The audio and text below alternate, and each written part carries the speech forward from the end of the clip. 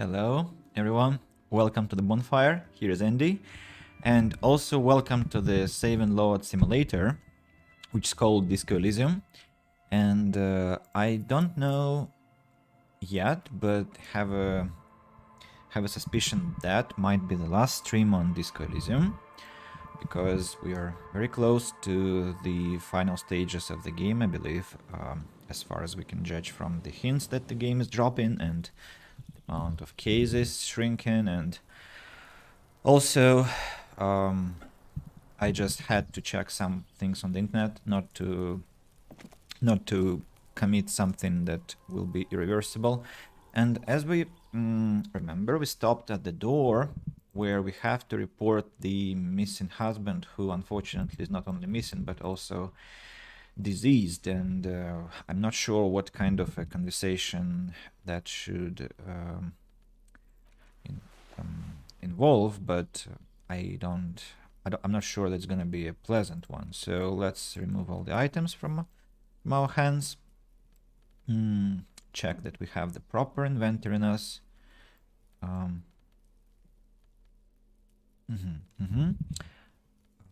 Empty hands, that's okay.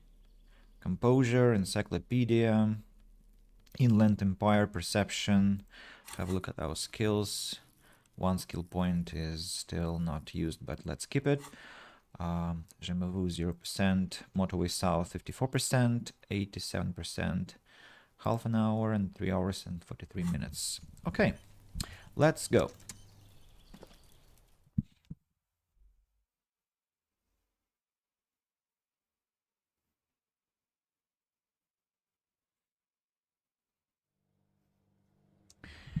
Ooh, she's so... Oh, that's heartbreaking. An empty pack of red Astra cigarettes hidden under the bed. The same brand of cigarettes you found in the trash next to the deceased. And inside here, packages of humanitarian aid macaronis. Some leftovers kept warm on the stove top. Smells like buckwheat and onions here. Ooh, buckwheat and onions. I love buckwheat. This chalk drawn height chart for children's growth over the years. A textbook for high school mathematics, trigonometry mostly.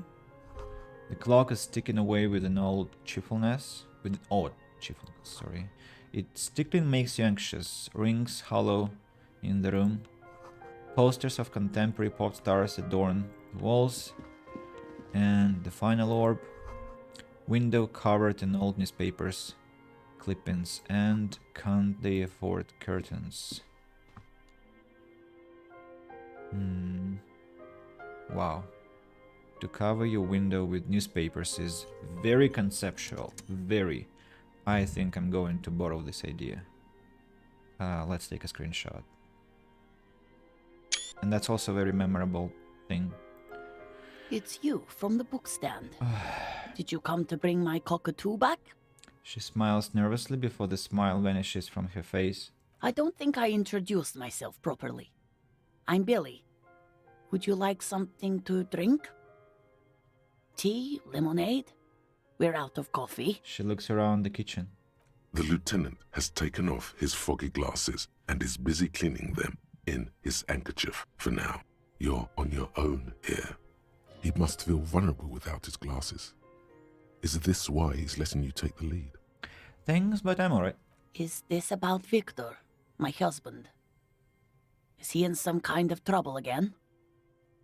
I can come pick him up in the station if that's what. She stops, her eyes trying to read answers from your face. No, this is something much worse. Is he in a hospital? How bad is it? Something changes in her expression. How about some small talk before you break the news? So, how have you been? How have I been? You're not here to discuss me. What is this about, officer? She shakes her head. Can't write a scene without knowing the actors. Ask more. Get comfortable around her. I noticed you were cooking something. People got to eat? What is this about? Why are you suddenly asking me about my cooking? You live here with Victor, your husband, right? It's me, Victor, and the kids here. We have 2 daughters. Jenny and Jolie. How old are your daughters? Jolie is 16 and Jenny is turning 18 next month. Ooh, they're almost adults. Well, one is adult. And where is everybody? I don't see anyone home. The girls are staying at their friend's place tonight. And Victor is out. He still hasn't come home. No. She stops. Vi, do you have any news? To your knowledge, did he make it to the library? No. I guess I'll find out when he decides to come back home. She looks at the front door. It shouldn't be long from now.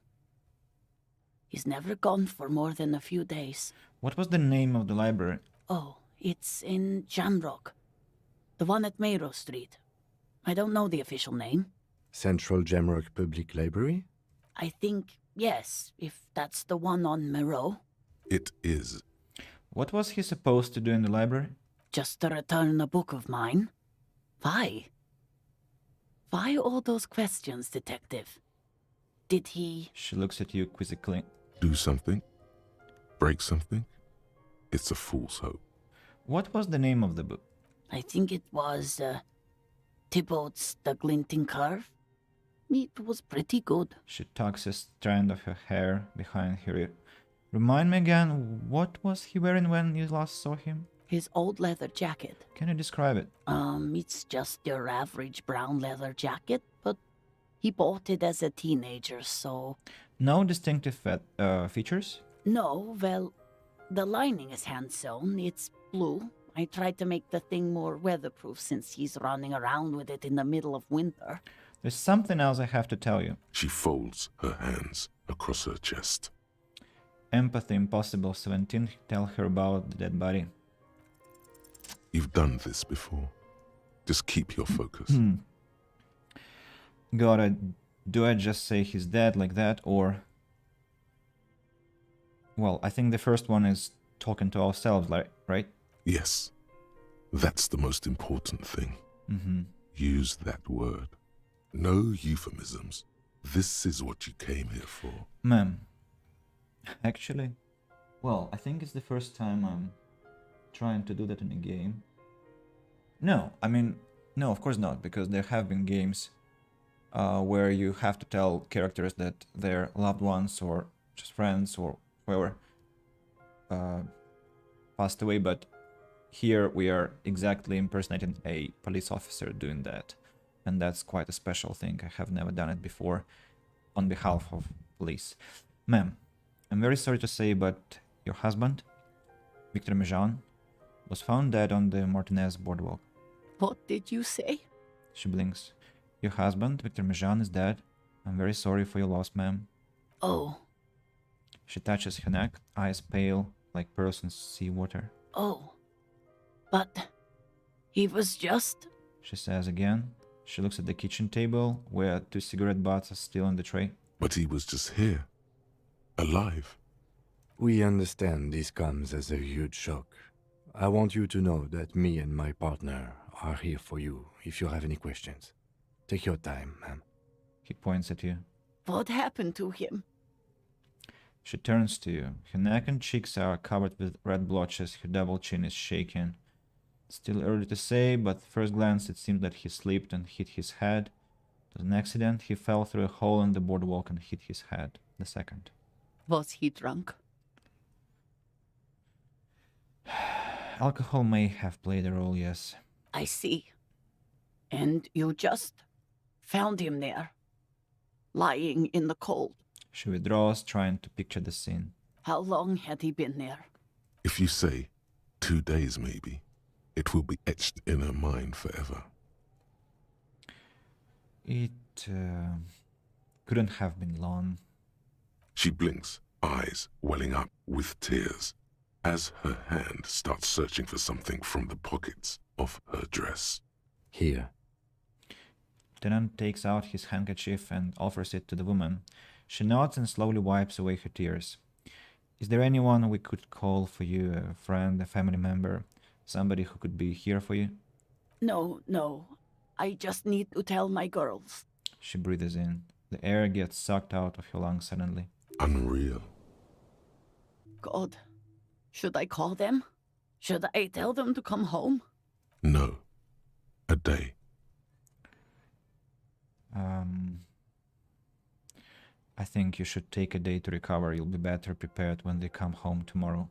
Good. That's probably the right thing. Thank you. She nods, but with a wretched expression. Just tell me, what do I need to do next? Where is he? Can I see him? We've taken him to the city morgue. The local coroner will be contacting you shortly to arrange the funeral. Here's his number in case you want to contact him earlier. He hands her a leaflet with the morgue's contact information. A very good call. Is there anything else that the RCM could do for you? No, I'll call you if something comes up. I'm still... She rubs her face, runs her fingers over cheeks that have become numb. Thank you. Thank you for telling me. I'll call if... She looks down and then runs out of breath. Again, I'm very sorry, ma'am. We should step outside and talk. Lieutenant nods at the woman, then looks back at you, his voice lowered. Set the library card by her. Leave the room.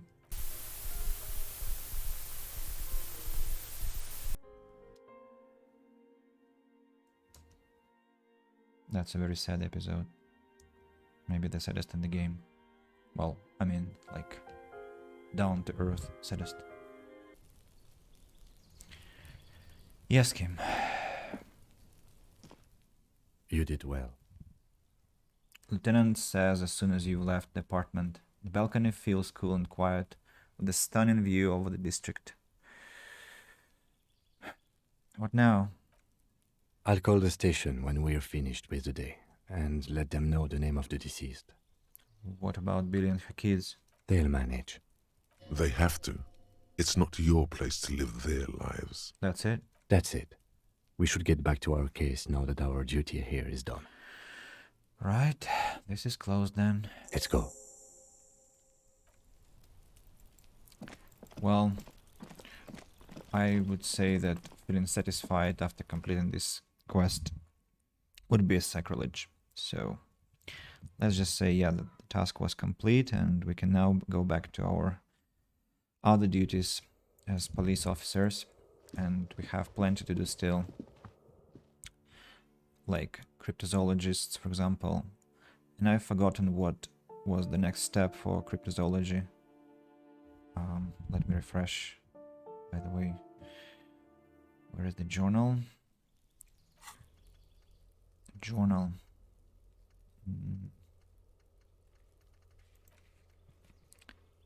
Oh, report to Lena in... Yeah, of course, that's what was happening. We were trying to report and failing because all the red checks were supposed to fail. Now we are free from that freaking thought. We can get our jackets from the punks.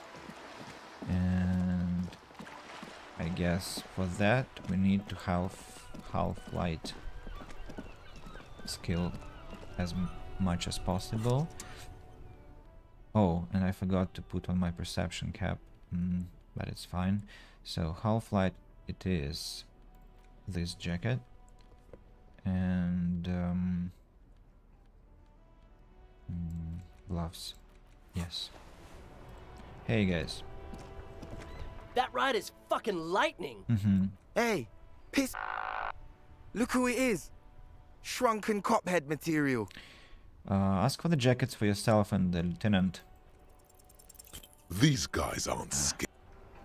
As I said, loading and saving simulation. Because getting the best result involves exactly this.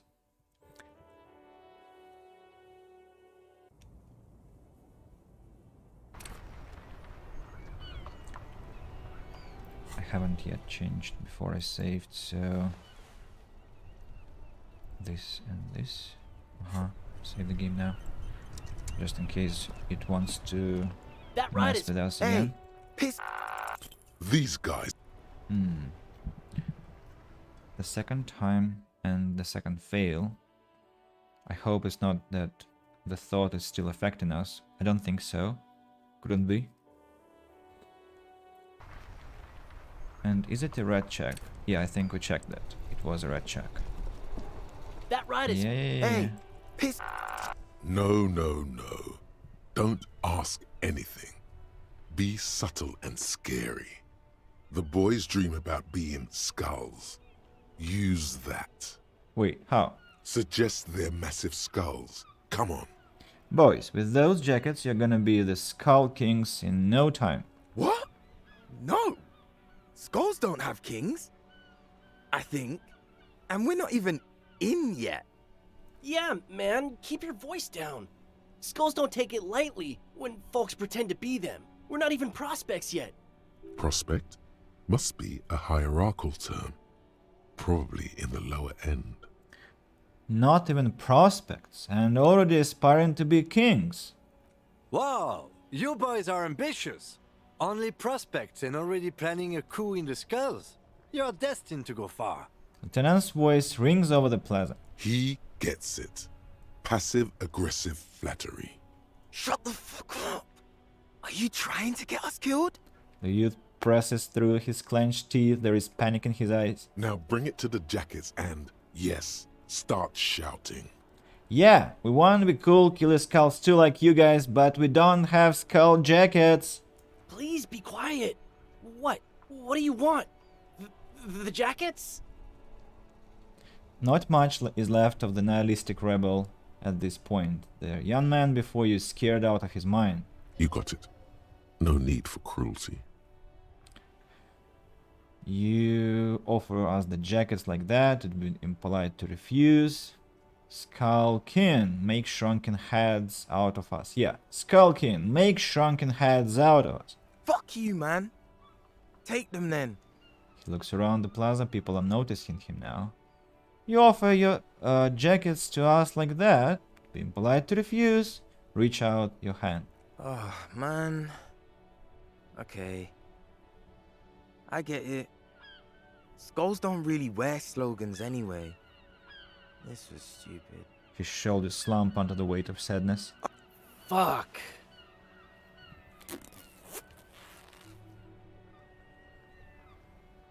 The lieutenant watches the boys take their jackets off with mild amusement. Remember when I said I'd like the PSF one? I got it. You can have the other one. That's okay. I wouldn't wear either one anyway. Why not? They're a pair. We could really raise hell. Go undercover. Hard. This case doesn't require us to go undercover or raise hell. In fact, I don't think the jackets will be useful at all. I just wanted them to not have them anymore. Cold-hearted cop. Well, it still is good to know we have a pair in case the need arises. The need will not arise. The jackets are meant to complete each other. If a man was standing alone on a street corner with his written on his back, it'd just be an individual that has taken a liking to urine. And fuck the world all on its own is, frankly, generic. I don't know, Eric. It's cold out. Dark-haired young man is just standing there defeated. The wind blows. Yeah, let's get out of here. The cops fucked us. The blonde man replies, yeah, jackets. Let's look at them. That's the first, and that's the second. They have to be paired, right? So let's keep them close. The first one, leather jacket, fuck the world.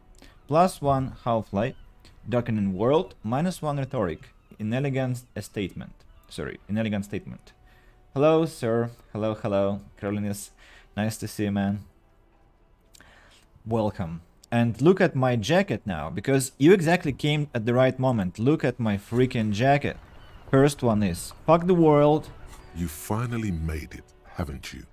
People point fingers at Wait you a and second. whisper to each other when you pass by, wondering to themselves, where did that man get such a cool jacket? Yeah, so that's Did the he story. receive it upon graduating the École Normale Supérieure de Badasserie? Is he dangerous? Yeah, danger to myself. What am I doing? This is insane. Oh no, believe me, it will be everyone else who's uncomfortable with it. You're safe. No one dares say a word unless they're, like, from your station and coming to judge you.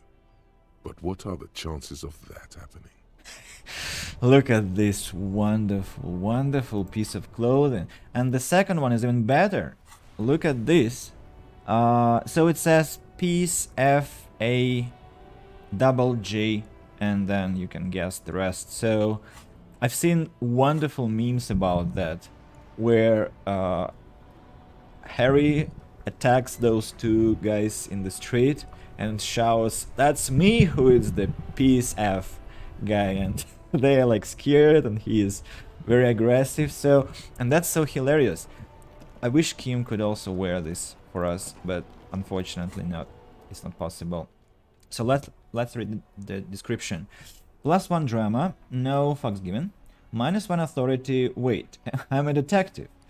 A leather jacket that quite recently belonged to a young man who possessed some intimate knowledge of on the human condition. It has his nom de guerre written on the back. It's quite a statement. I like it. I absolutely like this one. On the other hand, conceptualization was more important. I just want to have some bravado in front of my colleagues from Precinct 41, my fellow police officers. I think they'll appreciate the super cool, the super stylish attire we're now in possession of, and I think it's just going to blow their minds, and they all want to have the same jacks that we do. Hey man, Hi again, Gendarme. you don't like my jacket? Bye-bye, Gendarme. He doesn't notice. Okay, let's check our colleague then. What, guys? Again? I can't be- The man doesn't reply, trying to get a good picture of your jacket, no doubt. Can he even see through those glasses? Yes. Yeah, let's show him the second jacket that we have. What about this one, man? Again? I can't believe this shit. Again, he provides no reply, instead seemingly trying to get a better look of your attire through his sunglasses. Good luck. These look darker than welding glasses. Yeah, I think he definitely appreciated these two new items. But now I'm going to wear conceptualization, and I need to have suggestion to talk to Lina about cryptids, right? So that involves this one, actually, this jacket, and what was that? I think something else, but I've again forgotten. Sorry, guys. Just give me a second. Oh, I need to remove this short first.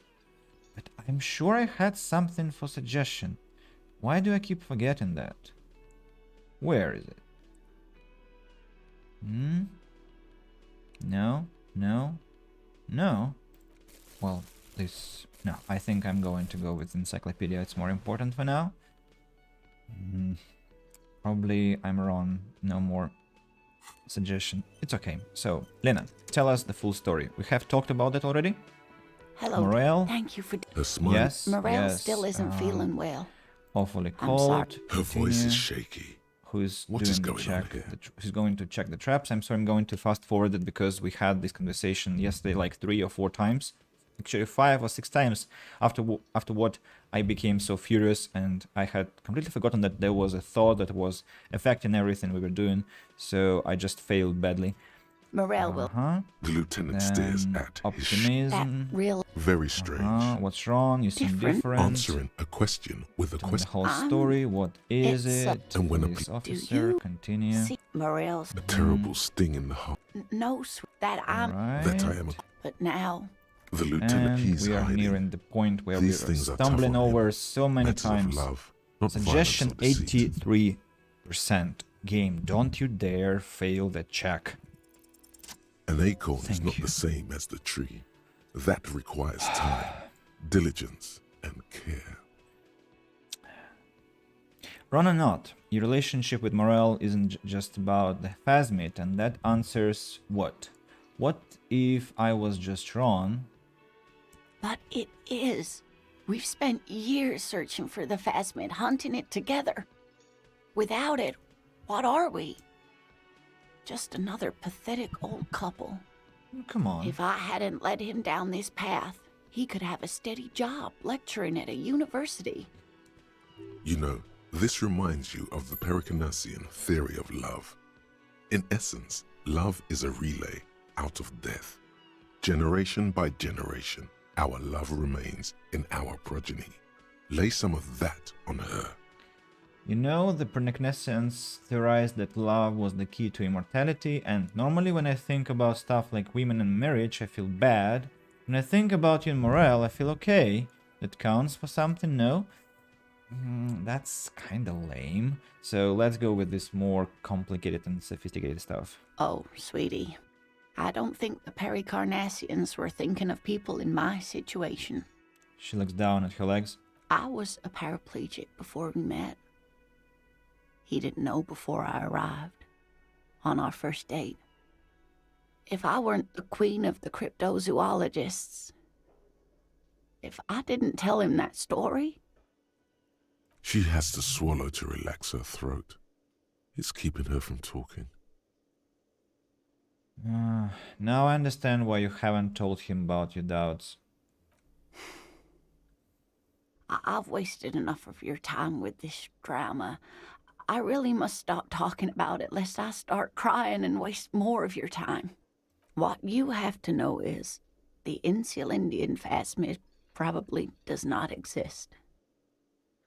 Let us fools chase our ghosts.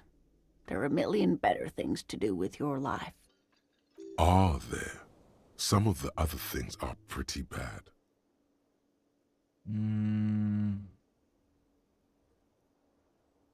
To hell with this. I still believe you saw the phasmid. A true believer. Sometimes I still see it too. The real memory of it. How it was there. Not the memory of the memory, but it's so hard to tell the two apart. She looks out of the window. Rising, unfolding from the reeds on a hot summer's day, like a benevolent god. Either way, I should go. Poor Morel is running a fever, and I need to get him home to Jamrock before we overstay our welcome with Gary. Are you sure don't need help getting to Gary's? Oh no, thank you, but I can get there on my own. This old thing is gas-powered.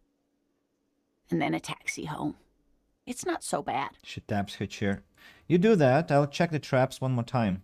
Really? Really? Oh, sweetie. Please don't get stuck on a dream. Take it from me and Morel. She looks at you worried. No one can stop you from finding the phasmid.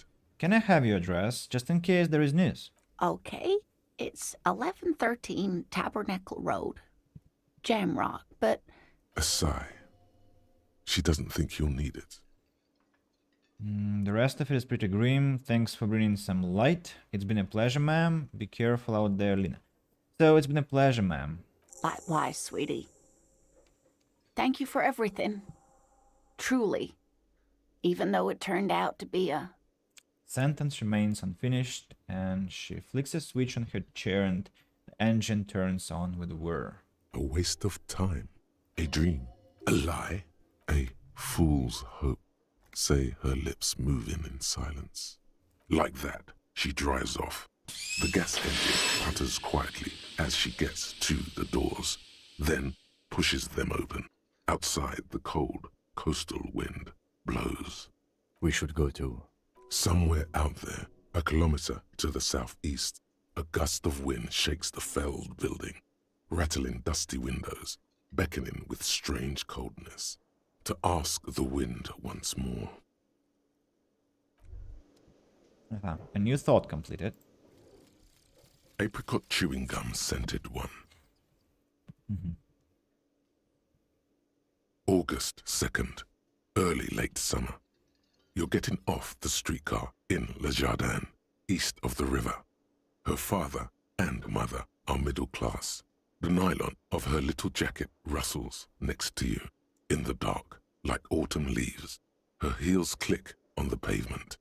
You're walking up to the gate in front of her parents' house.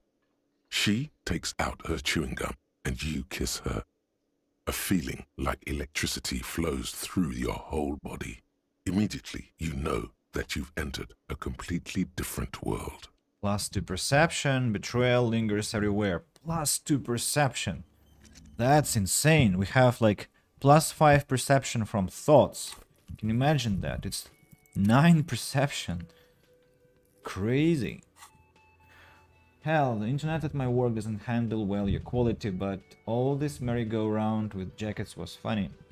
Man, I am streaming on 5 platforms now. I mean, I think you can go to YouTube and decrease the quality there and watch me with the quality you need, so no problem.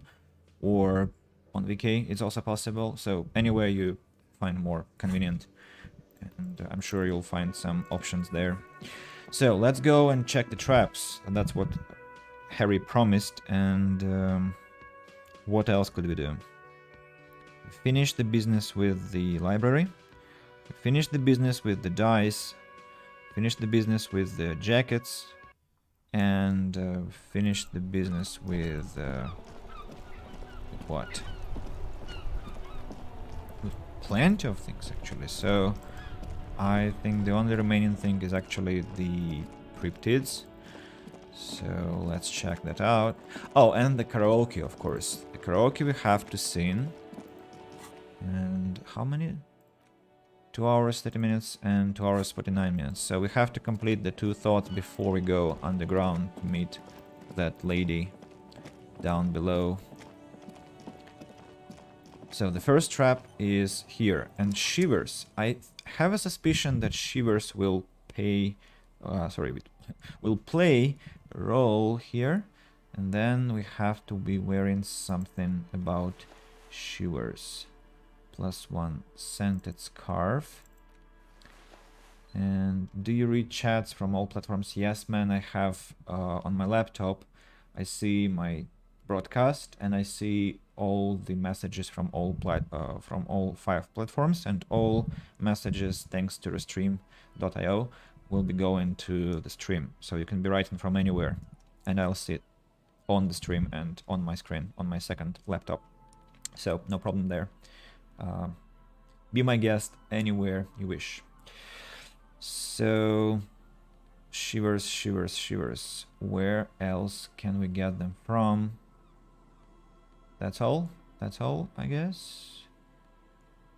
Half-light, not really what we need. Oh, RCM patrol cloak, yeah. And that makes how many? 5. Quite a decent number, so let's see. The trap is full of locusts, but they seem weak and unhealthy. A few lie on their backs with their legs twitching. Still, no phasmid. Poor things. Poor things, I agree. That's quite cruel to hunt one creature with other creatures.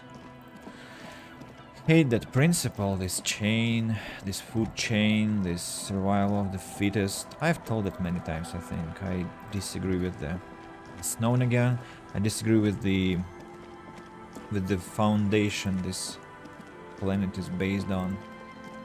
Cool. Well, yeah. So just choose the one that's more convenient.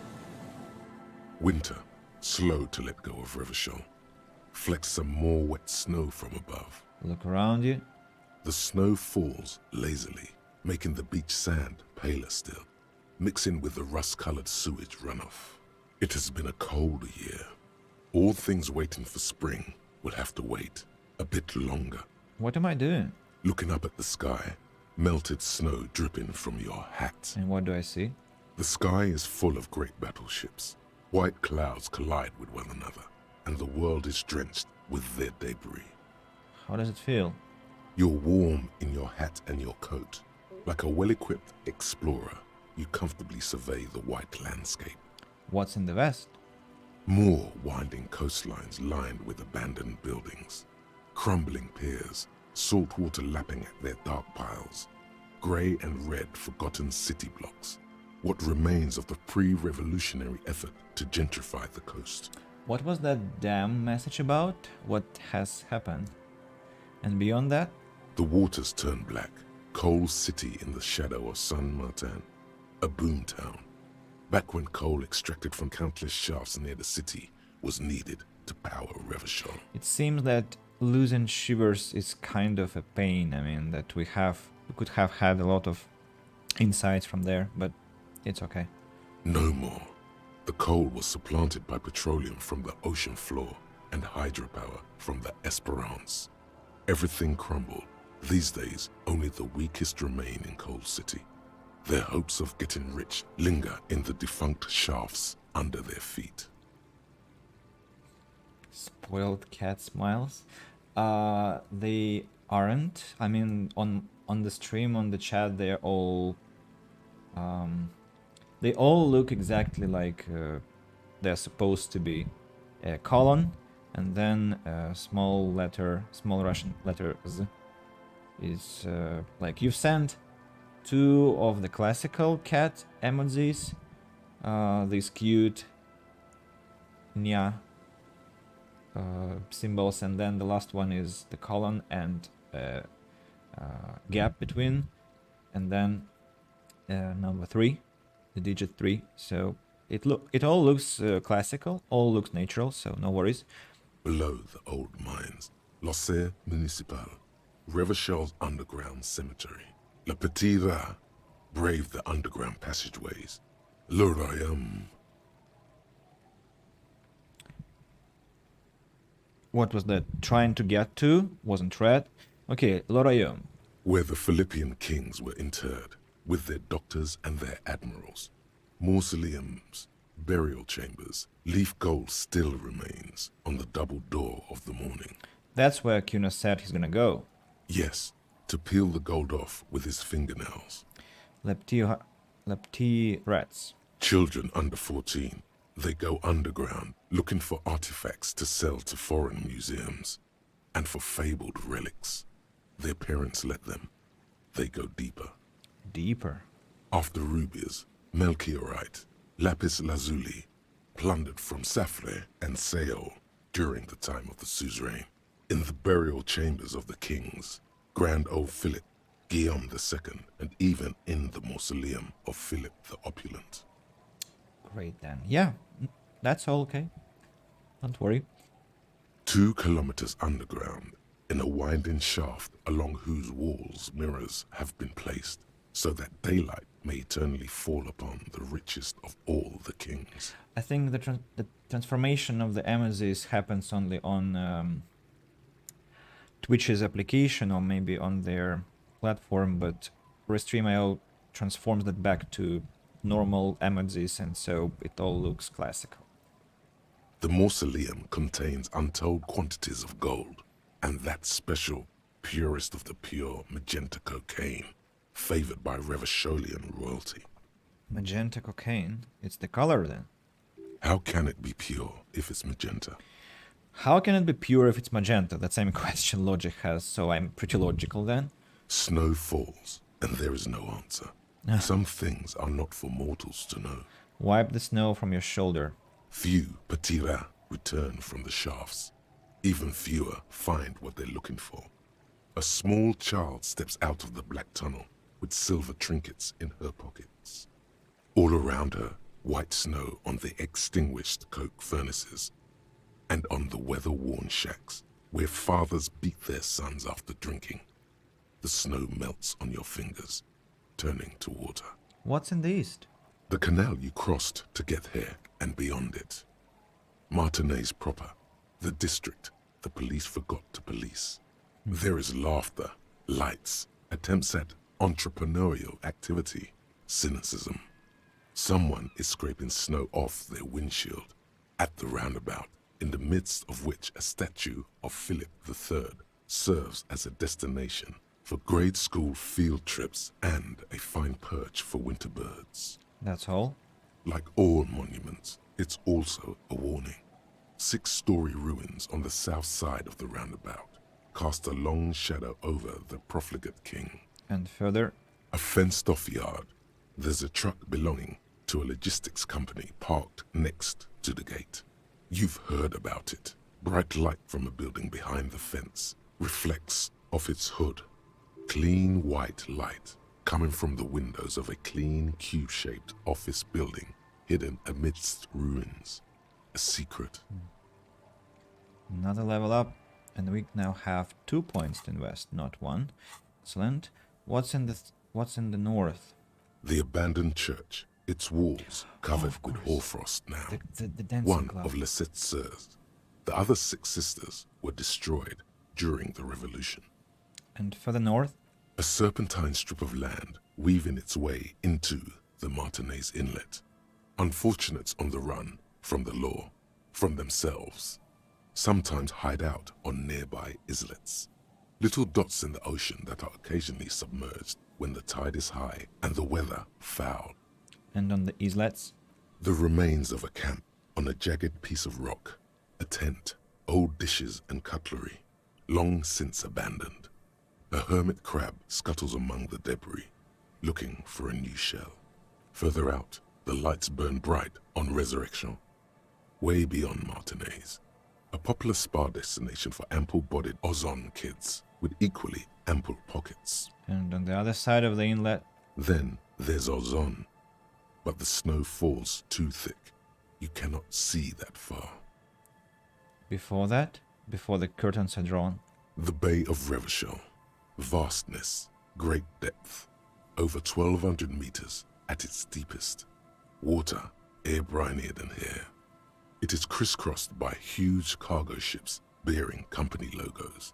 Wild pines, Zam, Morien, and at the farthest reaches of the Bay of Revachol, the shadow of the coalition warship Archer, on perpetual patrol duty, ready to unleash artillery fire if you were to rise up against the market. You shudder. What's in the south? The raised motorway 881, with vehicles whooshing past one another day and night, while those who reside beneath the motorway attempt to carry on with their lives in the snow and the slush. And south of the 881 is the Pox. The box. Was once a park, a place for reflection and recuperation for the patients of the old military hospital. In the 20s, it was used as a quarantine center during a measles outbreak that killed many children. Most everyone has avoided the hospital and surrounding park ever since. The Pox is completely wild now. Evergreen thickets covered in snow and industrial dust. Feral dogs and even wolves roaming in packs. In the park. The police try to keep the deepest corners cordoned off. But still, Heavy drug users do slip through and hole up in the old military hospital, hoping to find something to get high on among the hastily abandoned supplies, or just to overdose in peace. further south? A line of motor garages with armored carapaces hunched in the cold. A mechanic is hard at work, patching up bullet holes in the side of a Capri 40. These are the garages of Precinct 41. Snow settles on the roof of the repurposed silk mill. It serves as your station. Shivering RCM personnel hurry in and out of the main entrance. Around you, the snow continues to fall. To the west, the ocean swells. What snow? It's now raining. It was home, I want more. The stairs descend to Central Jamrock. A man named Cooklove has a snow-covered stall there, in the market across the bridge. He sells kebab infested with fly larvae to your colleagues who believe eating it will make them immune to food poisoning. Why? Snow falls on the utility district, the library, the florist, the Sarah Mauritian restaurant that offers homemade wine, and also on the brothels and drug dens, and the chop shops of the Zemlyaki. All of this built around a lake that formed in a meteorite strike. Wow. At the center of this lake, there is a little ship. There are lights at the bottom of its hull. They are lights directed toward the seafloor, looking for something, like whiskers. For what? A chill comes over you, crawling down your back. The sand under your feet is wet. Somewhere in the south, tarpaulin flap in the wind. What's below me? Layer upon layer of sand, poisoned with industrial runoff. The storm drainage, hidden bunkers. Rats scuttle. Tell me a secret of the sands wind. Someone stuffed a big old polar anorak into a concrete pipe under the boardwalk. It would keep you warm. You would probably never happen across it. But who knows? Someone stuffed a big old polar anorak into a concrete pipe under the boardwalk. concrete pipe under the boardwalk. We know where the boardwalk is, and we just need to find the concrete pipe. Aha. Polar anorak. Another jacket to find. Where is Ruby? Near. Snow falls into Darkwater. She prays, though she doesn't believe. There is a hum in the air. That's all. Okay. Boardwalk, concrete pipe.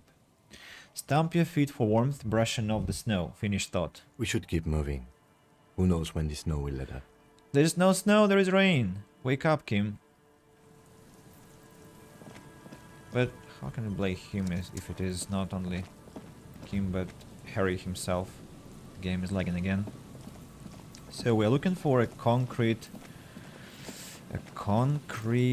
pipe under the boardwalk. And where would that concrete pipe be? Maybe it was underground. Well, underground we'll visit anyway. Maybe I'll find... Yeah, this looks like a pipe. Hey, Harry, do you see anything here? Perception? Triggers? No? No, it doesn't trigger, unfortunately. Okay, let's check this trap.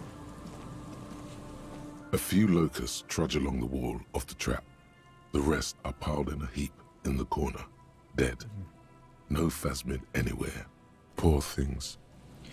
You know what I remembered while listening to the Shivers talking? I noticed that... I remember that we didn't open that sarcophagus or bridge or container, whatever, in the doomed commercial area, and because that happened because we didn't have enough physical instrument, and we might invest points there and open the freaking thing. So let's hope The dome shape. that something will emerge from there that will lead to maybe, for example, revealing the passwords for the computer game, not computer, for the radio game that we found in the abandoned office. That the chance is high. It might also involve drinking some alcohol to increase our physique, or what increases our physique? Drugs, alcohol, or rhetorics? It's about drugs, so alcohol increases our physique, I think, and smokes increase our intellect. I don't want to consume any substances, actually, but probably will have no choice but do that. I also don't like the fact that the church will be able to have the nightclub only after we meet Ruby. By the way, Carlinus, are you still here? Because I want to show you the source of the track that I shared with you on Telegram. If you are still here, let me show you the guys who produced that. I mean, the guys who enjoyed that. I don't know if they have produced that. There are 3 delinquent teenagers who are listening to some music here. Look at them. Look at those beasts. Copy long. Engine starting fluid. So there is a total freak who is a DJ. We're close. True, hard, full, car. It's hardcore. Skibber-dee, skibber danger. I am the rearranger. That's the first. The second is a goth guy. Huh? I see you're here again. Offside, man. Did I mention getting us into the church would help? And there is a punk. Huh? Sorry. A punk. Hi again. So, how things going? He is Andra, As Noid, always, we'll be right here. and Egghead. So, that's this company, and they also have a girl who is in the street, well, on the beach, and she is recording ambient sounds by putting them inside snow. By putting, wires or speakers. What am I talking about? She plants a microphone inside snow and records the sound of ambient there. Can you imagine that? She's so cool. She is making experimental music inside a game. I was just, well, blasted by that discovery. I so approve of those kids. and the future, and they are planning to have a nightclub. They plan to have a nightclub inside the church, and I have to show you the church because that's another great track. And there is a beautiful mural which I was exploring during one of my shortest streams just 2 days ago, I think, or 3 days ago, and that was just so emotional that I think I cracked a bit on the stream. So here is the mural of Dolores Day. The mother of humanism stands above you, a precious and complex wax painting on a single pane of glass. A crack runs across the length of her body, her face oval and sad.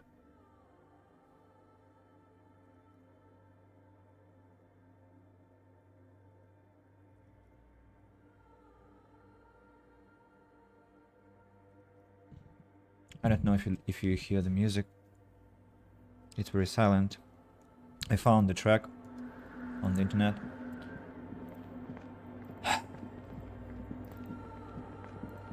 So I hope you were here to see that. Just wanted to show the two most heartburning moments.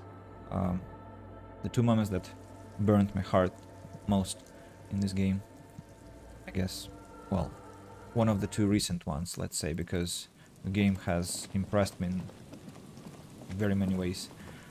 And I know heartburn means something different in English. It's actually a condition of your digestion, I think, and not what I wanted to say. Hey, has this door become interactable, by the way?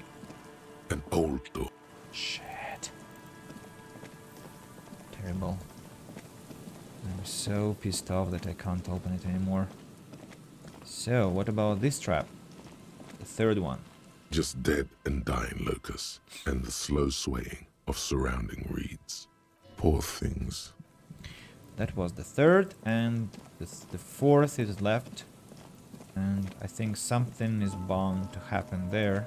I'm just checking for any more thoughts to pop up, but apparently it's not really happening. Good mouse. I didn't see that, freaks. Just heard your description. Yeah. Well, you mean that you weren't looking? It's okay. I think I'll have a chance to show you later, but well, listening to them is kind of enough, I guess, because that scene exactly impressed me so much because of the music, because of the voices, because of the whole message of those teenagers that they wanted to make experimental music, my beloved electronic, I don't know, vaporwave, witch house, ambient, and I also told people that you were my friend who made music and composed music, and yeah, that's quite a moment in the game that I so much enjoyed. So, what's the fourth trap about? The trap is filled with dead and dying locusts. Most of them aren't moving anymore. You still can't see a phasmid anywhere. Poor thing. Oh, it's not the fourth. Wait a second. Where is the fourth trap? The fourth trap is not this one. It's not this one. It's the one that was here, I think. Oh no, no, I've checked all the traps. So does it mean that we can't see the phasmid? Hey.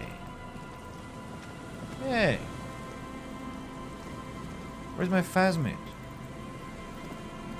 For whom I was hunting so much. A few. Poor thing. So I wonder what kind of a skill procs this interaction to happen. And I wonder, those circles, are they showing that something is bound to happen here? That just I don't have enough parameters. Maybe I need to have more shivers. Maybe I need to have... Oh, that's a shame. So where this phasmid could actually sprint? I require highlight. Could you specify what do you mean by that? If it was about music, yes, we definitely require. With those... Ah! Of course. Yeah.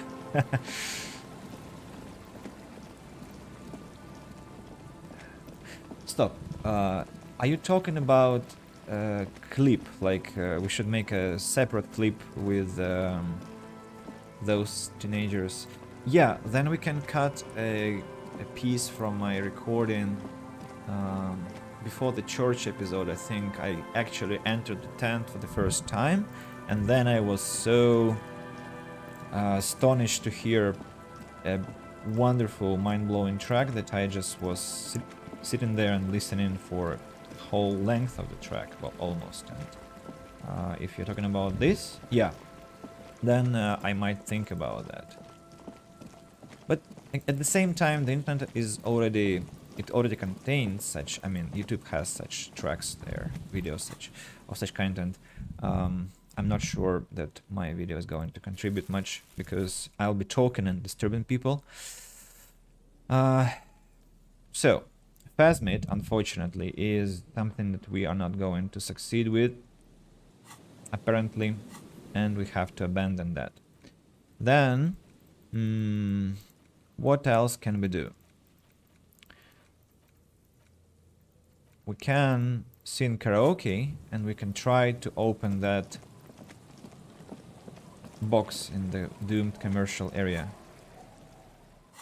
I'm so disappointed by the inability to find the phasmid, the insectoid. I've checked the traps. Now I'll be going back to the doomed commercial area. Maybe the game has a surprise for us. Maybe the phasmid will reappear somewhere where we don't expect that. And I honestly haven't googled about this phasmid. I usually Google some concerning points, but phasmid wasn't one of them. So I have no idea how to actually have this interaction. Yes? Kim, it wasn't you who I was planning to talk to. I wanted to check this trap again. The trap, Porth. Yeah. Nothing. Nothing inside. So, with regret, phasmids aren't our proficiency, unfortunately. And I accept my defeat. Let's go and check that box.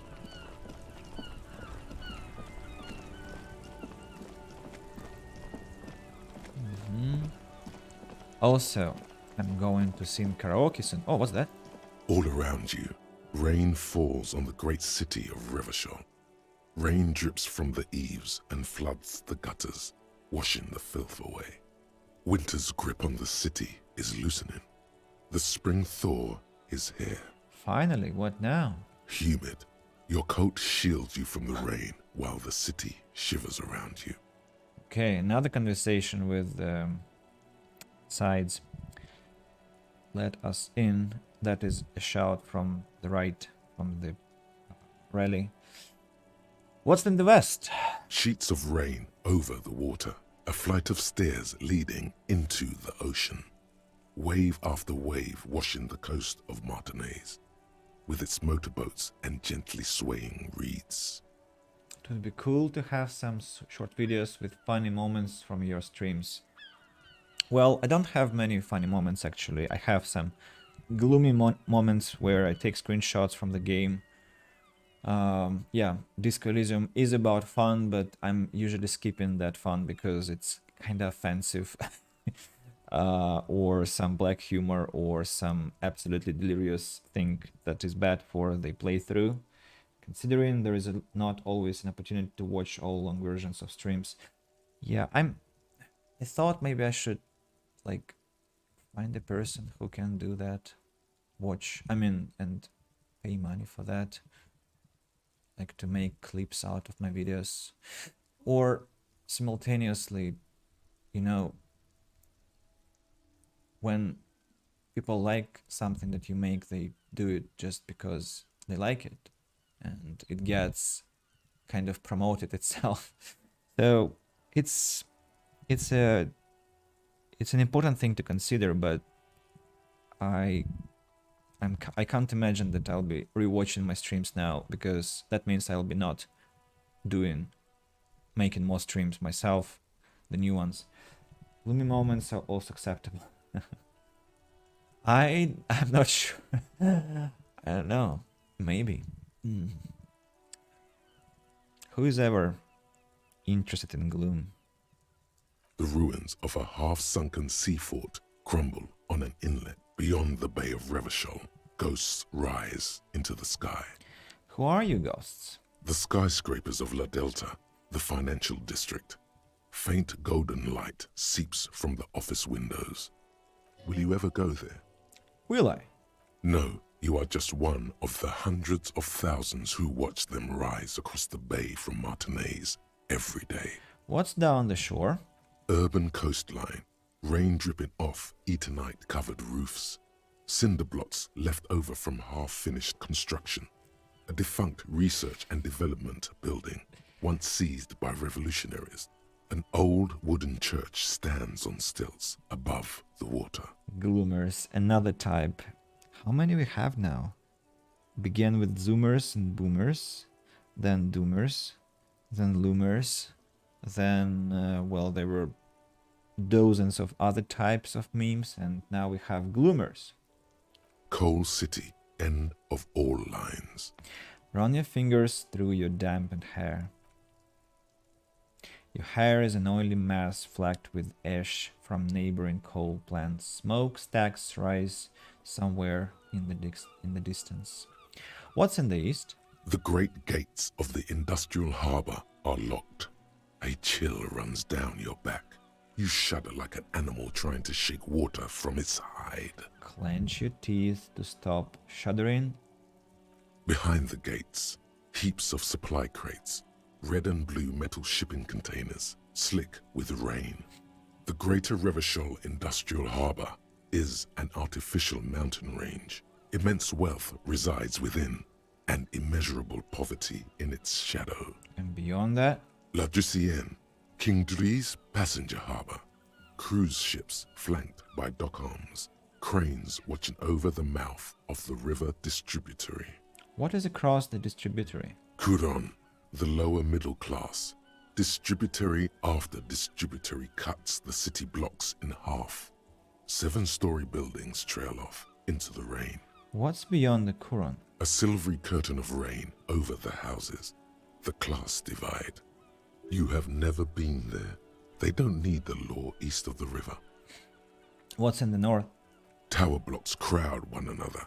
4.46mm bullets still lodged in their war-torn stone walls. Cape-side apartments. Hallways collapse from the mortar hits of a war that was lost long ago.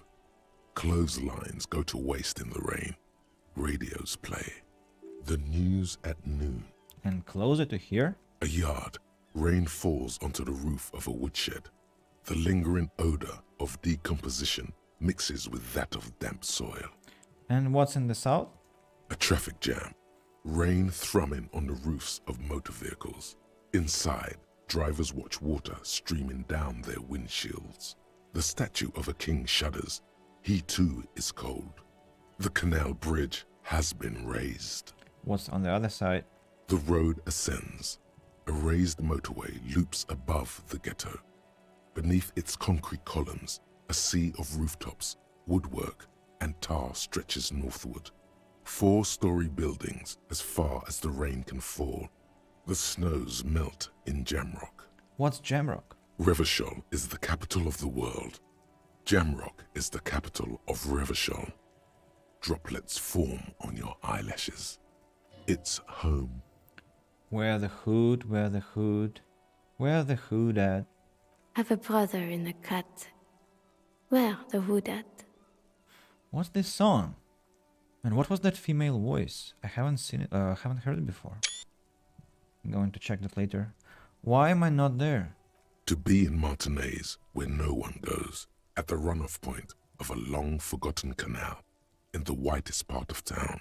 In the shadow of the day, the revolution failed. What am I doing here? Standing in the rain, looking north, where Jamrock Rock City stretches inland. Shudder, look further. In the rain-swept distance, above the rooftops of Jamrock, a repurposed silk mill stands perched above the motorway exit. Precinct 41 hunches in the rain. Your vision blurs. You wipe your face with your hand. The rain stings your eyes, making you look up and blink. What's above?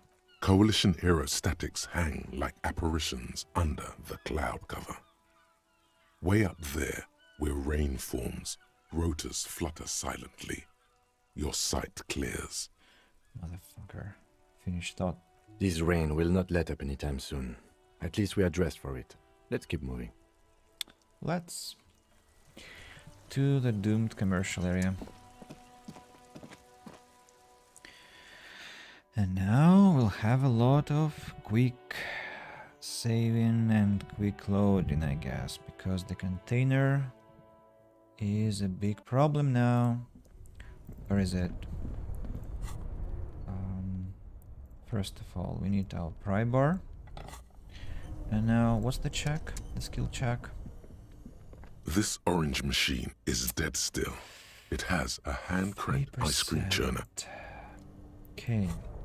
What can we do to improve our physical instrument? Physical instrument.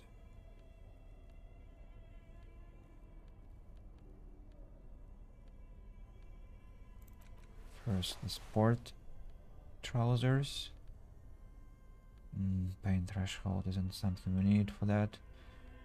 Physical instrument. The tank top. That's all. Does it help? This orange machine is 3% yet.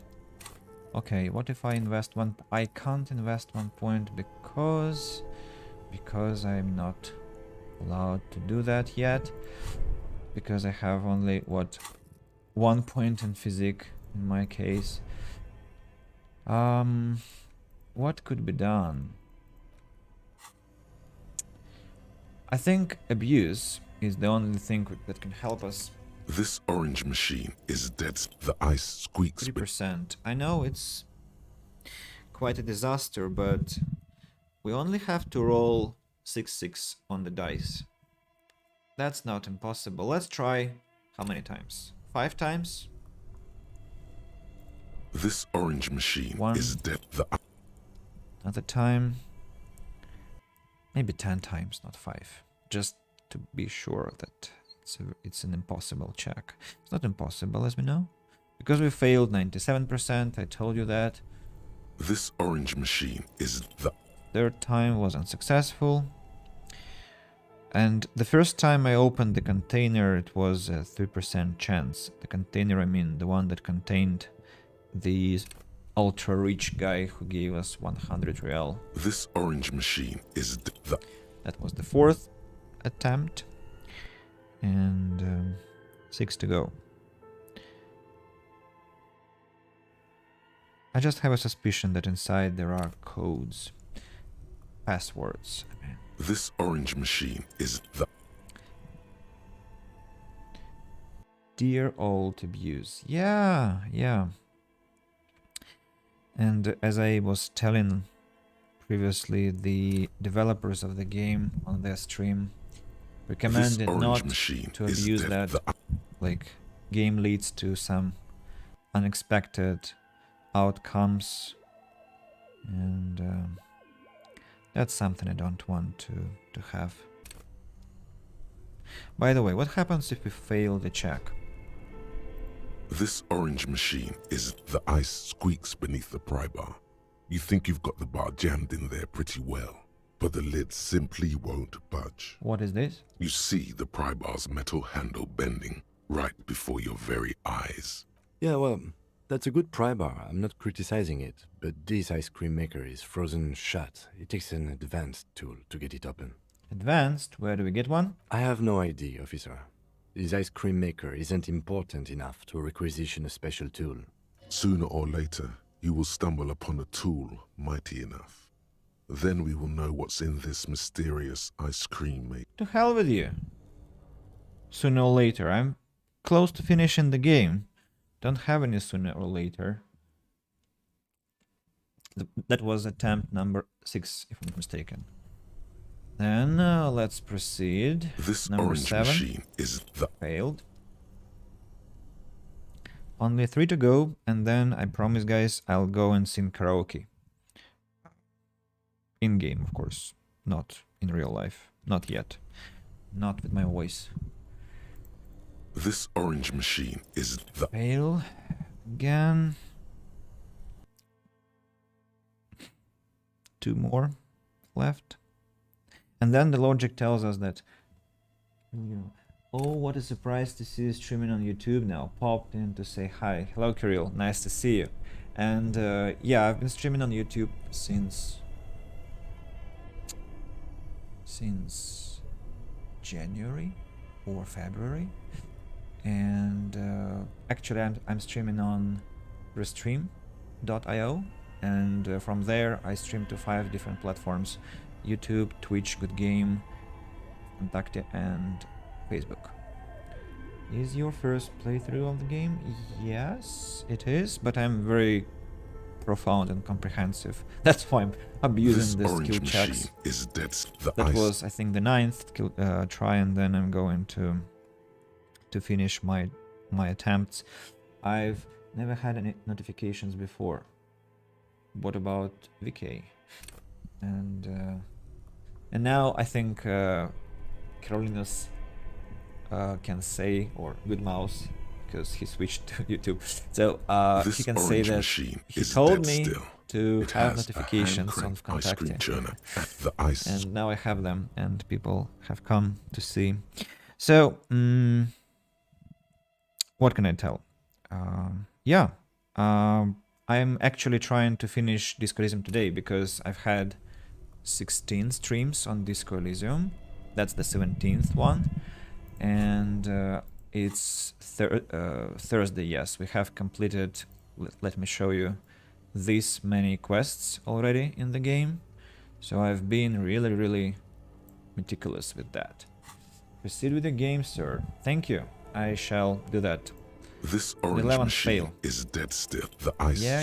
You see the... Continue, advance, I have no... Continue, sooner or later. Leave. Alright, no problem.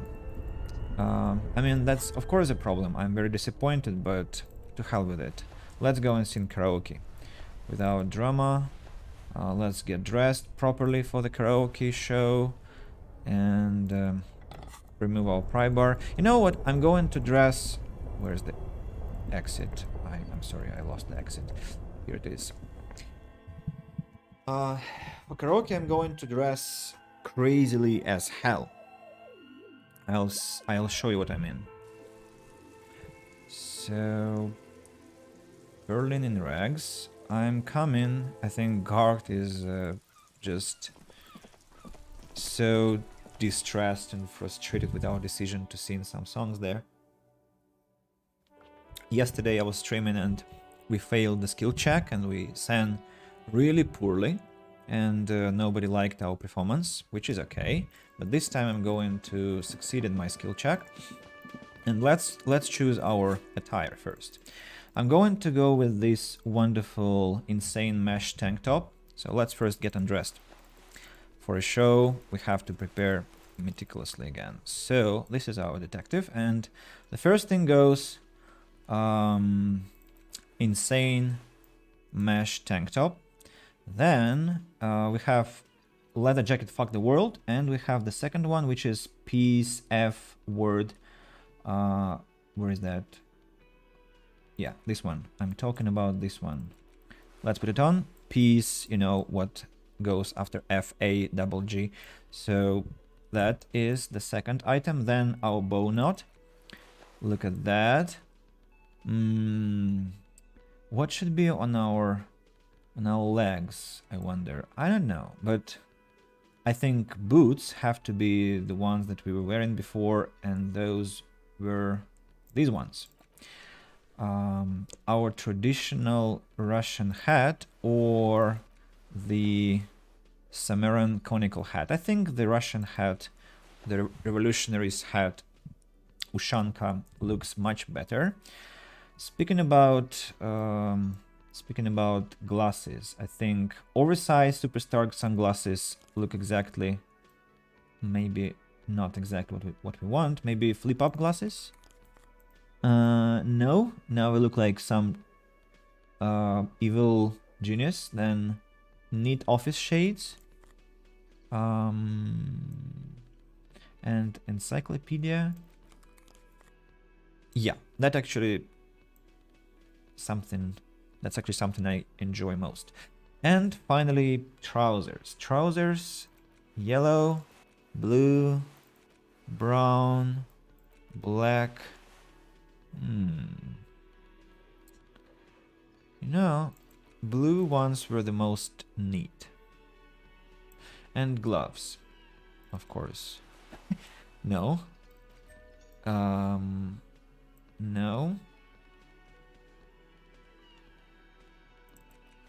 Please. Yeah.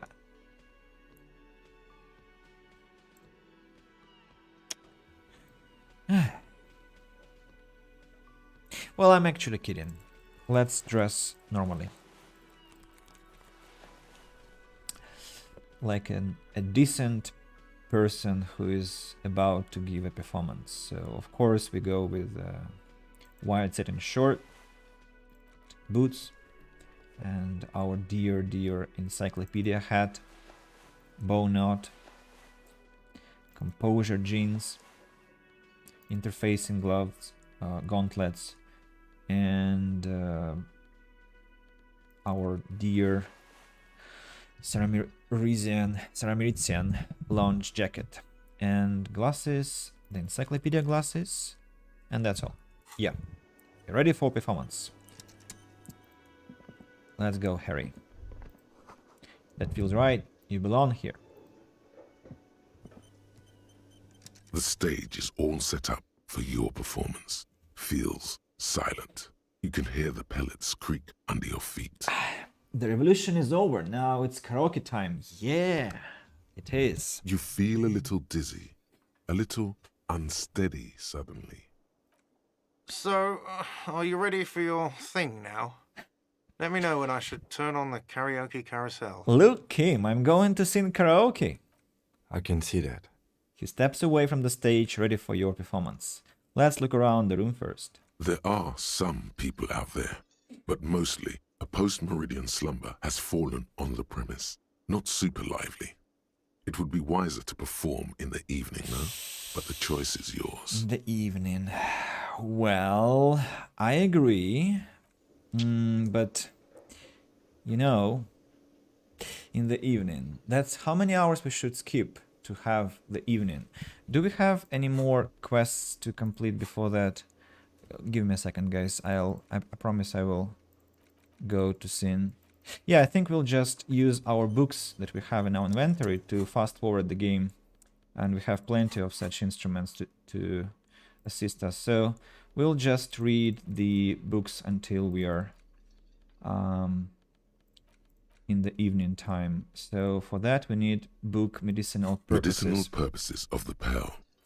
And I'll just the cover of this disable the game sound for you not to go crazy with the flips.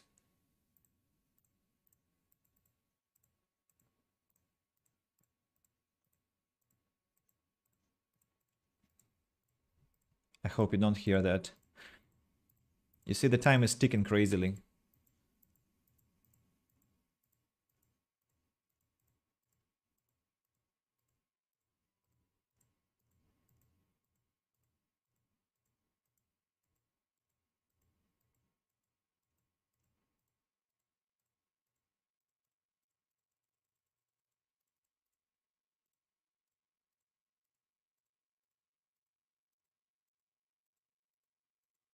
Almost there. I'm going to go to 7 o'clock, I think.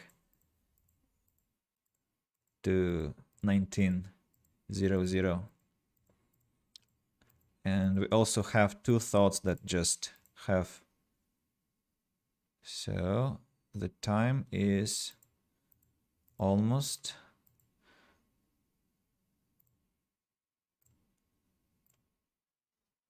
okay. 7 o'clock it is. Let's check what the thoughts are.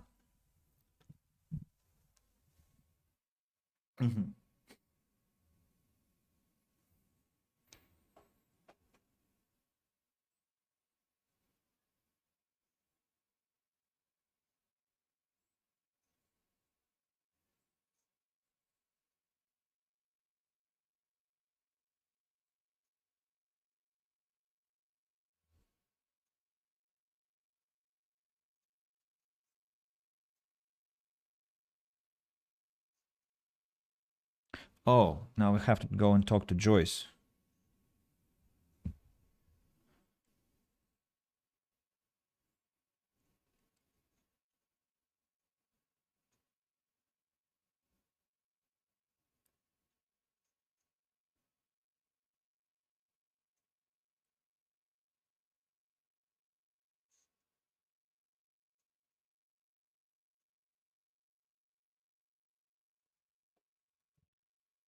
Sorry. A blank space Forgot the with sound. no point of reference, where only one type of motion is possible.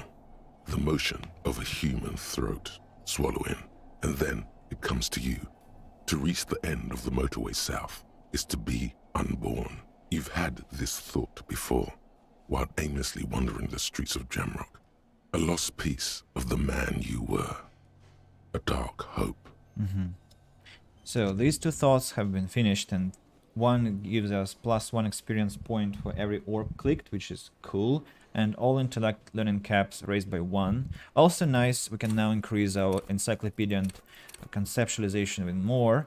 And the second thought finish was Motorway South, which gives us +1 Inland Empire, also very cool. And Inland Empire now is 8, which is nice. Now I'm going to just leave the hotel and then go back, because that will start the evening environment in the inn, I guess.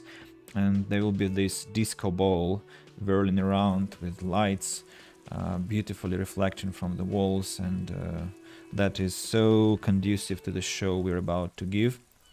So that's the evening time already. I've never done this in the game to fast forward the time of the day, because I was so conscious of the time ticking in this crazy amount of events.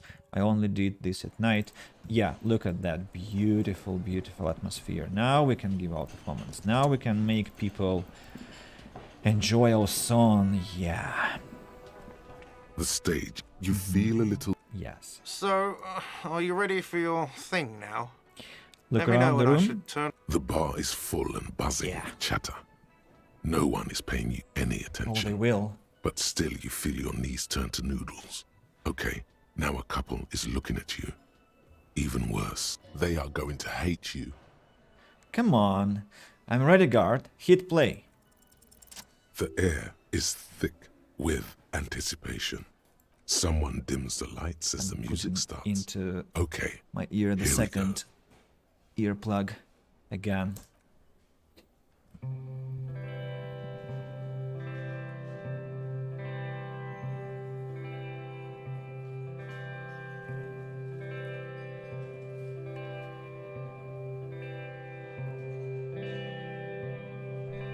I would often go there, to the tiny church there, the smallest church in Saint-Saëns, though it once was larger.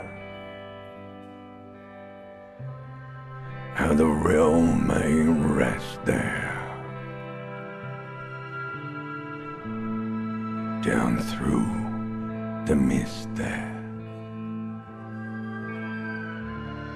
toward the Seven Sisters, toward those pale cliffs there. I would often stay there, in that tiny yard there. I have been so glad here. Looking forward to the past here. But now, you are all alone. None of this matters. No, none of this matters at all.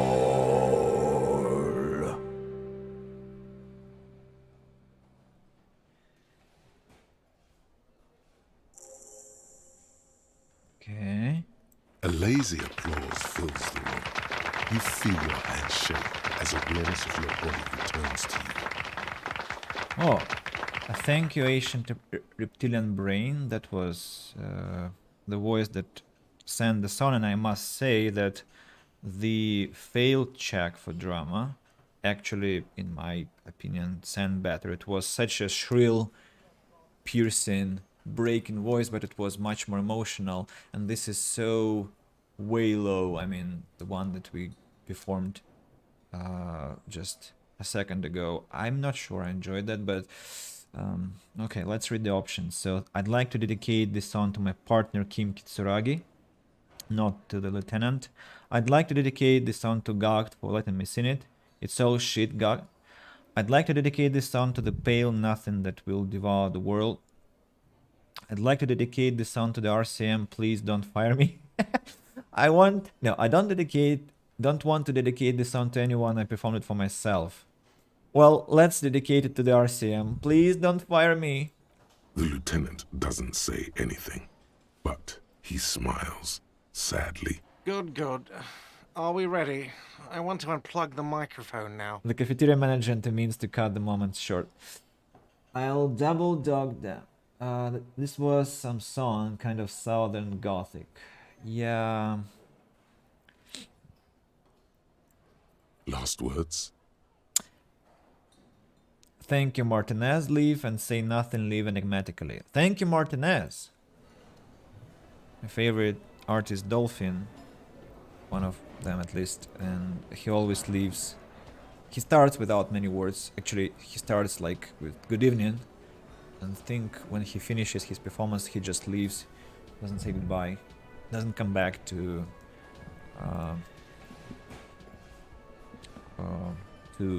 heed the call of the cheering crowd. I don't know. I want to, you know what? I want to lower the game now. Because I like the previous performance, but I want to listen to it again. Now performed in the evening.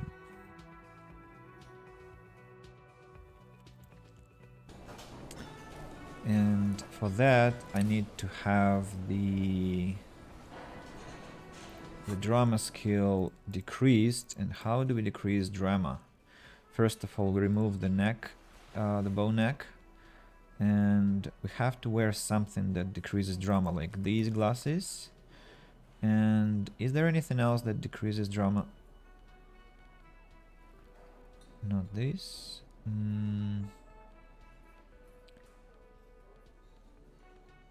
+1 drama. No. Okay. I think that should be still enough because there is this decrease in the state line. So, put your are you lips ready for against the your microphone. thing now? Immediately, a loud feedback noise startles the room. You feel like an amateur. How are you supposed to hold the mic? Should you just sing into it? Where should you stand? Hands. Where do you put your hands? 28%. The hand conundrum too close to the mic. The air is thick with anticipation. Failed check. Someone dims the lights as the music starts. A lump's in your throat suddenly. Okay, another performance.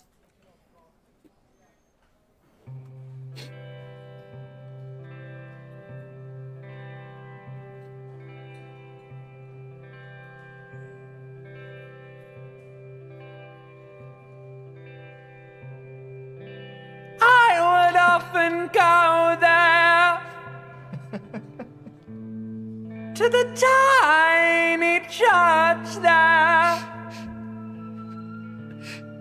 the smallest church in Sanson. Now it once was larger. How the real may rest there,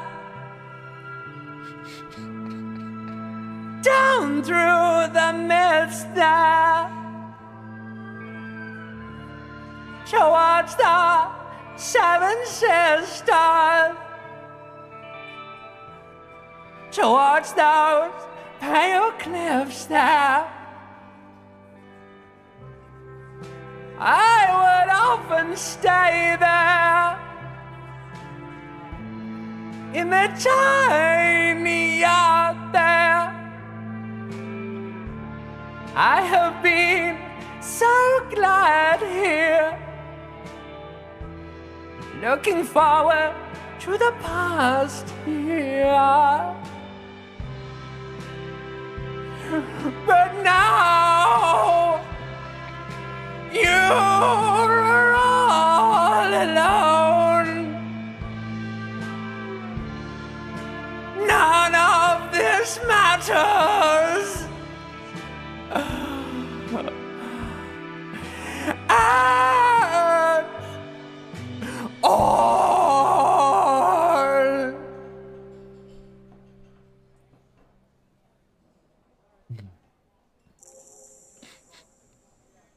Do you hear that?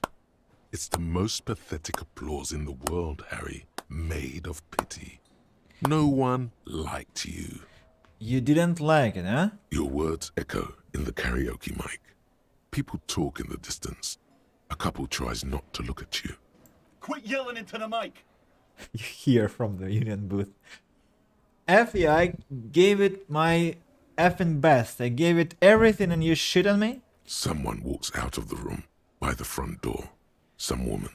Is it because of you? You don't know what good sinning is. This is real sinning. I sang about real stuff. That's it. I'm unplugging it. He presses stop on the tape carousel. You hear a little whine of feedback and then the mic dies in your hand. That's it. You're unpowered.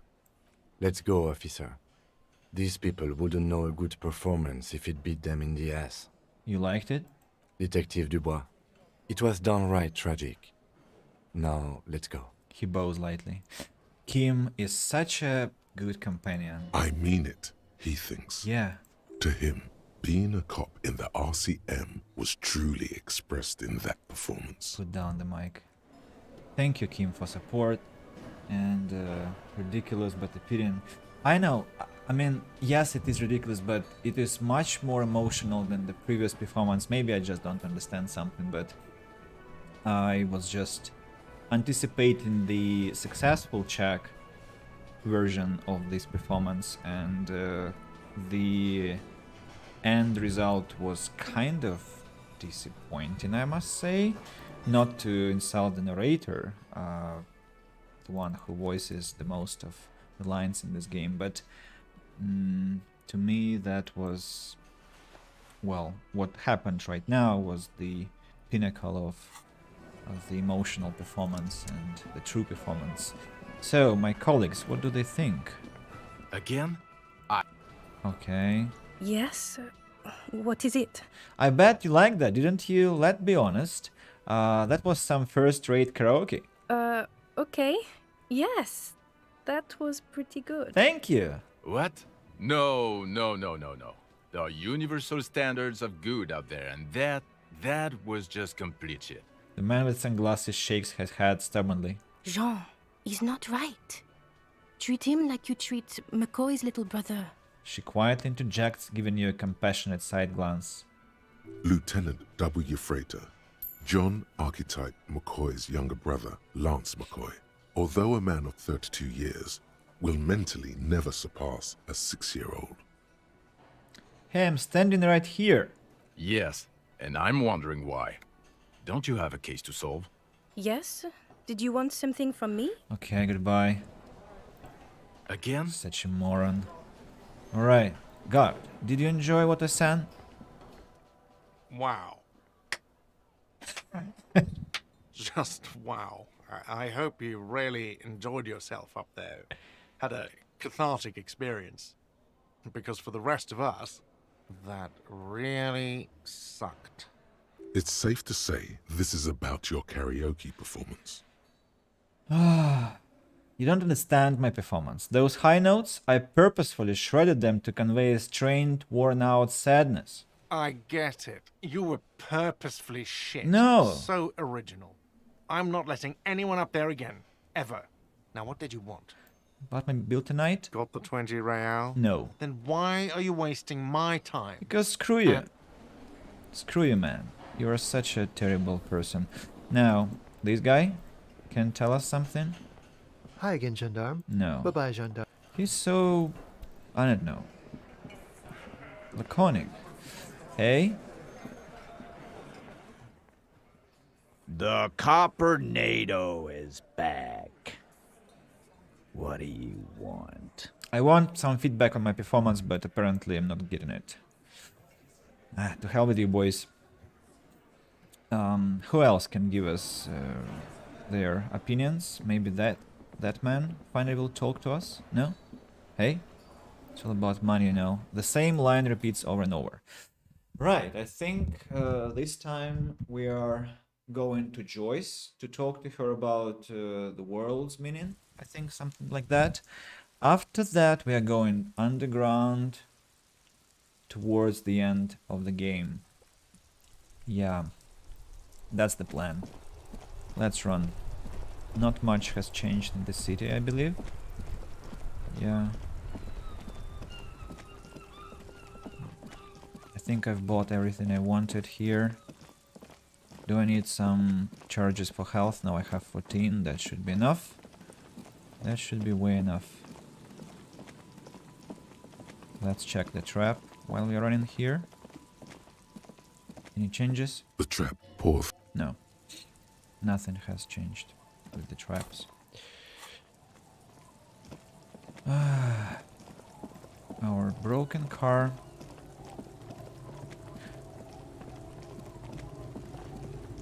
Joyce, have a conversation. To you. One more.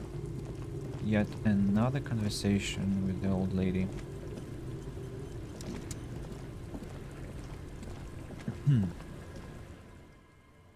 You're back. Good. What can I help you with? I found my badge, by the way. By love, you did. She inspects the piece of blue plastic, her eyes scanning from left to right. Pleased to meet you, Lieutenant W. Frater Dubois. I am glad to see a man of high qualification. The situation is precarious. She hands it back to you. What can I help you with, Lieutenant Frater? I think that's all for now. And there were no other new lines, but at least we, well, boasted about the badge not missing anymore. And this lady here? Maybe something else? Why does she care about the waves so much? What is it with you, those waves? What is it with waves and fishermen? We need to be out there with them, fishing, making a living. So I asked them to accommodate me.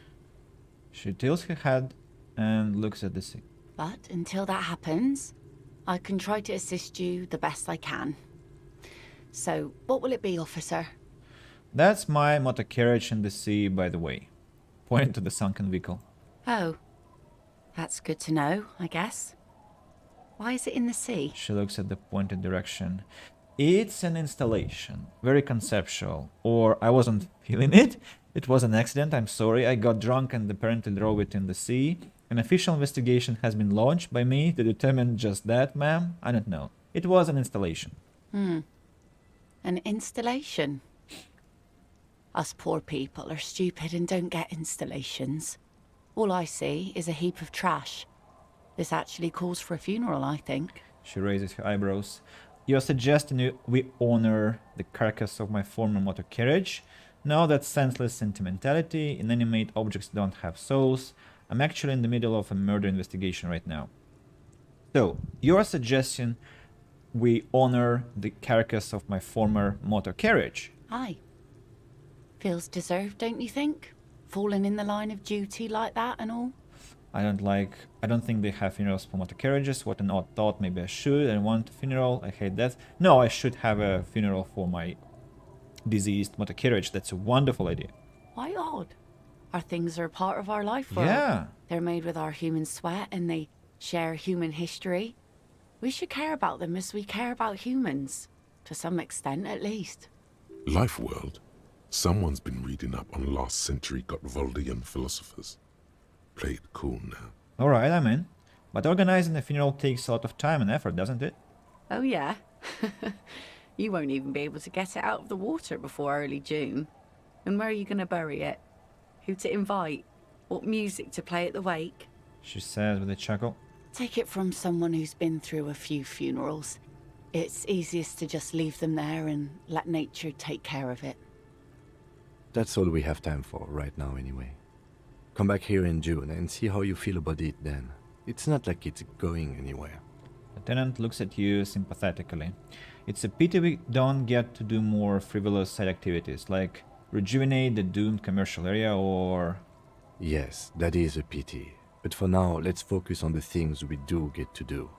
Like the murder investigation, for example. He looks at you almost gently. You like the Kupri funeral idea? Ha! Sweet Kim. I'm looking for someone else, actually. Oh? Oh. Who? Nobody, sorry. Well, how can I assist you then, officer? Suggestion. She needs to go on a date with another drunk, badly. I don't know. I might try it later in the game, maybe. But for now, let's proceed. Proceed to meet Ruby. And that's gonna be a hell of an episode. I'm going to have to mute the game again there because of the white noise it's gonna produce. You'll see what I mean. I just don't... I want to save your ears from that. Because that's a torture. Hope I'm running in the right direction. Am I? I think I'm not. I'm not running in the right direction, sorry. Oh, it's okay actually. Yeah, I wanted this entrance. So, Harry, here we go, to the end game. Have to have a hard save now, because what if something goes wrong?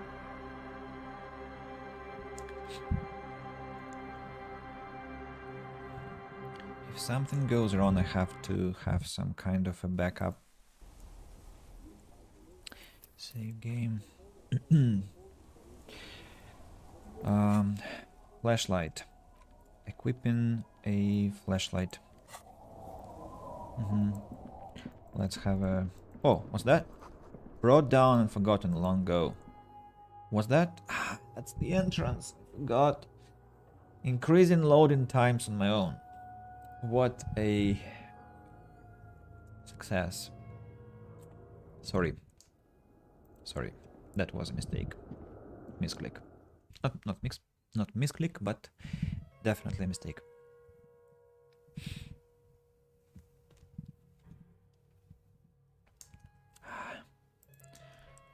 Wish I had a supercomputer to have no loading times.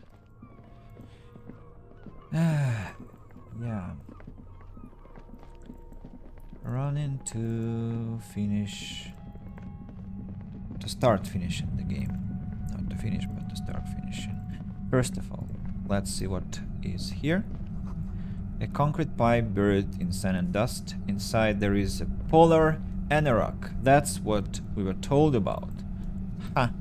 Secret revealed. And some money. Alright. And here we save our game, and the hell starts. We need to put on some... what was that? Reaction speed, I think. Reaction speed check to break the machine.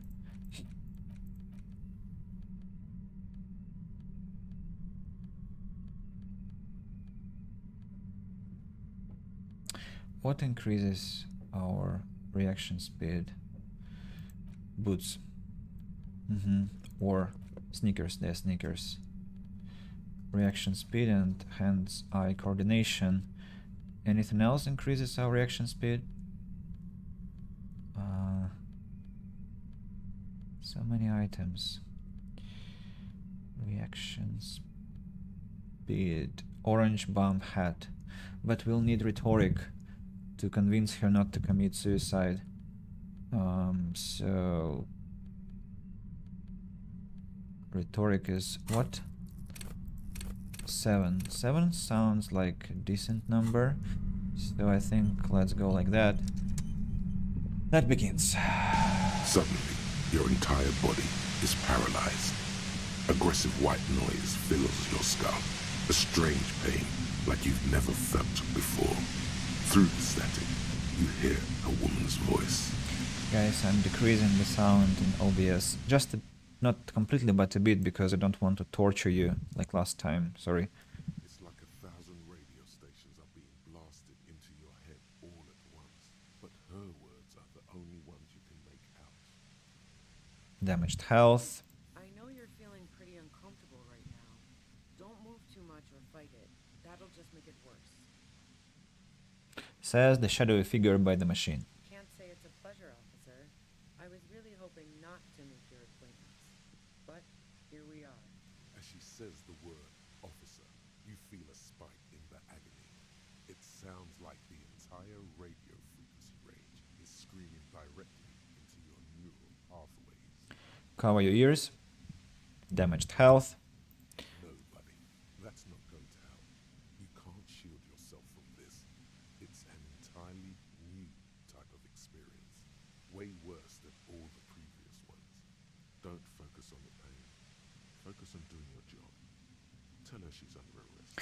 So what will happen now? I'll just quickly click through the options because I'm not enjoying this scene. I mean, it's really wonderful. It's perfectly executed. It's really pressing on the player, which I feel. So what I'm going to do now is click through what we have seen already. And if you want to see that completely in detail, then you should go to investigation stage. 15 or 16, I'm not sure, I can't tell for sure.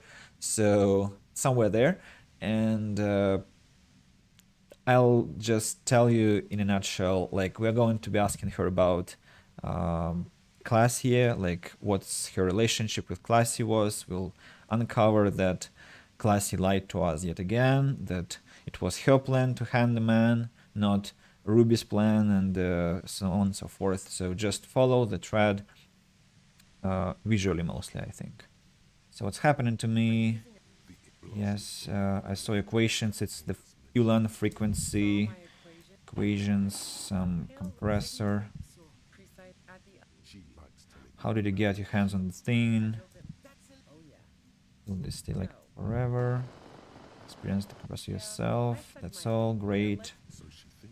Could you just turn it down? Gun, she's well. There's only be careful when you make your move. How did you know we were coming? Okay, bullets shouldn't. Worst. Need that. That's her. It was dark in the shed. Did shoot Lenny. First guess wasn't entirely off.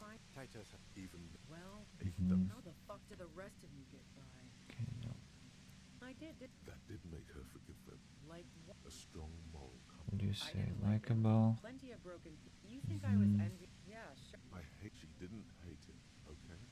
Have other questions? Alibi? 10 minutes, 15 minutes late. Pinball match.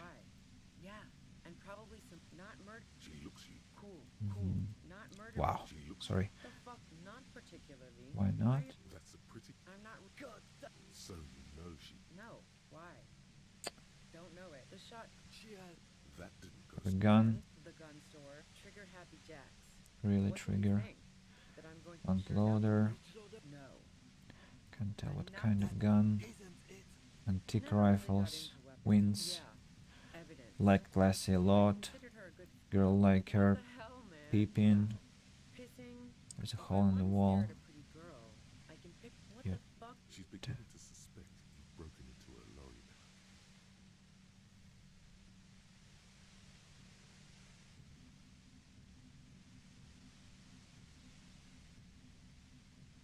So you haven't been watching Classy through a hole in the wall? Nope. For the same reason. Right Mm-hmm. But you wanted to be more than just friends. So that's where you were. That's a very. The lieutenant. Okay. Clausia only said they maybe kissed. Someone. If that's. Seriously. Just Details, damaged health. really? Uh-huh. Yeah. Real. She. What I knew that would. happened? No ill will then. Classy said you got very angry. Yeah. I was a little worried. By the way, DeLorean tragedies are still Mm-hmm. Lynching. Things I want to ask about. Do you like to hang out on rooftops? Antenna. And this one, some dangerous emotions. It noises, some good drama. Yes, that's a lot of drama, but too much, you know, when you have to listen to the whole important to the story dialogue. It's kind of painful, you know, that's why I'm skipping it. And we'll have other important dialogues, very uncomfortable, very dramatic. So I found my own way in. Yeah, criminal, can't trust anything you say. You had financial incentive to kill the merc. So threatening us with it. Okay, let's take a step back. Who killed the merc if it wasn't you?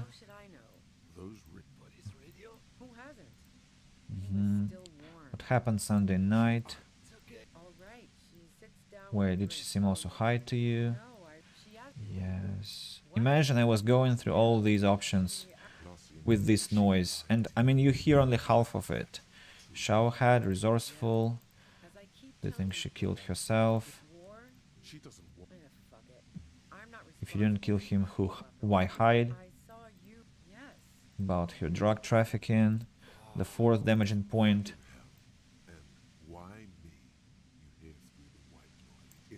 Poor Kim.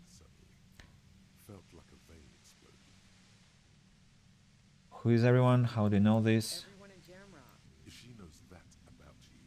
Tell me what's my name. One corrupt motherfucker with the disco pants and a funny tie. Agent to la puta madre. I died here last time, so I'm going to stop and read. Did someone mention a fucked up tie? I call bullshit. You're too crazy to be. So she's saying we belong to this drug cartel and we are an agent to La Puta Madre, the narco baron. So she knows your name. That doesn't mean you're on the tape. Criminals make up bogeyman stories about cops all the time. All of this just means that you're effective. Criminals know you and are scared of you. I've heard of La Puta Madre. He's dangerous, right? Is that a joke or a threat? I'm guessing both. No, that was a real question. Or, I'm sorry, I know I'm supposed to know about this, but I lost my memory recently. Yes, of course, are you scared yet? No, the first. It was a real question. Yeah, sure. She doesn't believe you. I'm sure La Puta Madre himself will explain it all to you soon enough. What did you do to this Madre anyway? You've been to my lorry. You think the biggest player in Jamrock appreciates competition? And now I have Harry Can Opener in my lair. Fucking Titus. She's not going to change her mind that easily. She still perceives you as a threat. Wait, one thing, possibly small, but she said you rolled into town. Was that you singular or plural? She might know something. When I came to town, was there anyone with me? Yeah, you had your death squad with you. What happened to them anyway? I don't know what happened to them. Who was in this squad? The second question is more important. Well, it wasn't this scrawny dude. You had two guys and a lady. The guys looked pretty buff. Lady wasn't bad either. What else can you tell me? One of the guys seemed chipper, a blonde. The other had a brooding something or other about her. And the woman was the only one in uniform. All were carrying. That sound about right? She narrows her eyes. No idea who these people are.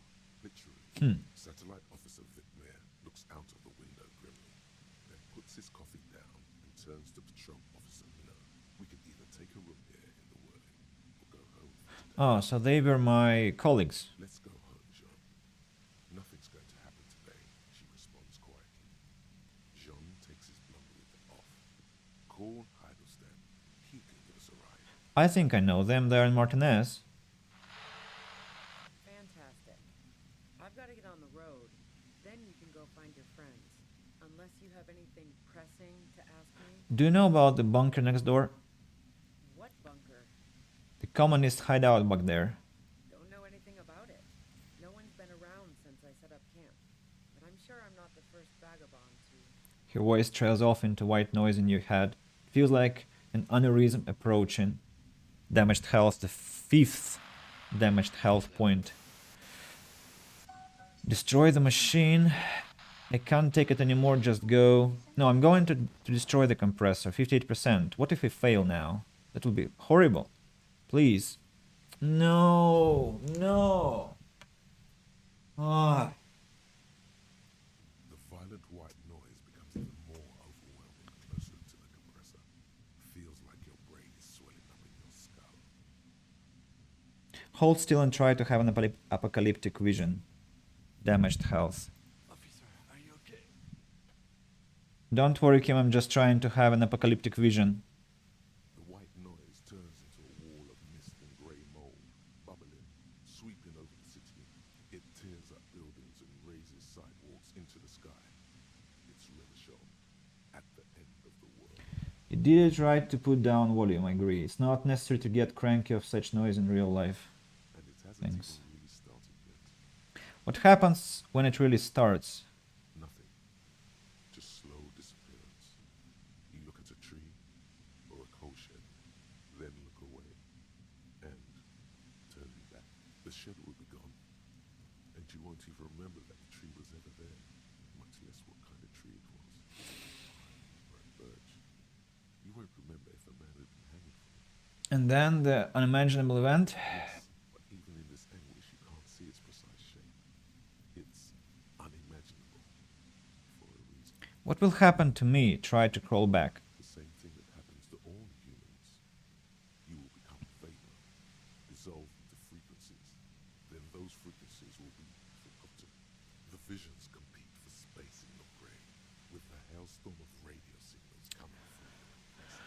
You feel like you're into smithereens, fragments of bone scattering, like your thoughts at this moment, sticking now to forebodings, now to a strangely familiar voice. Officer, what are you doing? Proximity to the pale compressor is overloading his mind. He'll be okay once it's off, though.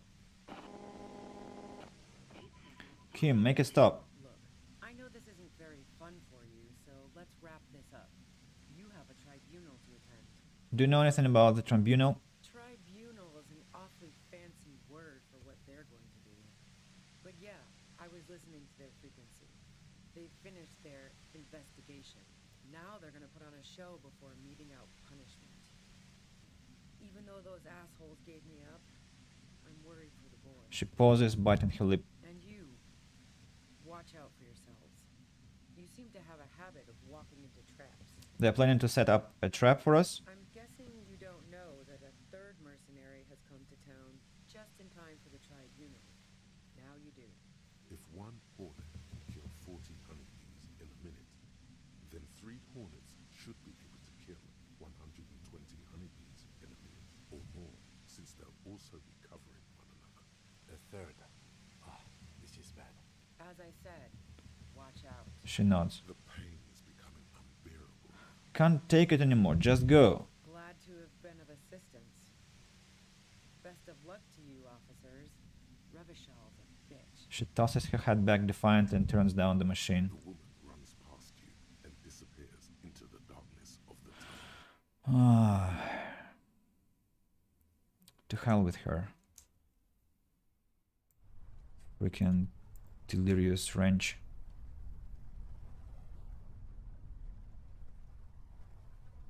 All things considered, it could have gone worse.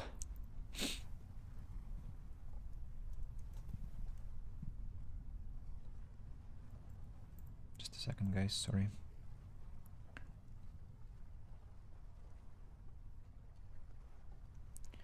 Yeah, I wanted to say avenge, of course.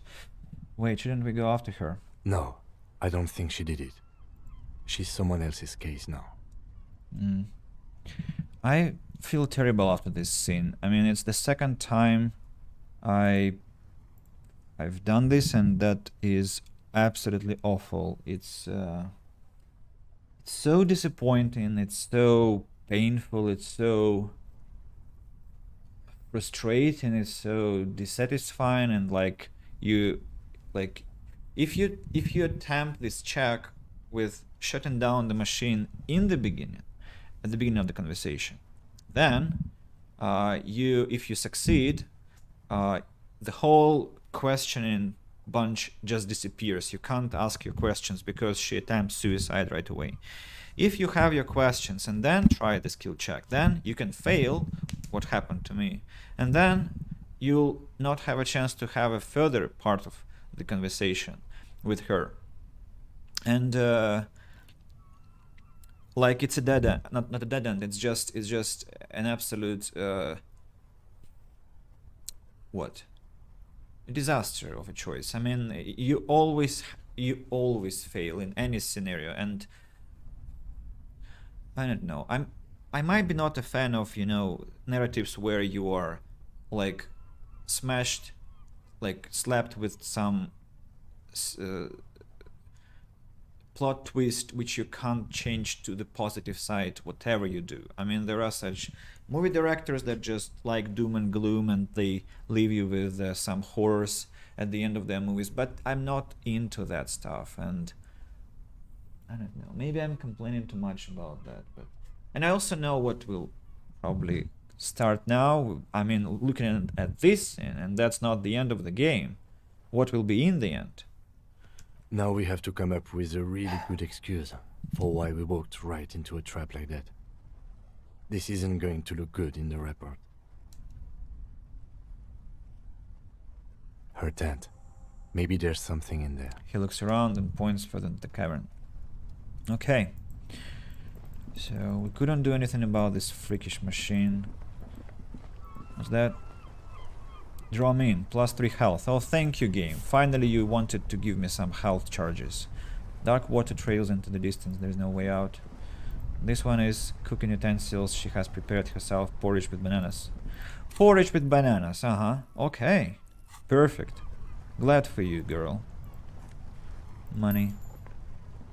And the tent. The plain red tent stands by dispassionately. It's not red. The tent looks old, but well maintained. In the darkness of the tent, a rolled-up sleeping bag, cooking utensils, some books, and a kerosene lamp. It reeks of cigarettes. Shine your flashlight on the books. Assorted soft covers, mostly pulp horror. A motor carriage lies buried in the snow on one cover. On another, a ghost airship.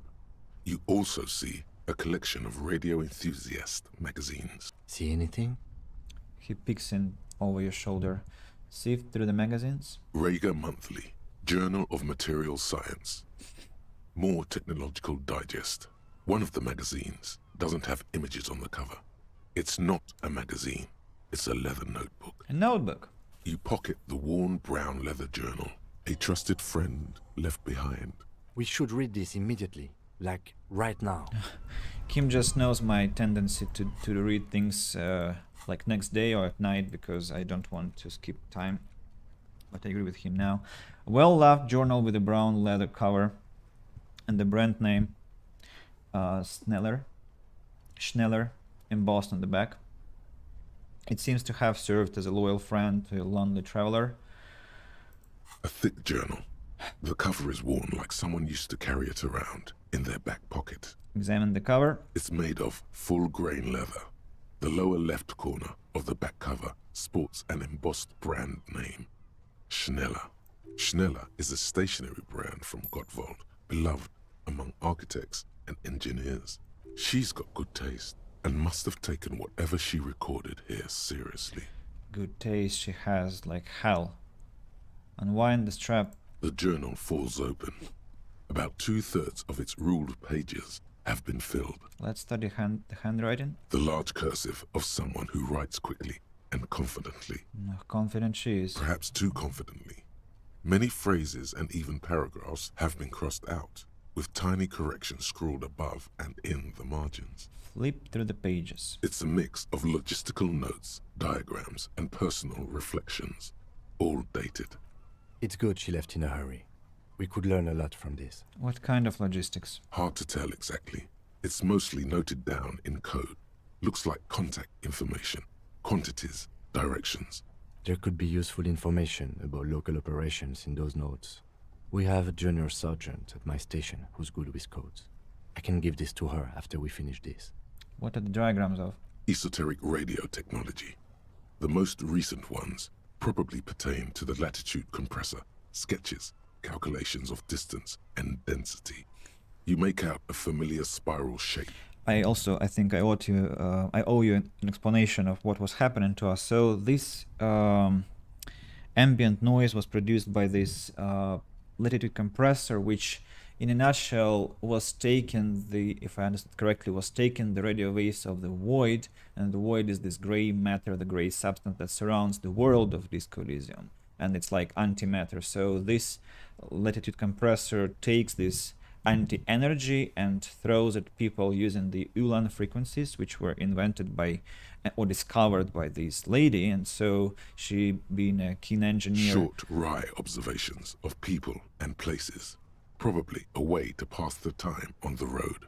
Also, what appears to be attempts to sort through some difficult decisions. There are a few passages with many questions in them. I'm sorry, I sometimes click by accident. So she was the creator of those of that latitude compressor, and so became her very effective weapon. And that's the story. And then I pressed anything personal, and so we have some observations about people. Staff issues. Always tough on the leadership. You smell traces of betrayal. Because she's a drug trafficker, why would people like be loyal to her? I mean, like,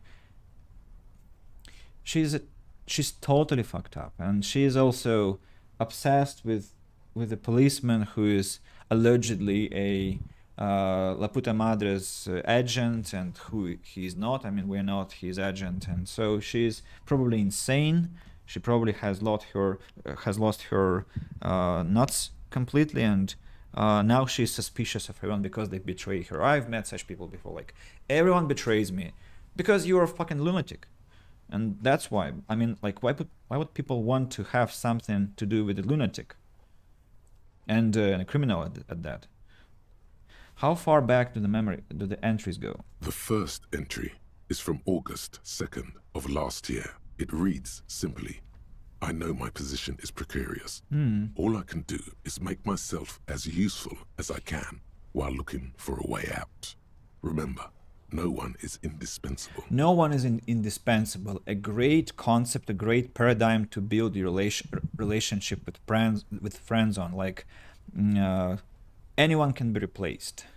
And also I'm going to hide in a dead end of a tunnel system, just because maybe they won't find me here. Great. What did she write the day Lily died? Nothing on March 4th. March 5th, though. Well, that's bound to come back and bite me in the ass. I'm bad at this. Loyal to a fault. But that's another matter entirely. You have no idea what she means. These are personal notes. Don't expect to understand all of it. Anything about La Puta Madre? That name isn't mentioned as far as you can tell. Small wonder. Would you talk about La Puta Madre in your journal? You do see an M, though. La Puta Madre. M is mentioned on March 9th and March 15th. Let's read the entry from March the 9th first. Great. M's peon is coming to town. No doubt to investigate the lynching. But also, I feel it in my gut to finally put a bullet in my head while I'm napping in my lorry or on a smoke break. Well, I won't stick around just to twist my own neck by constantly looking over my shoulder. Absolutely bonkers she is. Then again, isn't that what I've been doing ever since I got the call? Were you supposed to find her, even apart from the investigation then? On M's request? No, you wouldn't do something like this. This must be a mistake. Am I sure this is a mistake? Look at me. Okay. Whatever you may look like, you don't feel like a hired assassin. That's what I'm thinking. Read the entry from March the 12th. Why 12th? It was 15th, not 12th. Been holed up here for 3 days now.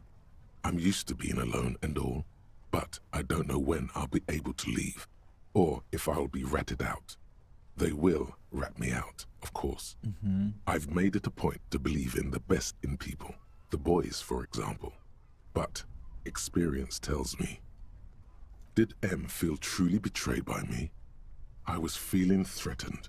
He'd have to know if he threatened people, they'd take measures to protect themselves. Even I know that. Economic measures, first of all. Gotta make a living, right? I can still hear his voice in the receiver. Taste the plastic. The entry ends abruptly. I'm thinking about Niko Bellic now, how he punished the disloyal people being a hired assassin. And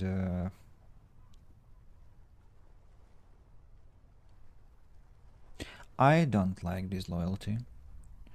And I especially don't like unexplained disloyalty. I mean, when people betray you behind your back, like they tell you nothing, just turn hostile. That's painful. That sucks. And especially if you don't really try to make them miserable. I mean, if you just run a business or run some project, and then you might be mistaken about your methods, but when you don't intentionally make their life miserable and then they turn their backs. Niko Bellic met a lot of such people. What's the most recent entry? Conclude with the journal. The most recent entry is from today.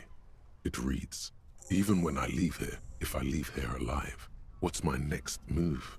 Staging a lynching is a crime, even if I'm not accused of murder on top of that. Forever on the run. Not really my idea of the open road. Man, I was really looking forward to winning. To hell with you. It looks like she might have been framed. Then taps on the page. That would be a first, or a fourth. But who's counting, he thinks. Very rarely does anyone actually get framed. If she didn't do it, maybe it's good that we didn't catch her. Kim, I'm really a La Puta Madre agent. Well, I don't agree with the first line. So the second. No, I don't think you are. Ask someone in your precinct if you want to be sure. He looks you straight in the eye for a moment and sighs. He truly does not believe you are.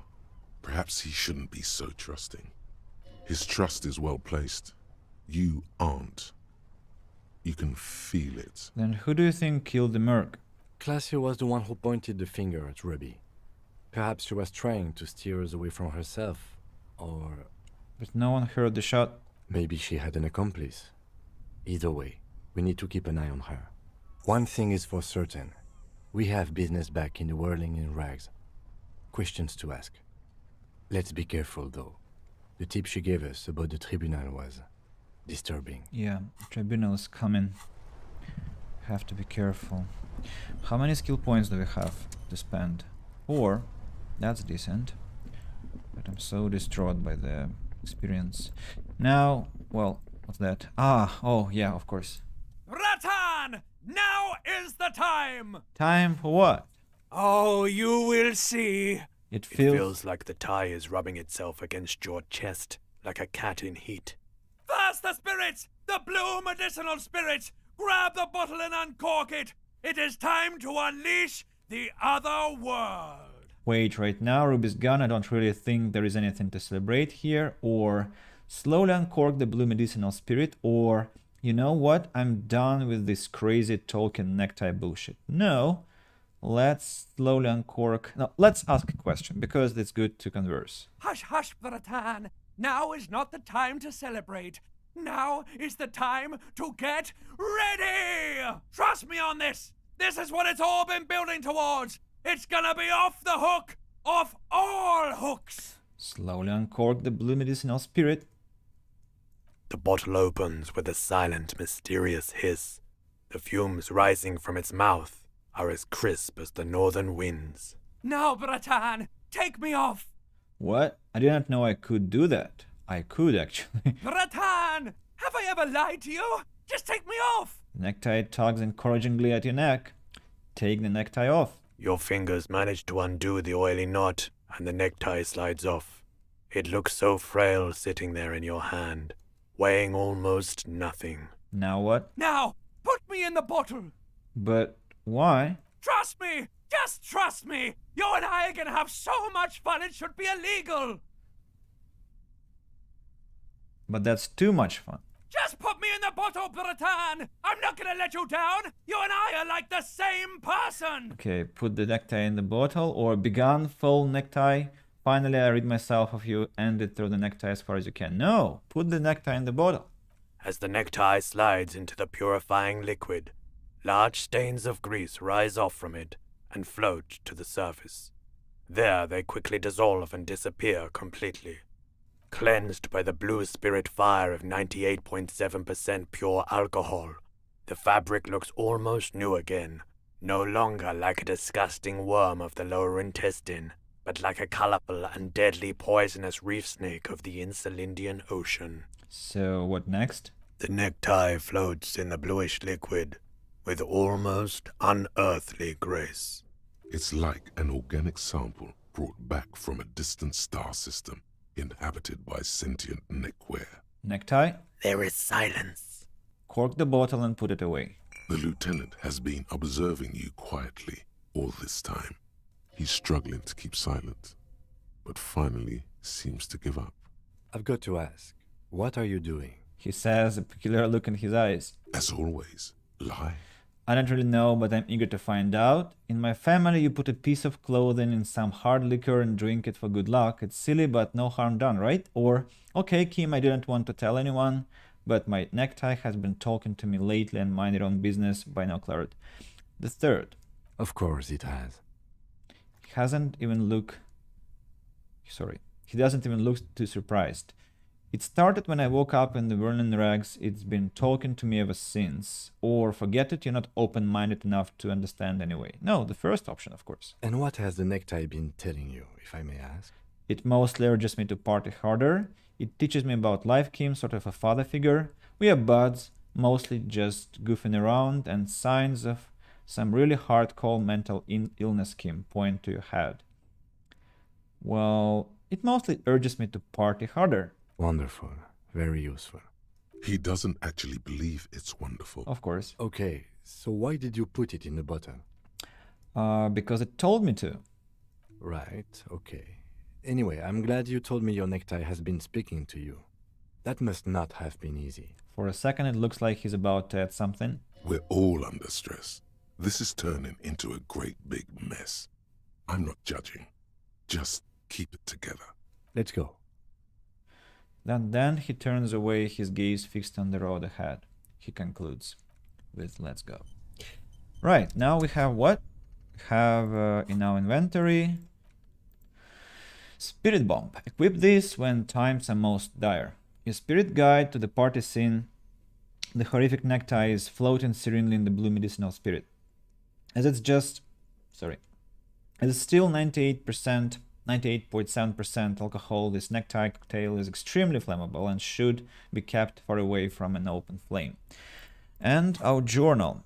Return to the whirling rags. Ayu la puta madre pione. And spirit is eternal. Be ready, Bratan. Okay. Quite a situation we are in. Now we have to return to the boys in the tent and report to them that the spirit has been taken care of. Not the spirit, but the lady who looked like an old lady hiding from someone, and then they can occupy the church to create their nightclub. And I think we'll have some respite there. Dancing to music, I hope, because that was one of the most popular scenes on the internet about Disco Elysium, I guess. It's 10 o'clock at night in Disco Elysium already, and that means that the day is finishing. Thursday is finishing. But We are nowhere close to the end yet, and we have to proceed. Where is the... yeah, that's the pathway to the tent. Let's enter. Another bunch of conversations.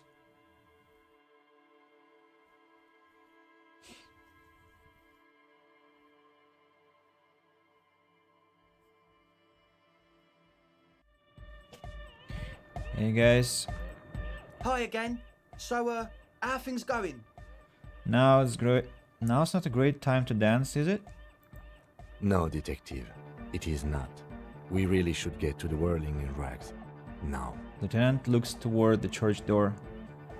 I'm here to talk about the church again. Yes? What's the deal? Okay. But do let us know if something changes in the church. Well... As always, we'll be right here, waiting patiently for the news. Yeah! What? Why isn't it happening? She's run away.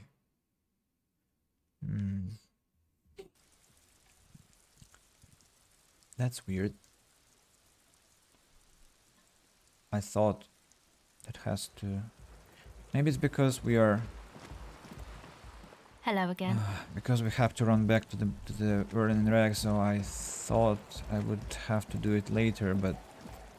Alright, let's go and proceed with the most important episode, the Tribunal. The Tribunal. Quite a painful thing to experience.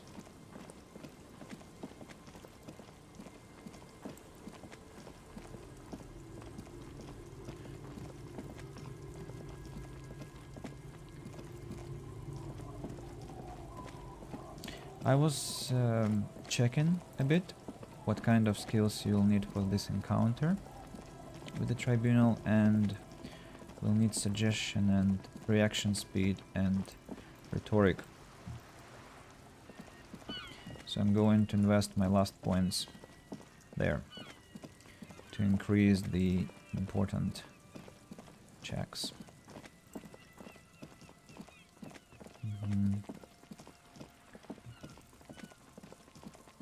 So, yes. Stop. Now. It is time. For what? Crisis. Death. You can feel it in your blue soul. What am I supposed to do? Your old friend has prepared you for this, at great cost to himself.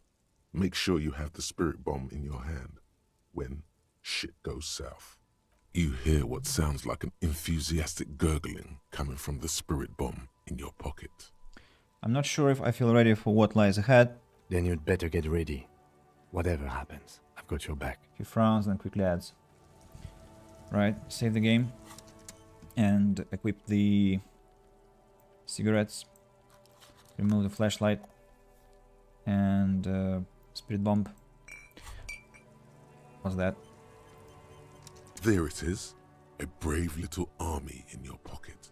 The 1st Smokes Platoon. 20 brave souls standing in salute, ready to step into fire for you, sir. Pull one out of the back. You picked the best one. This soldier is fat and succulent. What are you waiting for? Light up. Re-become yourself. Light it up. Get a load of this rock and roll cop here, people. Johnny Thundercop fishes a cheap lighter out of his pants. With a flick of the thumb, there's fire. A primal satisfaction. Here we go. The lighter's dark green disposable plastic. Safety's off. In your case, the safety is always off. What are the repercussions if I do this? Repercussions? There's a high risk of glory, with a mild chance, cool genius. Smoking makes you into an intellectual. Everybody knows that. It will help you concentrate a bit. That much is true. It only lets you concentrate because you're in nicotine withdrawal. It only mitigates its own. Blah, blah, blah. Boring. Deep that bad boy into the flame and breathe in. Intellect raised. Okay. Damaged health. Thick, Warm smoke gets sucked down into your lungs. Immediately, you feel a warm nostalgia fill your head, body, and soul. A nostalgia for yourself, the man you were in your youth. Johnny Thundercop is back, and he's chill as balls. Secret task complete. Find smokes and smoke them. Experience plus 30. Now we have even more intellect. Great.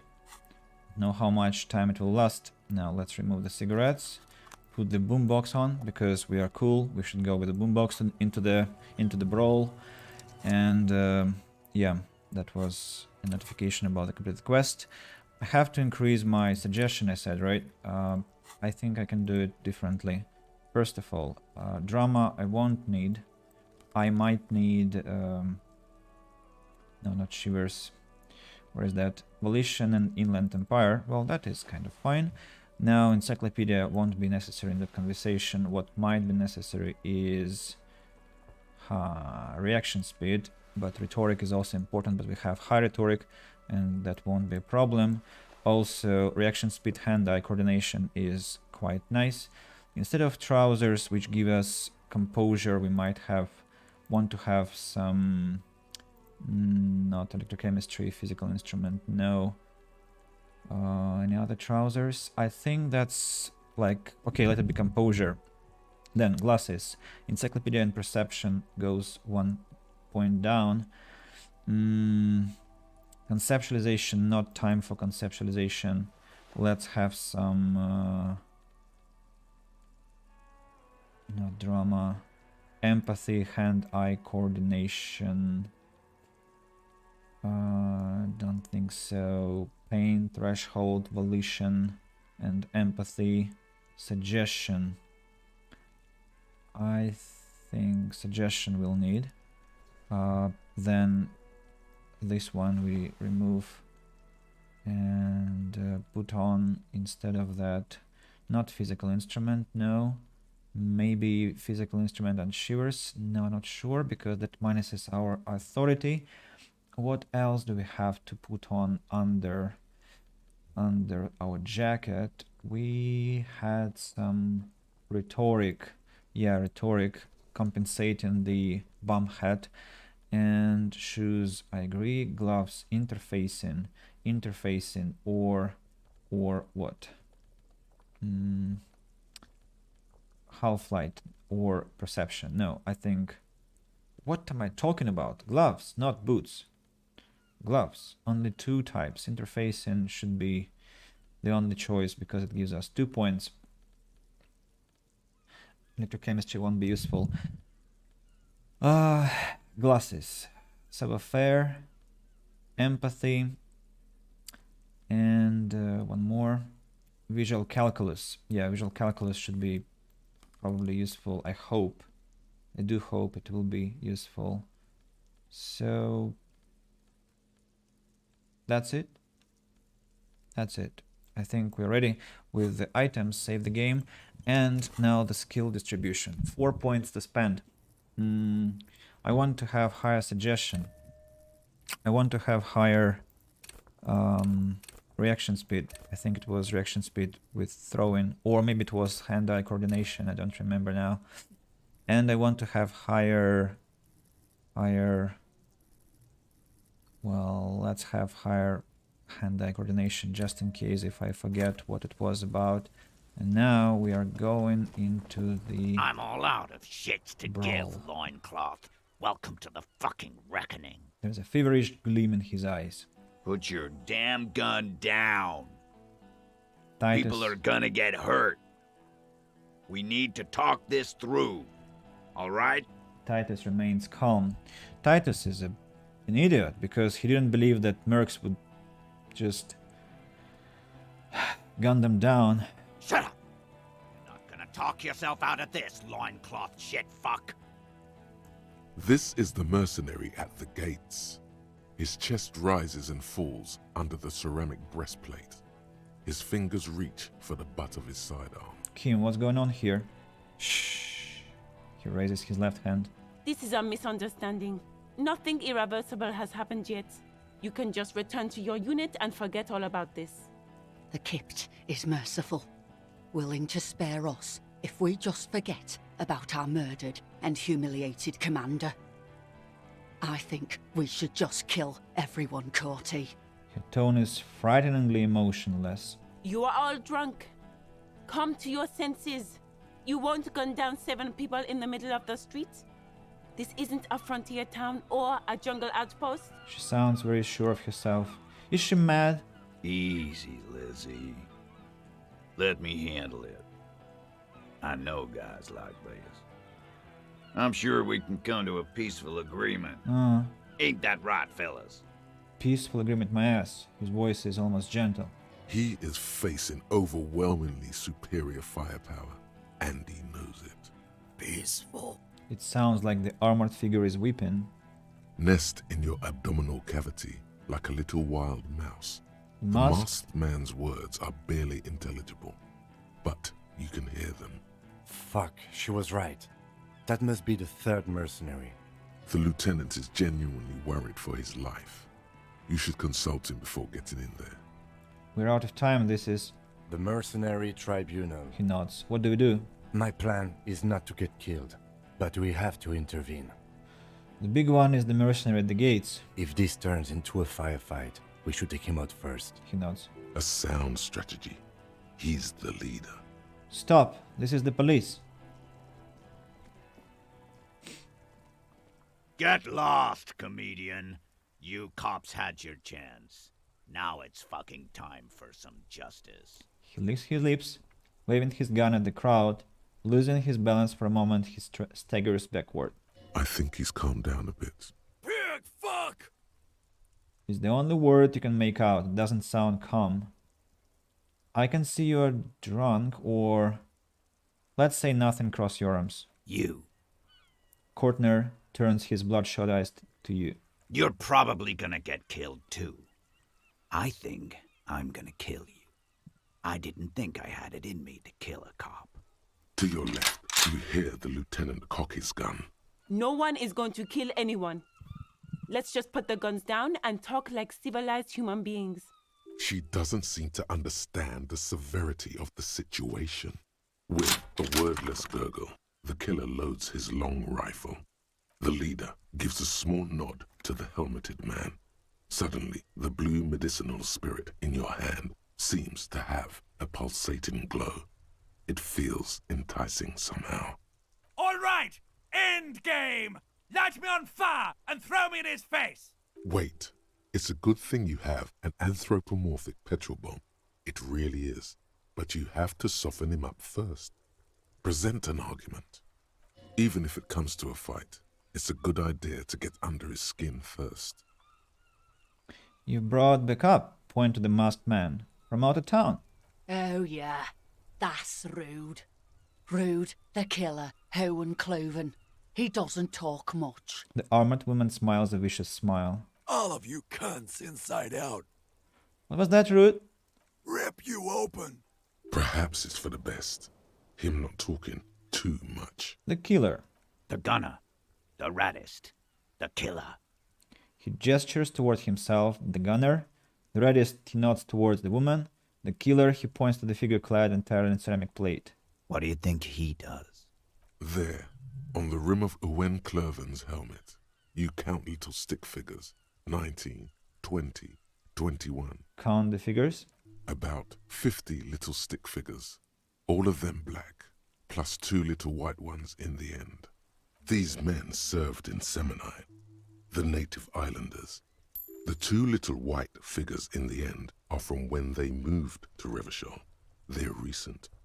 Whoa. Whoa. Kills black people almost exclusively. Tends to the stables. You think you're all tough, huh? This killing is meaningless. I'm a killer too. I'm a killer too. I've killed 3 people in my service. You're a tit-sucking pig.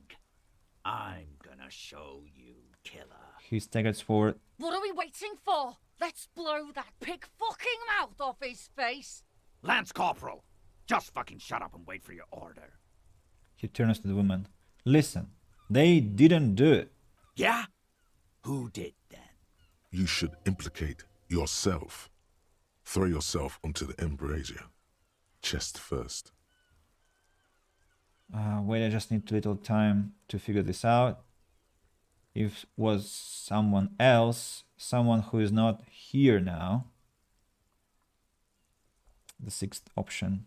How fucking convenient. He gives you a drunken stare, then puts his hand on the gun. His fingers are twitching.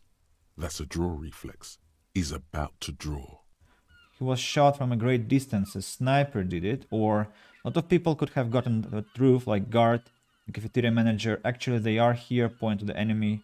It was one of you, and I've changed my mind. I can still change my mind, right? He was shot from a great distance. A sniper did it. You think I'm fucking stupid, cop? What if I just shot one of your pals here, right now, huh? There is a dangerous gleam in his eye. How about the kid? Tell me, he was a magic fucking sniper one more time. He points his gun at Elizabeth. Listen, please. This cop and this drumhead court marshal won't decide who... She raises both hands. Think. Why doesn't he believe me? Logic. 83%. The Hardy Boys confessed to hanging him. All together. Titus said, we took him out back and hanged him. He said it loud. In a public place. Listen, he was shot. He wasn't hanged. Listen to me. You're lying. DePaul heard it. He doesn't move his weapon. You heard wrong. She and these men have been helping us find the shooter. He shouts. The hanging was only a cover-up. Listen. Liars. He pulls the trigger. A plume of smoke erupts from the muzzle of his gun. The shot rings in your ears. A low, tinny ring. Then the Hardy Boys yell something. The young woman stands and looks behind her. The shot has flown over her head, crashing a small pane of the glass window behind her. I missed. The man looks at his revolver and smiles. I know what I heard, Corty. They said they killed him. They said it was a good way to end a Sunday night. The radio operator looks at him. That doesn't sound good. You need to change the topic now, or there will be another shot. You're all drunk. Look at yourselves. Yes. So what? Your judgment is impaired. You'll regret this. Nah. I'm clear as day. Fucking government-ordained super soldier. He wipes the sweat from his brow. Enough already! What is this? We didn't come here to fucking chat! The woman's voice is furious. Interrupt me again and I will execute you on the spot, Lance Corporal. The outburst is accompanied by yellowish saliva around his mouth. The Wild Pines rep doesn't approve of this. You think I care what that company cunt thinks? He laughs. It's a hollow laughter. Wild Pines is not going to forgive you massacring a bunch of innocent people. We're working together. She knew you out of control. She told me. Well, Wild Pines isn't going to forgive you. The man stares at you with bloodshot eyes, a bull ready to charge. He's not listening, just looking for an opening. Now is not a good time to strike. He's looking right at your hands. Do something else. Get him distracted. Okay, let me just say one more thing. Fucking waste this fuck! Where is Classia? She can explain this. Who the fuck is that? Classia, the woman upstairs. Where is she? She left! The manager calls down from the balcony. God, what the hell are you doing there? What am I doing? My fucking establishment is under fire! You know how much windows cost? He points to the armored figures. What do you mean she left? She left! Her room's cleaned out! Right before these assholes showed up! We should have arrested her. He whispers, his eyes still on the armed mercenaries. You can feel how upset he is with himself. Just for a second. Then the fear takes over and he's back in the moment. Hey, Bushman! Your little cunt isn't gonna help you out of this one! The veins on the man's neck expand as he yells. She's gone. Forget about it now. Concentrate on this. Okay, first, rhetoric. Think of an argument. All right, here we go. This is an illegal tribunal. Cranor would never sanction this. Who's the commanding officer? Take your pick. I have some trivia, too. Get him interested in facts. Really, None of this looks like it's going to do anything but piss him off. You only have time for one argument. Just a question. Choose wisely. Just a question. Who's in charge of your unit after the death of your colonel? Colonel doesn't give you right to conduct a tribunal, and you were called down well once. What happened? Who's in charge? Suggestion. Reaction speed.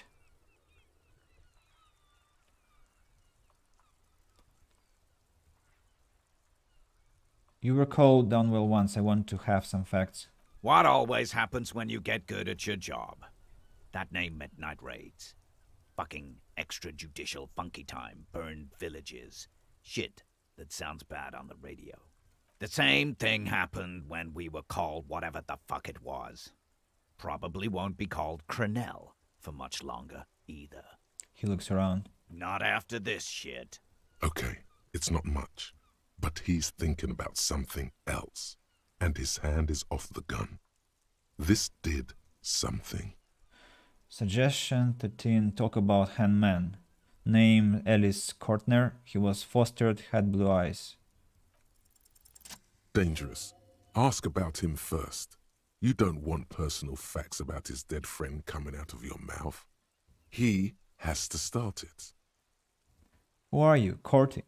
Sergeant Major Raoul Cortiner, reporting in to burn this fucking mud hut to the ground. He points to the burning rags. As he moves, the interlocking pieces of his armor click. Softly. Click, click, click. The realization comes to you like a picture puzzle coming together. Whoa. His name is Raoul Cortiner. The dead man's name is Elise Cortiner. He's brothers with the deceased. Wow. No, probably foster brothers. Elise was put into a foster home, remember? Wow. For killing, maiming, and humiliating our commanding officer. You're all sentenced to death by lead. Then he bellows. Kortner, I know that name. His parents left him in a fucking leaf compactor. Listen, Euleli. Everyone says good things about him. He was a talker. Benetal 41, that really happened, didn't it? Had blue eyes, didn't he, your colonel? Kortner, I know that name. He sways from left to right, inspecting you. Raoul and Ellis Kortner. Look him in the eye. I'm sorry about your brother, Raoul. He wasn't my fucking brother. We just grew up on the same farm and got beat into place by the same sick fuck.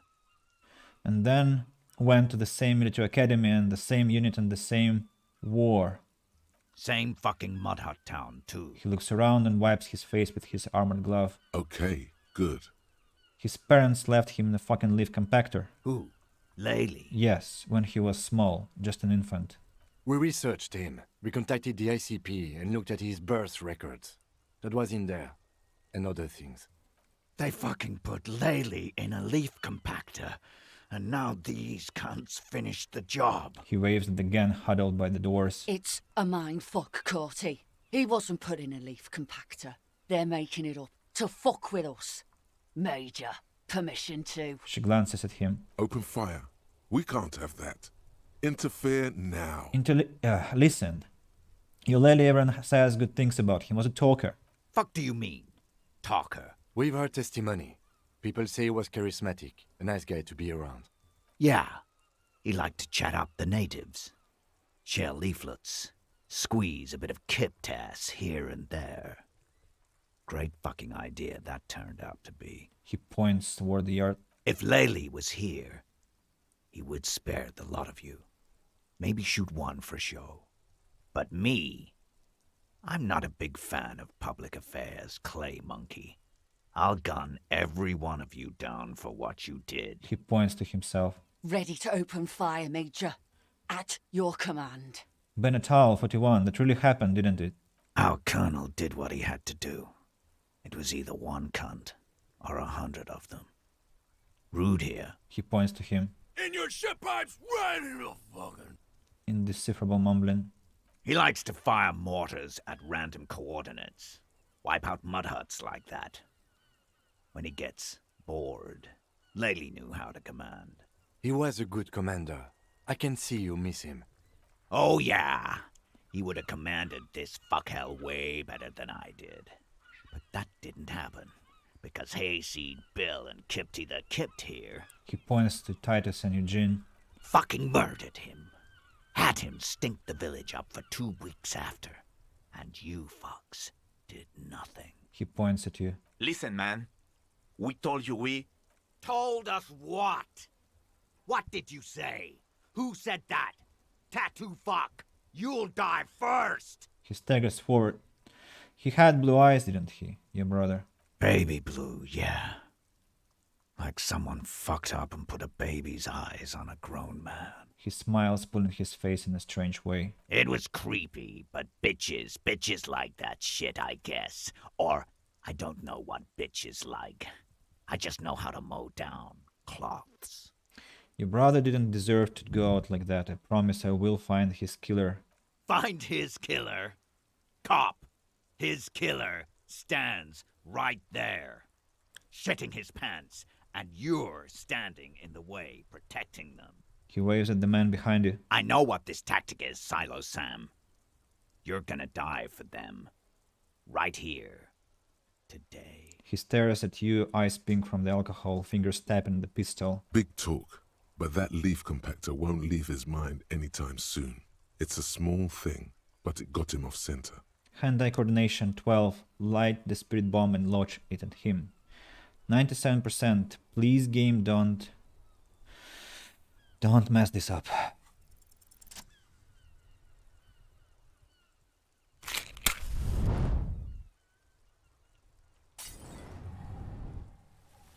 With a crash of shattering glass and a terrible roar, the fire draws in oxygen. The bomb hits the mercenary in the chest, swallowing him in flames as he staggers backward. In the fiery inferno, you'll see your tie coiling around the man's neck. It is no longer horrific, but beautiful and pure.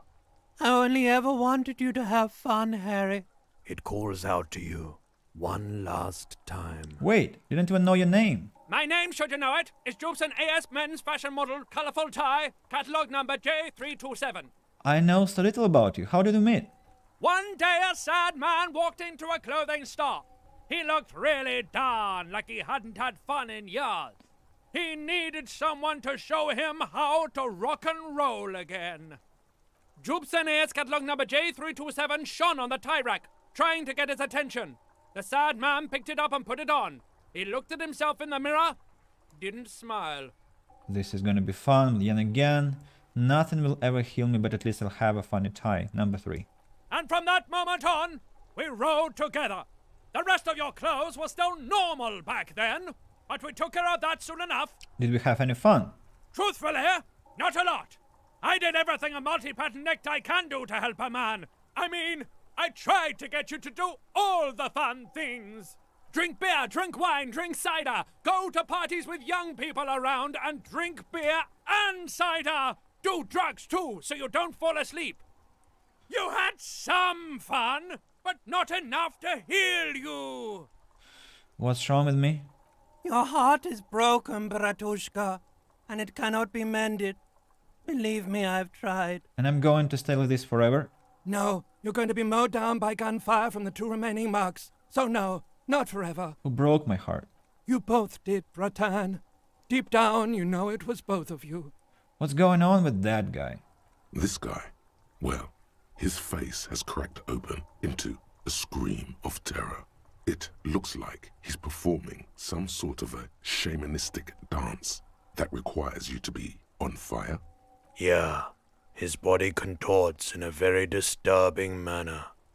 There's no mincing words with this one. He's dying a horrible, painful death as you're talking to your tie in your head.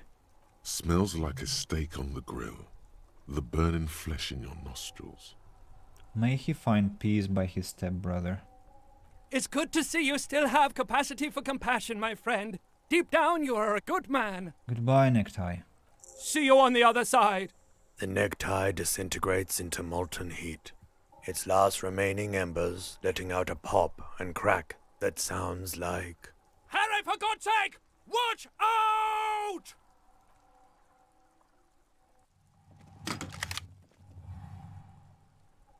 To your right, the killer raises his rifle and takes aim at you. His moves are steady, but the long barrel of the rifle sways slowly. Whoa, my health is running low. An Easter AR-FA-7, built for taking out light armored vehicles. It will devastate you. Kim, where is Kim? From the corner of your eye, What's you happening see to my the health? lieutenant raise his pistol and aim it at Rude. He's trying to find a straight line of sight before the rifleman can take you out. In the background, the leader is still on fire.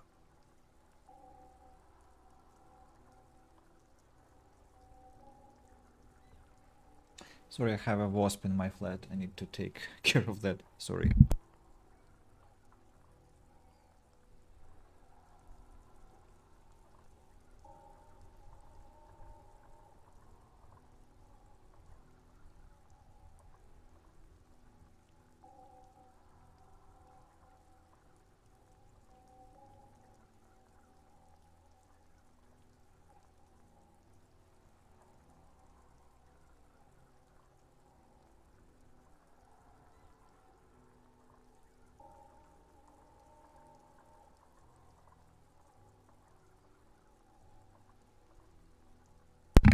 I apologize.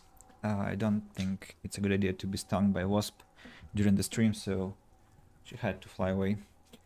Now, back to our case. It's not easy. He has 0.6 seconds to do so.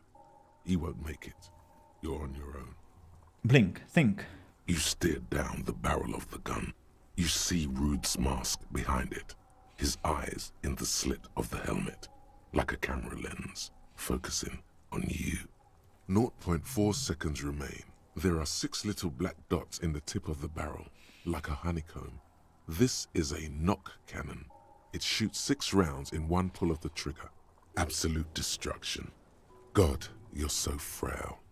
Too frail to think further. Time is running out. Okay, I'm going to put 1 point in the reaction speed. 70%. The shot rings and you stumble. Something violently tugs at your shoulder, pushing you backwards with incredible force. A volcano of burning pain erupts from your left shoulder. God, please.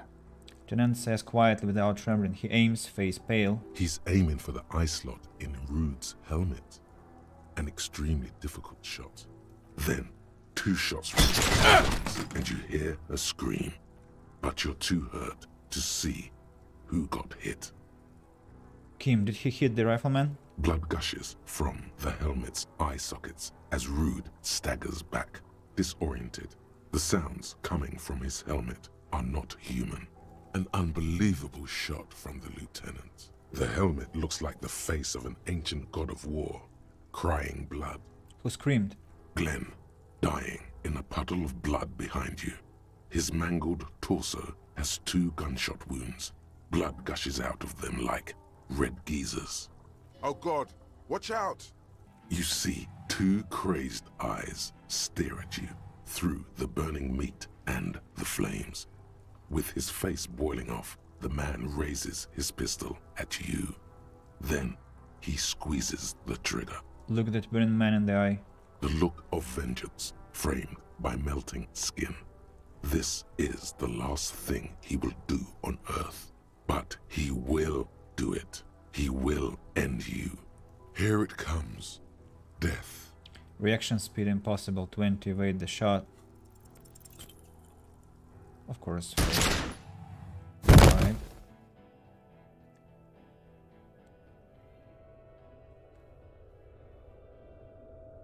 You can't. There is no time. Something inside your pelvis explodes. Your entire lower body is on fire and your legs can't support you. You fall down like a rag doll. The pain is too immense to scream. It pushes the air out of your lungs. Everything goes dark. A distant blur as you recede into it. Listen to the darkness and the pain. The Hardy Boys are screaming, fighting, dying. Someone jumps over you. Nearby gunfire shatters glass. Stop! The cop! down! Touch your lover buddy. Feels slick and warm with blood. The pain is too strong to know what has happened there. Even clutching to your consciousness takes everything you got. What parts of me are missing? Most of what's down there. Oh god. It's all gone. Open your eyes now. You have to see what's happening. Still alive? Yeah, still alive, man. Welcome. No. It's just a fear. Even if... Who cares? No one wants you anyway. One of the last scenes in Disco Elysium, by the way. Try to open your eyes. What do I see? Nothing. A persisting darkness. Dancing lights of pain. Distant shadows cast by them. Like a hellish play. You're bleeding out. Out of it, a silhouette appears crouching over you. You hear a familiar voice filled with urgency and fear.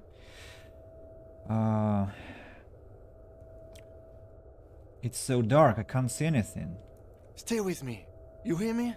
Stay awake. Look at me. Lieutenant pushes down on your wound hard. But you can't. It's so hard. Your eyelids grow heavy, and the sounds ever more distant. And a cold comes over you. The lieutenant, too, is somewhere far away, almost gone, when suddenly you sense something behind him. You missed the moment, yes, but there is a recording and you can come back. And we're still kind of in the peak, and there is a chance that I'll fail the last check, and in this case I'll have to load the game, I guess. A slender white shadow towering. Someone stands there, raising her pistol at him. The lieutenant does not see it. He's pushing down on your wound with both hands. Scream immediately. He's gonna die. 92%, please. No, Thank you you, scream. game. Behind you, from your bloody lips, your eyes are full of fear. There is no room for hesitation. The lieutenant turns around and fires, his body falling on yours in the course of the motion. You hear a faint scream, a woman's. Then the sound disappears, like someone pressed stop on the tape. The woman is gone. So is Kim. Then the whole world. Fall into total darkness. This is death. One more door, baby. One more door. No, let me back into the fight. The fight? There is no fight. The fight is over. It was lost 1,000 years ago. You have laid here forever. Keep falling deeper. Take the door. He's not taking it. His body is not taking it. Oh God, no. He's not disintegrating. He's swelling up instead. Over the hours. Hurting. Moaning in his sleep. And rotting. And being disinfected. And smelling of drugs. And feeling saliva in his mouth. Drifting in painkillers. Thrashing in his wound sleep. He can't go. Not before the case is solved. Volition is just unstoppable. There is a radio in the distance. A radio of the world. Playing sounds. Good morning, Elysium. Soon you will return to the world. Hours turn to days. Soon we will get up again and go through it again. Finally, we know what the infernal engine was outside. The clarion call. The engine of a Caprice Kinema. No, it was him. He is the infernal engine. Can't you see? He never stops. He only gets worse.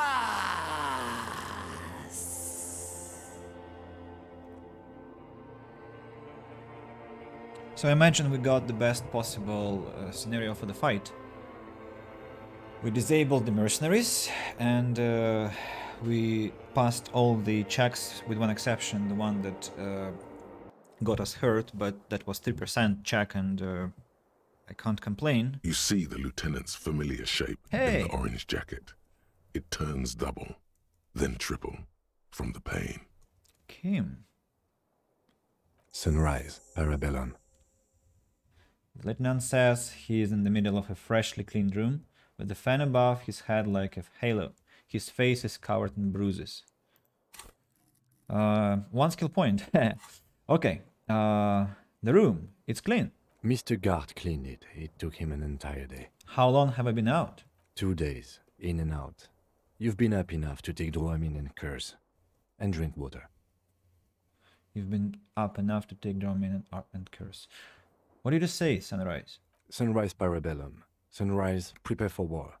It's an old revolutionary saying. It was, sorry, is it war today? The gates of the harbor are boarded up. The streets are a little more empty. Apocalyptic violence is yet to erupt, I am relieved to say. He looks out of the window. I think we may have held it off, for now. Barely. He unzips his bomber jacket, of course. Good, I guess? Yes, we have also completely failed. But that's okay. Ouch. It's not ouch time yet. You just got the Dramamine pill an hour ago. Wait until it wears off. Dramamine? Then it's not that bad. Neither surgical nor organ damage bad, but still under the counter bad. What happened? What happened? You threw an improvised petroleum bomb at the Major. A firefight ensued. The tie made me do it. He does not answer, and searches for something in his coat pocket instead. Is he dead? Very. He died in the hospital. A blood-stained killer. I'm a killer. You're an officer of the RCM. He continues without waiting for reply. As retaliation, the rifleman shot you. He hit. With his carabine. I was looking for a clear line of sight. When I found it... He sounds a tiny bit sorry he did not find it before you got hit. I shot and wounded him, while Glenn took a bullet in the spine. It was meant for me. He did not survive. There is a pause. This is not the first person to die in his place. He goes on. Titus, Fat Angus, and Theo charged. Angus and Theo did not make it. They both died before they made it to intensive care. Titus survives. So do Alain and the musician. I forget his name. Eugene. Yes. He's still alive too. You were bleeding out. You said something, I don't know what. And you warned me. I was able to disarm Officer De Paul before she got the jump on me. He thinks. Thank you. I killed her. And that's what happened. The lieutenant takes a cigarette from his coat pocket and lights it. A bitter smell fills the room. So you also killed. He nods. I thought you only smoked once a day. This is the one. One a day. And they all dead, all three, all of the contractors. De Paul was the last to die. Everard had their bodies returned to Crenel for a funeral. The company is yet to retaliate. He nods. Why? Because we deterred them? Or Joyce did? Maybe the harbor in full lockdown is too costly a target. Or maybe... He breathes in the fumes, thinking. Maybe they are simply taking their time and will attack soon. I don't know. How many casualties on the Union side total? 4. Glenn, Theo, Shanky, and Angus. The fat one, he took a lot of bullets. There is a pause. And that's... all. I don't see how it could have been any better. Let's face it, officer, and this is both of our fault. It could have gone a little better. 6 people are dead. He says calmly without accusation. But what's done is done. The violence is cordoned off. The Hornets did not get into the beehive. The worst scenario has not materialized. Yet. He rubs his swollen chin. And we are still alive. Both of us. He smiles. He did not expect you both to survive once you stepped between those two armies. How bad am I hurt? Pretty bad, officer. You've suffered 2 wounds. The first is below your shoulder. The bullet passed through your shoulder blade, luckily missing your lung and heart. The second shot hit you in the thigh, the left quadriceps. No major arteries were nicked, but the bullet had to be removed. Bacterial infection was treated with mercurochrome. Can I walk? We will see. If it's possible, then by pure willpower alone, you are going to have to become a psycho-locomotor. I am a psycho-locomotor now. Good. You'll need to be. Whatever that is. Has anyone from my station been to see me? No. A man and a woman sit in the front seat of an armored motor carriage. The woman is driving. The man lights a cigarette. Jean Vicmer is his name. The asphalt vanishes under the wheels of the machine. Ahead, harbor cranes rise to the sky. Back to that shithole, he says. They don't care about me at all. Or isn't that strange? Really? Really? I called your station after the fight. The injury was logged in. They told me they've sent officers to join you on the site.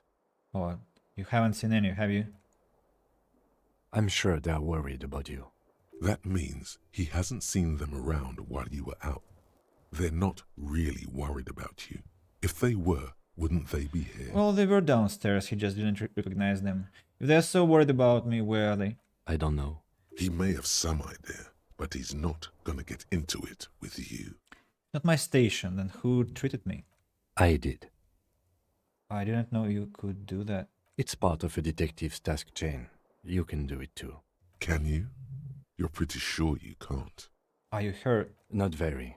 I have a concussion from that woman beating me with the butt of her gun. I try to not move too much. He rubs his chin. Things would be worse if you didn't warn me. Thank you. I did not see her coming. Stupid of me. There's a pause. Okay.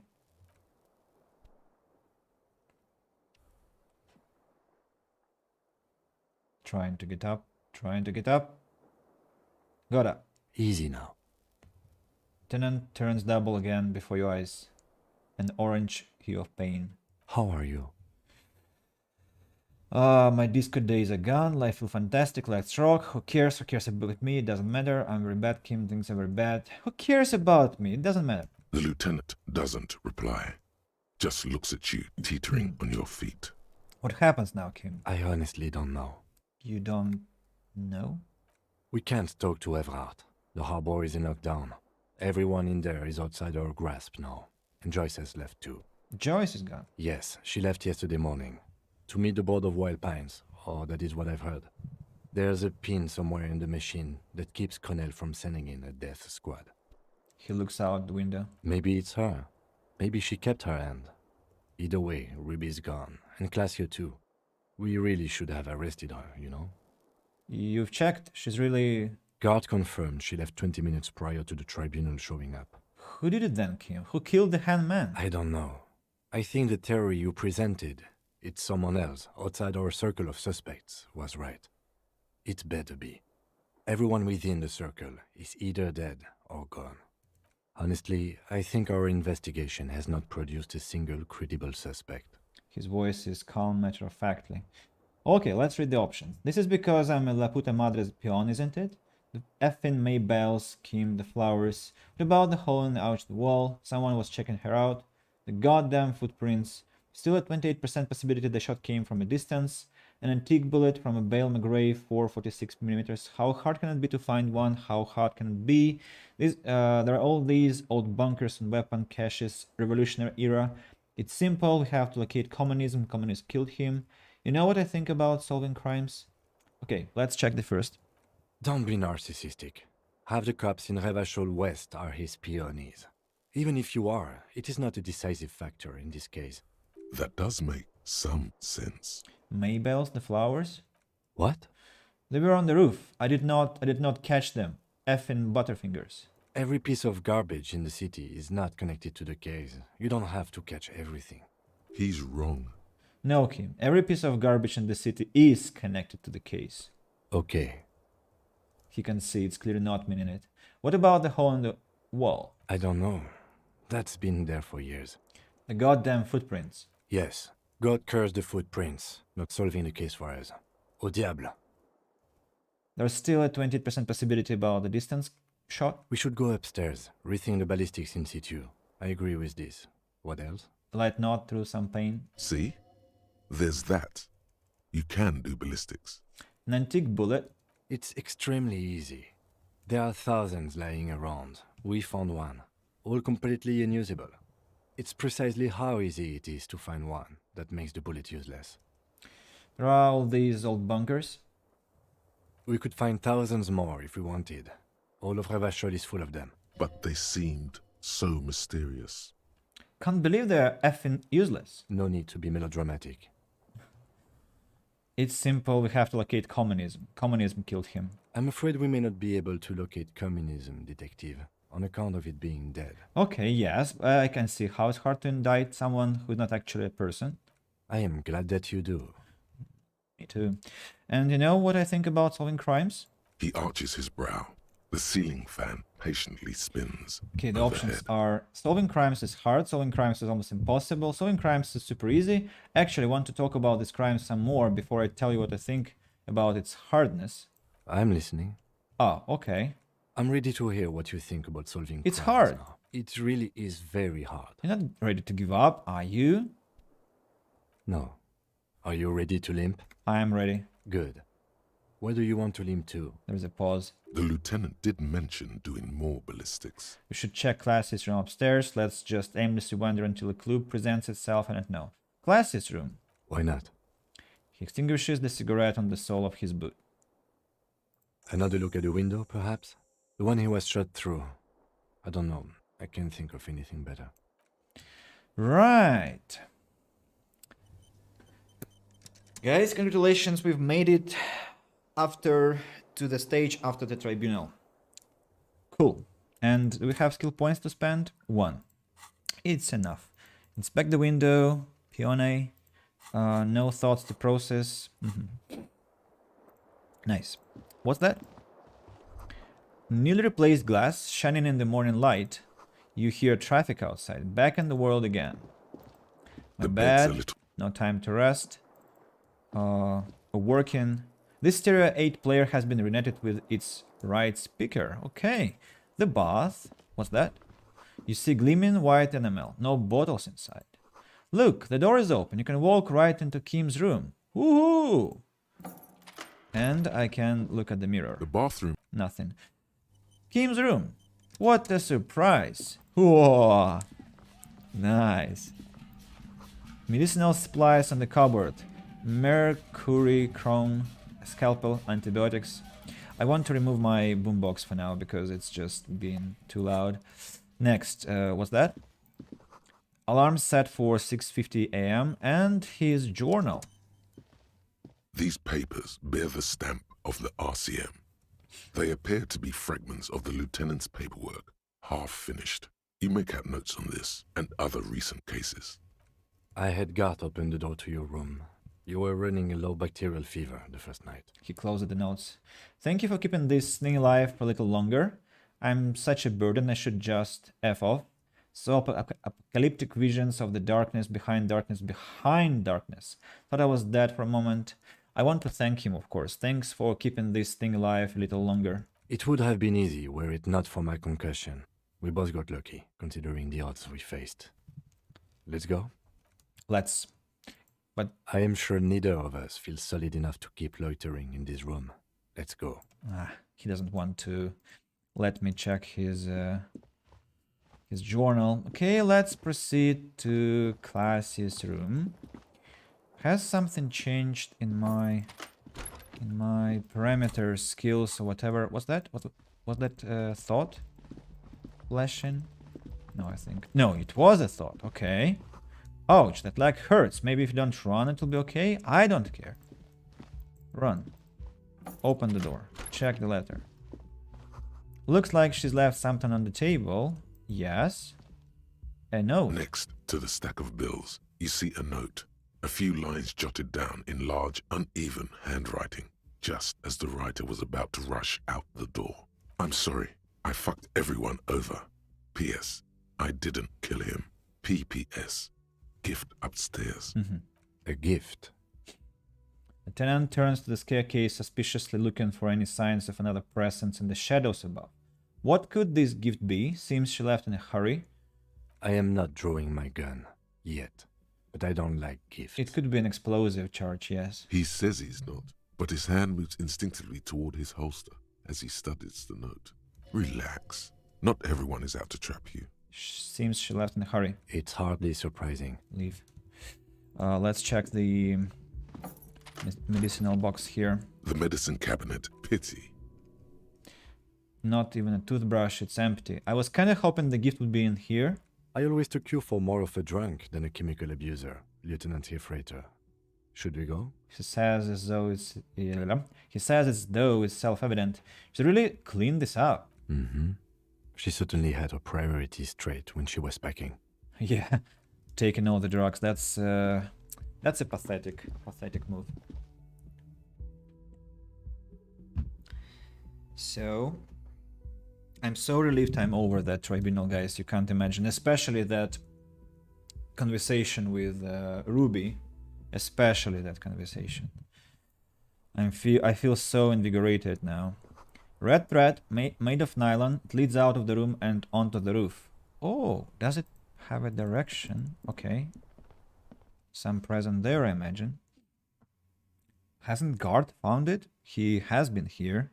The note. Maybe he just decided not to touch anything before we do that. Probably that's the logic of his actions. So, what's the present? The thread is tied to the antenna. Yes. Just as you look at the flowers, a gust of wind raises them from the roof, picking them up in the air. Move your hand, fast. The wind brushes. No, 72%. No, I'm not missing this chance. No. The case with Ruby was enough. Way enough. To hell with that. What? Why am I...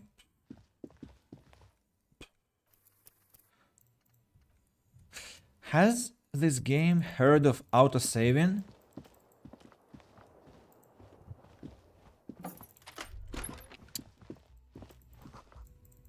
Okay. All the same actions again. How interesting. Next to the I'm sorry. Yes. I am not. He says he's not. Relax. It's hardly surprising. Perfect. The medicine cabinet is empty. Not even a toothbrush.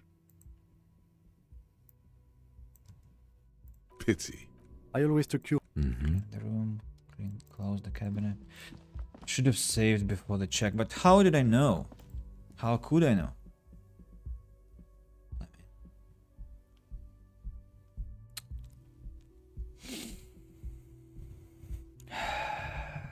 Okay. Where's the present that she left for us? Short on money. No, I'm not short on money anymore. Think I won't need it. I'm looking forward to talking to God. Will he blame us? Will he talk to us normally? Adequately without much insult. So what's that? Thread is tied to the antenna. Kuno is there. Hey. So? Just as you look at the flowers, the wind brushes. To hell with you.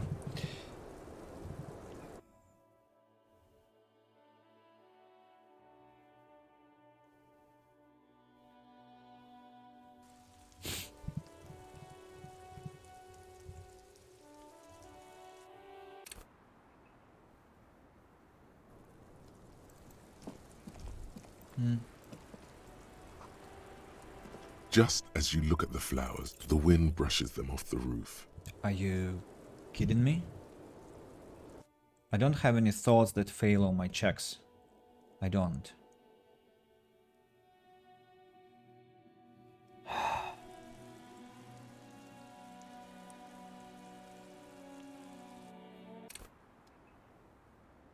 There is one more wasp trying to get inside, but she decided not to do that.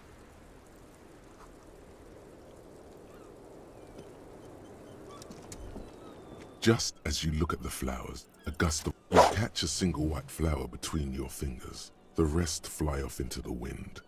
It's a Maybell. The lieutenant gives you an acknowledging little nod. What's a Maybell? This is the wildflower you caught, one of the bouquet of nuggets that you found on the Berlin roof. It's shedding its petals quickly in your pocket. 6 crumbling petals rest on your palm. They're white, a bell-shaped crown. What's this, Kim? This is the Insulindian lily, called Maybelle's or Lucille's tears during the Revolution. Girls used to pin these on soldiers before sending them off to battle. This flower is a spring flower, but it's a bit early for that, isn't it? Who pinned them? Which side? The revolutionaries, so the communards and the anarchists. White's their color, but the custom started in the suzerain's army, so it held meaning for the kingsmen too. It's about girls and boys more than sides. Girls sending off boys who are going to their deaths, then also dying themselves in the ruins from dysentery and consumption. It's a symbol of the Civil War. Does this flower blossom in early spring? Yes, but not this early, not to my knowledge. It looks dried, preserved. He observes the petals. Is it a coincidence it being on the roof? Maybe. Maybe not. We'll see. He makes a note in his little notebook. Very well. Put the flower back in your pocket. The petals feel dry and fragile in your hand. Wait, have you noticed there's a war veteran playing a ball game on the plaza? You should ask him about the flowers. Is it some interaction that should have happened much earlier in the game, but it doesn't seem like that? Where is that present that Classy left for us? Was it the flower? I don't think so. I mean, there was no indication pointing at that. Okay. This must be the string. You see the same 2 neon-lit shapes, a man and a woman, only now a red thread bisects the room, pointing from the antenna outside to the cupboard on the wall. This is ballistics. She's left a trajectory for us. Lieutenant tests the thread with his finger. Drawn taut, it rebounds instantly. A ray of backward motion explodes from his mouth to the roof outside, A prime, to then Where widen does the into thread a lead? ray. It suggests the bullet came from the extreme upper quadrant of possible angles, from a point beyond the roof. B triple prime, the island in the bay. Is she trying to tell us the shot came from the islet? Unless she thinks the perpetrator was standing on the ring antenna. That is where the thread seems to point. He nods. There are ruins on the islet. A sunken seafort. I saw it through the coin-operated viewer. I remember. He looks out of the window and onto the bay. How did she know how to do this? She was there that night. She would have known precisely where the bullet hole was in the glass. She had a long time to think about it after, standing on that roof, staring at the glass. It also looks like there may be more to her skill set than we know. The question is, should we trust her? That is her way of saying she's sorry. I find that hard to believe. But at this point, what difference does it make? There is also the only point of origin we haven't ruled out yet. So it is. For a second he seems tired. You seem unenthusiastic. I just haven't gotten a lot of sleep these past few days. He doesn't really believe this will yield anything. Maybe we need to go to the island. The wind blows in from the open window. The lieutenant sighs, looking into the cold distance across the water. He is trying to justify it to himself. There, across the grey water, amidst crumbling concrete, a birch tree, and the half-sunken ruins of a flak tower. I remember an anti-aircraft gun, or the ruins of one on the island, from the coin-operated viewer. Could be the makings of a sniper's nest. He nods. Why not? Military fortifications are made for that kind of thing. I don't have anything to say. This is just something we have to do, Kim. I understand. Kim, let's go to the effing island. I'm going to the island. Are you in? Of course. I'm in. He takes a second to gather himself, then says, How do we get there? Joyce Messier had her sloop, but she's gone. Liliane, the net picker, she is starting her boat. Ah, yes, of course. The village. Let's go. Blink and leave. Okay, I'm going to go through this second corridor, the second option, because maybe there is something else for us to find.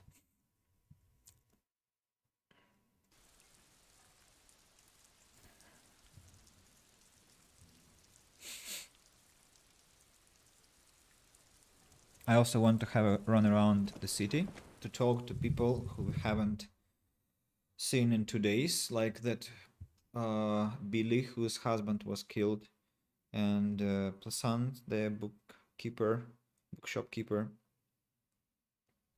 The guys in the street, the old man. So, these footsteps, any... You clearly see footprints in the downy... Jackpot. So nothing new. And no thoughts popping up, unfortunately. Okay, let's go downstairs.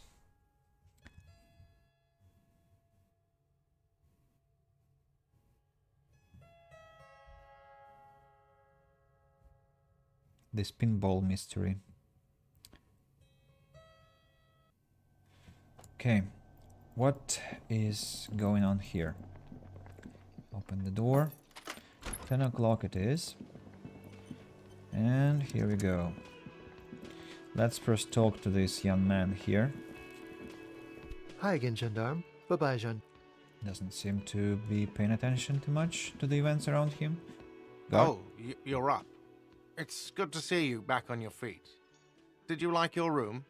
I cleaned it for you. I did, thank you. Big improvement. You're welcome. I thought it would be nice for you to wake up in a clean place after you, let's be fair, defended this establishment and its clientele from gunfire. I give credit where credit is due, and that was a crazy move. Crazy effective. Petroleum bomb. Never seen anything like that. I was there until it struck him. Crawled inside then. Bullets started flying. Anyway. He really wants you to realize that he was also on the balcony looking by. In the danger zone, so to say. I wish you a quick recovery. Also, you and your partner are staying here free now.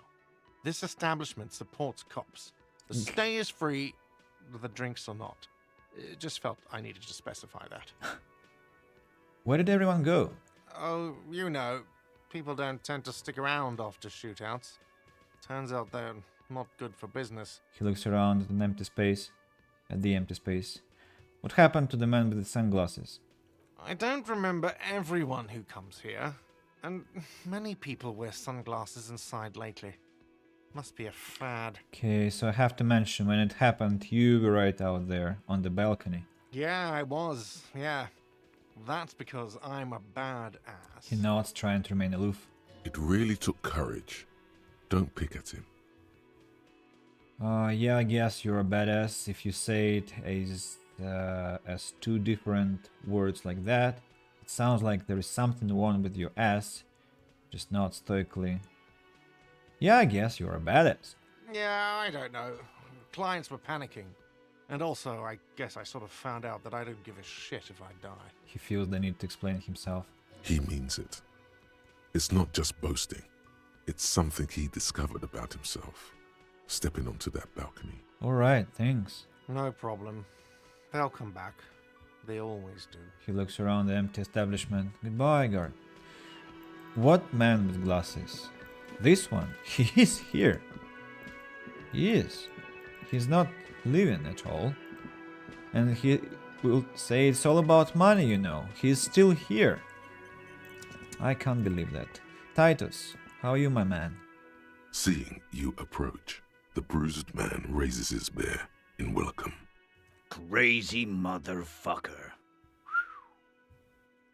Didn't think you had that fury in you. But I guess I've misjudged a lot of people lately. He lets out a whistle. There I was, thinking, where are we gonna find a tin opener large enough for those cans? Then Capo Loco shows up and just sets a man on fire. Impressive shit, Copper. None of us would be breathing right now if it wasn't for... I guess what I'm trying to say here is... thank you. He pauses, then extends his hand. This is big. It's as big of a thank you as Titus Hardy can muster under any circumstances. Shake it. No need to thank me, just doing my job. Shake his hand and nod in silence. Don't shake, look, I need to talk to you. Thank you. and shake it. Well, cheers anyway, Copper. He raises his whiskey bottle and salute. I'm sorry about the people you lost. Theo was old. I think he'd be pretty happy with the way he went. Never could imagine him withering away on a sickbed. His bruised face stiffens. But Angus... he was just a stupid kid. Didn't realize the mess he'd gotten into. Trusted me. Still, the balls on that kid. Went down fighting for someone else's shit like a fat, angry bear. Here it comes. The last one is the worst one. He only deals with it by drinking copious amounts of 8% beer. And Glenn was my friend. Best I've ever had. I'd love that crazy homo like my own brother. We're all fucked without him. But what do? This job is shit. He takes a sip of his beer. Hold on, where's that chunky fella? Dennis? That poor little rat is dead too. I always thought he'd run. But no, he stayed. Stupid, brave fella. He shakes his head. He didn't like him. That only makes it worse. They were good people. I'm sorry it went like that. Well, yeah. Memento mori. Right.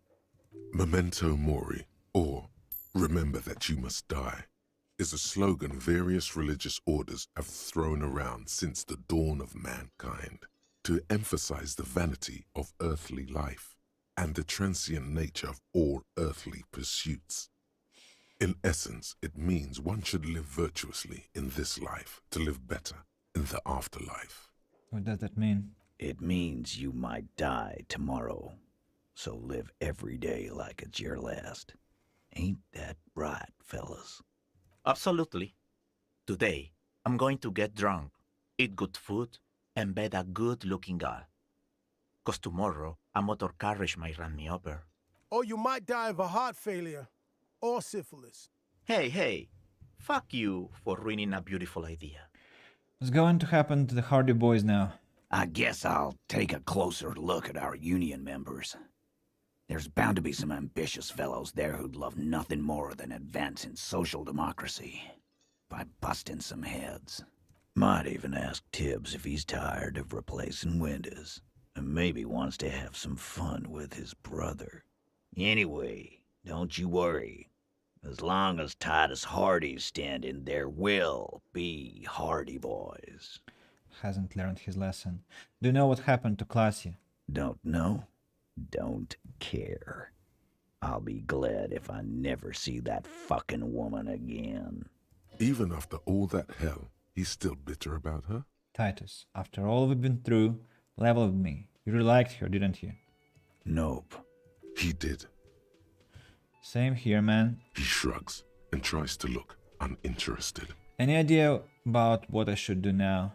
Judging by the sight of you, I'd suggest crawling into bed with a bottle of whiskey in one hand and a big tit in the other. He looks at your bandages. Yeah, go pay Monica visiting Janrock. She's got a knack for making men forget about their worries. Biggest pair of milkers in all Rebacho. Hell, you both look like you could use some feminine company right now. Thank you for your advice, Eugene, and you too, Alain. I do always appreciate a good use of the expression milkers. It sincerely amuses him how hard these guys typecast themselves. You're welcome, Bina Claude. You're all right in my book. Titus' response is completely unironic. So long, fellows. Be good, so I don't have to come back here again. Take care, coppers. You two look after yourselves now. Death passed on you today, but men don't get that lucky twice. He says with a warm smile. Copo loco. And normal cop, I guess. Good luck in Shamrock. Scars make the best tattoos, they say. He nods to you and then to Lieutenant. Thanks for getting involved, guys. Not a lot of cops would step into that line of fire, but you did. And if you ever feel like the uniform is holding you back, I've got a few vacancies. You'd make one hardy boy, Copper. And Titus Hardy himself would make a good officer. That man was born to lead. The RCM agreed to use a man like you, Titus. Think about it. I will, Capo. That's a promise. Now scoot, 'cause the Hardy boys got some mourning and drinking to do. He puts his can down. Got a Steam achievement, and that says pour one out for social democracy. Hardy's heroes. Take it easy on the drink. The danger has not passed. This town needs you on your feet. Good point, Beano Claude.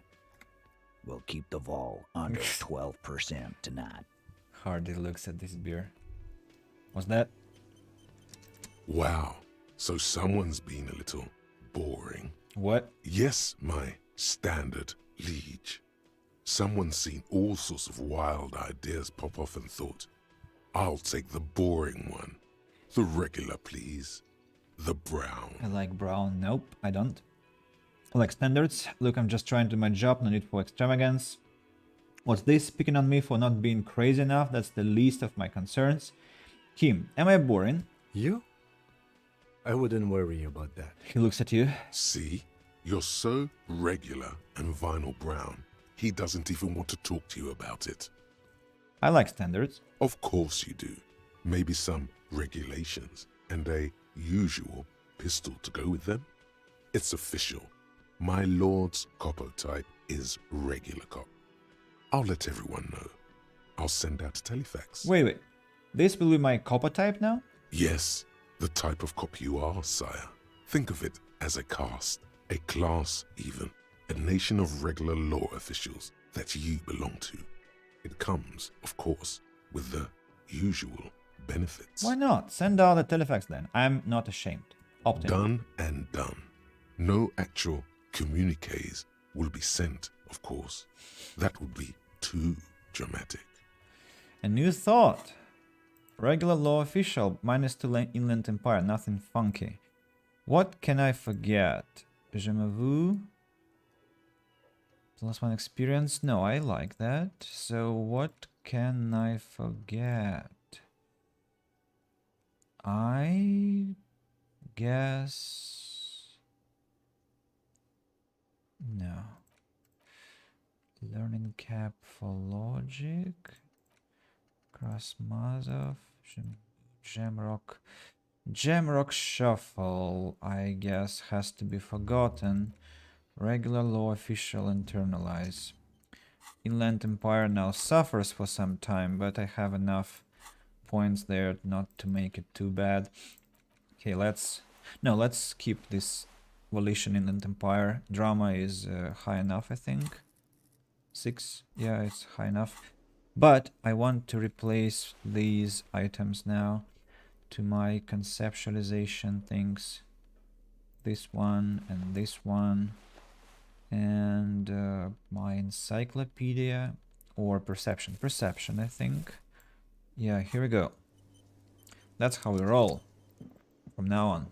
Go back to the city. Ooh. I guess we can now proclaim that the church can be taken for the disco, for the nightclub.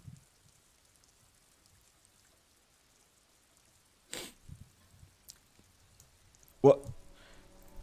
Bonjour. What? What?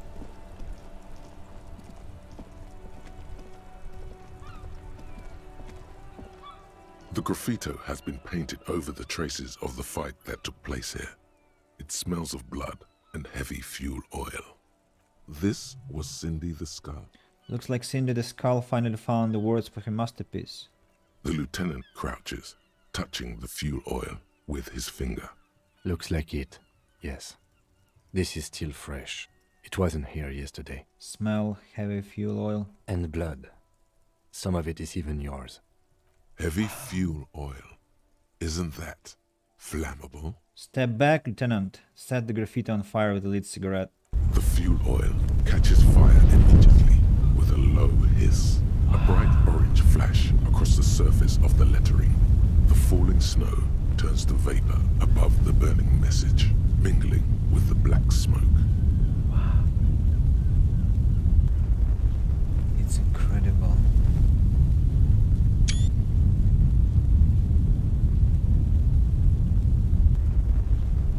I'm thinking of Ignos from Planescape Torment.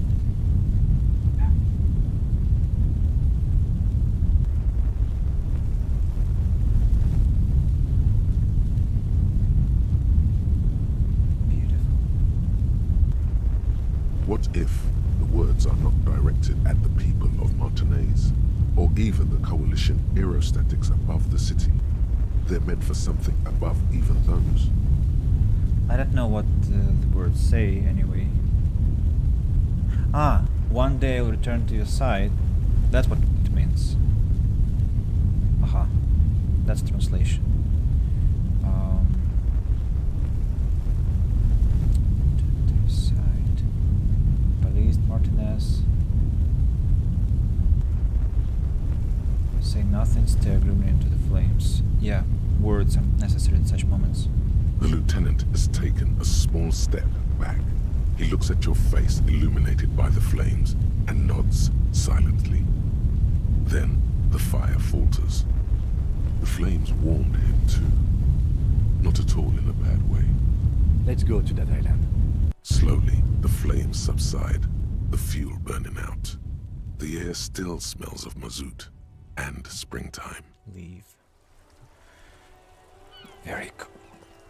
What's that? Who's that? Is that Gaston? Where is Renee?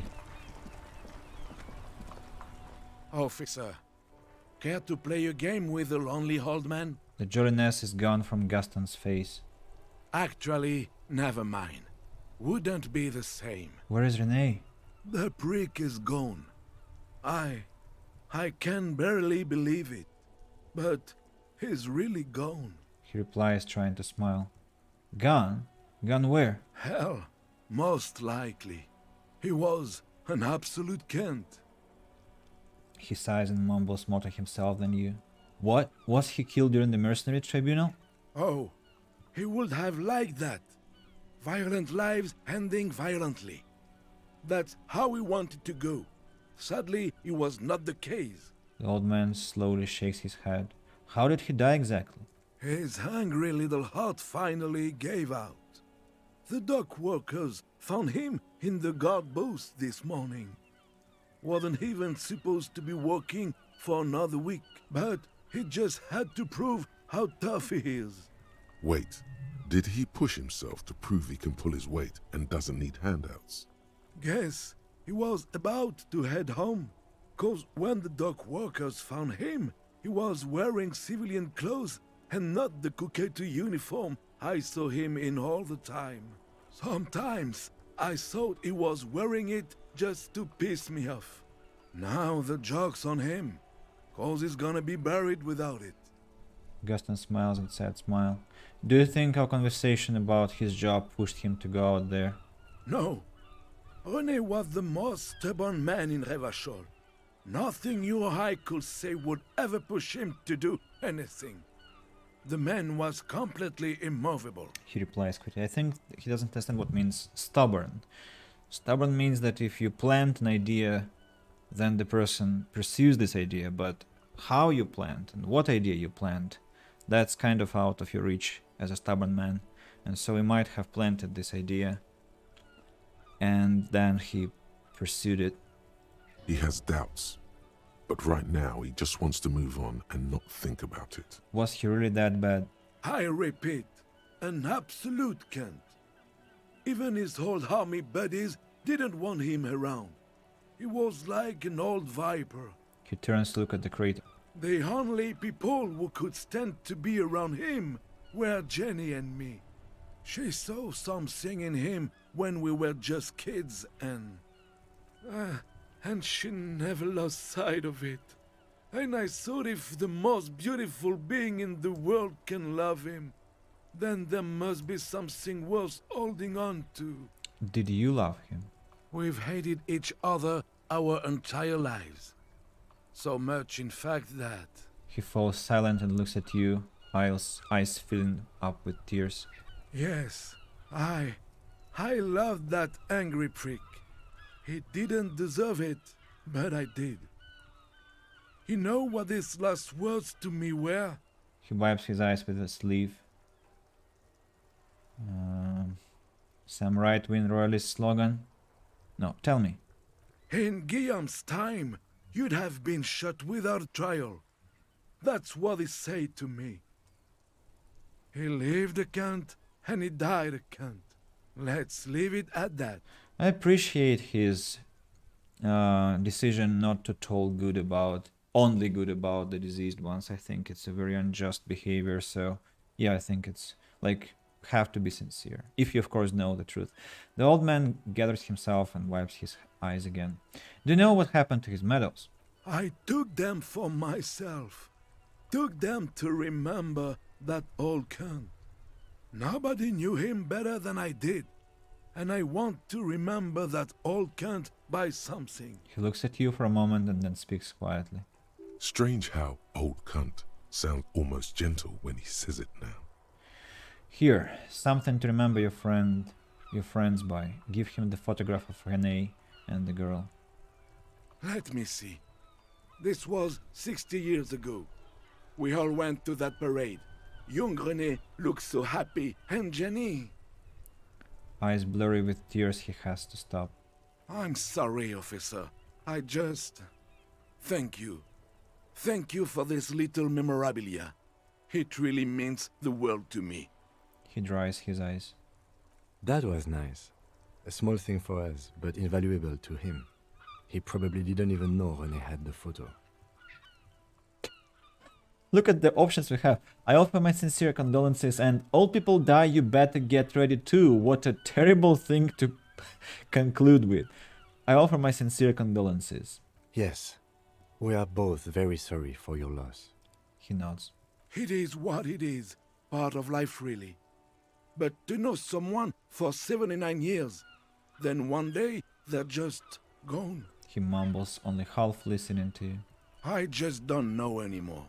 About anything, really. But you must need something. Too bad René's gone. I was hoping to ask him about Maybells. Hold out the flower. René wasn't really what you'd call a botanist, officer. And believe me, he didn't like Insulindian lilies. He stares at the flower, then sighs and says, Insulindian lilies.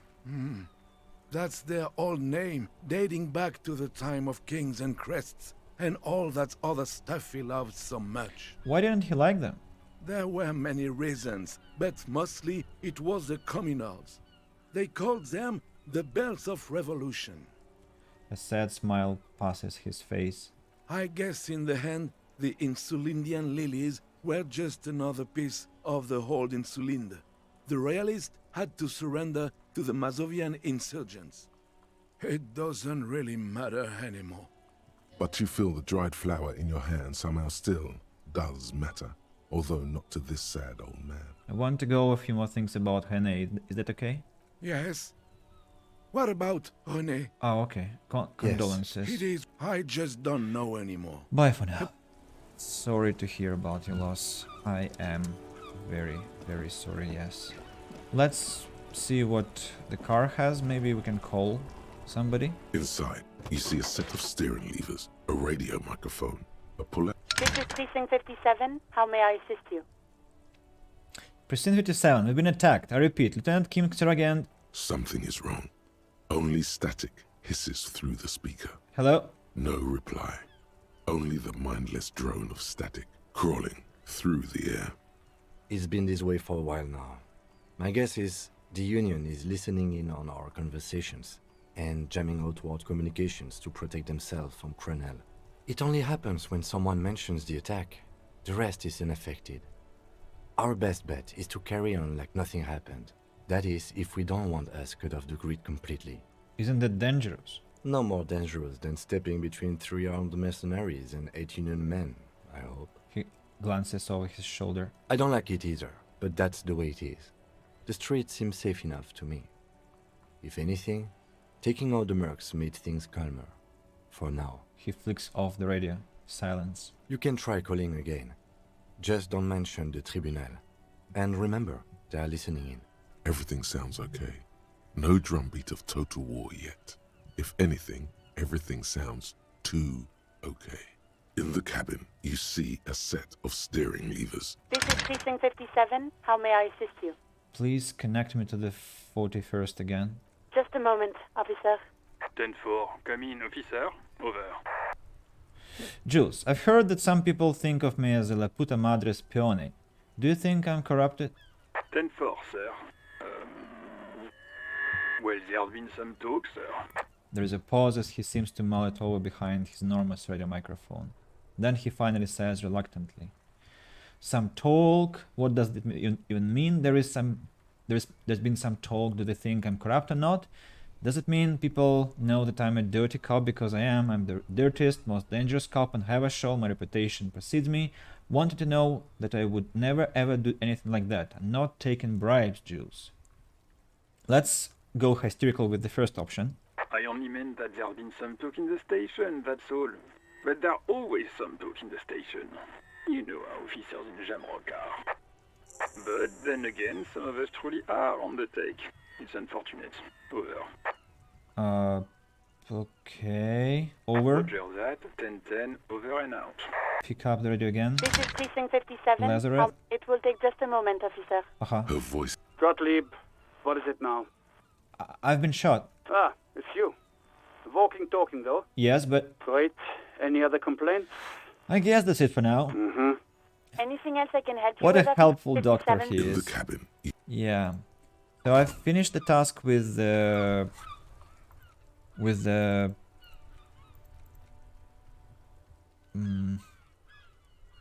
where is it? With the question, am I corrupt? But where is the... Hey, where's the task about being corrupt? Is it somewhere like secret? Hidden? Don't understand. Fine. Ah, here it is. Ruby said you were notoriously corrupt cop completed, but there is no information. What's that? Superstar Cop 2, Apocalypse Cop 7, Sorry Cop 20, Boring Cop 4, Communist 6, Fascist 2, Ultra Liberal 8, Moralist 22, Good Cop, Bad Cop 38, Honor 6, People Killed 4, Cases Solved 216, Years in Service 18. I only saw that for the first time. Can't believe that. Okay. Oh, and now I can travel. And why couldn't I travel before that, I wonder? What happened to the game? My man, you're alive. I am. Almost. Kind of. Sort of alive? He assesses the situation. Alive, limping with a punctured lung. Man, what a day. I missed out on most of the action, but I heard it was quite the encounter. Had a strong sense of finality to it. He nods thoughtfully. So what's next? You guys heading back to Jamrock now? Talk is local union muscle were behind it all. I'd reckon the case is closed, even if it kind of turned into a shit show. I'm still looking around, loose threads to tie up. Good luck with that, my man.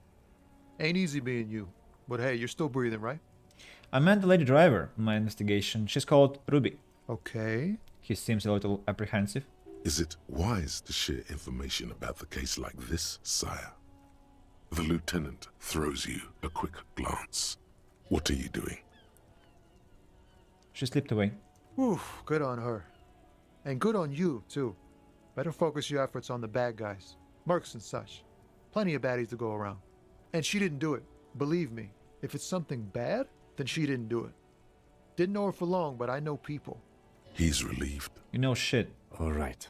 That's enough sharing details about the investigation for one day. Got any smokes on you? No, I'm not going to beg for smokes. That's like stupid. I don't like when people do that because I mean in the street, you know, like random people. Because have you seen the prices for good cigarettes? If you can't afford smoking, then you have to reconsider something in your life.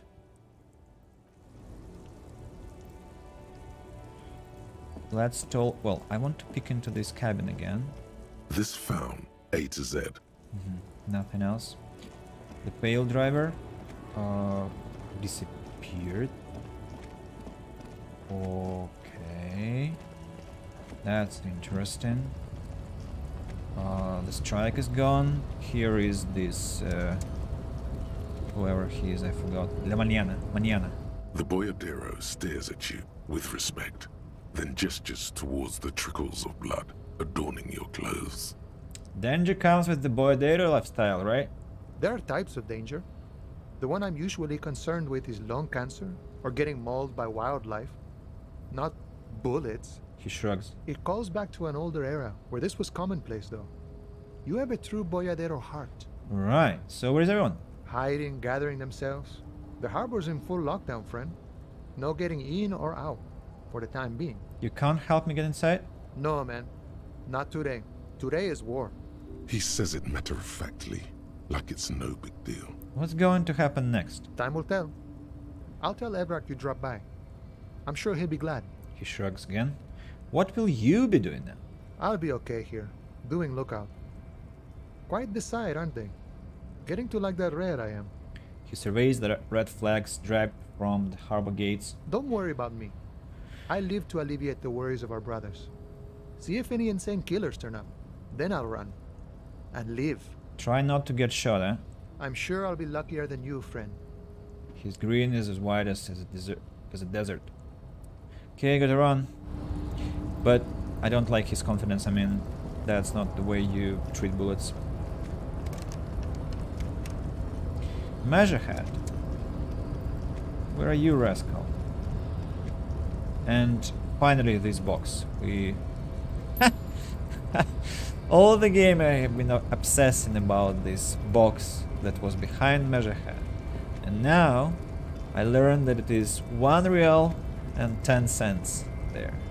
What a wonderful price for my efforts and my expectations. I don't care anyway. I have enough money. And I don't think there is just some crazy artifact that will help us finish the game with flying colors.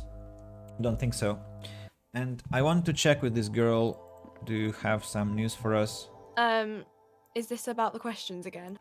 Yes, because I wanted to know some information, but I guess you know nothing. Okay. Let's buy some Dramamine, because I want to be sure that I don't die anywhere later. Some health charges now. We still are playing with physique set at 1 and endurance 1 as well. So I can't be taking chances.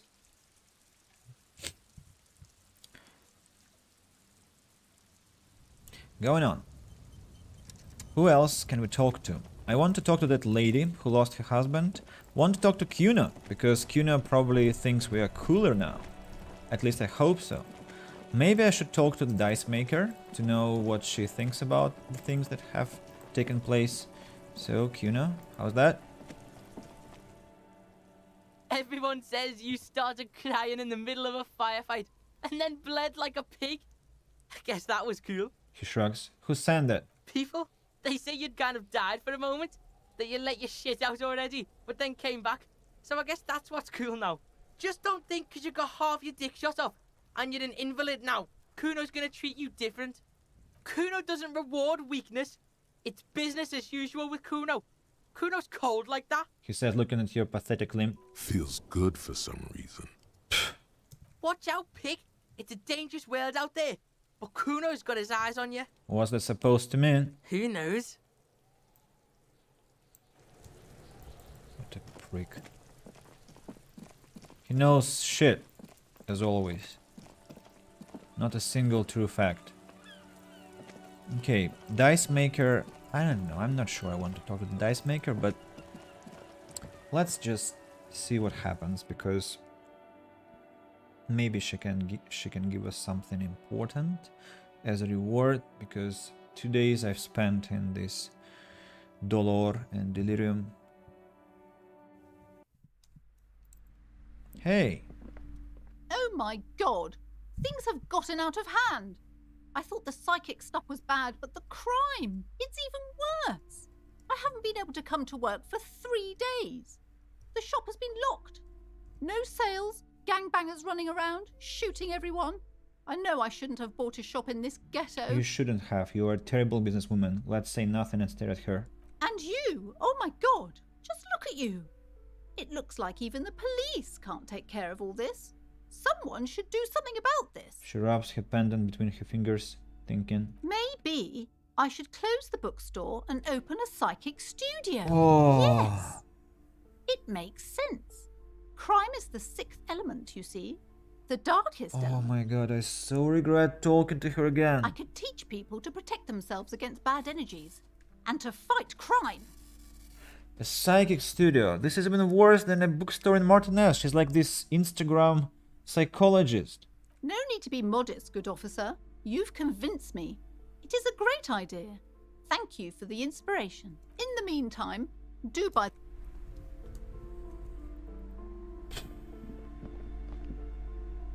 Hi, Ace Detective. In the Witcher book, there was this scene when what was his name? Ike the Knight, or when they were hunting Villain Trettenmert, the Golden Dragon. When he was talking some religious, rigorous, righteous rubbish, Zoltan Chivay commented, "What a moron," with his intonation. And that's exactly what I want to say about this lady. Kim, there was a conversation again, which I missed, right?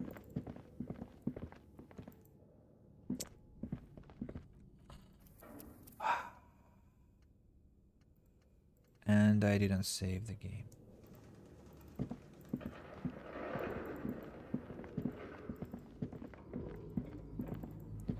Maybe it only happens with when I don't have the... Yeah. Okay, I got it. It's dark. He states the obvious. And the flashlight works a lot better if you hold it in your hand. Flashlights go in hand, stare your hand at your hand uncomprehendingly. Yes, you might even call it a feature of the universe that you need to hold tools to use them. That makes no sense at all. I'm sorry, the fundamental laws of the universe don't seem to agree with you, detective, but the fact remains that it's too dark to see in here without a flashlight. So come on, we've got work to do. It's dark. And the flashlight... I know. So can I not walk in if it is too dark? Wow. Okay. Okay. At least now I know what that missing dialogue was about. That's good to know. Hey, Dice Maker, I can hear to her soft voice again. Oh, it's you again. Are you looking for a die? Yes, can I order? I'm sorry. I'm a bit overloaded just now, so I can only produce one die per customer. She has a beautiful accent. Or just, yeah, it's just so magnetic and soothing. I don't know.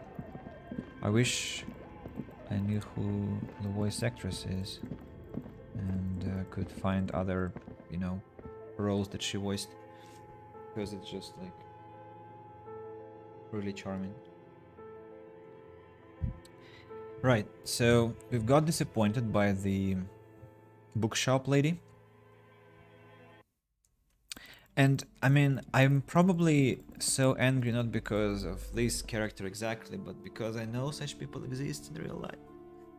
Millions of them, millions, just millions, and some of them are responsible for infants, children, teenagers, businesses, countries.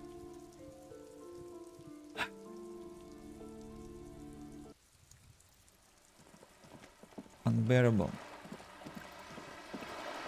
What if I look at that island again? Can I? This coin-operated viewer is fake. Your money disappears in the curtain.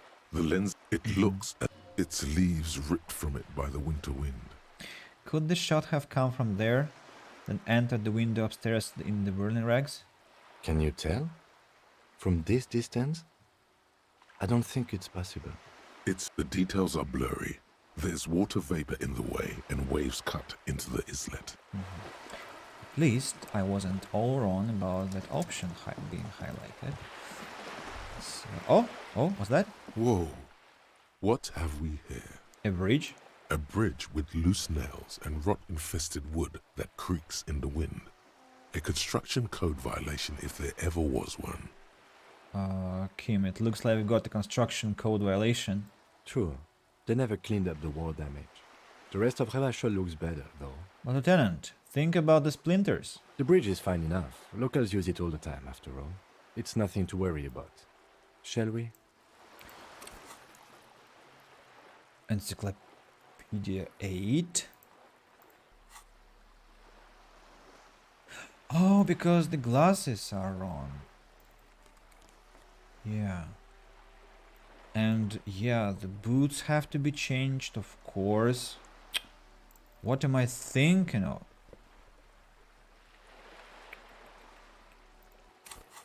Now 11. Now much better. And I think I also have to smoke, because I will increase my points this way.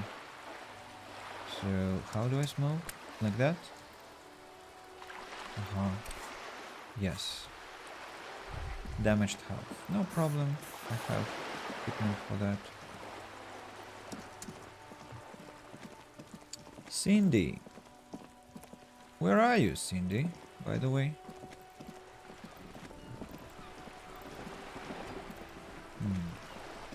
Weird. She has disappeared.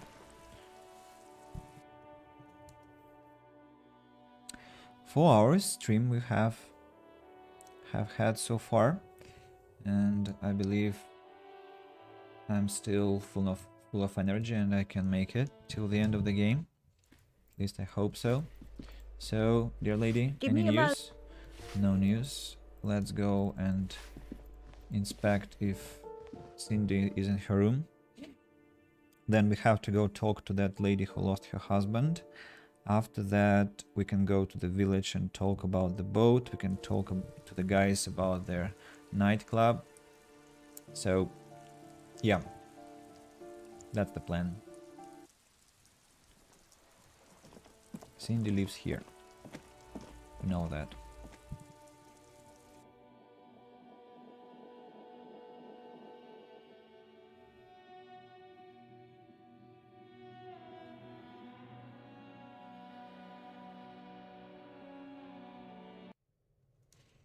But Cindy isn't here, unfortunately. So, can I load somewhere earlier? Yes. Let's save our precious time. Because that was like 1, 2, 3 laws, and that is only 1. I have a feeling that the conversation with Billy will yield some outcome. Yeah. So that was before the cigarettes or after? After. Nice. Hey, Kunes, how are you? Trying to sneak. Okay, no problem. I see you're still on cooperative. This place here is still not opening for us. Whoa! You can actually pop up the main menu and questions. Oh! What nice thing to discover after how many hours in the game? I don't know. Maybe something was broken because I didn't have this pop up. And fast travel now works. Maybe something really twitched in the game. Maybe Kuna's I was afraid for a second with this fan. Maybe Kuna's father has woken up. The aging alcoholic. Seriously? You can't sleep like that. I mean, for so much time. It's impossible. He's basically degrading, decomposing there, subsiding into nothingness. But I guess that's what he was planning to do, so I can't ruin his plan. I shouldn't. Door's locked. Thanks. Okay. That answered the question. We can just go to the village straight away. But I don't want to use fast travel. You know why? Because I suspect we might have some more encounters on the way. We might not, but let's not take chances, because that means we'll skip some important gameplay moments.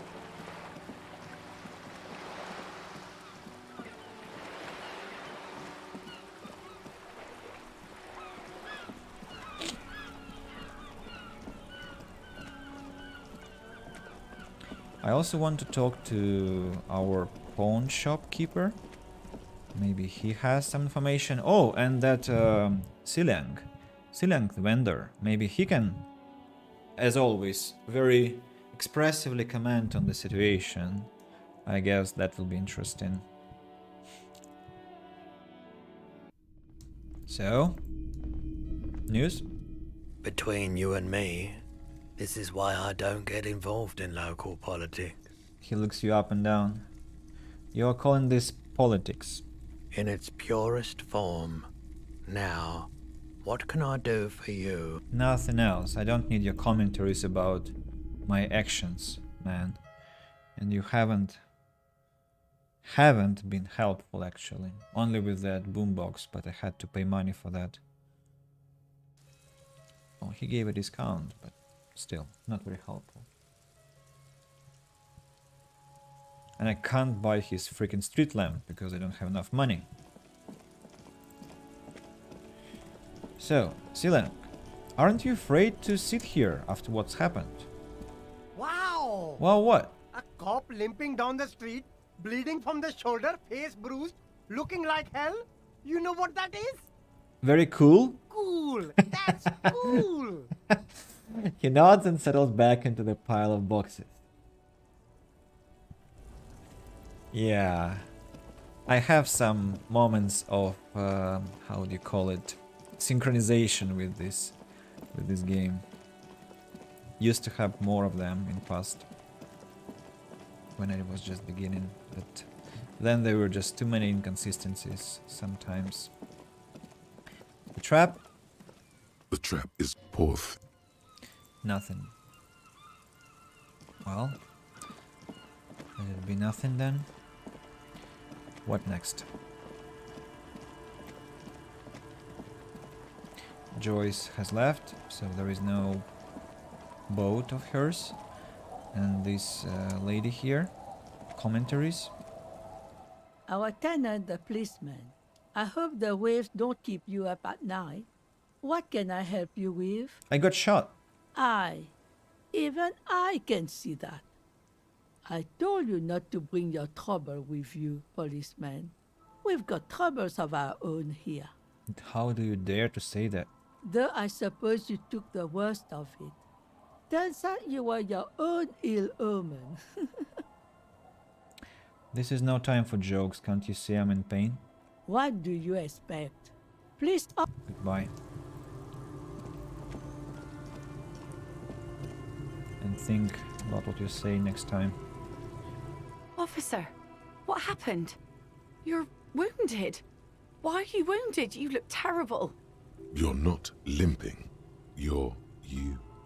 She sounds almost disappointed with you. Reprimanding you for falling and hurting. It's not her intonation. She's actually worried. Genuinely worried. You seem angry. Why? Look at you. You can barely walk. It's nothing. Some people hurt me. Is this from the shooting in town? We heard gunshots. Not that we don't hear gunshots all the time, but they were closer than usual. There was an exchange of fire on Rue de Saint-Guylaine. It's nothing to be worried about, madame. I also got shot in the chest. That's nothing to brag about, officer. It's not serious. He'll be okay. You should see the other guys. They're all dead. So you're a killer? That's good, I guess. Better than being dead. I'm not a killer, I'm a cop. Hi. I guess you are. I understand that's how it goes. I have a question for you. Of course. Can I help you with something?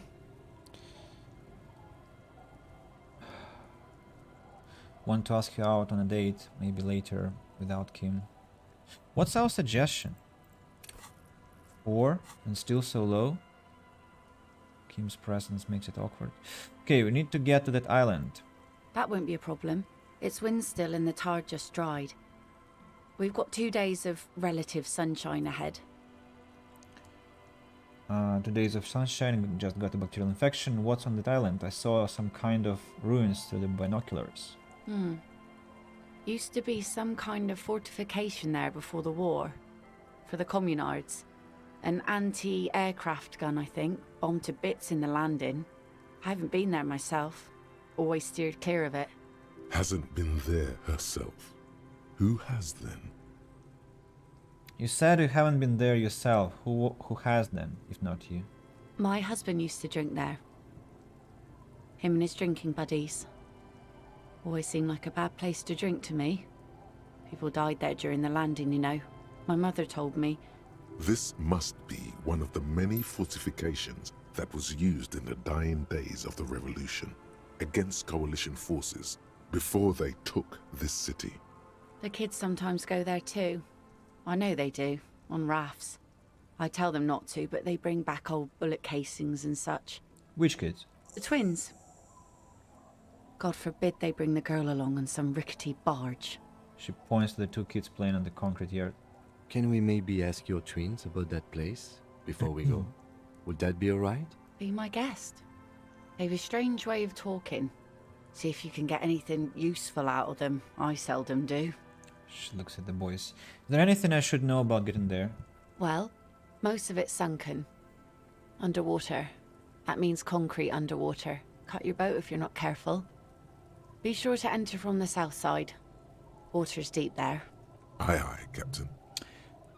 Let's be completionists. 2 days of sunshine, I just got a bacterial infection. I'm sad to hear that. Take care of that with ether, will you? Don't get too many RCM men round here. Be sad to lose the first one. I think she is sympathetic towards us. Can we borrow your boat? If you promise to bring it back. And no scraping the hull. I just got it nice and yellow. And no drinking on the boat. And no joyriding either. Her eyes narrow. Of course, ma'am. It's only for a day or two. Official police business. Aye. Nod along attentively.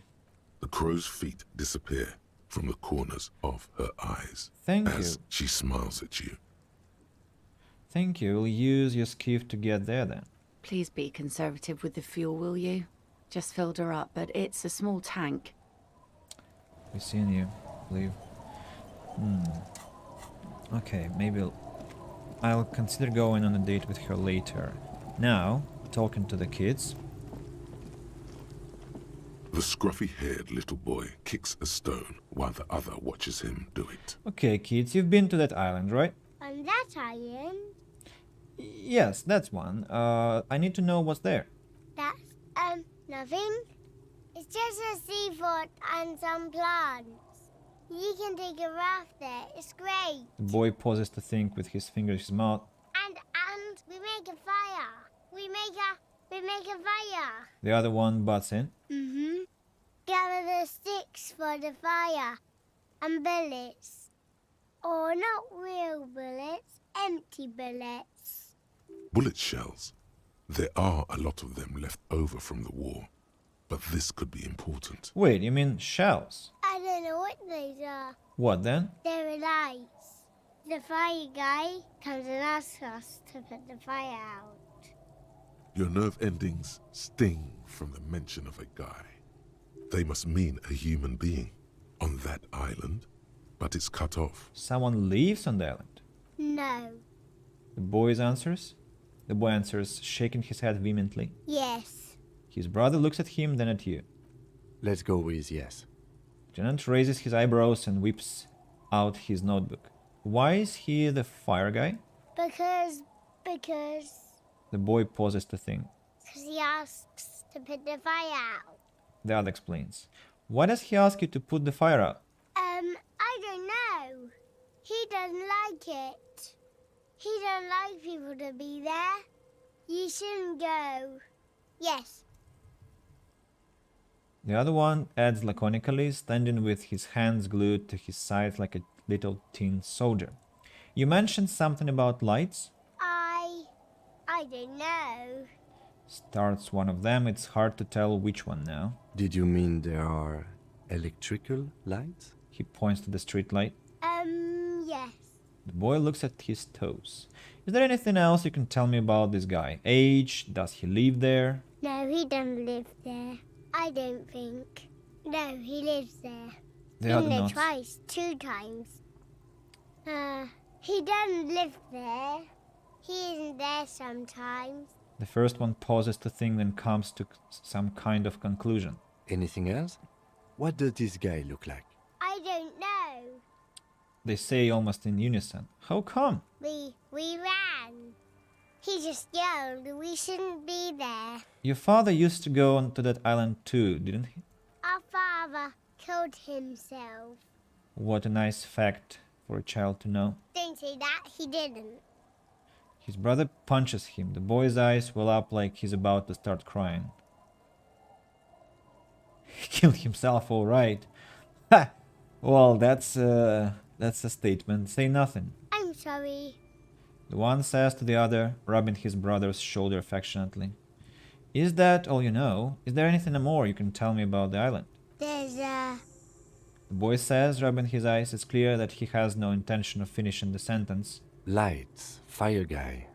We should check up on that island. Tenant looks at you. Right, we got some information about the island. That's cool. Very cool, like Cillian would say.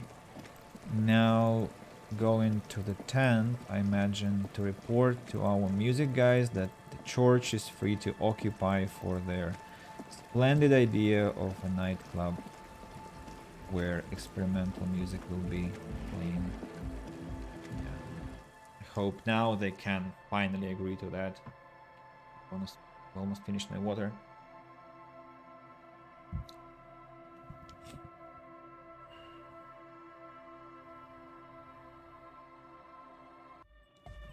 So, Hi again. So, how are things going? church? Yes? What's the deal? But she's, as always... What? Hi again. So, how are things going? As always... What's not working? Like, what should happen? Maybe I should go to the church now and check inside. Okay, let's do that. Because things don't add up. I've clarified everything. And I've cleared everything up. So what's wrong?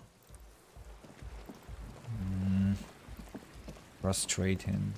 Because I imagine if I leave for the island, that will be a no return point.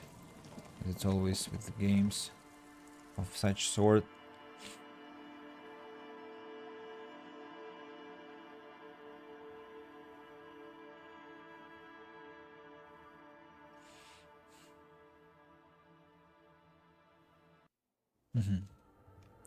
Alright, so here we are inside the church. Maybe now we can talk to this computer. The machines keep Press the play speed. again. Good morning. Try again. Good. Please repeat the password. Afterlife death. Good. I I have forgot. unlocked the filament. After ending the call, please press print to access the filament.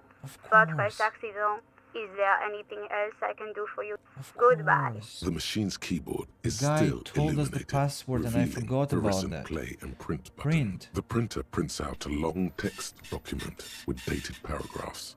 It looks a bit like someone's journal. Read the printout. The first entry, made on the 4th of February, 51, by an unknown author, is short and concise. Arrived at the church. The door was boarded up, so I used the crowbar to get inside. Looks like the place has been deserted. Nothing out of the ordinary, but I'll ask around. Need to figure out how to get the electricity in. The lieutenant leans closer, scouring the printout over your shoulder. Just as you finish reading, he looks up, muttering under his breath. 4th of February. That's over a month ago. Whoever set up those machines has been here for quite a while. Do you think this lock might be connected to the case? Our case? No, I don't think so.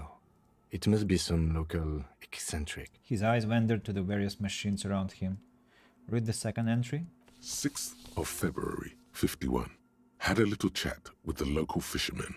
Said I shouldn't go near that place, that the church was spooky and ridden with narcotics. It's a little spooky, all right. Still haven't figured out the electricity. Read the third entry. 7th of February, 51. Finally got the electricity in. Next on the agenda, a new antenna. I'm thinking Esca series, something advanced. Why would she need an antenna? Why would anyone need any of this equipment here?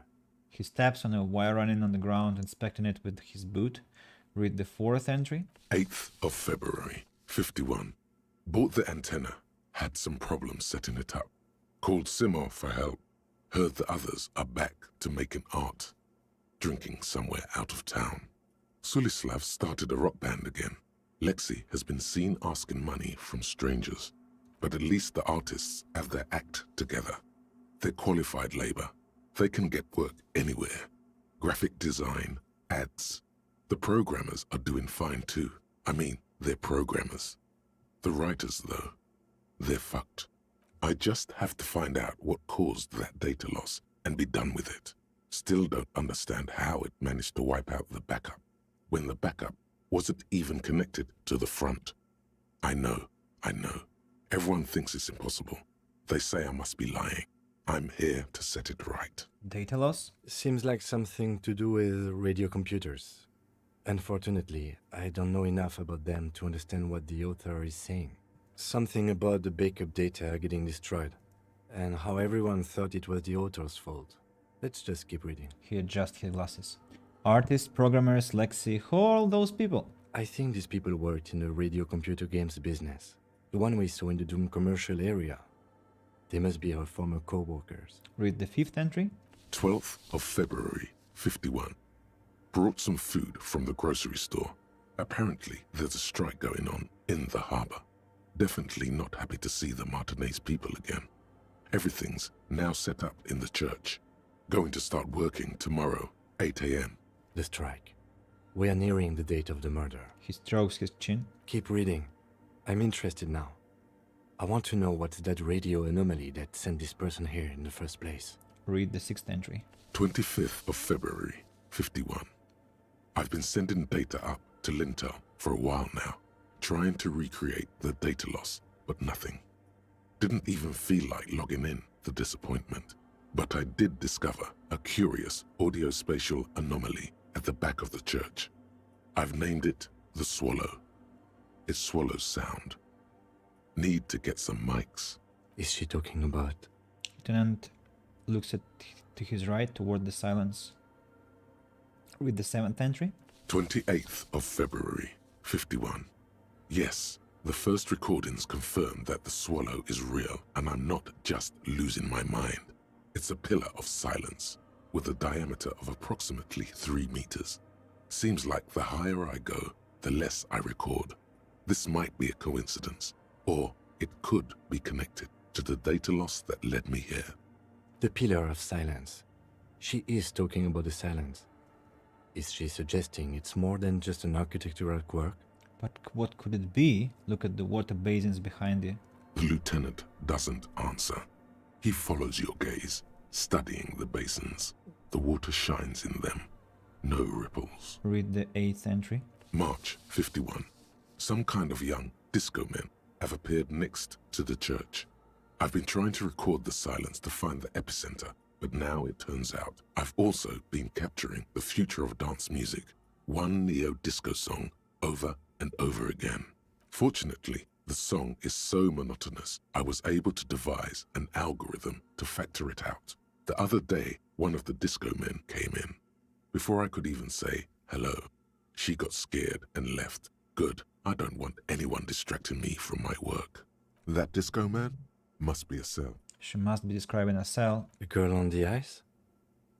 Sounds like her, yes. Read the ninth entry. March 51. I got a call from the repeater station. Someone has tried to access the radio computer in our old office in Martinez. Can't do anything about it. The storekeeper still doesn't want to let me inside the building. Thinks I'm part of some kind of curse. How Martinez of her. That's me. I was the one who broke into that cryo computer, and the storekeeper must be Plaisant. I knew it wasn't a good idea to meddle with the machine. No. It was a great idea. You're learning things. This is how you learn things about machines. Read the 10th entry. March 51. A new 2-meter aux cable. Noodles. Crackers. Ping-pong energy drinks. Water. Toothpaste. Gum. Also, some canned air. Your reading is interrupted by the sound of the church door opening. The strange woman makes straight for the radio computer. Whoa.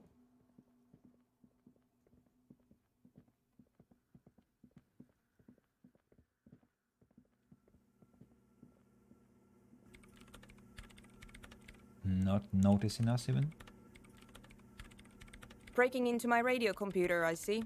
She glares at you as she holds down the off button for several seconds. The machine reboots. I do apologize for the intrusion, madame. We are with the RCM, you see. We're here on the side case representing certain music venue organizers. Well, you won't find any music venue organizers here. She barely looks up from the keyboard. You hear the machine whir back to life. It's just me and my computer, and it has been this way for weeks. Now please give me some room. I need 2 seconds to see that you haven't destroyed anything. We should talk to her after she has rebooted the machine. He whispers. Okay, a breakthrough has happened. Regular law official. You've done it, Harry. Whatever else you are, you're also boring now. It was not easy. You spent most of your life trying to funk up every nook and cranny of your personality. When someone says something political, the first 3 thoughts in your head are a ludicrous hodgepodge of communism, fascism, and stock tips. When they ask you why you did something, it's superstardom, apocalypse, or the mea culpas of the flagellant cop monk.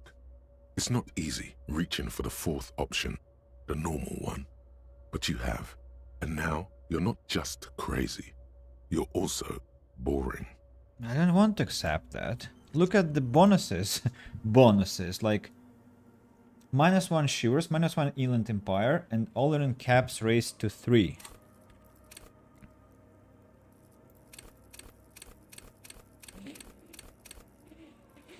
Well, on the one hand it's good, because now we can improve these guys, but on the other hand, I'm losing Inland Empire and Shivers, which I invested in. And I might need 1 more slot for future thought. Forget that crap. Thanks. Don't need this anymore. Let's talk to her. What is it? Woman is still hunched over the keyboard, gently illuminated by the purring machine. Didn't break anything, did I? No, you just printed out my personal log and wasted some paper. Doesn't look like a big loss to her. Hey, are you the lead programmer of We're All Untethered by any chance? Yes. Or no, not anymore. That project is dead. She thinks to herself. She doesn't seem surprised to be recognized. Rather sad. Something passes over her face before she straightens her back. Sorry, but who are you? What are you doing here? I am Soona Luukkanen-Kilde, the former lead programmer of Fortress Accident and RSA radios.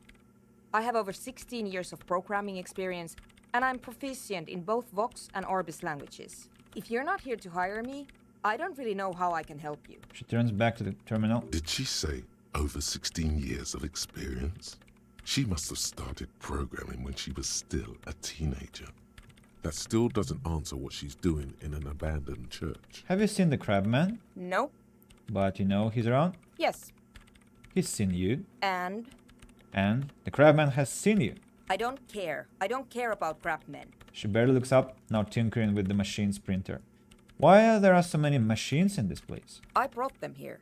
These are my machines. Please don't touch anything. Why do you need it? An antenna? I use the AR1 as my RAIM prefix processing unit. RAIM prefect? That's your radio computer, right? Mm-hmm. And the antenna is the processing unit? Yes. You really don't know anything about radio computers, do you? I know a little, or I don't really know much about anything in this world, to be honest. All right. Well, All radio computers perform operations up on air. So in order to gain more processing power, you need to invest in a good antenna. Wait, what's on air? On the front, the unified front of radio waves, licensed and controlled by Lintel in the East Insulindic region. It's all around us. That's what on air means. Like love. And the AR-1? Is it a good antenna? I guess it is. So far I've been quite satisfied with it. Martinez is an unstable region with bad coverage and the operation has been surprisingly stable. But it's not the cheapest one on the market. So I wouldn't recommend it for your regular red tape operations. Fraser 1000 is a foolproof line for civilians. Anyway, you should do some research before you decide to buy anything. Ask around, compare the prices. There are many milieus dedicated to that sort of thing. She liked telling you this. It calmed her nerves. What are you doing with your computer? I'm working. The machine seems almost alien with its pulsing core.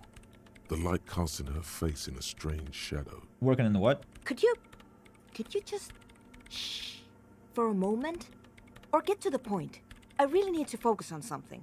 It's not just rudeness. It really is hard to concentrate on whatever she needs to do. And you're not helping. Isn't your Helm Perfect radio computer made exclusively for the government use? So you do know something about computers. You're right.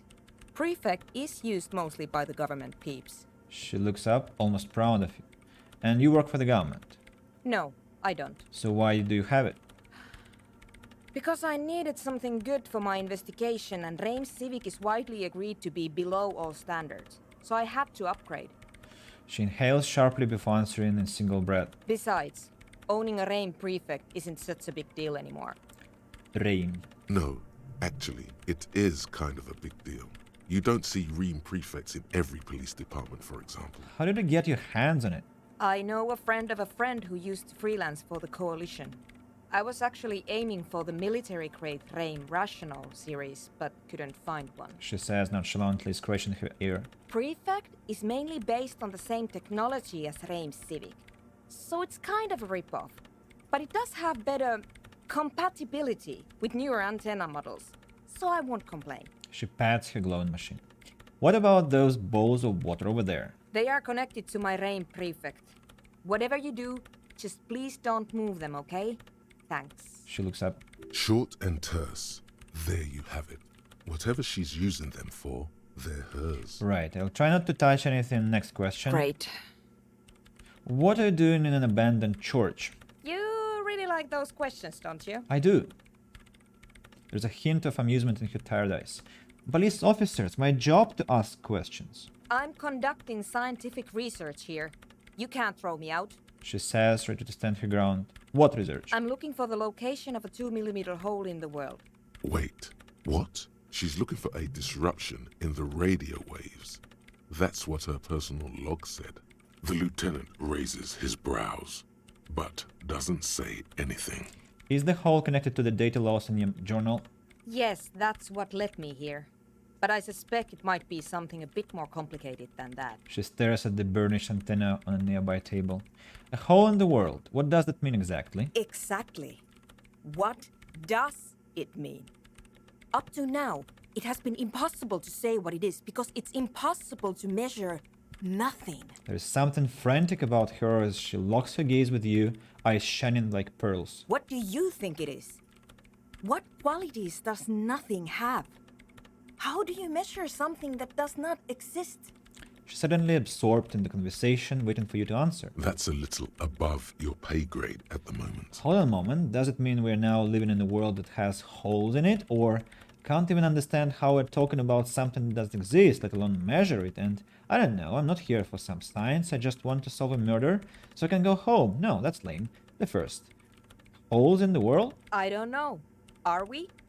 That's what I'm trying to figure out here. But how do I figure it out? I can't even understand how we're talking about something like that, let alone measure it. You measure it by its surroundings, by that which does exist, which is what I've been trying to do. I've tried using hydro transducers to record the silence, to find out where it begins. Ha! Hydro transducers. So that's what those water basins are. Devices for recording sound through water. But honestly, it's not progressing very well. She grows silent, staring at the circle of basins. It looks like some ancient ritual. But does it have anything to do with necroplasmic life forms? Ghosts, in everyday parlance. Does it have anything to do with ghosts? Ghosts? No, I don't think so. I don't believe in ghosts. What about other supernatural entities? I don't believe in them either.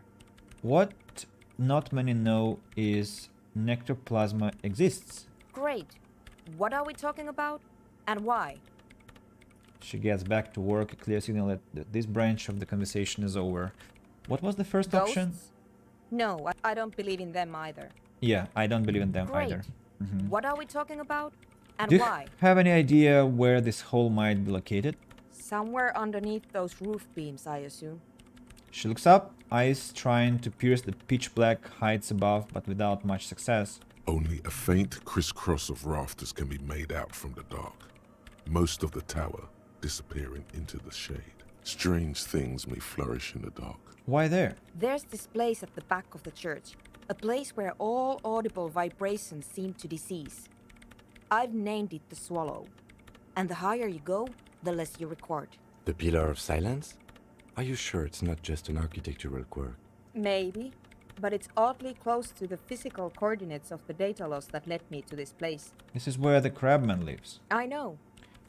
You don't think Crabman might somehow be responsible here? No, I don't. She sounds mildly annoyed by this line of questioning.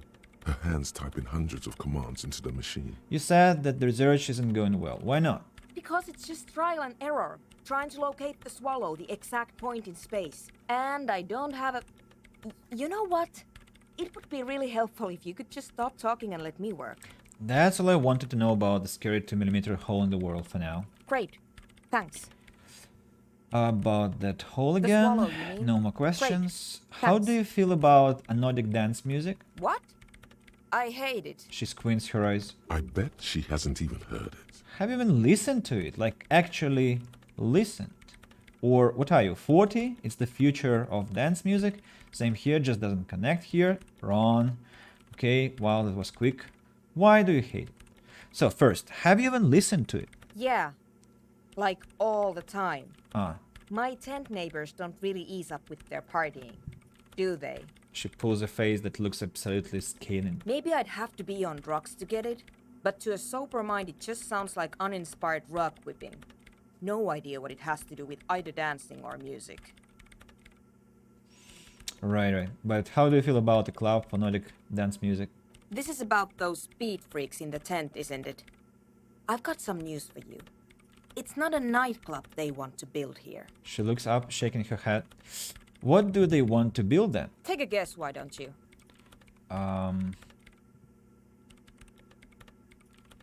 I'm still convinced they want to establish a nightclub for Nordic dance music. They said it's their dream. I can't believe they got you so easily. Go have another talk with those up-and-coming entrepreneurs, will you? Thanks. Lead programmer sighs. Good luck. I'm not coming in there. Right, I'll let you work in peace now. Well, I know that they are... They wanted to have a drug laboratory, and I talked them out of it. And now it's only a club. Do you feel that? Feel what? Close your eyes. Reach out with your feelings. There's something paranatural at play here. You're right, I feel it now. Of course you do. You don't even know what it is you're feeling. But you can feel it. That's the mark of a true remote viewer. The time has come to connect to RVD HQ. By establishing a connection, you'll have proved yourself worthy as a remote viewer. Close your eyes. Everything all right, detective? Shh, I'm trying to connect with the remote viewer's division. This again? Come on, detective. The joke has gone on long enough. Ignore the lieutenant. He's never connected with anything paranatural. You're on different planes, metaphysically speaking. Keep your eyes shut. It takes time to block out the sounds of the world. But once you do, it's like you're on a wavelength. Not like any natural wavelength. No. There seems to be something on the other end. If only you could listen closely enough. Oh, for God's sake. This is a bunch of... Bzzzt. Do you copy? This is RVD HQ. Anyone there? Hello, remote viewer Dubois reporting for duty. Acknowledged. Connection established. Bzzzt. Welcome aboard, remote viewer. You are a special man, and definitely not imagining it. Cool, a new thought to process. Close your eyes, let the consciousness surge forward. A sharp pain fills your body as the inner eye opens violently. Cascade of presences, some benevolent, some malicious, flicker into existence around you. An ocean of souls. Different minds, different languages. There are so many of them, and their thoughts are so loud. It's scary and hard to control, but rubbing your temples with your fingers seems to help a bit. Do that. Yes, good. Now you just need to concentrate really, really hard. Internalize. 5 hours. 5 hours it is. Too bad. So, if I talk to her again, will it proc anymore? Yes. No, it won't proc anymore. Options and the spider guy. So here is this anomalic place. Alright, going back to the tent yet again. I'm not sure. Should we fast forward the time to get the thought finished? Maybe. And then it will turn out it's another garbage. Let's just go with the natural flow of the events for now, and then see if we should fast forward. Now it's rainy. The weather is changing like hell in Martinez. Well, not that hell is very changeable. I mean, figuratively speaking. I was.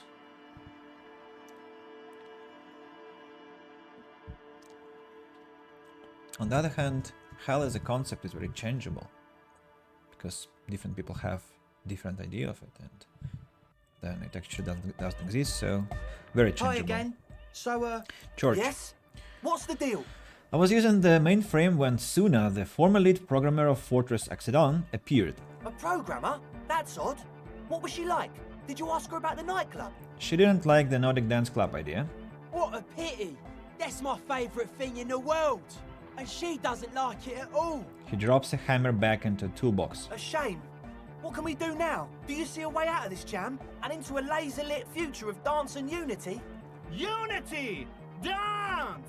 She made it very clear that she won't leave until her own project is finished. And you can't just evict her? I could go for another try, bring down the hammer of the law. No, I won't evict her. We have to come up with a different solution. Don't have time for that. I think we have to come up with another solution. Look at you, Honor Man. No, Noid. He's right. Maybe we've approached it the wrong way after all. I'm sure there's a workaround. We can make a deal not to bother her. If that's okay with her, we only want to get in the church and spread the joy and ecstasy of music. The lines in the dark exist. Coexist. At least Crabman seems like an advanced being. He's hard. He'll understand.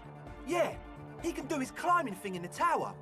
And the programmer, does she like Nordic dance music? She absolutely does not. Really, truly despise it. Egghead cannot believe what you just said. It makes him pump the jam a little slower for a moment, but then he returns to the full swing of it. No worries. We'll figure it out. If coexisting fails, you can always muscle her out, right? If it's all okay with you, what do you think? The man nods enthusiastically, then leans in and whispers. Remember, the island isn't going anywhere. It's not like it's going to sail away or disappear. Take it easy. I refuse to throw her out, but I can try convincing her. Excellent! Good luck, my friend. He smiles wide, like a replica of his friend with a large head. Goodbye, officer. My favorite runaround.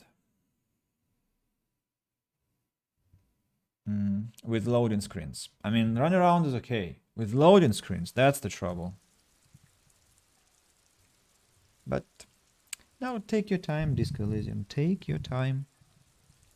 I'm absolutely enjoying switching between screens all the time. Clicking in between.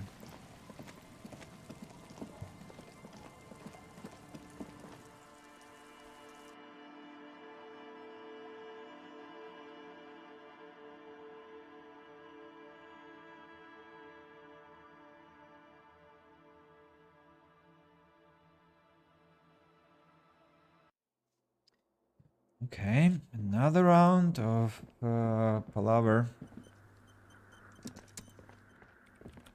Yes, what is it? What if you didn't have to leave? I talked to Andrent, he wants to make it work. I don't want to make anything work. She replies, her expression unchanged. Hold on, you don't want to make anything work? Yes, anything. I don't want to make anything work. It's not the anodic dance music that's made her bitter. It's the failure of Fortress Accident. Are you bitter because your radio game project failed? That's right. If we couldn't get our Welkins to happen, I don't want anything to happen. Ever again. Something strange shines in her eyes. There's not a trace of irony in her voice. She means it. Convince her to cooperate with the Ravers. Very high. +1 reservation going well. +1 discovered Fortress Accident. +1 discussed FA with Dice Maker. Suggestion. Easy. When her research is done, she can move out. Listen, about your research. You mentioned earlier that it's not going very well. Maybe I can help with something? What? No, I don't really need any help with the project. She looks up from her work disoriented. But if I could help you finish the project, then you wouldn't have to live in a church next to the boom boom anymore. Just think about it. She thinks about it. A glassy look in her eyes. A gust of wind brings more snow in from the broken gallery. It touches her hair. All right. Bring me the game's offsite copy from my old workspace, if you really want to help. It's stored on a filament memory, and I'm unable to go and fetch it myself. What is an offsite copy and why do you need it? It's a backup of my former employer's project, the radio game we were working on. It's stored on a filament memory, just like the one inside this radio computer. She points to the glowing cube inside the machine. She's making it extra simple for you. The backup itself is destroyed now, but I'm hoping to use what's left of it to pinpoint the exact location of the anomaly. You just have to go to my old workspace and get the filament. Hold on. If it's called an offsite copy, then why is it still on site? If it's called an offsite copy, why is it still on site? Oh god, not this again. It is not on site. It is in the basement. Perfectly safe and not connected to the front at all. Basement? Sounds like it's technically still on site. And no, taking it outside the building wouldn't have protected it from the data loss. There's nothing wrong with keeping the backup in the basement. What happened was a freak accident that has nothing to do with how the backup was stored. We clear? She stares at you with pleading, furious eyes. This is clearly a painful topic for her. She must have had to explain herself numerous times. Pleading, furious eyes. By your old workspace, do you mean the studio of Fortress Accident in the doomed commercial area? Yeah, that's the one. You can get in through the bookshop. You just have to do some explaining to the bookstore lady. Bookstore lady, do you mean Plasan? That's her name, I believe. Actually, I've already been inside the doomed commercial area. Good. Then you might know the giant ice bear fridge in the building's cellar. The filament is inside the fridge.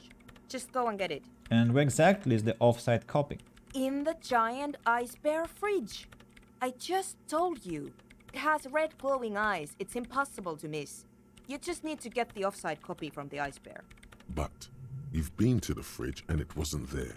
There was a note saying... Found a note from the ice bear fridge. It said the offsite copy had been moved to a safer place. Wait. A note from whom? Did it specify where they took the filament memory? She freezes. It said the offsite copy had been taken to a nearby ice cream maker. The note was signed by someone named Sulislav. Jawiza. Of course. Our project lead, Sulisław Jawiza. God, he was always so hell-bent on keeping the copy somewhere safe. And feature creep, and the Valley of the Heads. She mutters. Like it would have made a difference. The offsite copy was perfectly safe when the data loss happened. That data loss was anomalous. She crosses her arms defiantly. And the heads. I won't even get into the heads. Millions of them. Go find that copy from that ice cream maker, will you? Thanks. Valley of 1,000 Heads. You like the sound of that. I found the ice cream maker but couldn't get it open. It's completely frozen.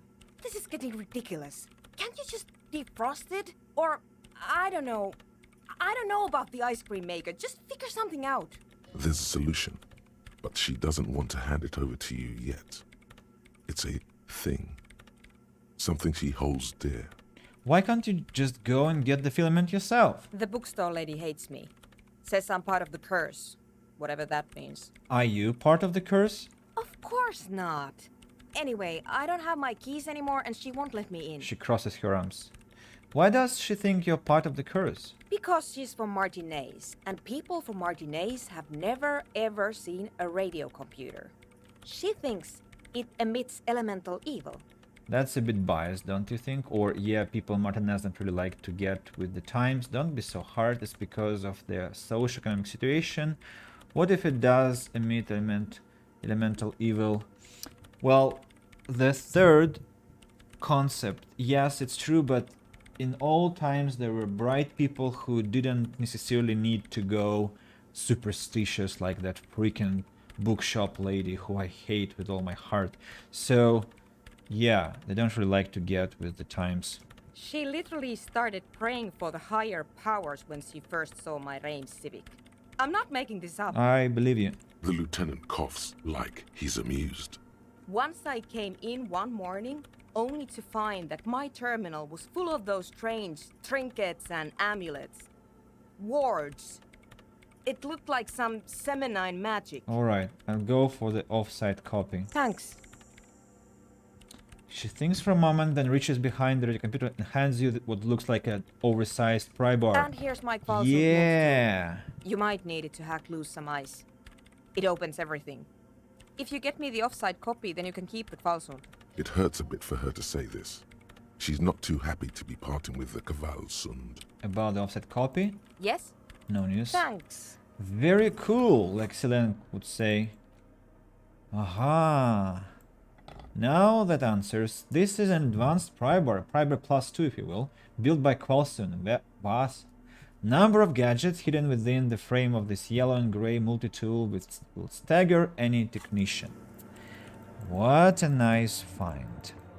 That changes the skills to balance more for our side. And I'm glad.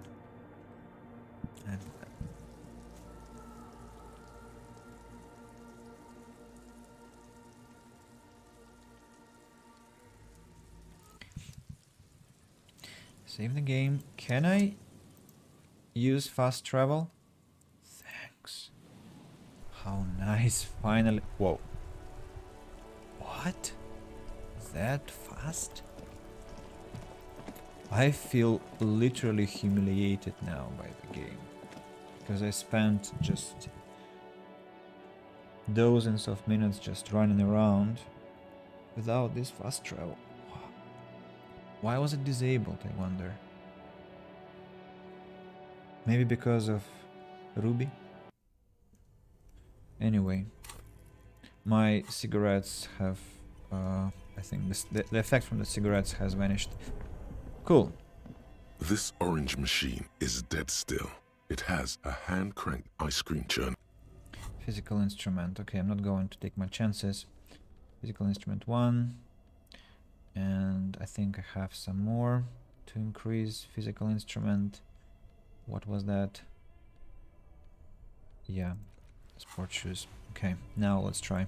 This orange machine 42%. is dead still. I fail. I don't care. Don't even want to know what's gonna be said after that, because that's going to be rubbish, I'm sure.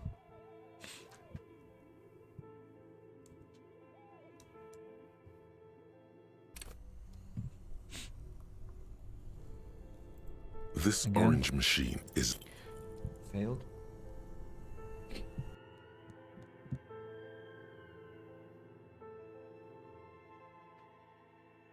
How come that? So it means that the whole Martinez is loaded when I go out of a building. And so that's why fast travel works like in a blink of a second. This orange machine is... Are you just messing me up? I mean, just the third chance, the third try attempt with 42% is failed. Oh. Now I'm finishing this today. I am finishing this today. This orange machine is... No, seriously, the fourth time. Do I have some thoughts that fail red checks?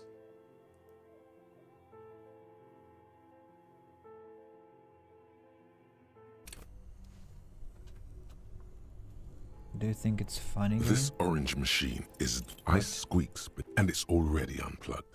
There's not much else to do other than wait for it to defrost or bulk up and get stronger. 42%. 42%. It's like half the chance.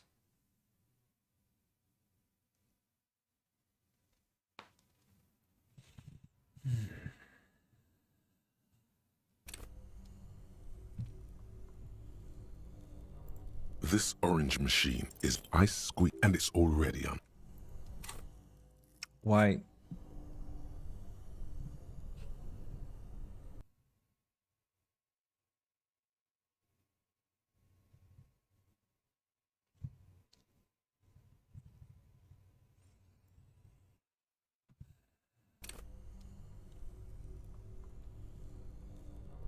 This orange machine is ice squeaks beneath your Kvalsund malt.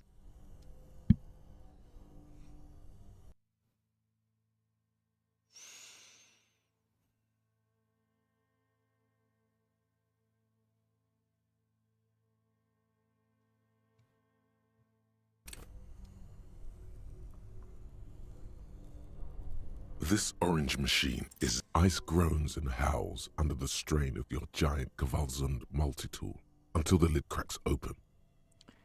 So it wasn't some mistake of mine. It was just seven attempts with 42% chance. 42% chance. I'm saying it again. 42% chance. 7 attempts. And what if it was some important in-game, I don't know, rhubarb, like some argument where you have to like save a character from death or from suicide, like with Ruby, and 42% chance happens in the middle or in the end. And then you have to load the game and play again the whole scenario 7 freaking times. And what if there are 3 checks involved in the conversation and all of them are 42% chance? And then 42% chance means half of the possibility, and then this half of a possibility equals 7 loading screens. Darkness lies inside, but you can faintly, you gently... We should... Yes. Let's just go and finish this quest.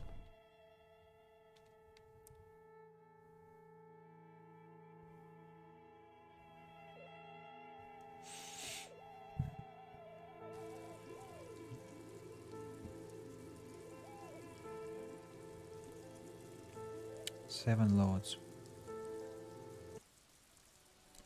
7. What's that? Where I should allocate this firearm, I wonder. Conceptualization, come back. And composure. Yeah, I need composure now.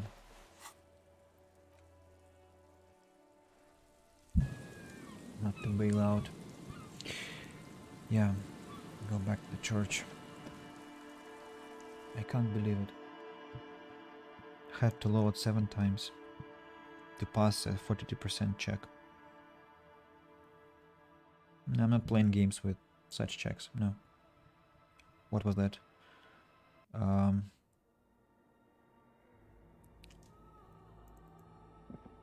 XCOM has the same thing. No, thank you. Yes, what is it? The filament. Oh, Yes? yeah, the...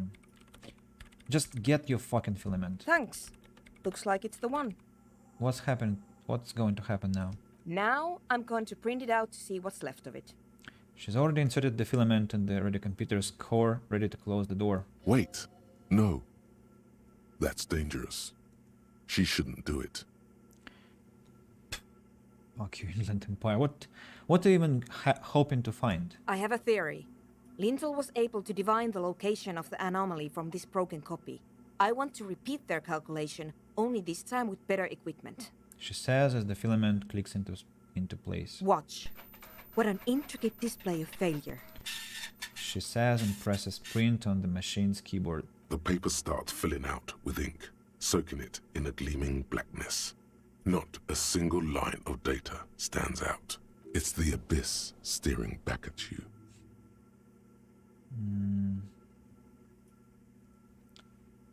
Now what? Sorna doesn't reply, her hands running over the printout. She's looking for something. For her morning star. Eyes scouring the millimeters. Here. I found it. She suddenly says, raising her ink-stained fingertip. Where? Hold on.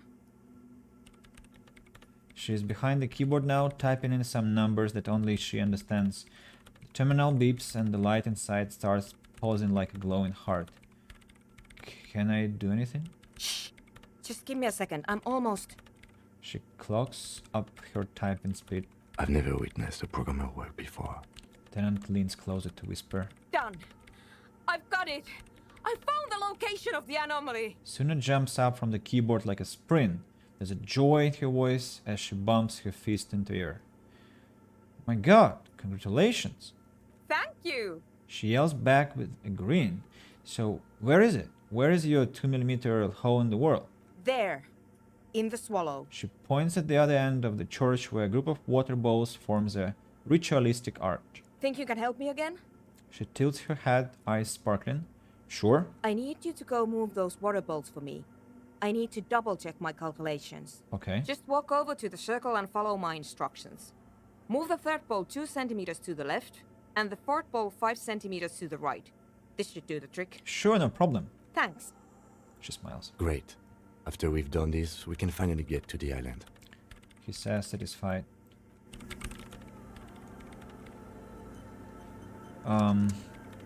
So, water bowls. I forgot what I have to do. It's awfully silent again, as if someone turned off the entire world outside those walls. Water inside the bowls stands still. Measurements have been marked down around the bowls, each chalk-drawn line representing a centimeter on the floor. Move the third bowl from the left 2 centimeters away. It moves like a ghost, without creating a single trace of sound. Move the fourth bowl from the left 5 centimeters to the right. Some water spills out of the bowl, wetting the floor. Should have done it more accurately and carefully. The lead programmer sends you an encouraging thumbs up from across the hall. Leave. Now what? That huge instrument gets on my nerves actually. I don't want to be there. So, Yes. What is it? I moved the water bowls to the right position, just like you asked. What's next? Great. Everything should be aligned now. She stops, biting into her chapped lip. Miss Know-It-All is hesitating. What's wrong? Yeah. Nothing. Now the only thing left to do is to unmute the headphones. She snaps out of the loop. If we got the location right, we should then be able to hear whatever sound this anomaly makes. Wait, why did you have your headphones on mute in the first place? Honestly, I'm a little scared. She's avoiding your gaze.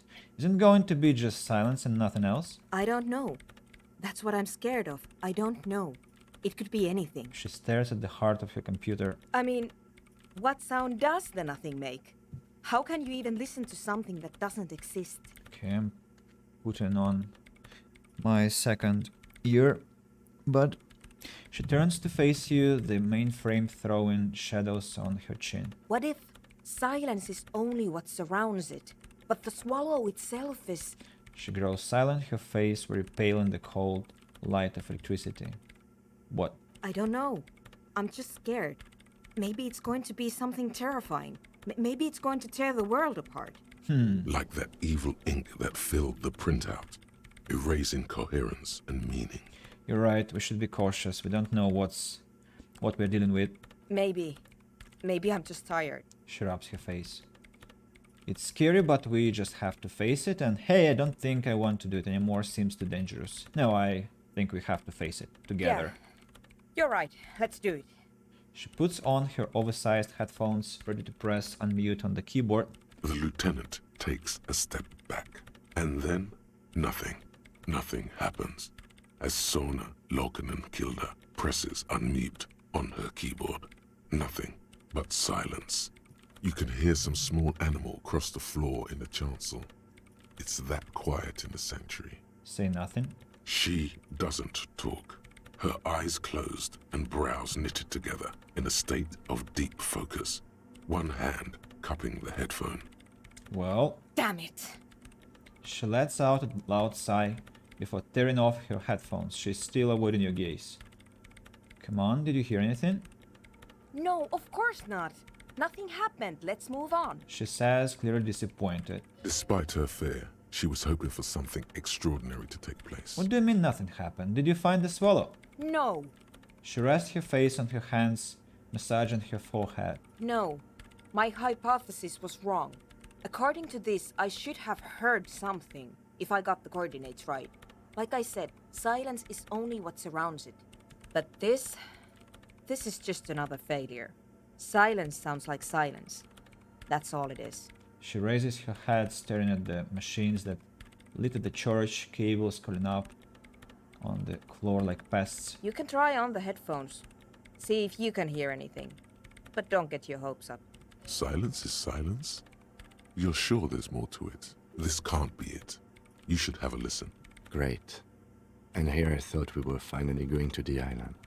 He murmurs to himself. But I am interested. You read from his face. Call the Mamadakwa. That's the cryptid. Everything disappears. You are draped in silence like a drowning man staring into his puny little headspace. And then the pressure changes. What does it mean? It feels like flying on an aerostatic, or when your ears pop, or like a subtle difference in the atmosphere, a weather change hanging in the air. What if the sound you're looking for is too low for you to hear it? Suna, take off the headphones. What if we just need a better sound system? A better sound system? Alright, but where would we get one? She repeats. Suddenly, a rhythmic beat permeates the walls, causing a small patch of decorative stucco to crumble onto the wooden floor. They should really allocate some renovation funds to this place. Murmurs the lieutenant, inspecting the damage done to the arabesques. No. What they really should do is shut down the disco men for disturbing neighborhood peace. Yes, but they could help with the speakers. You mean the speed freaks? She closes her eyes as more dance music invades the holy silence of the sanctuary. Of course. The speed freaks. They have a fantastic sound system. And you think they would help me? They would if you wouldn't mind them moving in with you. I guess I could live through a week or two of peaceful coexistence. Brilliant negotiating there, detective. As always. Great, I'll go talk to them then. Sure. Let me know how it goes. Thanks, officer. No problem. No problem at all. Be my guest. At your service. Ready to help at any moment. Just running around like a courier. Sure. I was like born for that. And for loading screens. Especially for loading screens.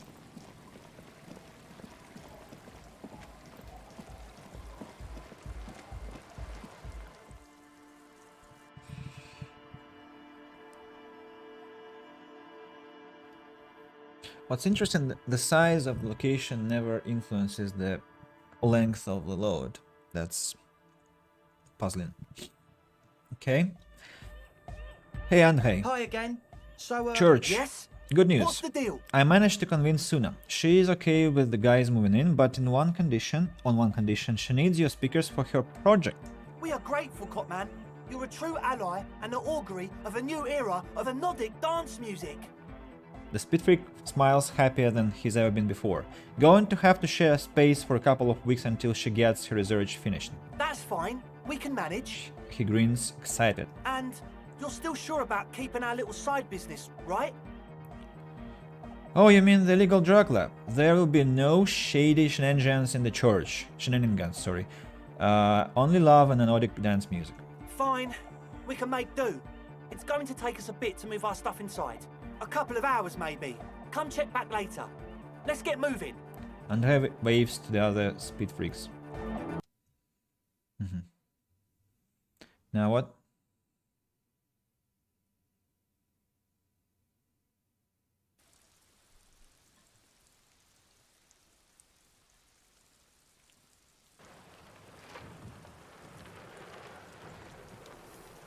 Oh.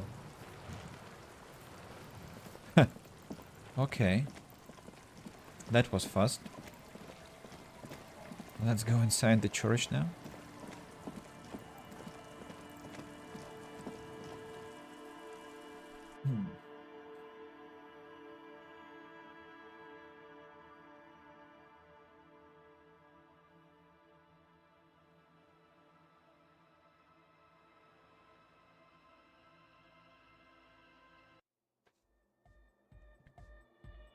Now the music plays here. And who are these people? Oh, okay. So, who should we talk to first? To her, I guess? Yes, what is it? How's the project going? I see your neighbors have moved in, but all I hear is Nordic dance music. What? What did you say? You can barely hear her over the thumping bass of Nordic dance music. I said, how's the project going? I can't hear you! She shouts. The music is too loud! She shouts, pointing at an enormous speaker that's churning out the sound. The project. How is it going? Oh, the project! It's not going well! Her face lights up for a second before she gives you an exaggerated head shake. Why? There's that guy! I need him to plug a 3.5 cable into the auxiliary input so that I can route the audio signal through the mixer into the speakers. She points at Egghead, who is raving behind his turntables on a brightly lit stage. Sorry, can you repeat that? Egghead! A 3.5 cable! Into the auxiliary input! Okay? She raises a black cable. Why don't you just ask him? He doesn't listen to me! He only ever seems to care about hardcore and Yekukata! A place to be, apparently! I'll speak to him, see what I can do. Thanks! Maybe you can get through his magic rhymes! She does just hands to mock him. Let me know how it goes! Like... It's so hard to deal with psychopaths, right? Egghead. We're close. True, hard, full, core. Hardcore, internal, all. He furrows his... Hardcore! Is it though? But is it? I mean, really? No, but seriously, I'm a bit worried it isn't. He frowns and starts bobbing his head back and forth once more. Aha, so we solved his puzzle. Don't be alarmed. Everything is okay. He isn't actually worried. Everything is still super hardcore. What he probably means is, it could be even more so. Can you please route Suna's signal through your speakers? To the mega! Yeah! I can route it through auxiliary! What kind of a cable does she use? 3.5 or 4.5? He gets serious. Yeah, it's 3.5, no doubt about it. It's on the ground. Point to it. Oh, she uses 3.5. Yeah. The auxiliary lining is 4.5 millimeter. These two don't mix. An uncomfortable pause follows. Please don't send me to the pawn shop. Oh no. we're going to be in this church forever. Oh, I think I side with Kim now. Don't worry, I have an adapter for it right here. Then stop fucking around. He searches for the cable on the ground, picks it up, looking at the jack. Hang on, this is a 4.5. We're all good, people! With a grin, he sticks the plug and the auxiliary line in. You hear a satisfying click. Whoa, thank God. Adapters noticeably degrade the sound quality. Great! Someone got through to him. Okay, let's get it all set up. Can we turn the music off, please? Egg the music. Everybody! Everybody! Don't panic! I'm going to turn off the Arno for just a sec. For a special scheduled event. The young man shouts as he clicks a switch on the mixer to nobody, I imagine. Wait, are there two Andres? Look at that, there are two Andres. The Arno will be back, but we're doing something else for one moment. Alright, go tell her that Egghead is ready to rave to her tunes, and then I'll turn off the music. Turns to you. How do you like it in the church? Yeah!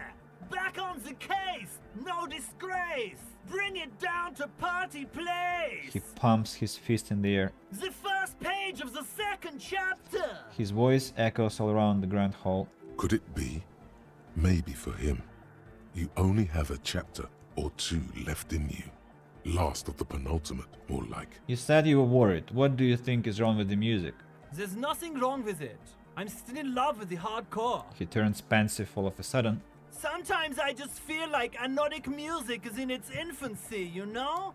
For example, take this Arno van Eyck jam I've been pumping for the last months, and will continue pumping for the rest of 51. Isn't something holding it back from being hyper? He thinks for a moment, then his expression clears. It's like it's only ultra. I think it's super hardcore, but you're right. It's not hyper hardcore. If anything, it sounds a bit proto. Like it's not fully formed yet.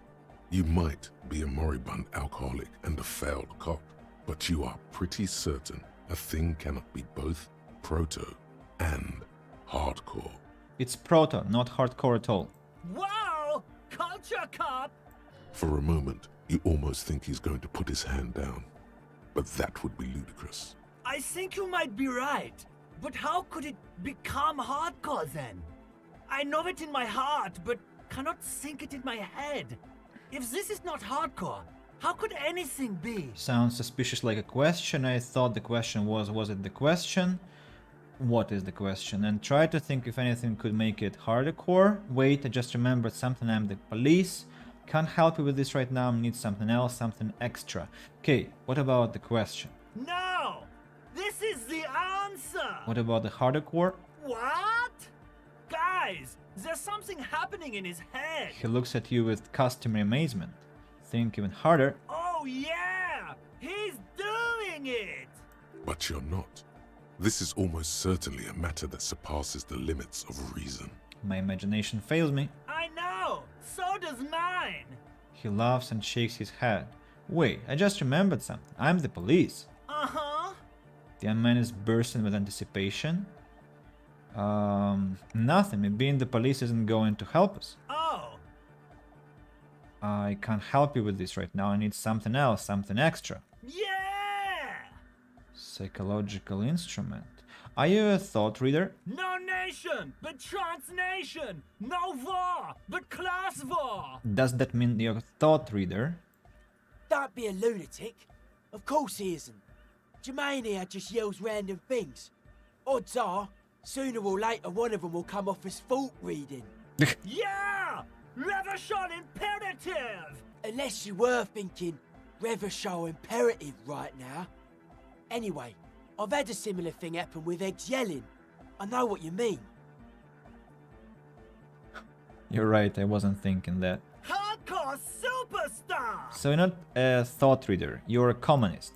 He's not a communist. It's just something he likes to yell. He picked it up from a tape jockey at the Elysium. She was a communist, though.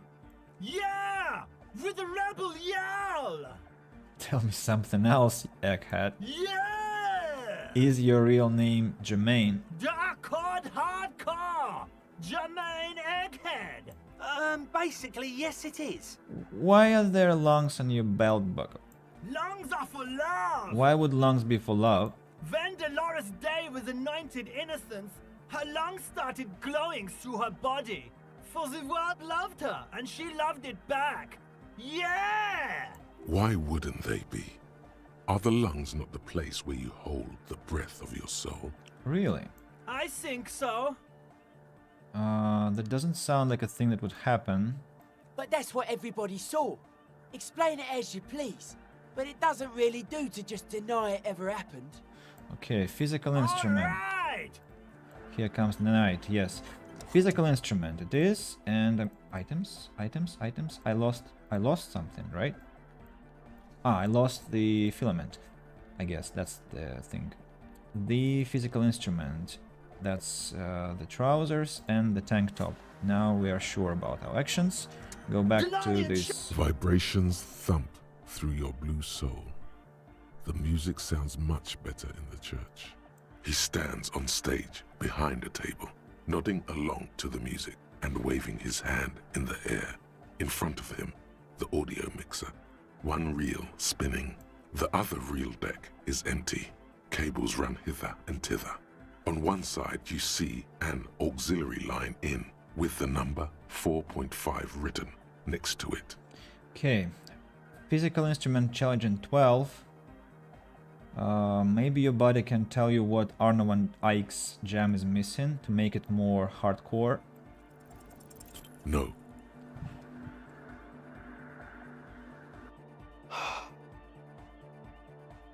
Please, just please, stop failing checks. I've had enough failures. Really, enough. Really enough. I can't...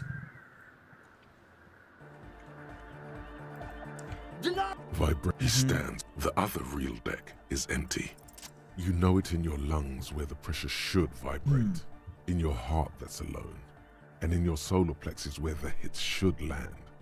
So does every chordate animal. Needs more bass. What? The young man makes a sudden move like he's about to turn the volume down, but that would be ridiculous. And the melody. A good melody is what makes the song really stick, so that you can't get it out of your head anymore. Point at your head. Wow, okay. We should start with the melody. But where would we get that stuff from? Don't know, I was thinking you would know.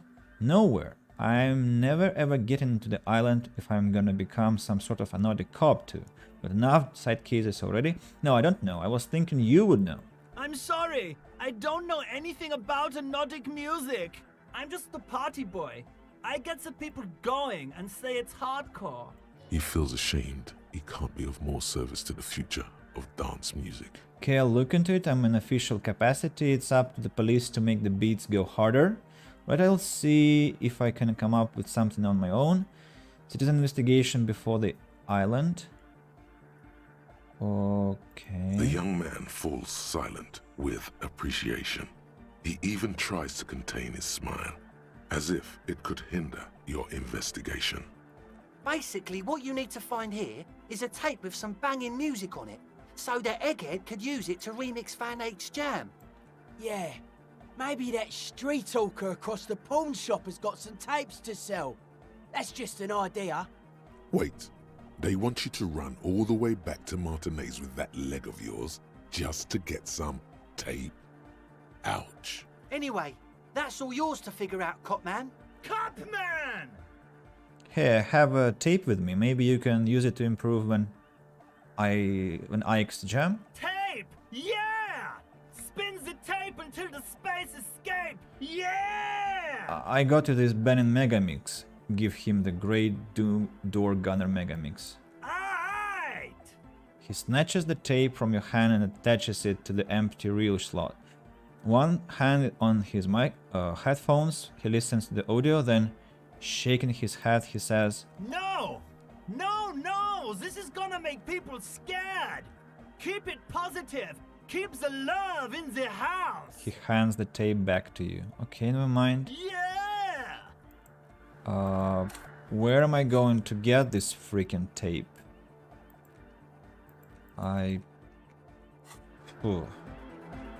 Okay, let's talk to the other guys for now.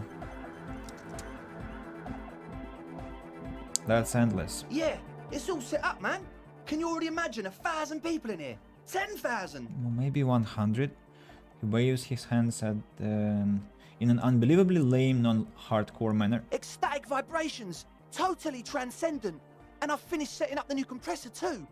He looks at the imposing black box in the corner that's churning out the sound. Now the only thing left to do is the name of the club. Will you do the honors, detective? What do you propose as the name, Andrea? Sal, what would you suggest as the name? Egghead. Okay, just basically asking around everyone. So what is your proposal? The name. Everything I managed to come up with sounds just wrong. He appears to mull it over, one hand idly touching his hair. Andre's overthinking it, Says the girl with the microphone. Yes, you should do it, detective. It would be good for the signs. The speed freak with yellow beads around his neck is looking at you. Noid's right. You've helped us so much. It's the right thing to do. Sal, what would you suggest as the name? How about something simple, like the club? Too modern and too ironic. We don't want ironic. We want real. Real and true and beautiful. Like a morning after the rave. Okay, Egghead. Yakukata! Yakukata! The place to be! The freak with the large head yells from the stage, waving his hand in the air. Yeko Qatar, the zone of ecological catastrophe. That's too morbid, Egg. Got anything else? Hardcore! Hardcore to the mega! Witless, victorious smile adorns his face. No, it has to be bigger than And hardcore. fails. Yes, it has to be even bigger than hardcore to the mega. It has to be bigger than the scene. Andrea looks worried as he comes to this realization. Noid, give me your 2 cents on the issue. The amnesia. Like the... I can't remember the name of the club, Amnesia. Amnesia! It's not amnesia, guys. Suna, do you have an opinion on this? I don't. Good. We have too many opinions anyway. Kim, how would you name the club? I wouldn't. I wouldn't build a club, and I wouldn't name it either. Come on. An underground place with no name? Sounds like something the Crabman would say. We're not going with anything the Crabman would say. Why not? The Crabman has ideas, Estelle. Ideas from another level of consciousness. I don't care. I don't like the Crabman, and I don't like his ideas. His ideas are spooky. Next, please. I think I've come up with a name. You have? Well, what's the name? So, Disco Elysium is the name of the game. No Truce with the Furies is the game, the name for the game they wanted to have, as I learned from their podcast. Revachol West is just boring. Disco Elysium. Like that DeLorean word for the world, you mean? Elysium. But Disco Elysium? Isn't it wacky? Disco's kind of gone, isn't it? Forgotten. The past is the future, but the future is dead. No, it's beautiful. Beautiful and brave. Like we want it to be. And short. And memorable. It's settled then. Everyone welcome to Disco Elysium. Everyone welcome to Disco Elysium. A light beam washes over the dance floor, bathing it in violet blue. Andre breaks into frenzied dance-like motion to celebrate the name. Someone turns up the beat. You should go with the flow. Join in on the experience. Start tapping your foot. Or observe the movement. What are you doing, Andre? I'm dancing. He performs yet another strange pattern of moves, but it doesn't look very cool or modern. Honestly, it looks kind of lame. That soft core gyrating is supposed to be dancing. We should talk about it. We should talk about your so-called dancing. Yes, my man. He jumps up and down with glee, his moves punctuated by the stroboscopic flash of the club lights. Talk? What is there to talk about if you can express yourself with moves? Audio waves thump against your ribcage. The speaker setup makes everything sound much better. But there's a noticeable lack of something. I've been meaning to ask you, what's with the air? It's to Hair. express my individuality. I'm mixing accents like air, hair. Forgot that I'm not speaking French now. Is that a bald spot? It's hard to tell for sure with the fused together spikes, but it looks like he's balding. Or is it because you are balding, or is it important for you to be an individual? Fair enough, that's idiotic. Is it important for you to be an individual? Of course it is. Otherwise, I'd just be another poor guy with no education and no money. General issue, man. Now I'm all that, and I have radical spikes. Or is it because you're balding? Or because I'm balding, yes. I want to fuse the remains of my hair together before it leaves me. I want to show my hair. I don't give a fuck how old you think I am. I'm 20. How old are you? And I? Not 20. Fair enough. Maybe it was a bad idea. Anyway. He looks at the molten toothbrush. That's it for now. Composure 18. Goodbye, officer. 18. I'll dance later when I finish all the checks for them. So, Asel, let's talk. She's whistling a melody, her trusty contact mic attached to a wooden pulpit. At the sound of your footsteps, she stops what she was doing and turns to you. Hey there. I've been recording some new audio from all these beams and rafters. The sounds travelling through the wood are pretty cool. Creaks and stuff. Like you're underwater, you know? But like, underwater inside a tree. She gives you a shy smile. And no, it's got nothing to do with Contact Mike. I wasn't going to... No. I actually wanted to thank you for getting me and my friends in here. And we even found some new associates, such as they are. She cuts you off before you can finish the sentence. How is everything going? Good, I think.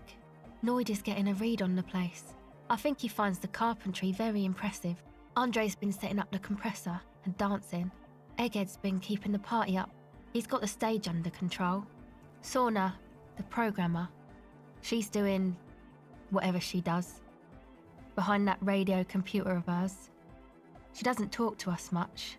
And the Crabman hasn't shown himself, thank God. I got shot in the leg. Ouch. I did notice you limping, but I thought maybe it was your thing or something. When I was 16, I used to date this guy who had a limp, but it only showed when he was sober. So I guess it wasn't real or something. I don't know. She shrugs, eyes glazed over. Anyway, shot in the leg. I'm sorry. Man, that must suck. Now, can you tell me about your associate? Sure. You helped us out. I can repay the favour. Cool. What do you want to know? Tell me about Suna. Ah, she's a bit odd, I have to say. Doesn't talk much. I'm not really sure how to vibe with her, you know? Seems like she's not in a very good mood most of the time. But earlier today, she told me about Welkins. And she seemed oddly happy, like she had some idea with those little creatures. Some artistic idea. I didn't really listen, I was busy with my mic. Sell grimaces, as if it's the first time hearing the word. What about Tiago? Oh, the Crabman. Still gives me the creeps the way he moves. But he doesn't actually come down that much, just climbs around the rafters. She shudders. I just tried to stay away from the Crabman. But he talks to Noid. They seem to have some thing going on. Oh, he talks to Noid. What for? Beats me. Noid said they get along somehow. They're both crazy enough, I guess. What does he do up there? Who knows? He doesn't really answer our questions, see? Not that it's easy to ask them. What are we supposed to do, yell up at the tower? She shrugs. Thanks, about the others? Who do you want to know about? Andre. Andre? He's a cool guy. Doesn't really come off as one, but he is. To me, at least. He takes care of shit. Sorry. I mean, he's got a vision. For what life should be, you know? He tries to push things until everything falls into place. He's an organizer. What has he organized? Nothing. But then again, there's nothing to organise around here either. He really wants this church thing to work. Must have taken it as a sign when he found it abandoned like that. Said it was an augury. I don't know where he got that from. Andre's not super intelligent. She smiles. I've never seen him so psyched about anything though. And he's often psyched. Looks sort of desperate, like it's his last chance or something. Or maybe he was just high. I mean, not that he does drugs, just high, you know. On life? Yes. Anyway. Could it be that he's balding? Him thinking it's his last chance? Come to think of it, yes. She laughs. This is the first time you've heard her laugh. He's in some kind of a self-destruction mode with that hair of his, bleaching it like that. Probably wants to get rid of it altogether. Isn't he your boyfriend? Yes. She nods.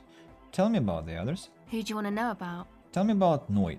He's a four-burger, I guess, like the rest of us. Okay, maybe not Egg, I don't know about him, but Noid and the rest are from Forburg, making the pilgrimage up north to visit the Elysium. He's real hardcore about the lifestyle. What does he do? What do you mean do? Like for a living? No, I meant for breakfast. Of course for living. No, I'm not going to be bitchy. Yes.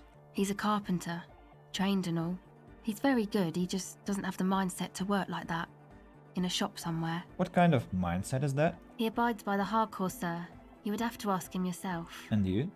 Sir, I abide by the law. She gives you a switchblade smile. A strange feeling.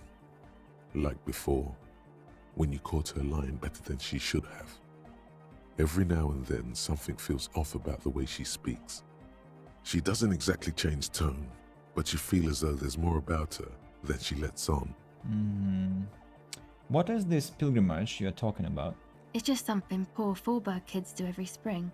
To pass the time, we walk the entire length of Boogie Street, up to Jamrock, or as much as possible. Why wouldn't it be? I don't know, man. Have you been down Boogie Street? It's a little bewildering. I'm sorry, haven't I told you I'm a raging alcoholic who recently drank himself into oblivion so deep he can't even remember what sounds like the biggest street in the city? Kind of. I'm gonna say yes. Well, I am. Okay. Then you should go and take a look, I guess. Boogie Street is cool. It's got a lot of immigrants and all kinds of different people. I might just do that if I make it there alive. It's unlikely I'll make it there. Chest pains, need to continue drinking, but thank you. The first. I hope I'll make it there alive. Yeah. I hope you do. Actually, tell me about the others. Who do you want to know about? Egghead. What do you mean? What does he think he's doing when he yells all this stuff? Oh, that. He's the party boy. He told me as much, but what exactly is a party boy? A Nordic music doesn't really do vocals in the traditional sense. Vocals are thought of as rock. That's to say they're a bit backward. No offence if you like rock music though. Rock music's cool by me. Pachoo, swish. Your credentials as the resident future man of Revachol are being questioned. Show her you're hip with the times, Gramps. Okay, goddamn right, rock music is the coolest, rock music forever. No offense taken, go on. And you don't have to tell me rock is backward. I am the future man. Abandoned rock in the 30s, stupid rock. Speed. No, I like rock, and both electronic music and rock are cool, so no offense taken, go on. Anyway, even if you don't have vocals, you still need someone to say something every now and then, right? To urge things on. That's where the party boy comes in. He basically just stands on the stage and dances and yells how awesome everything is. It's very catchy. Well, she has a point. I understand. People are usually afraid to do things if others aren't already doing them. Dancing makes you dance, like sneezing makes you sneeze, or yawning makes you... Anyway. He looks around, a little embarrassed of the enthusiasm of his interjection. Yeah, actually I also enjoyed that explanation because it makes a lot of sense. Where's he from? How long has he been with you guys? Actually, we don't know where he's from, or who he is, really. One time we were out partying somewhere in backwater Forburg. Or maybe even Coal City. I can't remember. Maybe it was Coal City. The worst of the banlieues. A wretched heap of closed-down mines, even west of Jamrock, on the dusty slope of Montmartin, the remotest possible area of Revachol. No one even wants to exploit those people anymore. Egg was yelling along to some jam someone was spinning, all night long. Just kept yelling until he didn't have a shred of voice left. When the sun came up over the mines. There were mines? Yeah, it was in Coal City. She nods. Egg came with us. He made this wheezing puppy dog sound all the way back. Couldn't even speak. It was definitely Coal City, because it took us 2 days to walk back to the fort. He just wheezed the whole way.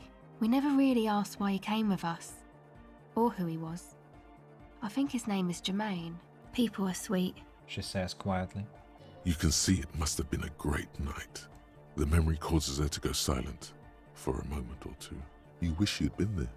Tell me about the others. Who do you want to know about? Sure, do tell me about yourself. Me? Again? Yeah, I forgot. Tell me about yourself. I told you, I'm a silver bird. There's that phrase again. It really reminds you of What does something. that mean? It means I don't answer questions about myself. There is more to you than you let on. What am I not seeing? All right, She picks up the tape recorder and looks you in the eye. there is. I'm a police officer. You have to answer me. Is there a law that would stop me from lying, though? That would depend on the circumstances. Tenant taps his foot. Fair enough. Thank you. Some other Sure. questions? Catch the silver bird. Reaction speed. Aha. That I might try. Reaction speed. What was that we were wearing last time? For reaction speed. Definitely have things for reaction speed. Yeah, the bomb head. And we also will probably have to load the game a couple of 100 times, but then we'll be fine. Reaction speed. Maybe the trainers. Save the game. Welcome back. I know that it is a failure because this blue thing flashes healed morale.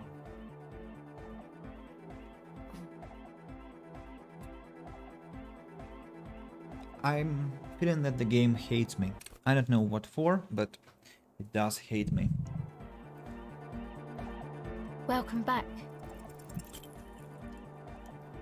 Maybe abhors me.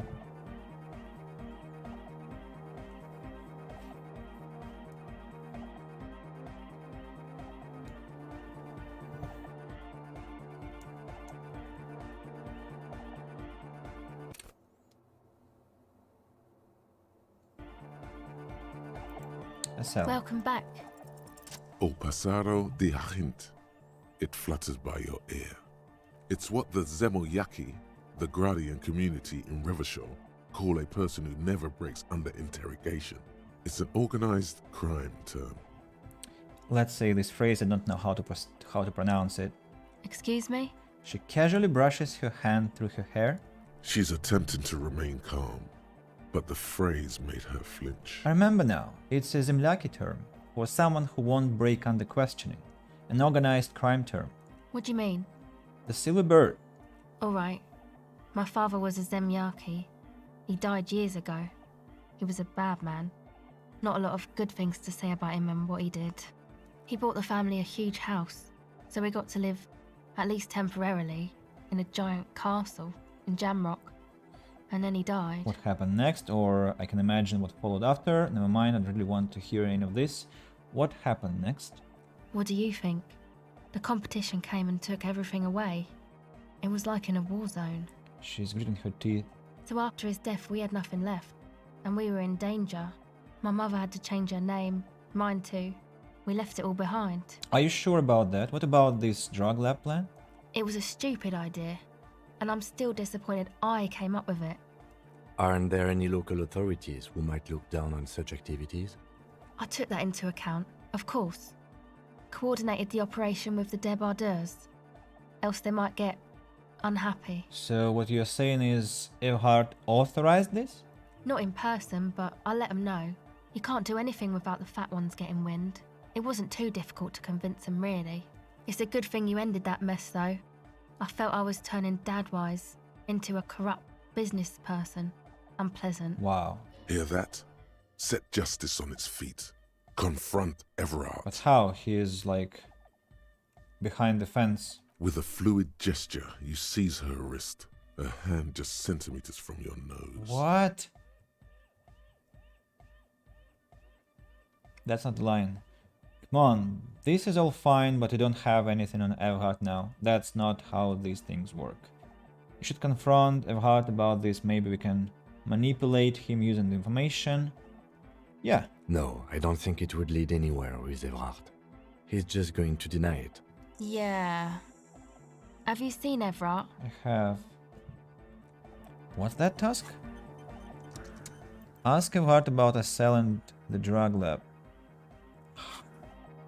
how? Could we finish this task before being shot? Let me think for a second.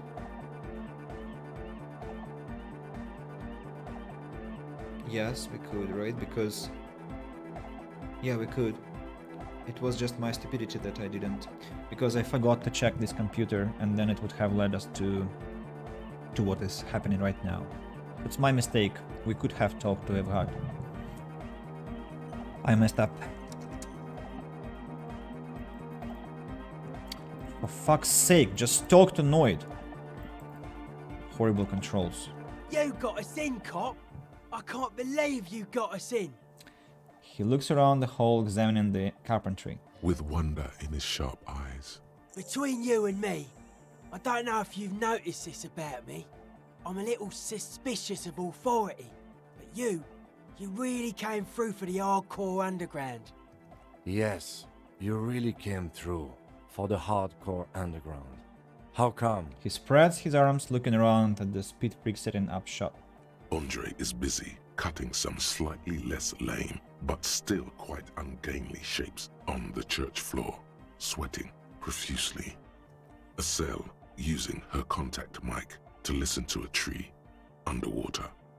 The one with the large head is blasting the dance track on repeat, while the stained glass window behind him is rattling from the bass. Sire, the tent. 'Twas a security risk. And in here, sanctuary. 'Twas only noble of you. These kids got spunk, I admire that. Better here than in the tent, shrug, it wasn't safe. I'm genuinely into the hardcore lifestyle you wouldn't understand. I'm a corrupt cop, Kim. This is a corrupt scheme. Did it for the mankind, for all of mankind. I'm a hardcore lifestyle guy. I like it. Okay. He keeps it laconic. What he means is, you're right. I do not understand. Do whatever you have to do to keep your nose out of the bottle. Noid, what do you think about the church? It's a miracle of carpentry. Their bodies carved into total shapes. Now it can be something more. He rubs his hands together. You say that as a carpenter yourself? I don't say much anything as a carpenter anymore. They tried to make me into a reckoner and a leveler. Made me a bit manic, you know. He shakes his head. I regret the time I dedicated to that profession and that worker collective. I say things more as a member of the hardcore side dance community these days. You're not going to ask me how I knew? Why? You're a cop. I carry carpentry tools. How old do you think this church is? Over 300 years? That's right. The first settlers built it, plus 6 more like it, on the coast here. Was one of the first things they did. Must have been really scared of something, but I understand. Alone on an uninhabited archipelago, forced to face themselves and nature. Pre-industrial quantities of solitude, the sea, perhaps something more fundamental. He means something paranatural. He must... I would want to build a safe place for myself and my own as well. His voice echoes in the wooden cavern of the church. What style is this church building? A cop who's into building critique. Okay then, this is folk DeLoreanism. Lawmonger, huh? It's a subset of early DeLorean architecture. He taps on the floorboard. I'm not just a cop, I'm an art cop. Art of core. He nods appreciatively. Okay, and what is DeLorean architecture like? Total. Everything between an ancient concrete cathedral and a glass cube is DeLoreanism. This is just an homespun version of it. Folksy stuff. Early mass production. They made thousands like this. Does that help you out? What would a DeLorean building look like? Like that woman there. Vertical, thin, white. A false image of grandeur. The source of the system is up there. You're at the bottom. They really dug that power vertical. He nods toward the stained glass window. Like to show off large and intricate structures. Arches, spires. Put you down with them. They were really into painting everything white too. Virginal shit, you know. Marriage shit. Virtue and tyranny. this church isn't painted white, as far as I can tell. Stands to reason it used to be white on the outside, before the sea wind took all the paint off. He peeks out of a small window in the dark. Year after year, flake after flake, whitewashed clean, then covered in green moss. It was probably white and gold, with light red flower motives. Part of you, assumed to be lost to nerve damage, knows this style to be Ubi DeLoreanism. Is there such a thing as Ubi DeLoreanism, or did it just make it up? Good catch, Art Cop. The herdsmen of the Ubi Sun Islands came here on the first boats. Their flowery version of DeLoreanism could be what we're standing in. He crosses his arms. The Ubi are known for their partiality to socialism and sheep. They come from an island called Ubi Suant, drifting in the Pale off the coast of Vespa. It's the only place in the world that has a question mark in its name. Things are not well there. It's an island of poverty, an anthropogenetic collapse. What did you mean by dead bodies? Dead bodies of perennial plants. Sigma functions have left this place. It's a good thing we came along. The spiritual collapse has been total. He taps on the wood. Spiritual collapse. I saw some piglets suckling their dead mother. Have you heard this one, Cop Man? After a short while, they shuddered and went away. He continues without waiting for an answer. They had sensed that she could no longer see them and that she wasn't like them anymore. What they loved in their mother weren't her body, but whatever it was that made her body live. End of quote. This is an high-quality carcass. The power of anodic beats and hard bass is needed to reanimate it. First, where is that quote from? A Sarais man who lived a long time ago. An ancient hardcore brother. What you are saying is you're not a big fan of the Innocentic system. A 3,000-year-old tyrannical regime of history, built and maintained by hundreds of generations of self-appointed intellectuals. It's false core. The way he says it, the force in false core, is invested with 20 kilotons of disgust. But you guys said the Ecclesiastes were all about love and hardcore before, remember? I only said unity. One word. Figures of authority always misquote you. He points to his friends. Andre doesn't care about the Ecclesiastes. He just wants the operation to run smoothly. And Egg is a demi-beast. You shouldn't listen to what people say. You should listen to what they are. I haven't agreed with you about the Ecclesiastes being okay with this. But were you wrong? The founding party is okay with everything. Look around. They don't have enough love for the human crew to oppose anything anymore. We're on our own. He spreads his arms. That's still a lie. Reassert yourself.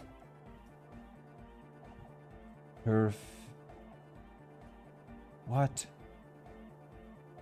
That wouldn't be cool. I want to be cool. Mewling wimp. Pathetic. And you propose dance music will supplant this system? Anodic dance music. Regular dance music wasn't hard enough. And yes, I do. Haven't understood a word of this conversation. Maybe that he doesn't approve of the Innocentic system. How do you like the glasswork? Point to the stained glass window. I don't. Fucker giving me the evil eye. He looks over his shoulder. That's how Innocence Dolores Day, mind your words.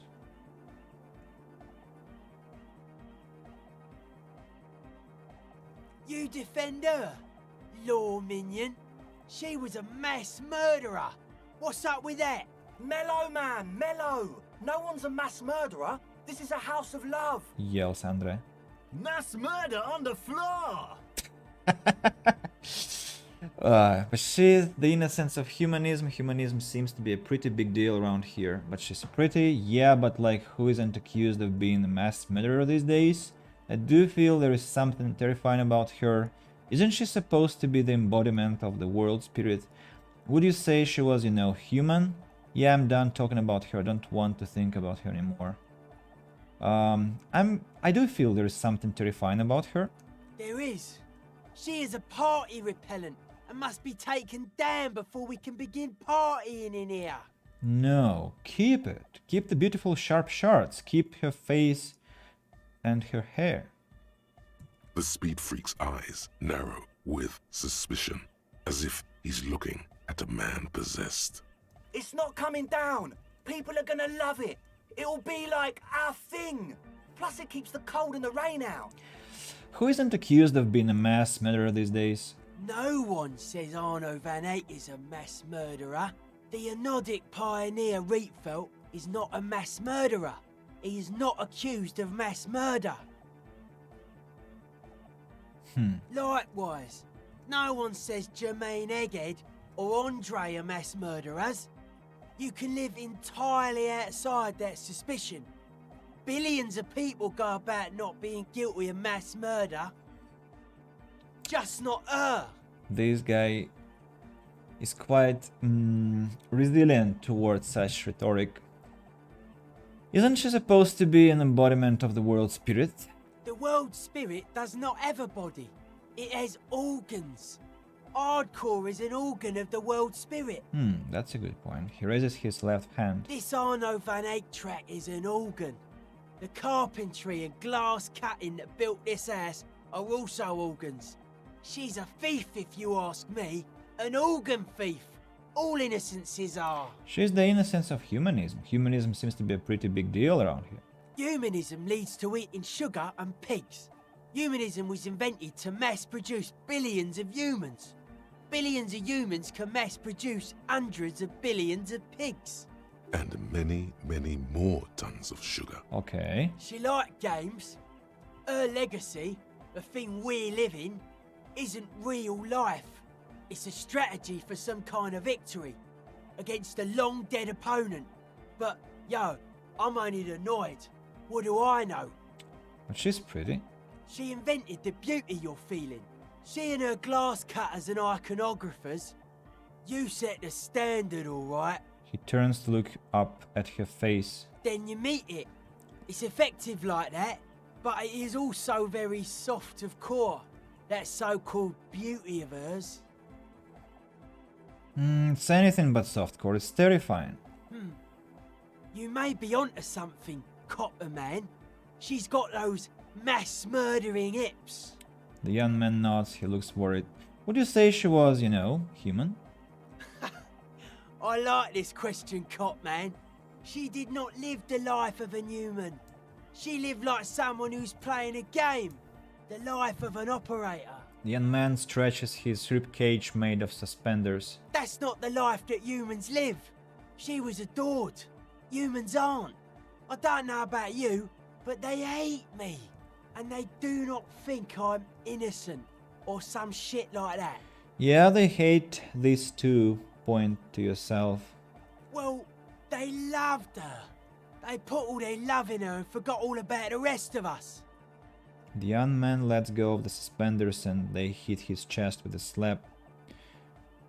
They put all their love in her and forgot all about the rest of us. That's a good conversational twist. I like it. Go and take a screenshot. So yeah, I'm done talking about her. I don't want to think about her anymore. What a strange choice of words. Caustic. Overflowing with negativity. No. That can't be healthy. What's happening here? Why do you keep coming back to this window? It's a nice window. Why do you keep saying that if it isn't making you feel well? Don't come back to this anymore. Stop talking about that damn window. Let's talk about the glasswork again. I've been thinking about her. The mass murderer? Why? Okay, I'm joking. Alright, I'm done talking about her. Okay. How are you settling in? Odd to say, Cop Man. Signs in here are distinctly wild. Gonna take a while before everything's properly synced. I did get to talk to the Crabman though. You mean Tiago? Anyway, he's been giving me kind of a psychic rundown of this place. Dude's seen some crazy shit, but he's actually a lot like us. You mean all his mother's love stuff isn't too spooky for you? Have you been listening to what Egg's been saying? Love is hardcore, man. And the mother's love is the hardest core of all. The man picks up on stuff. And he knows a lot about the church. I got a lot to learn from him. Good thing you didn't squash him. Want to talk some more about this place? Dead body, spirit entered. What is there to talk of? I did get... Anyway, dude's seen some crazy shit. You mean but only he's actually his a lot sobriety like us. stuff? Talking to it, the man picks up on stuff. Good thing you didn't squash him. What did Tiago tell you about the church? The crabman's been lurking here for a while. He's experienced things. Things that give off bad signs. As far as we can tell, the Ubies built this place about 320 years ago as a sarcophagus. Do you mean there are dead bodies here? Not like a literal sarcophagus. I'm just being metaphorical. What's it for? Encasement, confinement, of something they were afraid of. Something new and unheard of on the Isla. I think that's what the crabman is experiencing when he climbs around upstairs. He looks up into the darkness beyond the beams. Like, this is some old world shit the Ubies had heard about. I thought the best way to deal with it was to build a church, surrounding it, to contain it. Sounds like a job for the remote viewers division. I doubt it. I don't even think the Ubies properly understood it. What it does. But it's what this Sona person is looking for and trying to measure. He nods toward the woman. It'll be fruitless though. She won't be able to measure it. People like that always want to measure everything. All those things they really can't. What makes you think Suna's going to fail? Seems to be the trend around here, doesn't it? You can't measure shit like this. It's not like substance. I found a doomed commercial area in Martinez proper. Maybe it's the same thing the Ubis were trying to contain? Like a concentric ring spreading out. The struggling villages. The young man rubs his chin in silence and mumbles. And that is what caused the communards to fail in defending the beachhead. Yeah, a lot of failure has gone down around here. You think there is any merit to the theory? I don't know. Maybe. Maybe not. It's not even a thing we can answer, Cop Man. Even I have limits. I'm a limited psi person. Well, if it's without substance, I guess there is nothing to worry about. Maybe you can figure things out, Cop Man. I think we got on a good level here. The signs are syncing up well. Why are you so suspicious about everything? Suspicious people are esoteric people. We don't go around spilling everything to Johnny Law. They don't call me Noid for nothing. It took us setting out for this whole enterprise to get our signs synced. Why are you called Noid anyway? It's short for paranoid.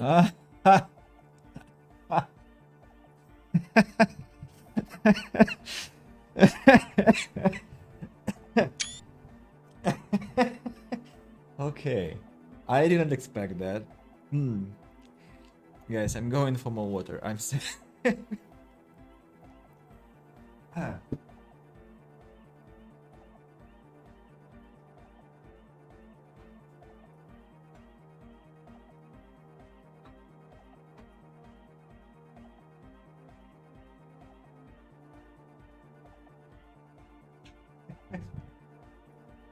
Okay.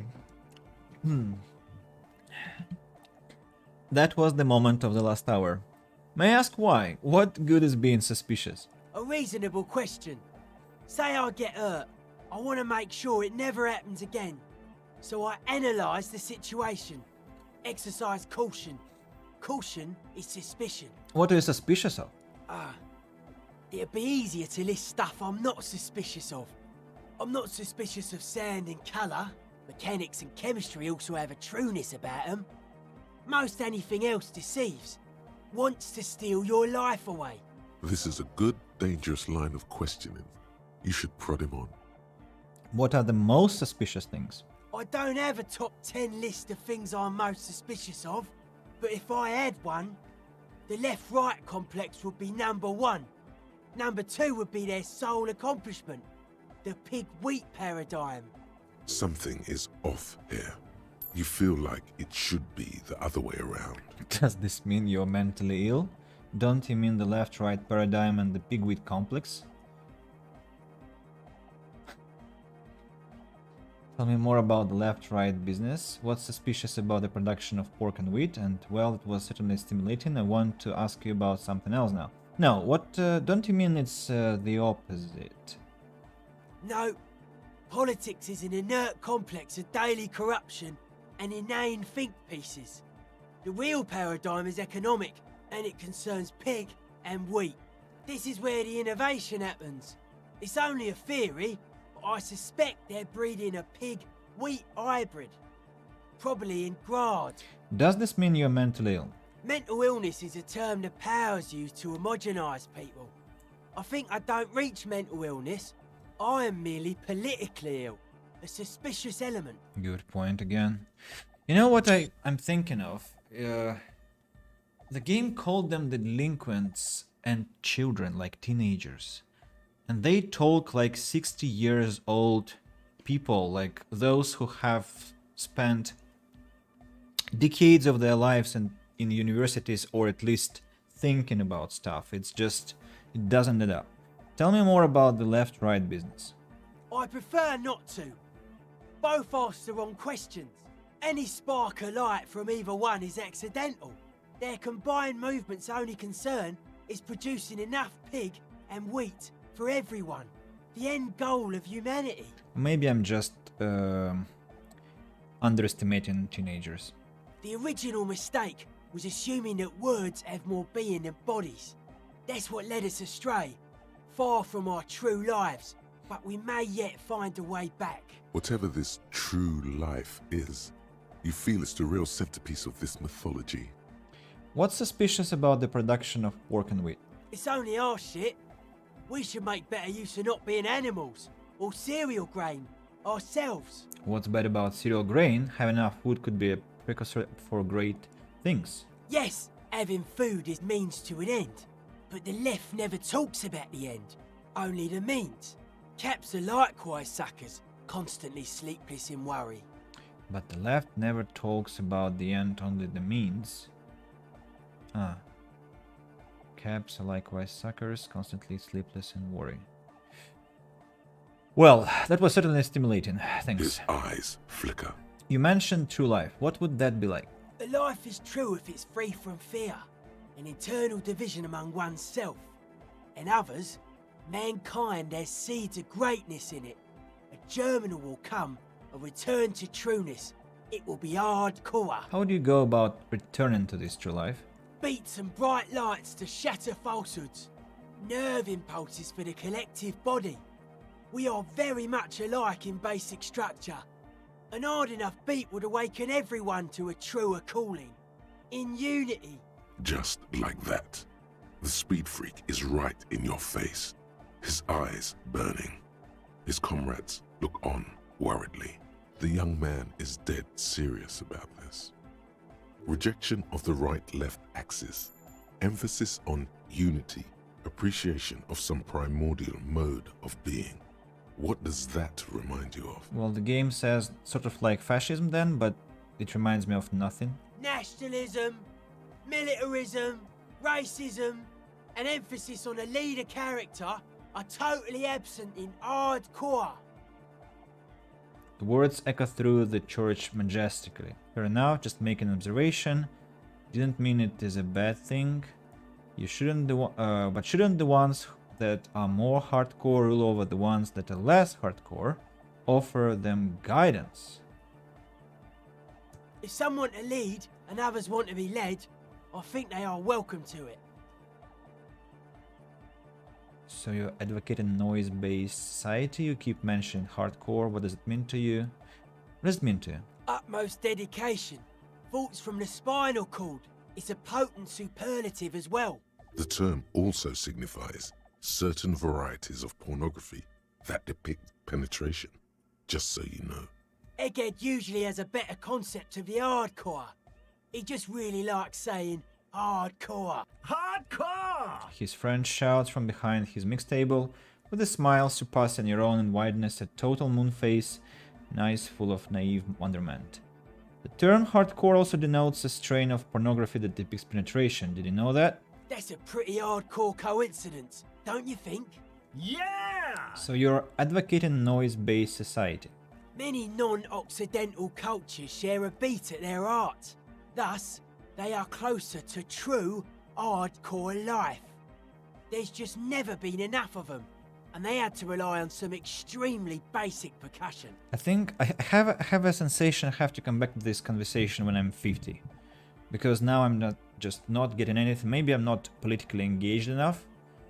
I'm just not making sense of that. Let's change the subject. Oh yeah, sure thing. What's with the clothes? They're hardcore. That's it? They're just clothes. Are they? They look outlandish. It's just a style, you know, normal hard style.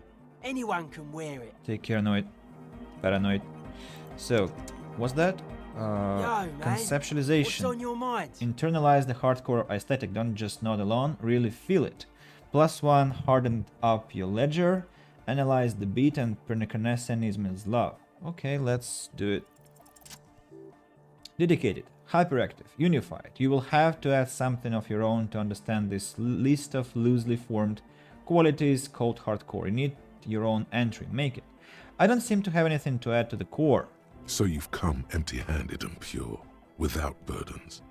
A hardcore supplicant. That will have to do. A new thought. Hardcore aesthetic. Not only have you internalized the hardcore aesthetic, you've also contributed to it. How hardcore could you possibly become? Low-core people come around you to correct your typos. It's hardcore here, hardcore there, hardcore in a third instant. What's going on? Those aren't typos, man. That's just how hardcore hardness works. If you don't know hardcore from our happy hardcore, what the fuck are you even talking about? I don't know. I hoped you would clarify what we are talking about, but apparently I've come to the wrong game for that. So, yeah. Yes, what is it? Yeah, I talked to Egghead. He plugged in the cable. You can now unmute your speakers. Okay, but think you can ask him to turn the volume down a bit? Just in case. She seems hesitant, her eyes still fixed on Egghead. Maximum! Shouts Egghead. A great smile still adorned his face, larger than a red dwarf star. Maximum is the only way! I know it is, but could you please turn it down just this instance? Just this one time? Maximum is not the only way, okay? Pump it to the brick! Pump it to the hard master! There's no other way! Glue style! Glue style? Okay, there literally is no other way. The mixing desk is glued to maximum. See? He pumps it to the hard master. It's hopeless. Why do you want to turn down the volume? Because I'm afraid that something might happen. It's an unknown phenomenon. We can always turn it back up if there's a need. She turns to Egghead. Can't turn down the hardcore! I think what Egghead is trying to say here is that the volume button is stuck on maximum. Of course it is. She shrugs, consigned to her fate. Yeah! Permanent enlightenment! Ray of sound! Never mind then. Let's get on with our project. I'm going to unmute the speakers on a count of 5. Everyone ready? She looks around the church. Egghead pumps his hand up in the air, waiting for the beat to drop. And Andre is again doubled. Born ready. Aha. Now only one. Ready. Aha. I'm ready if you two are detectives. We are. The lieutenant nods stoically. Not so stoically. His hand moves to the gun holster. Suddenly, your palms are sweaty. The church seems cold and large, somehow. Okay, hold on for a moment. What?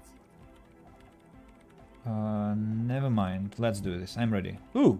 5, 4, 3, 2, 1. Mute disengaged. She lifts her hand from the keyboard. Complete silence fills the room. No wind outside. No waves. No floorboards creaking. Total, continuous silence. This is unnatural. And relieving. The woman looks around. In the silence, you see dust move on the floorboards. The driver of the speaker vibrates in the air and then stops. Plasterwork begins to crumble down the walls. In the silence, a low hum starts creeping up your spine. It's a song inside you, not in the speakers, not in the room. A great bass sigh in the basement of your mind. Slowly it builds until the air around you starts to vibrate. It's out there now, in the world, made manifest. It will devour everything. The floorboards, the glass, the streets and the people. Nothing will remain. Guys, what's going on? There's alarm in the man's voice as he steps back to scan the surroundings. A slight rattle like crystal clattering in the cupboard fills the air, joining the chorus. It's getting louder, Says Noid, his eyes riveted on the strange circle of water basins. In the basins, the water looks like it's boiling. Hosiana! Mother of Mega! You hear Egghead yell, then something else, but his voice is growing faint. In his mind, a tidal wave approaching from afar, swallowing entire coastlines on its way. Salvation. It wasn't me at first. The beauty and the beat! The future of dance! Planetary! No, Egg! It's the window! The glass shards around Dolores Day's vacant heart appear to be vibrating from the sound. It almost looks as if she's alive. In the corner of your eye, the lieutenant steps aside, cautiously, his eyes searching for a possible evacuation route. The window is going to come down! No, the roof! She looks up, a screech fills the air, scream of wood and nails, the pillars of the church twist and creak above and around you. Cracks appear on the stained glass window. Cracks run up the wooden pillars in the dark. Come down to us! Love! It's shaking the building's foundation. The floor twists. That's it. I'm muting it. Everyone, don't panic, it's beautiful. Beautiful car! Beautiful life! Shit! It doesn't stop. A seal? Have Wow. you? The woman is furiously pressing down on her keyboard, but the sound doesn't stop. Yes, I've turned it off. She yells, holding the contact mic in her hand. Andre, pull the compressor. The place is gonna come down. Fuck! I can't shut it up. The signal's passed. It's not in here. It's... Andre frantically smashes buttons. In the mixing desk now, building into a positive feedback loop. This is it. A great roar. The vault of the roof twists above you. Glass shatters somewhere near the door. It's coming down. Egghead, whatever you do, don't stop it. But then it stops. Totally and utterly. As if there never was a sound. Only your ears still ring from the shock. Everybody is staring at Egghead, holding a dangling cable in his hand. A black 3-pin connector. Egg. I pulled the plug. It was getting too hardcore. He says calmly. You did good, Egg. Most of the place seems to be intact. Fucking hell. Programmer lady, tell me you were recording that. Andrea breathes a sigh of relief and inspects the window. 4 years. 22 people. Millions of reals. All that time? This is what we were up against. Just erased it. Suliswov isn't gonna believe this. Her lip trembles. What? Yeah, but did you record it though? It was dope. I think we can use it. Yes, Andre. I recorded it. Damn, I need to send some letters now. She composes herself, wipes the dust of her sweater and rests her hands on the keyboard. Thank you all for doing this. Eggman, you too. And you, officer. I don't know what we've discovered, but I know what it sounds like now. That's a start. Kim, did you hear that? It was very hard not to. I think you're right. There is something going on here. And you need to be very careful with it. He turns to the woman. I promise, officer. We will not play it again. What was that? I've never heard anything like that, and I've heard a pale latitude compressor. It was mathematical information from the anomaly, presented as a waveform. That's what it was technically. Theoretically... She shakes her head. I have no idea. I've never even heard of anything like this. A voice seems muffled in the silent church. It's your ears adjusting after the exposure. You're going to write Sulislav? Yes, our lead designer, and maybe some of the producers too, and some of the writers, if they're sober enough to open a transmission. They need to hear. That it wasn't her fault. Or theirs. They need to hear about this. Don't worry, I won't send the recording, although I doubt they have the speakers to produce the frequency anyway. What happens now? I go into... Stay here. I'm going to stay here with these lunatics. Send letters, maybe meet Suliswolf. Also devise further measurements. She cuts you off, her deft fingers already on the keyboard. I want you to know that's totally chill with us. I don't care, but thank you anyway. She blurts, then reconsiders. That's the best she can manage for Andre. It's quite a lot in truth. For her, at least. Now, I have a theory to come up with. Some kind of preliminary explanation to all this. Or the letter will sound like I've lost my mind. Her hands move on the keyboard. Yes, and we have to get back to stabilizing Martinez.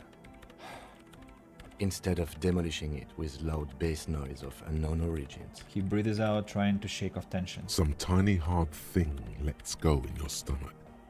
You're still alive. You have an explanation for all this. Somewhere deep in you, you know. The person you were knows. Oh, I'm going to save the game here. Yeah. Some action Yes, for a change. what is it? Logic. Godly 16. Form a theory about on the 2mm hole in the world. +1 heard of doomed commercial area. 1 investigated doomed commercial area. 2 heard of motorway south. 2 motorway south complete. You don't have to. You already have. A long time ago. Wait, how? These thoughts formed in you somewhere. In a long forgotten discussion. Behind a kitchen table. In the evening light. Drinking coffee and smoking. With a friend. Suna. It's the origin point of the pale. What? The swallow. It's how it starts. It's baby pale. But Pale isn't here. We're thousands of kilometers from the edge. She looks up and there is fear in her eyes as she considers the possibility. No, look up first. We are 20 meters from the very edge. She looks up into the darkness under the nave, then back at you. You have her full, undivided attention. The lieutenant's, too. He takes his glasses off. The pale is only an effect, a transition between the world and that. Then what is that? It's nothing. No, it's less than nothing. It's less than nothing. The final rest state for reality. Imagine if all this spread your hands. Never was. Then the Pale is...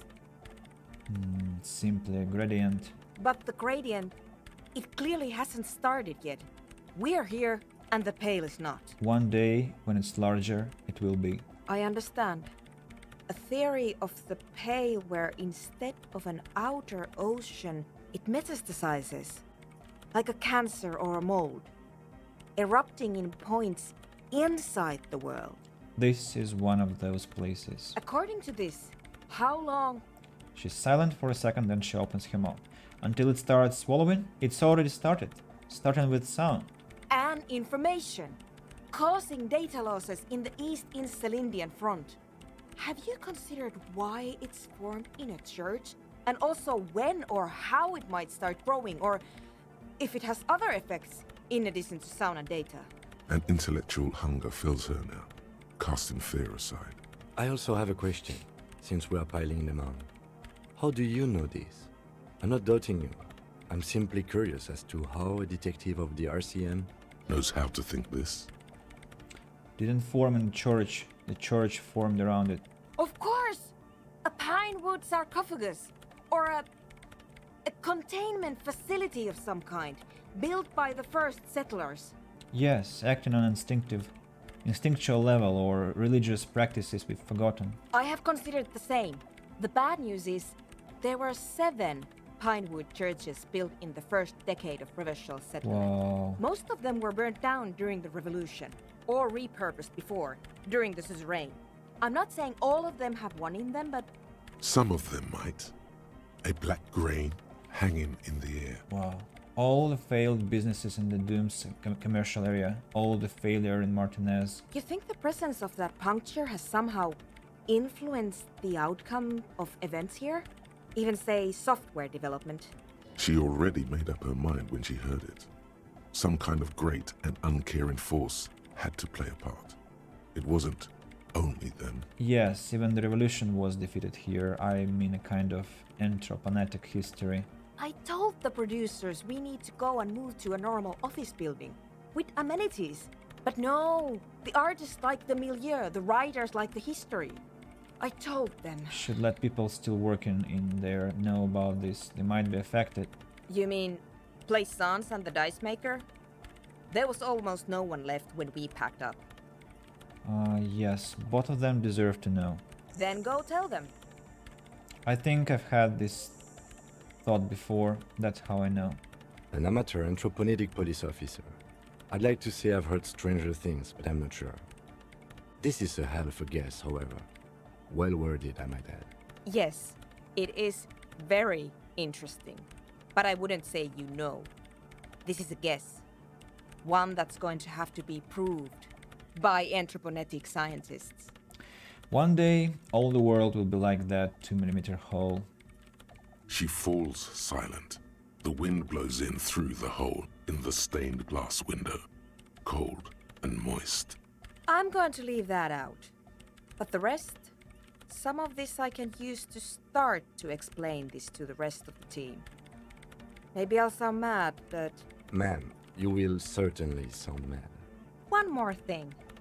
Maybe a club for anodic music isn't the worst thing you can erect around this particular point in space. Perhaps not, or yeah, that's still insane, but then again, so am I. The club is the only thing keeping this place and the rest of reality together. Actually, now that I think of it, maybe it's dangerous? Maybe, but... Yeah! Once the light is on in the universe, it will never go out! Thank you, Egghead. Let's leave it at that, shall we? We have an anthropomedic detection to perform in this district. I do have one mystery that still needs solving. The radio ghost in the doomed commercial area's electronic doorbell. The creepy woman! We were wondering about that when we worked there, but I had completely forgotten about it ever since. She slaps her forehead. It must be anthroponetic crosstalk, the one you get in radios and long-distance calls. Now it makes sense, with the pail right on the doorstep. Incredible. This would also explain why we get it on the police radio all the time. Lieutenant murmurs. Anthroponetic crosstalk? It's quite common, actually. When the signal gets routed through pail, all kinds of irregularities take place. You may hear snippets of someone else's conversation, or the voice of your former lover, or an echo of an event that took place 100 years ago. Pale is a shroud of memories, and it doesn't really distinguish to whom those memories belong to. You could hear anything. Makes sense. Thanks for explaining that to me. Anytime.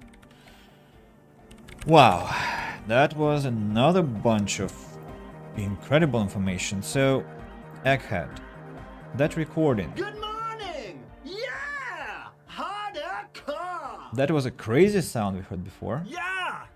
It was awesome and scary. Very hardcore. His voice booms through the chamber then gets silent. Too hardcore, in fact. I couldn't control it at all. What happened? It sucks up all the air in the mix until it's the only thing left. Starts compressing itself and everything around it. Completely fills up the headspace. Extreme. Inside your chest, the heart beats still with the after effects of the sound. Imagine if you could harness that power, making it pulse. Is there anything that we can do about it? Oh! I don't know. Maybe someone can do something with this. I imagine this is the sounds that the future could make. Sounds like the future could be even more hardcore than I ever imagined. Yeah! So... I hope that this sound would compensate for the tape they're asking from me, but apparently it's not going to do. Okay, Noid, want to comment on the event? Yo, man. No. Asel, want to comment on the event? Welcome back. Not really. She doesn't.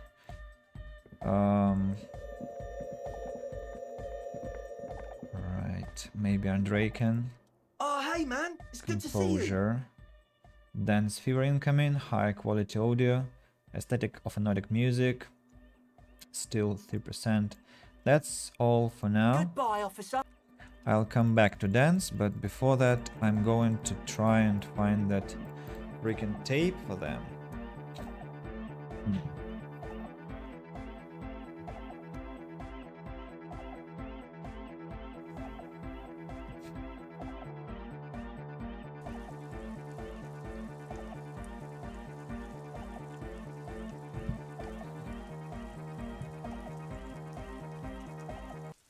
Water.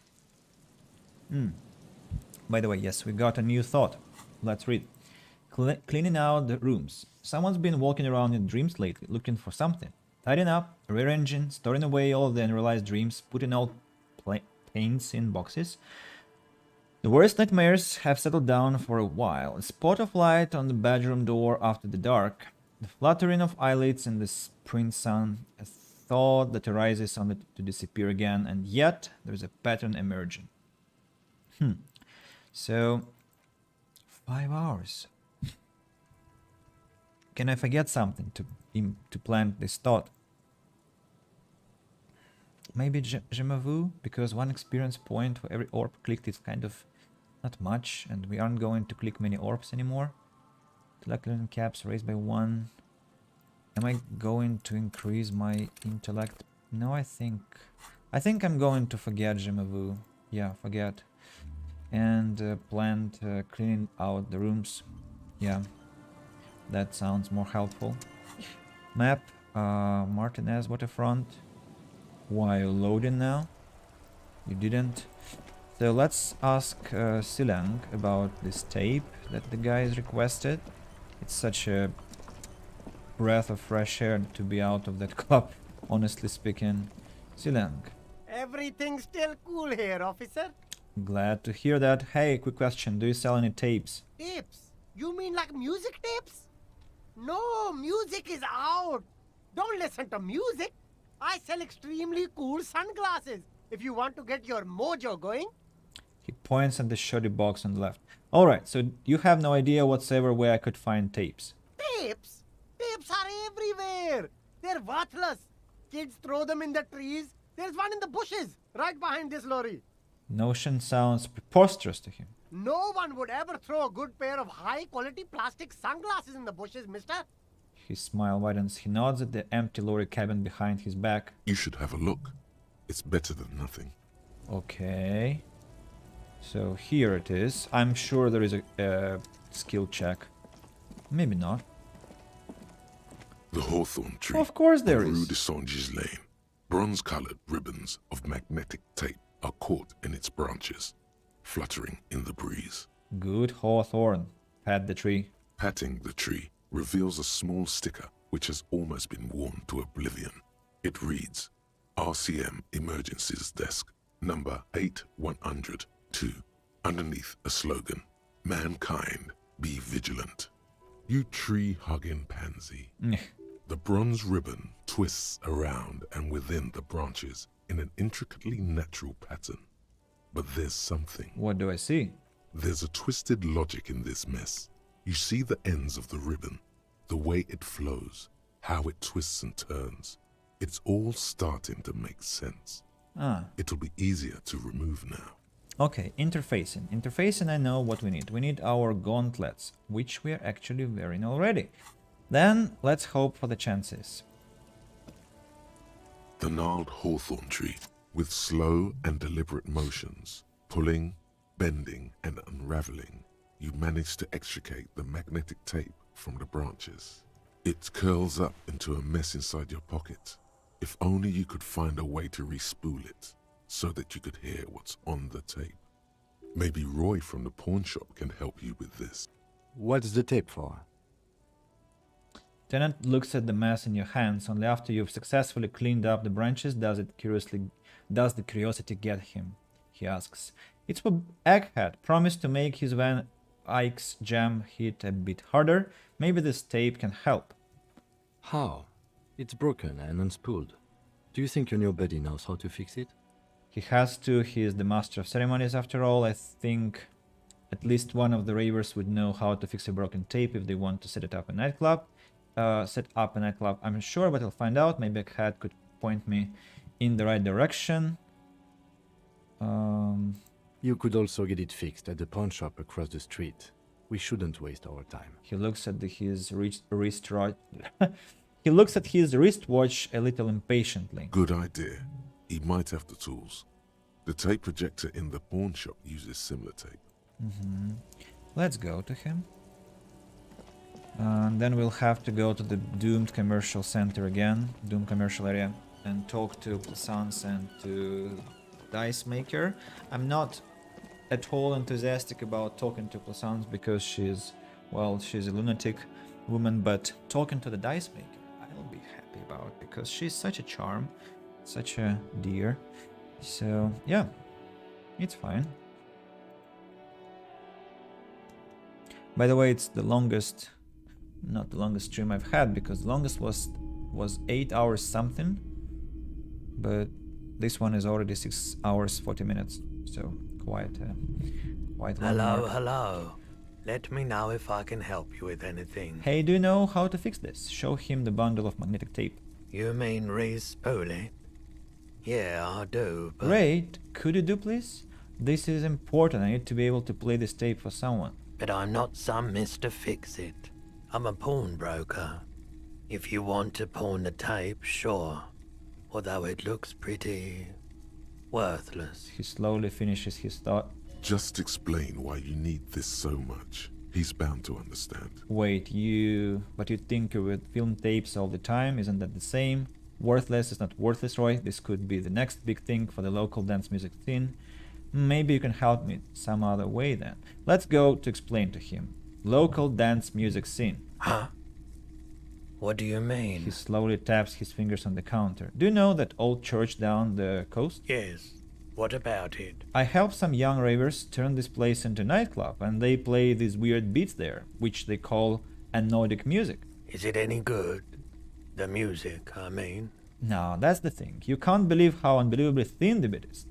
There is nothing to it, no bass. It just goes zut, zut, zut. But this tape could make it hardcore.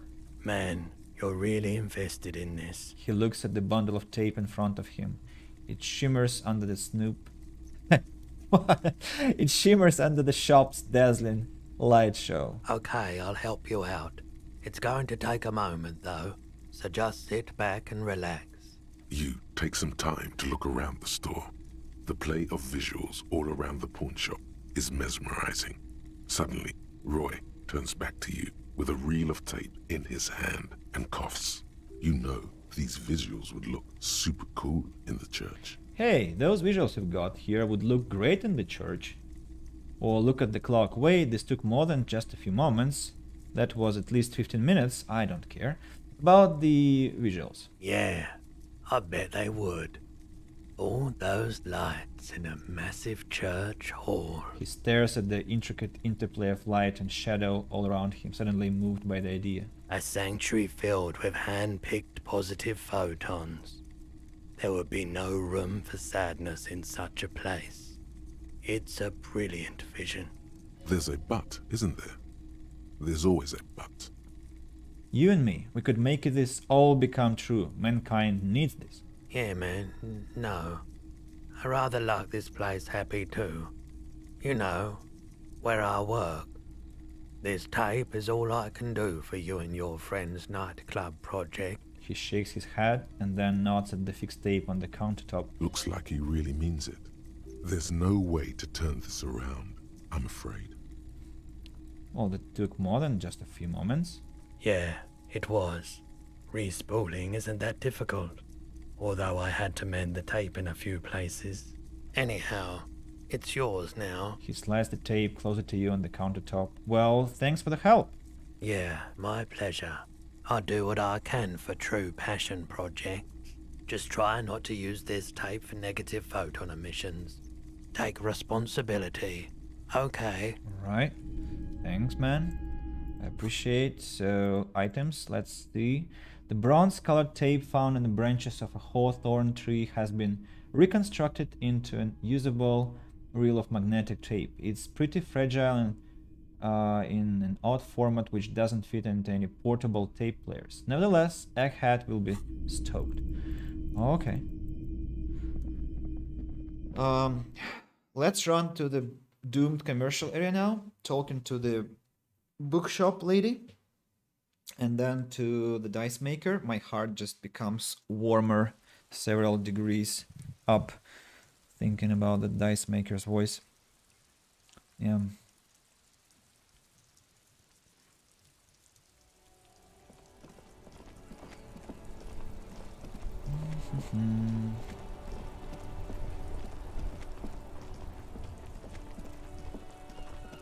Where should we enter? I think from the main entrance, because that will be short away. Like one loading screen, then the second, and then two more back, and then the church. So, and not to mention the conversations. I wonder what they would tell about this. The Pale coming. It's always nice to see you here. You bring good energy. Me? Listen, I have something to tell you. I found the actual source of doom. What do you mean, the actual source? Earlier, you told me there was no curse. My investigation has led me to discover a 2mm entropanetic hole in reality. That's the source of doom, both in the commercial area and in Martinez. What? She wasn't expecting this. At least not the word entropanetic. A tiny hole in reality. It may be connected with Pale, an origin point of sorts. It would explain why historically so many things have ended in failure here in Martinez. Ma'am, what he's saying is true. We found an entropanetic anomaly in the small Pinewood church down the coast. I don't mean to be an alarmist, and more research is needed, but it's not looking good. But that's not in any of the ancient texts. How am I supposed to protect my bookstore from that? Tell her the truth. It's out of her hands. You can't protect it, not against Pale. Close up the shop and try to get as far away from this thing as possible. You can protect it with hope by refusing to give up. That's what people have done in the past by building a church place of worship around the thing. You will have to find your own answer. I've spent too long on this quest as it is. I think... what should I say? I'm not talking to this delirious woman. Yes, you've certainly done your part. I've come so far. I can't give up now, especially now that Annette is settling in at school again. Oh, you remember you have a daughter. She's finally making friends in this place. Mm-hmm. No, we can't leave Martinez. We can't. She looks at her daughter, quietly studying in the corner of the shop. Thank you for your help in any case. You're welcome back here anytime. Farewell. The crazy lady. At least she isn't unfriendly now. That's good news. Now the dice maker. Hopefully she'll tell us something interesting. And actually Plaisance received the news, the tidings, much more peacefully than I had expected. So that was a good twist for me. Because I didn't have to launch into another tirade concerning her absolutely rubbish beliefs about life and the world and everything like that. Let's run to meet the dice maker. Run, what was that sound? Hey. Oh, it's you again. Are you looking for a die? I think I found the actual source of the curse. You mean the curse that I'm spared of because I live outside its immediate reach? It's a bit more complicated than I first thought it would be. I'm listening. She leans back in her chair, arms crossed across the chest. There is a 2mm hole in the reality located in the church on the other side of the canal. I think it may be related to Pale. Excuse me? A 2mm hole in reality? This can't be true. She sits up, visibly agitated. I'm afraid it is, ma'am. Sona Lukanen killed the former lead programmer of Fortress Accident made the discovery. Sona is involved in this? She appears to take this in while the chatter from her headphones continues unabated. So it's even worse than I thought. It's not just the commercial area that's cursed, it's the entire world. She looks outside the window where daylight has filled the yard. Don't worry about it. You've been doing fine so far. I'm sure it's nothing. You mean considering the fact that the world is collapsing on my porch? She gives you a rueful smile and takes a look around. In any case, thank you for stopping by. It's good to have an answer, even if I can't claim to understand it fully. So can I order another die now? I'm sorry. I'm a bit overloaded just now, so I can only produce one die per customer. Okay, but at least we talked to her and now she knows. And do I know the password for this box now? Do I? Tiles on the cube are spring. There you The go. speaker. Continue. Good afternoon. Please repeat. Is this the Password? Good. Please repeat the password. Afterlife death? Good. I've unlocked the... Really? She just used the same password? Maybe those radio computer guys aren't that paranoid after all. Lieutenant seems almost disappointed to discover that as he murmurs. Fortress accident. Is there anything else I can do for you today? That's all for now. Thank you, and goodbye. Tiles on the cube are still smoldering. Print. With a quiet determination, the printer starts printing, a piece of paper unfolding like a handheld fan. A black crisscross of letters covers its surface. Read the printout. It's a project report written by the lead producer, Andrew Andy Schott, about Whirl Untethered, a radio game developed by Studio Fortress Accident. The first few pages give an overview of the capital and workforce, while the rest of it seems to be a production schedule. Read about the capital. I want to know about money. In its short time of existence, Fortress Accident SCA managed to burn through truly insane amounts of money. The first tranche of seed financing brought in 150,000 Ria, but then came the delays. Eventually, the damage reached 400,000 Ria, with only half of the game finished. Gosh, where did they get all this money? Let's just say it was a real adventure for their Egonian investor. Egonia, a godforsaken and tiny territory in Grad, that has not once but twice wasted its independence on microfascism. The less said about Egonia, the better. Matter of fact, let's stop saying things about it right now and continue what we were doing. Okay, who worked there? How long? Fortress Accident employed 18 people, the bulk of the team composed of writers and concept artists. There were also radio programmers, sound engineers, a CEO, 2 marketing experts, and a single overburdened producer who developed a habit of popping Pyrrolidon in the basement to escape his obligations. Why did Fortress Accident have so many concept artists? Why so many? It didn't. You didn't need so many concept artists? No, definitely not. A few more producers could have come in handy though, especially when dealing with writers, some of whom routinely skip to work because of mental health issues and extremely unprofessional sleep schedules. One of them even managed to steal some valuable company property before skipping town for good. Let's skim through the production schedule, whatever it is. The production schedule depicts their glorious descent into bankruptcy. Because of the concept artists? Not the concept artists. It wasn't even the writers. With their panic attacks and 3-hour lunches, it was impossible not to fail. The project was too large, and no amount of money could satiate the ever-expanding ambitions of the development team. They tried to make a 4 million Real game with 400,000 in their bank account. They thought they could bridge the gap with pure willpower and imagination. They couldn't. I could have bridged the gap. No, you couldn't have. What do you mean? I totally could have. Not a chance. Even then, success remained within an ever-narrowing margin of possibility that, despite everything, never entirely disappeared. That is, until they discovered the Valley of the Heads. The what? At the 11th hour, the lead designer, Jimsk-born Sulisław Jalisa, decided that what Whirl Untethered needed was a secret mystical location at the extreme edge of the map. This place was to be the Valley of the Heads, where the heads of all the headless constructs could be found.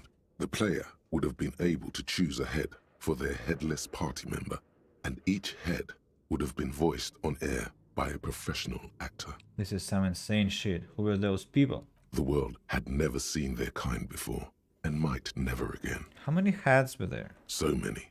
The last count, there were approximately 10,000 heads for 10,000 headless men, all of which could be endlessly recombined. How many combinations could you make out of that? Do you really want to know? There seems to be a calculation here, but it may take a while. Yeah, how bad could it be?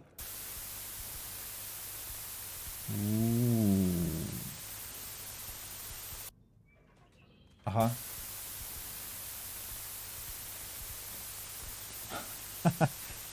That's very cool. Keep going.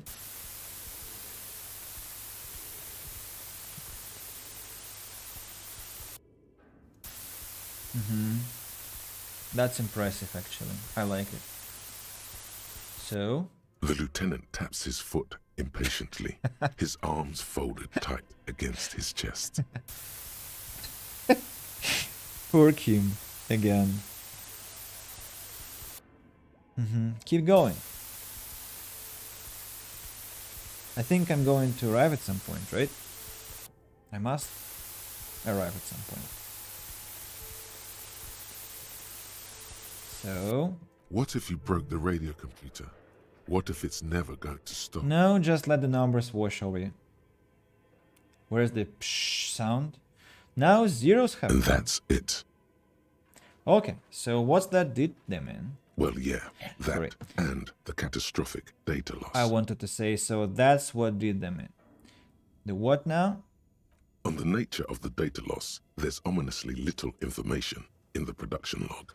It comes at the very end, where things get fuzzy and dark, where tables and numbers seem to vanish into an eerie nothingness, before the Igaunian investors pulled the plug. And we know what happened. The Pale took. What is clear is that one day, an unidentified numeric anomaly occurred on the East Insulindian Lintel front, just as the Wirral Untethered project was being compiled that day. And the anomaly caused all the data to get lost in the air. When the project was returned, it was completely blank. The team spent weeks on the phone with Lintel, the service provider, but despite their diagnostics, they could never produce a satisfactory explanation or pay for the loss. Wait, they lost the whole game and wouldn't even pay for it? Always read the terms of service. And let's face it, they didn't have any money left for a legal action. Wasn't there a copy of the game, a backup? Mysteriously enough, it seems that the off-site copy happened to be on-site when the catastrophic data loss occurred. It was the lead programmer's responsibility to oversee weekly maintenance of the off-site copy and, well, keep it off-site.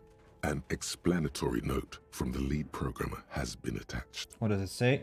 S. Luukkonen Kilda, the lead programmer of Fortress Accident. The off-site copy was on-site because there was no off-site anymore.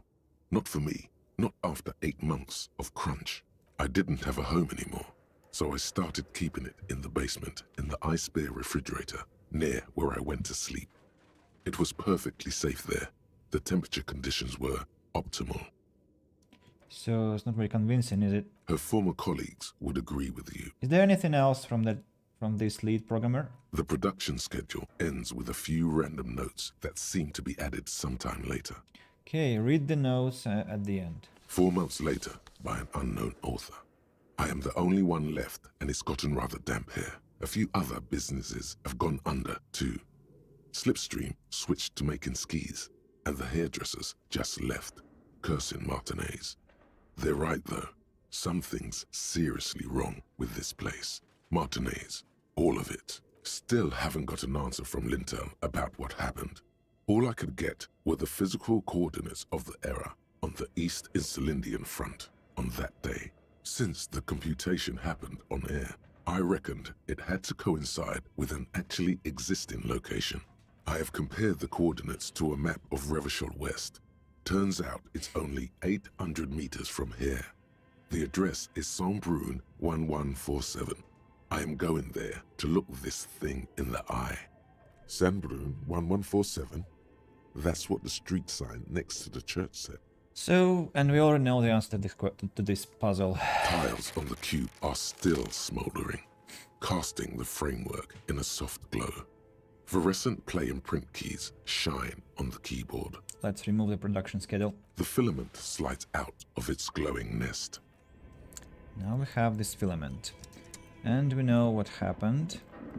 But that sounds really blood-chilling, you know. They just lost their company because of the Pale. Well, a lot of people lost their lives, I guess, because of the Pale. And the Pale driver is now haunted by endless memories of the centuries that have passed before us. So the non-existence is not something to be kidding with, right?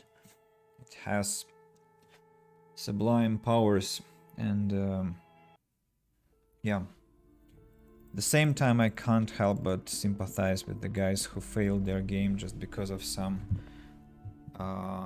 non-discovered, non-examined, non-understood, and absolutely inconceivable, unfathomable non-existence, and they didn't even know what killed their business. That's really painful to realize. Now let's go back to the church, and I think we have plenty of stuff to report there. I have taken this production schedule filament memory just in case we need it later, and I'm going to use the fast travel option to go to the church. Yeah, I'm here. What's that? The same address the lead programmer of Fortress Accident was looking for? Of course. And then what is strange is that the game kind of assumes that I wouldn't know about what's inside the church, but I can't. It can't happen this way, because to get the password we should have been to the church, and so that is kind of non-comprehensible a bit. Hey, I've got a word with you. Yes, what is it? Strange, nothing to talk about with her. Alright, Egghead, I've got a tape for you. Good morning! Yeah! Found this reel of tape. Maybe you can use it to hard up Ike's jam. Give him the fixed Hawthorne tree tape. Yeah! Remix time! Tape goes here, into deck B! His voice booms through the church as he takes the tape and attaches it to the empty reel slot. He clicks the switch, the tape starts spinning. A hand on his ear. He listens to the audio through his headphones and shouts. Wow! Did you get this from Arno himself? His face lights up with delight. A great excitement is bubbling to the surface within him. This is big. What do you mean? Listen, I'm just going to show it to you. Ready? Ready. But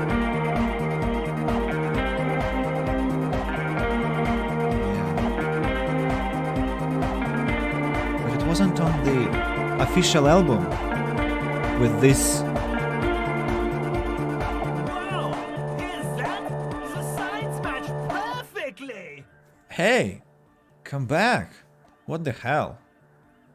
He wipes his brow. Now, if only we had the beat for the full assault, it would be unbelievably hyper. What is this? It's good. How did you guys do that? She looks up from her contact mic. Do what? I just found a random tape and brought it to Egghead. He's just incredibly good at remixing. You're right, it's uncanny how well it goes together. Something else must be going on here. Maybe the second. Yes, but what if Van Eyck based his remix on some forgotten local melody, like a folk song, and you just found the original piece that inspired him to create this jam? That would explain why it fits so well. Nah, to me it sounds like classic Van Eyck. I don't think he needs any inspiration from folk songs. Maybe he lives in Martinez and just threw away part of his song because he thought it wasn't good enough. I think it's just happenstance. Chaos in action. Contingencies of our limited existence. That and Egghead's fantastic talent.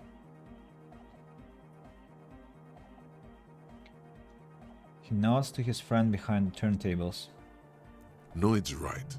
Egghead's technical talent is the key.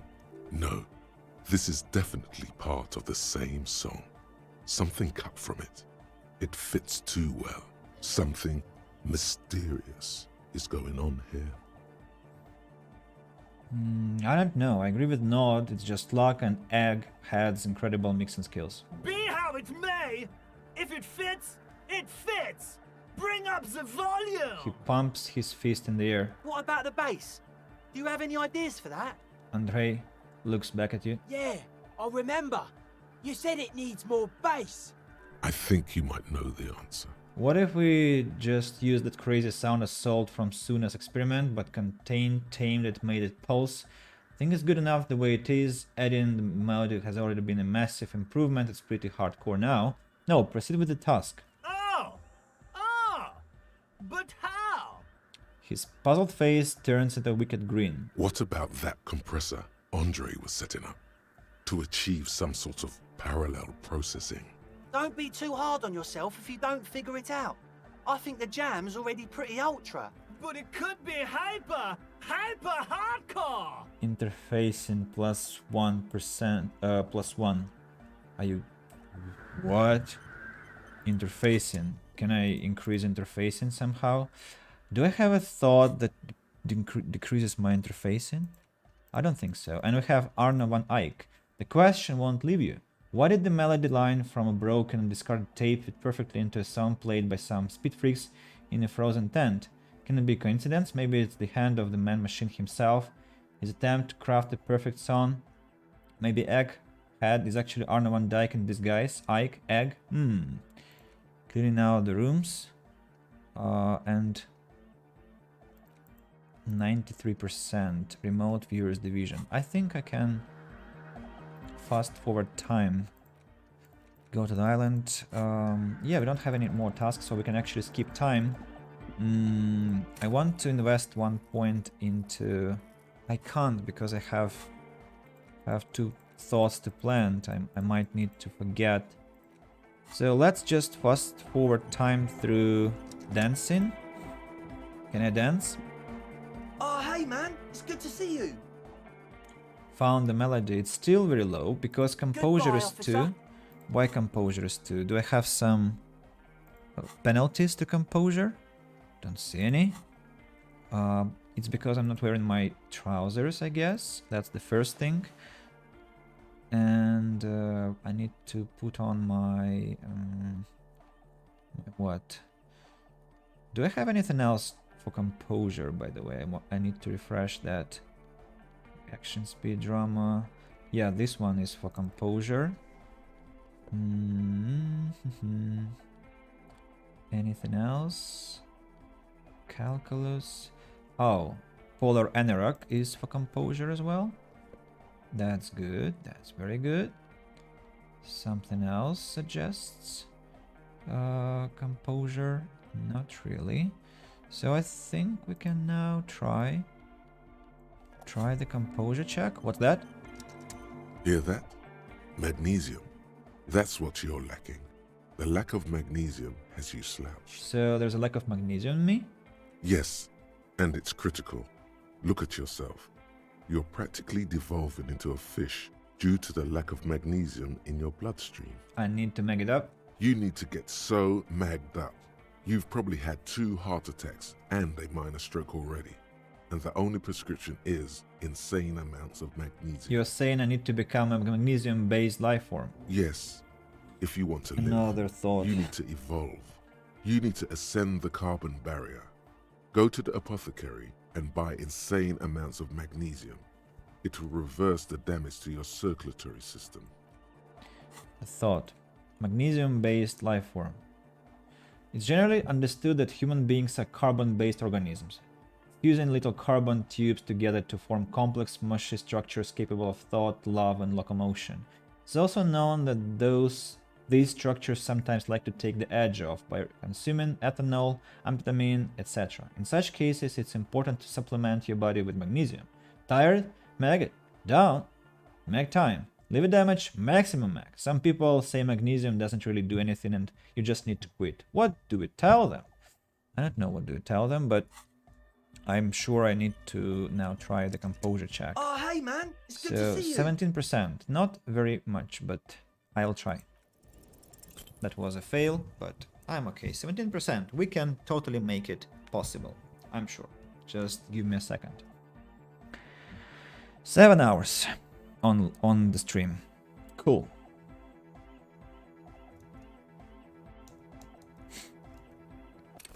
Doesn't look I'm finishing Disco Elysium today, but 7 hours is something.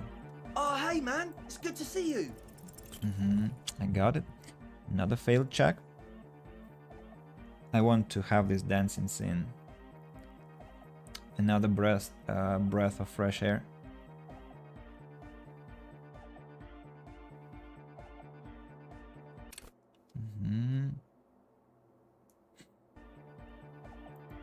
Oh, hey man, it's good to see you. You close your eyes and vacate your skull, leaving your brain to wonder, where did that little fluttering light go? Total darkness. You sink down the darkest fathoms of your own personal deep, vertebrae by vertebrae, through the unformed skulls of your mind. Spine. Here it will begin. Where did the church go? Who fucking cares? I hate waking life. I hate this world. I hate and fear everything. All I want is to dance. Please God, just let me dance. I actually hate dancing. Good. You should be. Where did the music go? Oh, don't worry. The music's still there. It's you who is gone. No, really? Why can't I hear anything? This is a pivotal moment. Try not to piss yourself. Concentrate on hearing? Nothing. Just the immaculate silence of your spinal fluid. Electrify. What was that about unformed skulls? I'm gonna let you in on a little secret. Whoa. Every vertebrae in your spine is an unformed skull ready to pop up and replace the old one. Like shark teeth. The one you're currently in has a little brain forming in it, waiting for its turn. Spinal cord hasn't spoken to us yet. To rule the world! Oh my god, is that true? Yes, it's all true. In the spinal cord. What do you mean? What do you want? From what I can see, it's about to bust a move. Okay, bust a move. Foolhardy! Do you even know what's happening on the surface? Maybe 1,000 years have passed. Or maybe you started spazzing out like 2 seconds ago. With your eyes still closed, the first thing you feel, all the way back in the pivoting darkness of your own torso, is warmth. You have become a triumph of rhythmoplastics, somewhere in a smelly wooden church on the coast of Revachol. The wounds from the war you waged on your body are healing, twist by twist, turn by turn. As you open your eyes, you should scream, hyper, hyper. It seems appropriate. Okay, hyper. You have become a flawless interlocking mechanism, a flesh and bone approximation of the throb coming from the speaker setup of the one called Eggheads, entirely, rigidly imbecilic, without pity or fear. I love that he's doing that in this crazy attire and he's still wearing this bomb hat. Free from self-awareness, no deliberation, only, and I mean only, execution. Oh my god! No way! The Speed Freaks would be leader stands slack-jawed in disbelief at this hardcoreness on display. He whispers to himself. Hardcore! With his reel-to-reel mixer blasting the anthem of a future that will never come, the young man observes your moves for a second. Then blasts into the same hideous pattern, yelling, He throws a screwdriver and a bunch of drill chucks into the corner and explodes into dance. What he lacks in sharpness, he more than makes up for in violent enthusiasm. Turn to a cell. What are you doing? The young woman lifts her headphones up slightly and raises her chin, looking at you expectantly. Asil? Aren't you going to dance? No. Recording. She turns to Suna, then back to you. She briskly shakes her head and puts her headphones back on. The lead programmer throws the other young woman a knowing glance before turning her attention back to her own work. She's still at her mainframe, pressing buttons, reading printouts, but she started nodding her head along to the music. Kim, get in here! Call for Lieutenant to join you. What's going on here? Lieutenant. Delinquents. The lieutenant looks at you and the speed freaks grinding around in the church, a group of unhinged lunatics.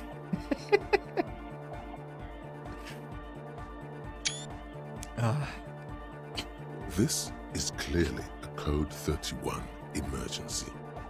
Code 31. Code 31. The lieutenant squeezes the bridge of his nose. The lights reflect off his glasses. He's obviously having trouble adjusting to this new reality. A Code 31 emergency? Really? Yes, officer in need of assistance on the dance floor. The lieutenant crosses his arms with a bemused look. What's happening? How the hell are you dancing with that broken leg of yours? Lieutenant is forced to yell over the futuristic music blasting from the speakers. I'm undercover. Good for you. Rock on then. He looks around the church hall. Hey, I called you to dance. What?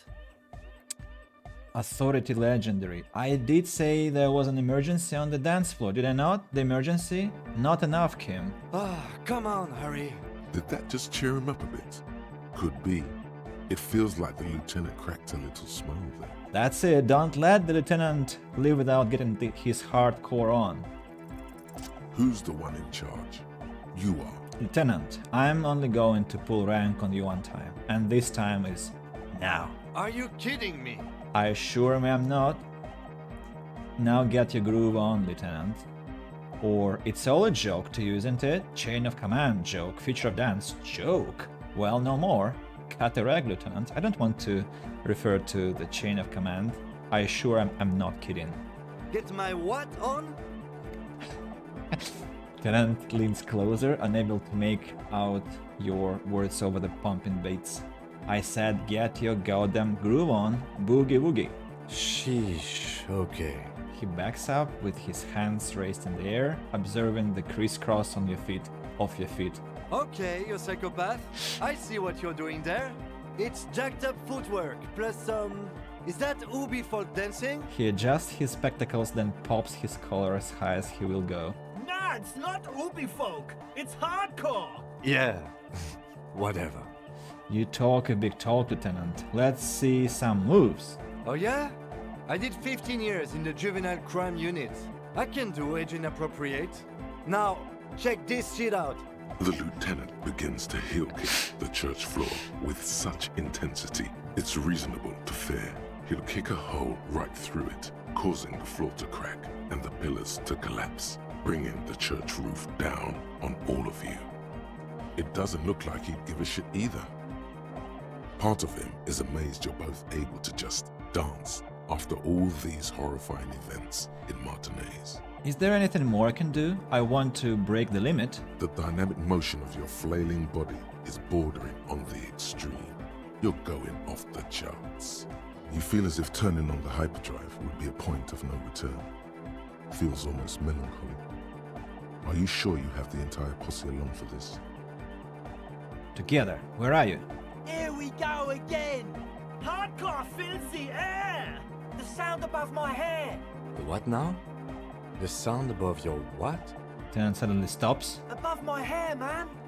Okay, this is too imbecilic. Excuse me. Dance. Pointed at Dre. It's the law. The young man immediately bounces up Hey, and Kim, down, why have you then stopped? assumes the same dance pattern, embellishing it with some sort of waving motion. The authority of the law is clearly unquestionable.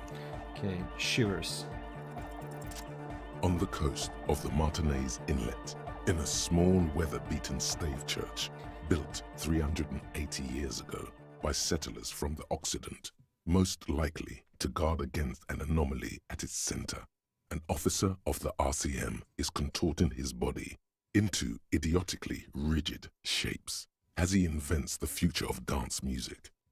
It's the hardest anyone has ever danced. What's this strange feeling I keep having, this cold even now? I am La Revacholière. I am the city. What do you mean you are the city? I am a fragment of the world spirit, the genius Loki of Revachol. My heart is the wind corridor. The bottom of my air is red. I have 100,000 luminous arms. Come morning, I carry industrial dust and let it settle on tree leaves. I shake the dust from those leaves and onto your coat. I've seen you. I've seen you. I've seen you with her. And I've seen you without her. I've seen you on the crescent of the hill. How are you talking to me? The modulations of my voice are noted down with thermometers and barometers. You feel me in your nostrils, on the little hairs on the back of your neck. I also reside in your lungs and vestigial organs. Everywhere there is space. But who am I? Why are you talking to me? You are an officer of the citizens' militia, Jante and Rebut. When you wear your coat, you wear my soul. You move through my streets freely, in motor carriages and on foot. You have access to the hidden places. You also circulate among those who are hidden. I need you. You can keep me on this earth. Be vigilant. I love you. An officer of the RCM is lying on the floor of a small church with his eyes rolled back and his tongue lolling out. Several others are standing around him. He slowly comes to. Had a good rest there? I spoke to the city of Revachol. Fuck yeah! I bet you did.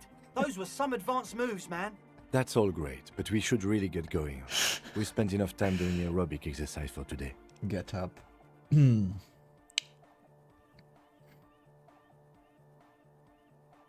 might be imagining it, but it feels like Egghead turned the volume down. Such is But his respect. It's impossible, it's glued. Man! Now, man! Now... The would-be leader shudders with excitement. Now imagine if we could do that, right? But with like 1,000 people. End of human development. Mission complete. Right, ecstatic. All right! You're absolutely beat. Muscles relaxed and feet like noodles underneath. Goodbye, officer. That was nice. A new thought. Remote Viewers Division. It is done. You've broken loose from the confines of modern science and into the vault of extrasensory knowledge from exotic cultures. Mankind has always searched for a means to break the shackles restraining the mind. Some practice meditation. Some take like a ton of DMT. You apparently only need to rub your temples, and bam, the ether opens before you, presenting its dark secrets. Entities in the void, making contact. Definitely not just because you're rubbing your temples and talking to yourself. -1 difficulty to all of psyche passives and -1 drama. Gullible hack. I'm not sure about that, guys. I don't like this. Maybe we have to...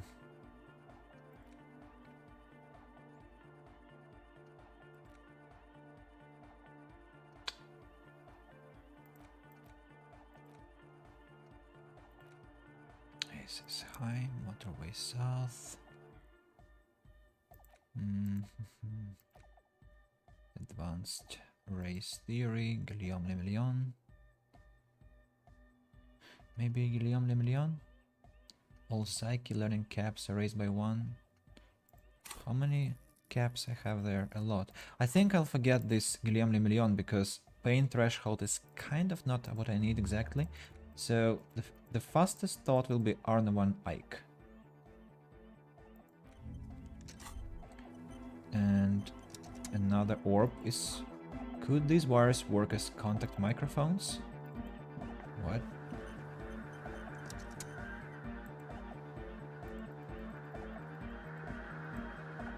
Hey, talk to me.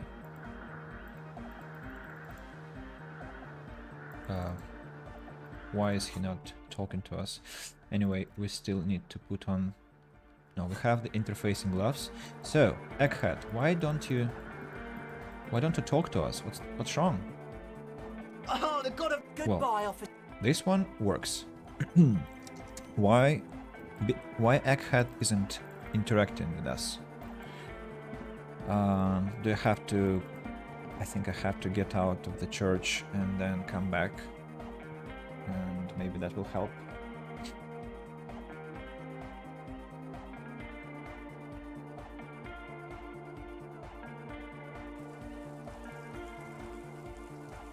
Some fresh air from the rain, you know. I think the game glitched. Let's go back.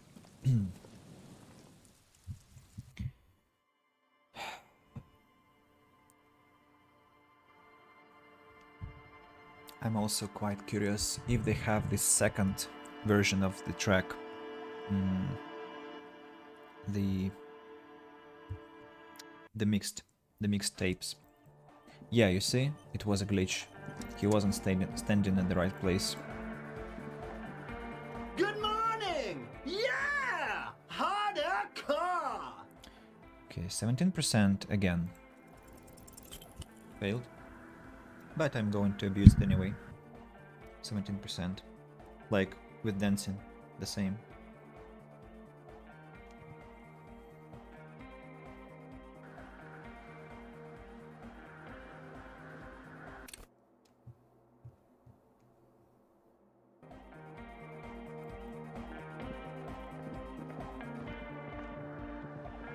Good morning! Yeah!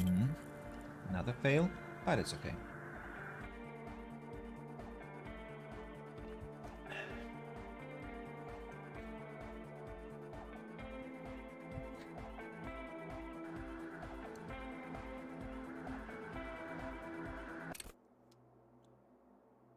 Yeah, 6 hours was gross underestimation of Disco Elysium.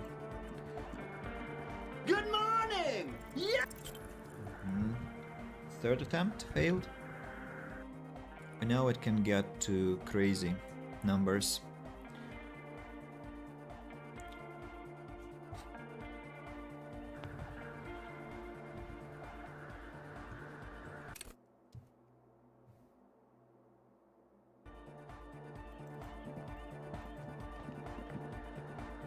Good morning! Yeah! Sidechain the beat. Sidechain? What does it mean?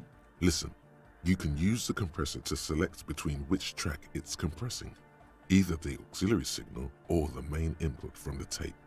Make it alternate between the signals.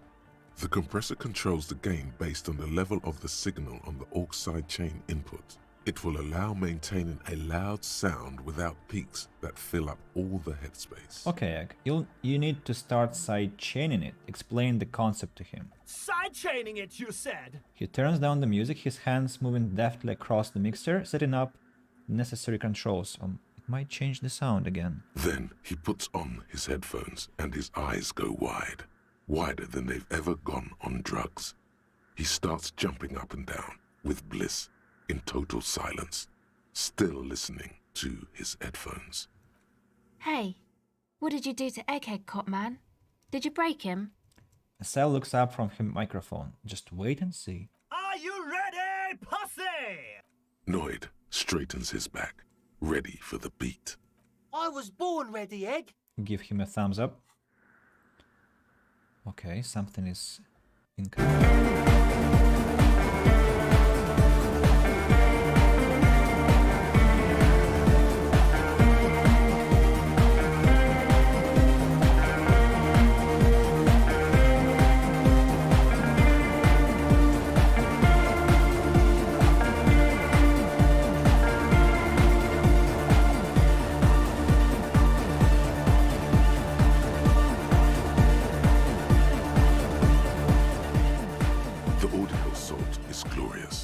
The speed freak dances on the stage, intensely waving his hand in the air. I wish my friend Kostya the composer was here, listening and seeing this gorgeous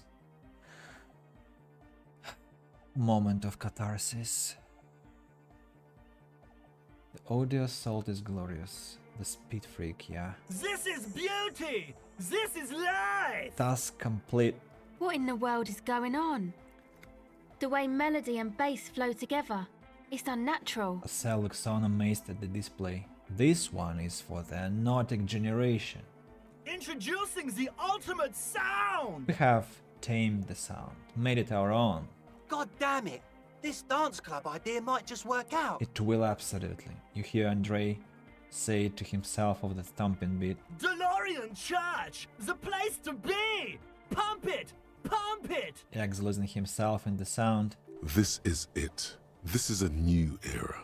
The fabric of the world has been irrevocably altered.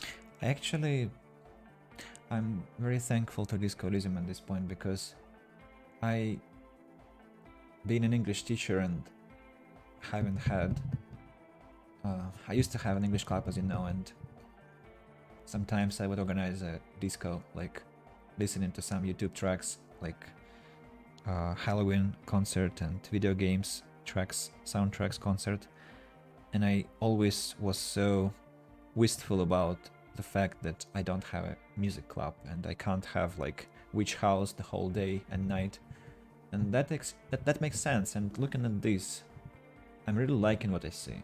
Really loving it, and that makes me think that I don't only need an English school but a nightclub. Yeah. Who will be the innocence of hardcore anodic dance music? Maybe Harry Dubois.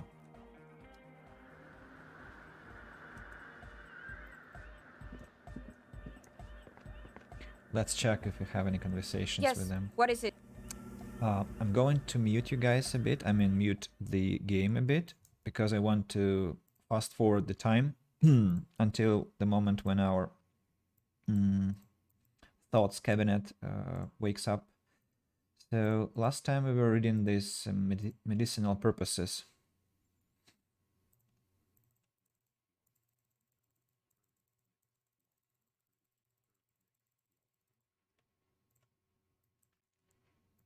Close the book, okay, and bring back the sound for you, and let's see what the thought is about. Arno van Eyck. Okay, so Egghead is clearly not Van Eyck in disguise. Van Eyck is an Oranese disc jockey, but those people get around, especially in Revachol, in the clubs on Boogie Street. Perhaps he stayed here for a short stint and discarded part of the song he was working on, just threw it away, and then it ended up in the Hawthorn tree. But why? Did he think it was retrograde? It wasn't. Perhaps he caught a glimpse of the future and did not want for it to arrive just yet. Perhaps the city whispered the top line to him, and he was frightened by it. All Motoric's white checks unlocked and reveals Arno van Eyck geek posters in the world. That would be cool if I just wasn't leaving Martinez for good, so let's proceed with the next. Hardcore aesthetic, internalize, and I'm also muting you for now. I mean, I'm muting you the game because I'm coming back to that book and abusing it.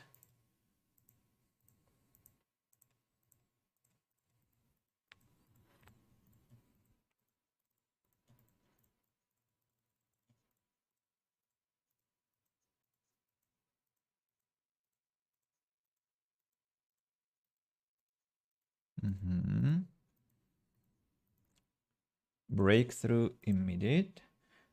Okay. I'm not forgetting to bring the sound back to you. And close the menu and another thought. Hardcore aesthetic. Okay. Oh yes, drugs. We're talking about drugs. Let's face it, these flirtations with the hardcore aesthetic have all been leading up to one question. Can I do drugs harder now that I'm a hard cop? And the answer is yes. You can. You can do one more blast of pyrrolidon and yellow shit powder. You can even pull a ciggy and a lager on top of that. There, you've truly made the hardcore your own thing now. Endurance and volition. Now we have 2 health points finally in the game. Wow. How much time till cleaning out the rooms? 34 minutes. I think we can fast forward that again. Guys, I'm decreasing the sound for you. And let's do it.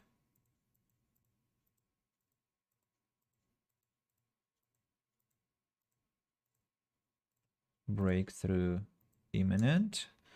Bring back the sound and close the menu and let's cleaning out the rooms.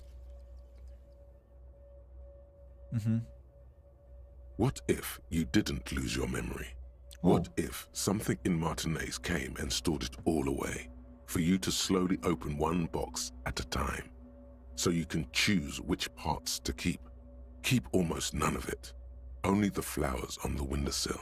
Only the distant sound of a radio.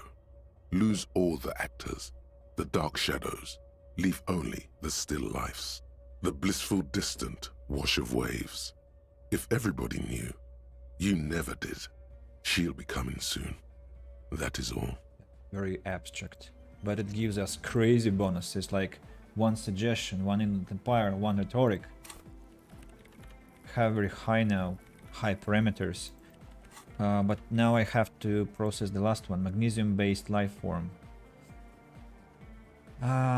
It's 1 hour, but at the same time everything else is so useful that I'm tempted to not process this magnesium stuff at all, because I don't want to forget any of these.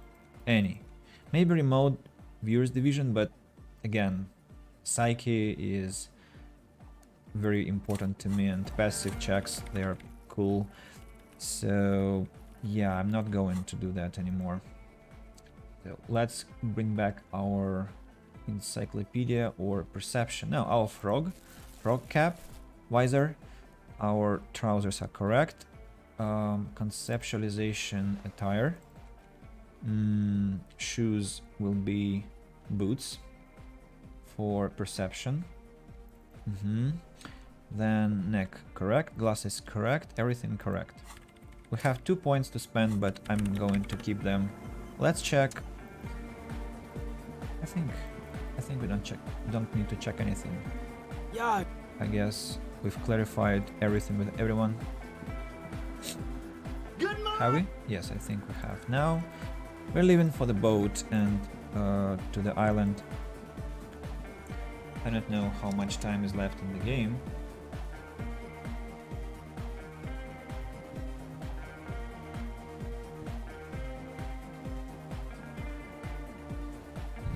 I wish I could Google now to see what lies in front of us.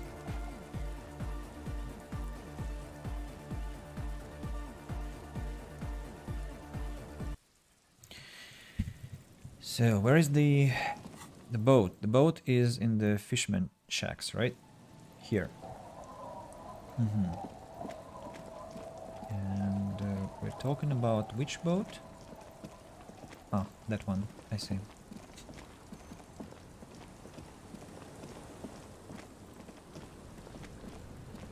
Yeah. So, what would you say to that? A skiff with a small steering engine in the back floats on the calm mirror of the sea. Its 2 seats are empty. The boat's belly is a shiny yellow color, industrial paint over fresh tar. You see it reflect off the water, along with the factory number, A72, SRR made. This machine represents humanitarian aid from a workers' state on the Samaran Isola. The ROO logo on the engine gives it away. That and a white 5-pointed star. Once you get in, that's it. 1 pull of the starter handle, and you're off into the bay. A strange trepidation comes over you. Are you sure you want to go now? Have you made all the necessary preparations? closed all your accounts? Remember what the net picker said. It's a small tank. You won't be going back and forth on this. This banged up old thing, it's ROOA72. It's ROOA72. Sorry, I have really lost my articulation. It'll float. You take the engine, Kim. I'll hold the boom box. What? What? How else do we blast Sad FM on our way to the island? Fine. Let's blast Sad FM then. He gives you a resigned shrug. Sad FM is a radio station specializing in sad, slow rock songs. You seem to know its frequency by heart. That means we have to equip the boombox before we go. Here it is. And cigarettes. What a set. And it's night exactly. The way I wanted it to be. And 3 skill points to invest. Now the question is, do I finish now? Or do I finish Disco Elysium tomorrow?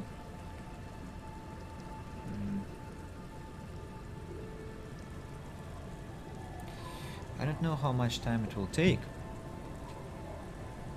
to finish Disco Elysium. Let me just check it quickly. Let's see this.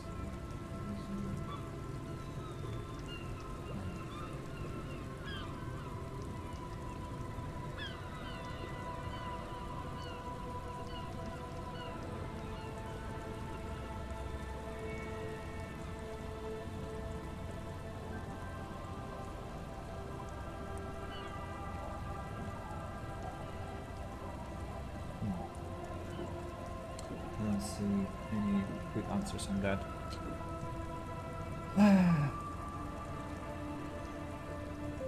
I think I should be maybe stopping now, because it's kind of a bad idea to be rushing toward the end, because I have to give my final thoughts on the game. At the same time, let's do it. The skiff, once you... Have you made all the... Yes. Remember what...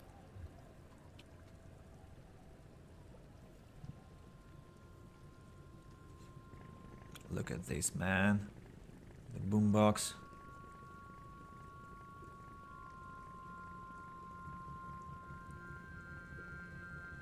Want to be free. Want to be free. It will last forever.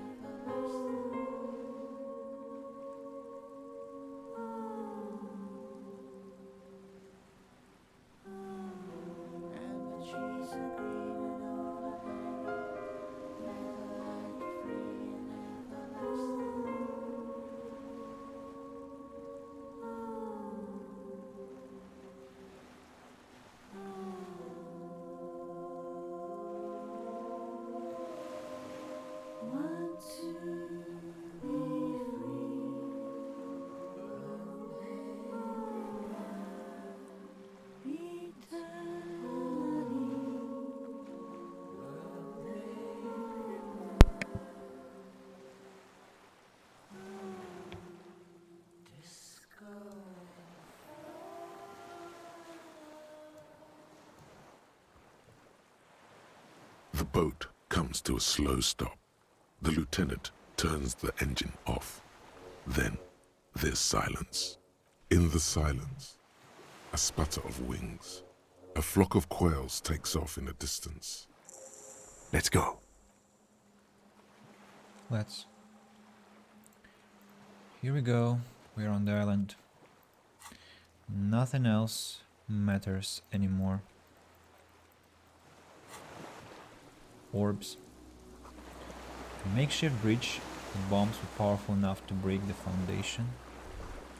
Rusted chain trails off to the ocean. The chain trails off into the ocean, connecting the island to the supply depot on the coast. This leads to the depot in Land's End. Ah, yes, so it seems. What do you think it was used for? For bringing munitions to the island, maybe? And supplies? You could also lock the bay when you raise the chain. As a defensive measure, lock it off that side of the bay. Lock it from whom? From enemies. Enemies of the commune of Revachol. This sea fort was a revolutionary fortification, I believe. Okay. We can run here as well, right? Yeah. So these tires are falling apart. They're at least 50 years old.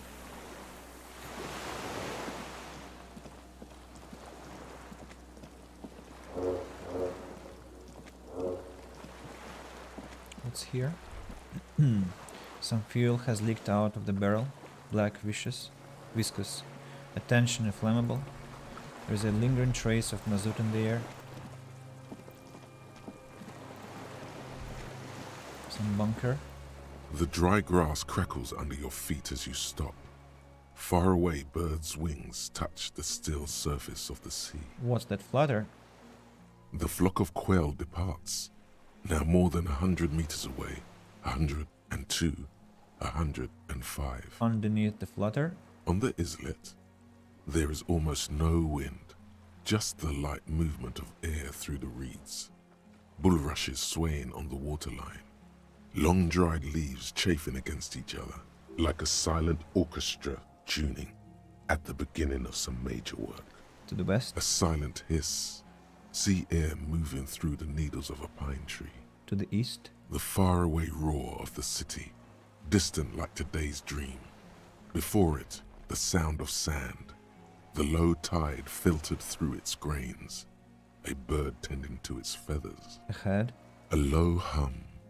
The air slowly moves through a concrete box, through its ancient slits and cracks, resonating, hollow. A big building. Beyond that, further north? Air flows out of a pillbox window. There is very little there. The air cossets flowers on a meadow. Absolute silence. Reeds motionless. Bulrushes motionless. And below the silence? Col de Mamadakwa. What?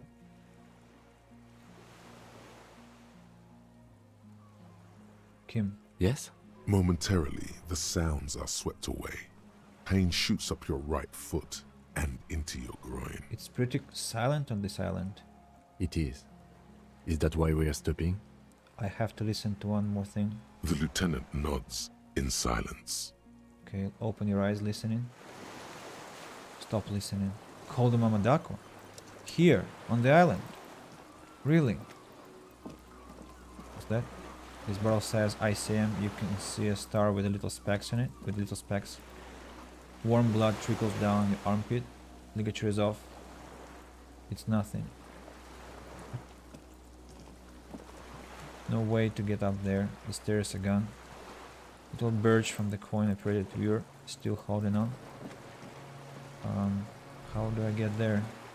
Through this bunker, I imagine. Okay, let's see. Below silence. Call the Mamadako.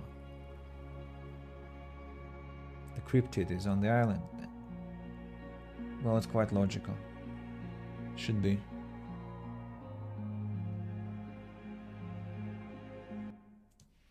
So, what's this place?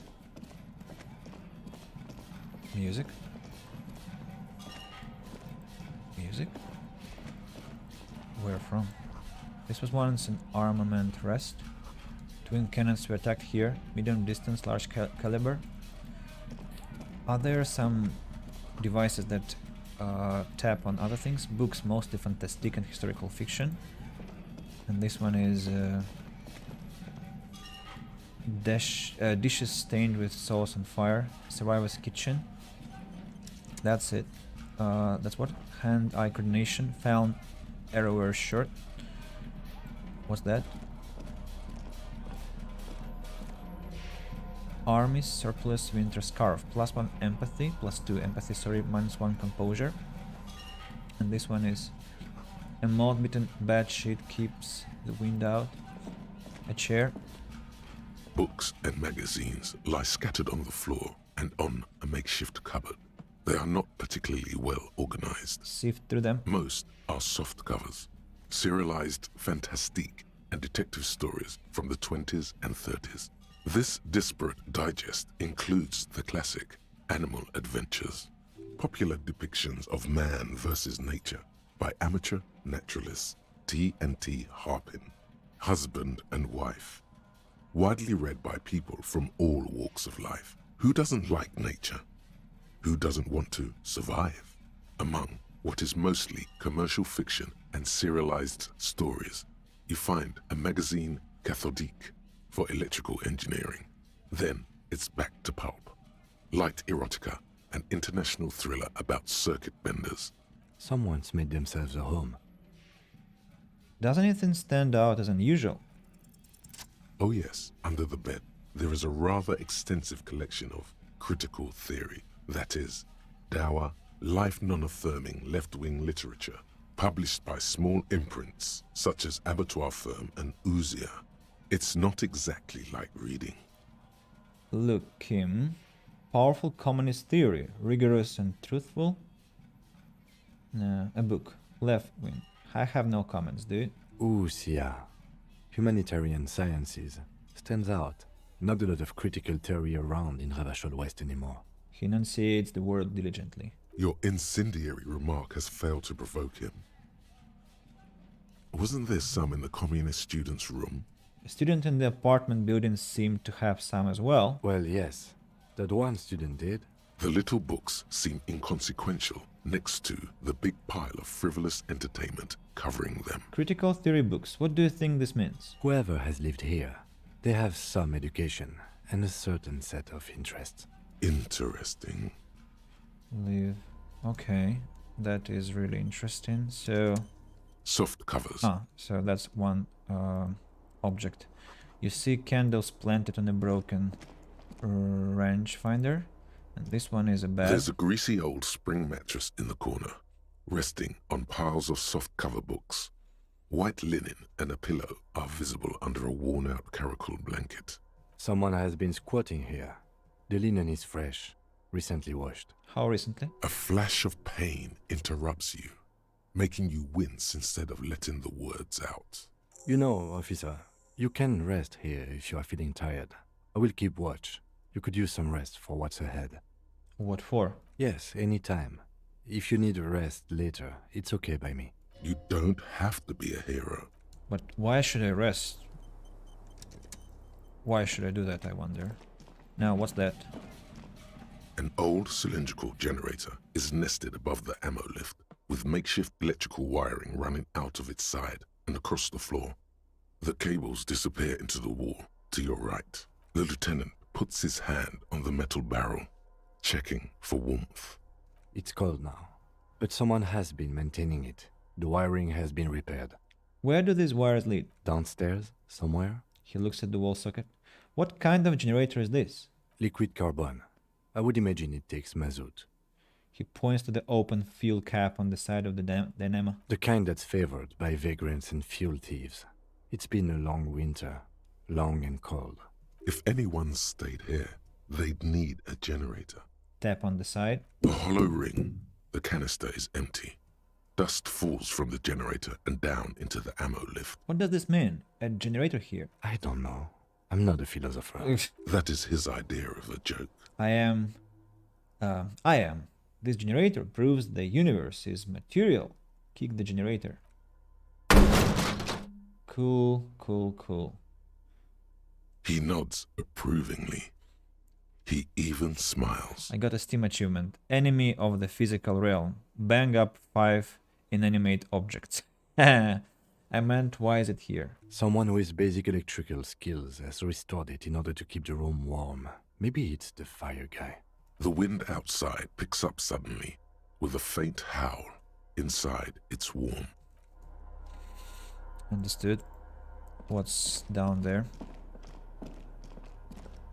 I heard music. Where is it now? This great blast door must weigh over 10 tons. Rust peels off it. Interactable. You see a small metal door nested inside a larger one. A heavy steel blast door. There is a conventional keyhole above the handle. It's very small. What's on the other side? Another part of the island, probably. The lock looks like it could still be usable. Tenant looks into the keyhole. How do we open this? Maybe this is one of the doors we don't open? He looks at the door, then at its biggest brother, bigger brother, then at the lock. He's right. It would be better to open its big brother. A powerful engine hangs under the ceiling. It must control the blast door. You're right. We open the big one. Do you see controls anywhere? I think there's a console just southeast. Let's look around. Getting the blast door open seems like the best plan. Southeast. Southeast. Southeast. Got it. Money and magnesium. And magnesium. Why does the game feed us so much magnesium? Why on earth I would need so much magnesium? Careful, these stairs have collapsed. What? Excuse me. What? What? Ah. Do I run under? Like here? Interesting. This hatch is jammed shut. This is the control panel. And this is the exit to the beach. I think I'm going there. I have a suspicion there is something interesting there. Not the end of the game, I hope, but still.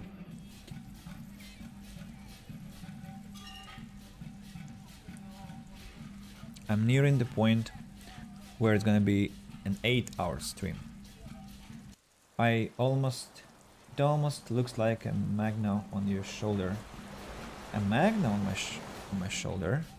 You mean it's the name of the clothes? Well, that's just a suit. Yeah, because I'm taking the game seriously as always. It's a detective game. And welcome, man. Nice to see you again. And I also wanted to say that I've been here live on my stream for 8 hours already, but I began this stream with a firm resolution that I would finish Disco Elysium today, and so far I've made it to the island. I've spent hours solving the quest for the guys with the disco firing slate, you can see inside. So I spent a lot of time running for the nightclub quests, and that was just a massive piece of work, but it was quite entertaining, especially the result. Must have been a direct hit to take out such a huge chunk. What's that? Distant sound of cargo ships, signal horns echo on the water. So what are we doing here, I wonder? Why have we come here?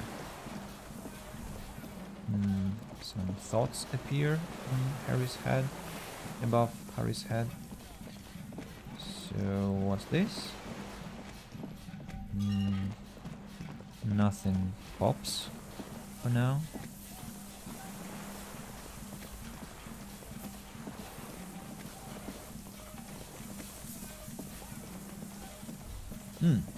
A strange feeling looking at the water.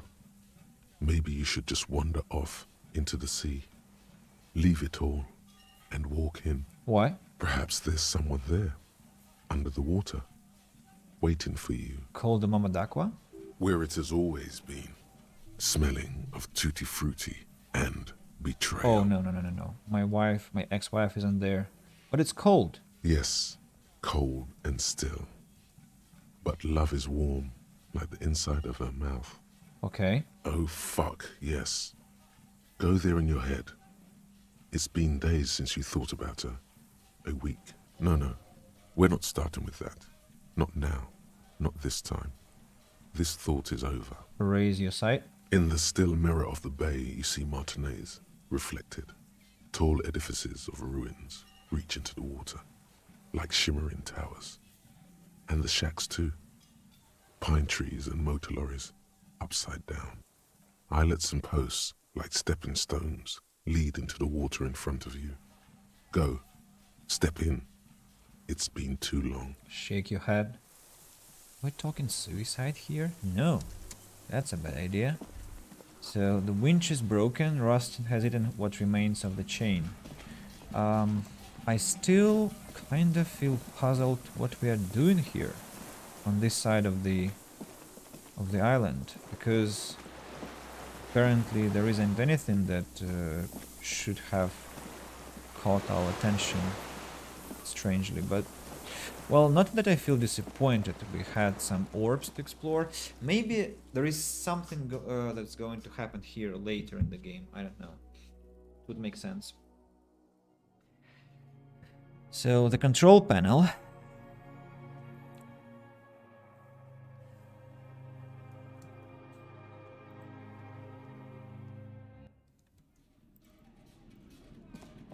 Oh. Thought. Yes.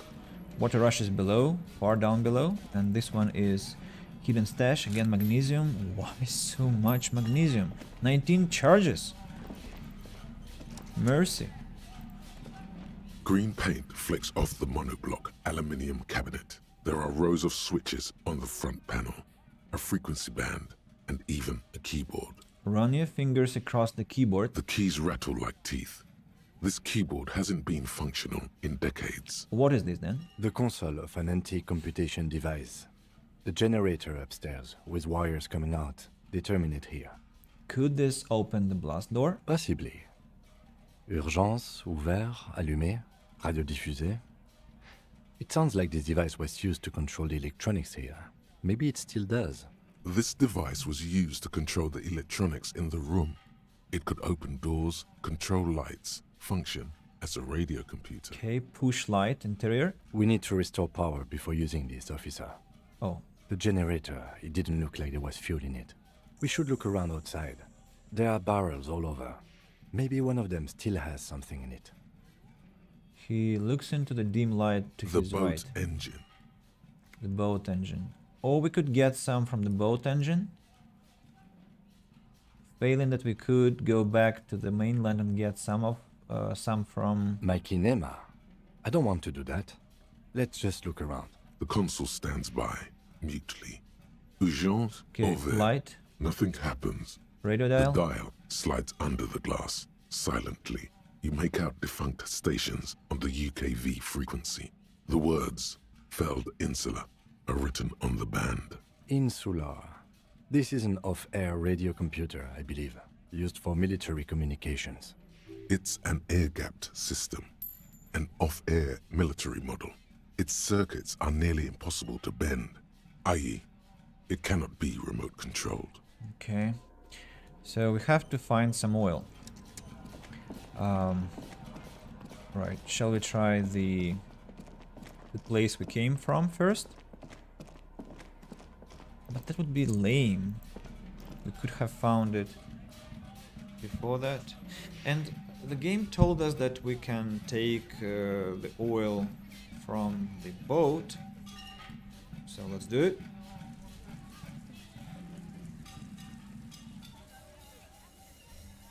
Where is the music coming from? I don't understand. Is there some radio? Ah, I'm stupid. It's my boombox. Oh my god, I'm sorry. ICM? This feels familiar somehow. Kim, what is the ICM? Insulindian Citizens Militia. It's the official name of the Communards Army, the black and white army of the revolution. When you smoke and drinks, you lose health and you can restore HP by magnesium. Yeah, of course, that's true. I mean, I'm finishing the game, so I kinda got the mechanics, but I mean, why do I have like, look, 19 charges, and also I'm a character who is invested in intellect and psyche, so I have more than enough to survive anything. And what my criticism was that the game didn't give me much Nosafed. I had to buy it, not to just loot it. So I looted all my charges of magnesium, and I had to buy all my charges with not Nosafed, but Nosafed was the thing I had to use like really often, and I didn't have to use magnesium at all. Sounds an awful lot like RCM. It sounds like RCM. Revachol Citizens Militia. It does. Why? The RCM may descend from the ICM. May? It's impossible to say. It was chaos after the war. The name was good for getting people to join us. Revachol West was mostly workers and criminals.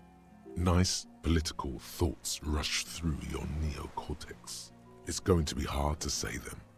Carrying around all that weight on a busted crutch is making you pant. What I'm hearing is we descend from the glorious Revolutionary Army, or is it... It's a little embarrassing in 51, no? Maybe we need a rebrand. ICM sounds like ICP. Very close to the International Collaboration Police. Nice and normal that way. Just catch your breath. Okay, we're descendants from the glorious Revolutionary Army. There were all sorts of groups and groupuscules back then. It doesn't really matter. He bows to inspect the barrel. A white star. Point to the star on the label. No, an upside-down star. He looks at it. With its horns in the sky. The symbol of the commune. Are those specks stars too? No, that's the uninhabited archipelago. A DeLorean-era symbol of Insulinda, known as the face in the sea. Looks old. What's it still doing here? After 44 years? That's not nearly enough to hide what happened here, Lieutenant Freighter. One of these barrels was still leaking fuel, as you saw. The city is full of things like this. Old bullets, guns, fuel. Double freighter. So, you see there is an orb. The inside of the fortress. You make out the console and the blast door. Make out? How come? I thought it was like covered with the roof, but okay. So can I... This barrel has run empty. There is almost nothing inside.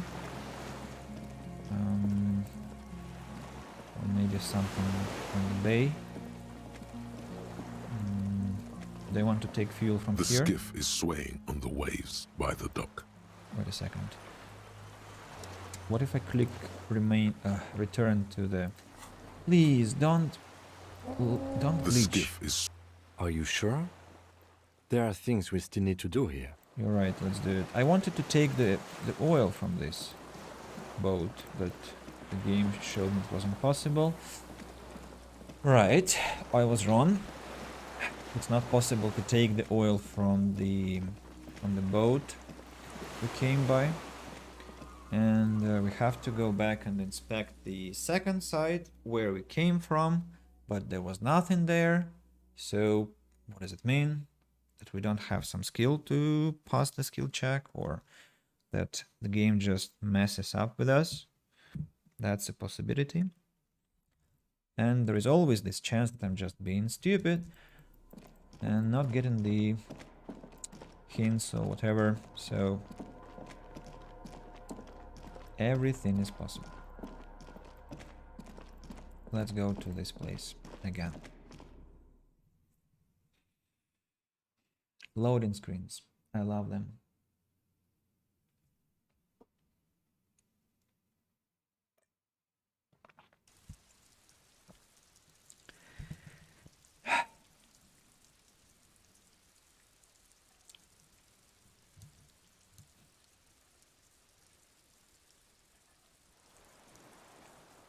Here we go. Now carefully inspecting the area. To the left I can't go. To the right I can, but there is not anything that is interactable. I can only hope for some unexpected pop-up.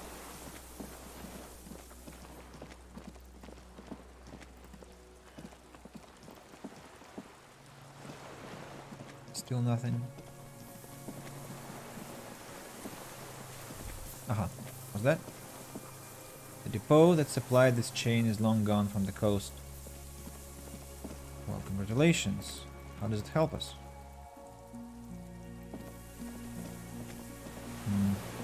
I can run there? Ah, alright, alright. It's not always obvious where I can run and where I can't. So here I can't be moving around, and this place is about what?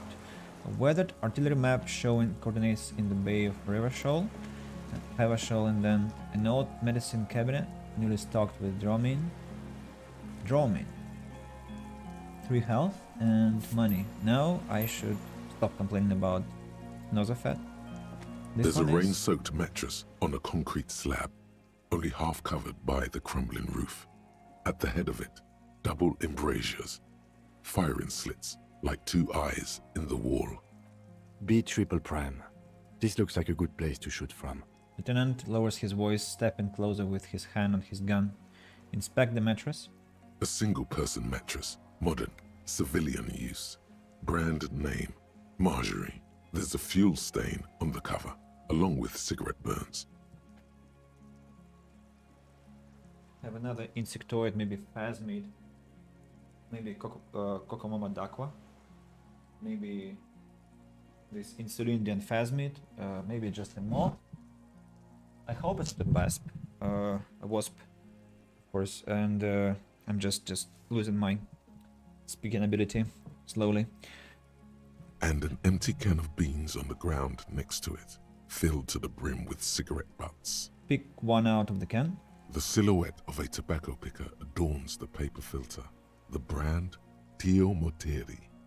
Contemporary Revacholians prefer Juan, a local blend from the southern islands, or Astra, the legendary cigarette from Grad. Tio Moteri is favored by older men for its paper filter tips, sweet smell, and added tar. I saw the same brand of cigarettes extinguished in Land's End, Point West. Could be a coincidence. Or the same person has visited Land's End and here. I didn't see any signs of smoking inside though. If people live there, they keep it tidy. This here may also be a smoking spot. Inspect the wall. There's a firing slit in the wall in front of you, like a little window. Touch the concrete first. Quite old and grimy, from years without cleaning by anything other than the rain. Look through the hole in the concrete. The springs screech as you lean on the mattress and crane your neck to look out. Trepidation, a tingling feeling in your stomach. A small piece of Martinez coastline opens up in the square in front of you, like a tiny landscape painting. 1 kilometer across the water. The ruins look familiar. On the left? A towering skyscraper, its top floors shaved off by artillery fire. Capeside apartments. Rue de Saint-Ghislain, 33A and 33B. On the right? The red chimney and collapsed back of the 4-story tenement in front of the Whirling in Rags. Rue de Saint-Ghislain, 10. The doomed commercial area. And between the two? The box-shaped silhouette of the Whirling in Rags. You see a small fleck of white on the rooftop, the upstairs window of Clausia's room, in the snow, reflecting light. Motherfucker. What does that mean? Do you have line of sight to the window? More than that. Kim, with a pair of binoculars I would be able to see inside the room. A pair of binoculars? Or a scope of a rifle? You'd be prone, lying on a mattress, barrel resting on the embrasure. He points to the makeshift bed. I think we have it. The origin of the shot. This is the sniper's nest. He pats you on the back, 3 small pats in a row. Affirmative. Why didn't we come here before? Why? We don't go everywhere in a 1,000-meter radius of the crime scene. That's not procedure. 6 people are dead. We could have prevented it. Don't beat yourself up, officer. We did not put guns in their hands or get them drunk. He looks north, over the fortification, then adds. The lieutenant pauses. Regret comes over him. We will make up for it. Here. I feel it. Could the shooter still be here? Where? He looks behind his back. On this island. Right here, point at the mattress. You think so? We would see them if they were here. He whispers, point to the mattress. Perhaps it's a... No, officer. It's not an invisible shooter. But this island, on the other hand. He lowers his voice even further. You think he's here? Or she. Or she? We should move. I just was about to say that. Turn away. Okay, and we have a canister with LUM fuel. 13 real and 90 cents. Quite an expensive find, by the way. Oh, what was that? You feel eyes on your back. Someone's watching, but you can't say where. What suspense, what mystery. Who's watching? Where? So I have to put the fuel into the generator. Then I go back to the control panel, open the door, and then I go to the other side of the island, and probably that will be the end of the game. At least the ending scene. That's my prediction. And then we'll discover that the Insulindian phasmid was the killer.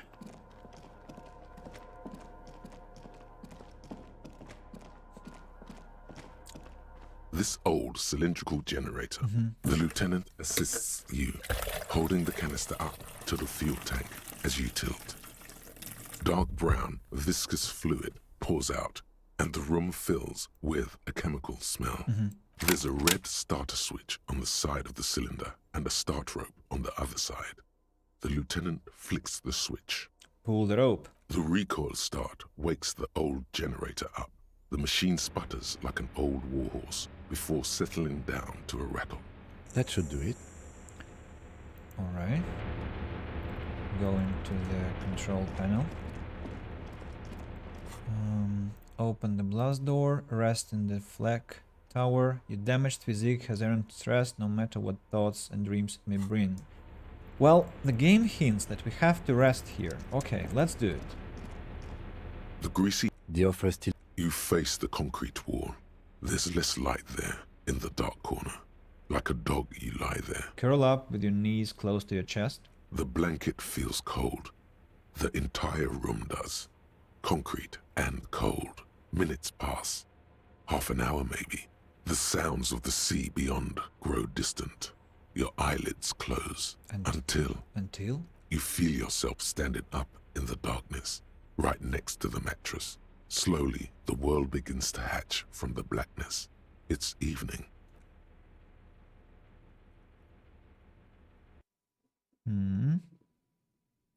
What's coming?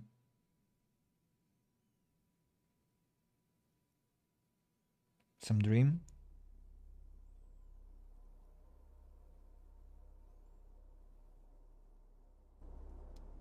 Whoa.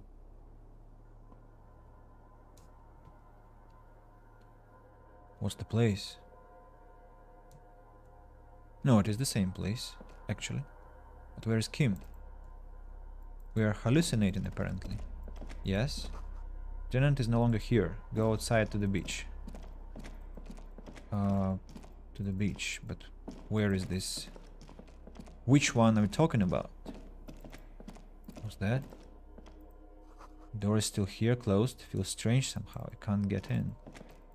So apparently we're talking about the beach here. Okay, that's a dream, but something interesting is happening.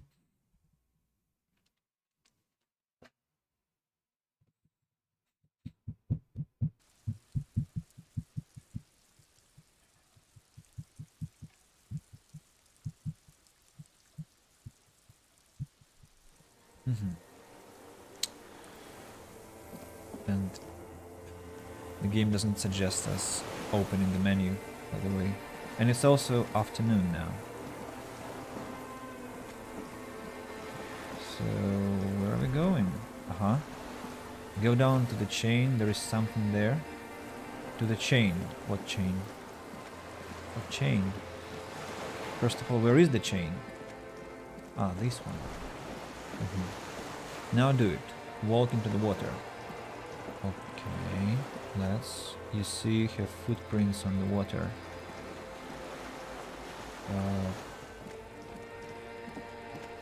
Whoa. Whoa. Dolores Day, the innocence of humanism, internationalism, and the welfare state turns around to face you. She has an airship airbag in her hand. She seems to be in a hurry. Dolores Day. Well, I never. Okay, don't say you need to talk right away. Melt the ice first. This way you're already talking. But you don't even want to talk to her. She would only be cold and mean. Let her go. Let her go? This is the holy queen of the territories of Muindi and Insulinda. Think of the historic knowledge we could glean. This is a once-in-a-lifetime opportunity to win her back. Something is off. I'm sorry. I was heading to the aerodrome. I just don't have time to... She stops mid-sentence, glances to her right, then looks at her bag. She means she doesn't have time to tend to your emotions. You don't have time to tend to my emotions. She sighs and looks over her shoulder. What are you doing? Stop saying things like that. Hey. Hey. Hey? That's all I get? I mean, hey to you too? She says apprehensively. How are you doing? I'm doing really good, actually. Both professionally and romantically. I've come to a fulfilling and peaceful period in my life. Well, how are you doing, Harry? I'm in my head. I miss you. Well, I'm in my head too. We're all in our heads. Do you miss me there? Sometimes. Not as often as I used to. So much time has passed. More than it seems here. She stares at her feet, the zebra stripes on the intersection, the light on the video rental glow in her hair. This is everything I always warned you about. Where are you going? I'm going to Morova. To live there, in Grad. It's 1 million kilometers away, Harry. Might as well be another lifetime. What's in the bag? Just my scepter, my globe cruciger, a spare silk gown, a toothbrush, travel documents, the crown of immortality. Crown of immortality? Aren't you already wearing one? Oh, this? She corrects the wreath on her forehead. This is just a wreath. The crown of immortality is made of rarefied light, mana and raw palladium. It was passed on to me by the rulers of late antiquity. She looks at the suitcase, not knowing what more to say. Then, over her shoulder. The customs won't let you through. Anyway. With such a treasure. You have to have special application form to declare such an item. Can you stay for a moment? We need to talk. We need to have one more massive epic showdown. No, Harry. No. I don't want a massive epic showdown. I want to go to the aerodrome. I have tickets for the 10:20 flight to Morova. Really. She looks at you plaintively. We don't have anything to talk about anymore. Every combination of words has been played out. The atoms don't form us anymore. Us. Our love. Our unborn daughters. It's all gone. I have to go to the aerodrome. I have to leave Revachol and you. And you have to be alone. In hell. Forever. That's just the way it is. Oh God, whatever you do, don't try to kiss her yet. Not after that. You're still reeling. You'll fall over if you try now. But that's not a very good way for things to be. It's not. But... She looks at her feet. Little golden sandals cover her toes. But what? Tell me there is something good? I don't know why I said but. There is no but. That's it? That's it, yes.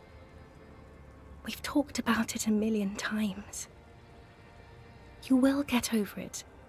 Just like I did. People do. Things will get good for you again. You just said I'll live in hell.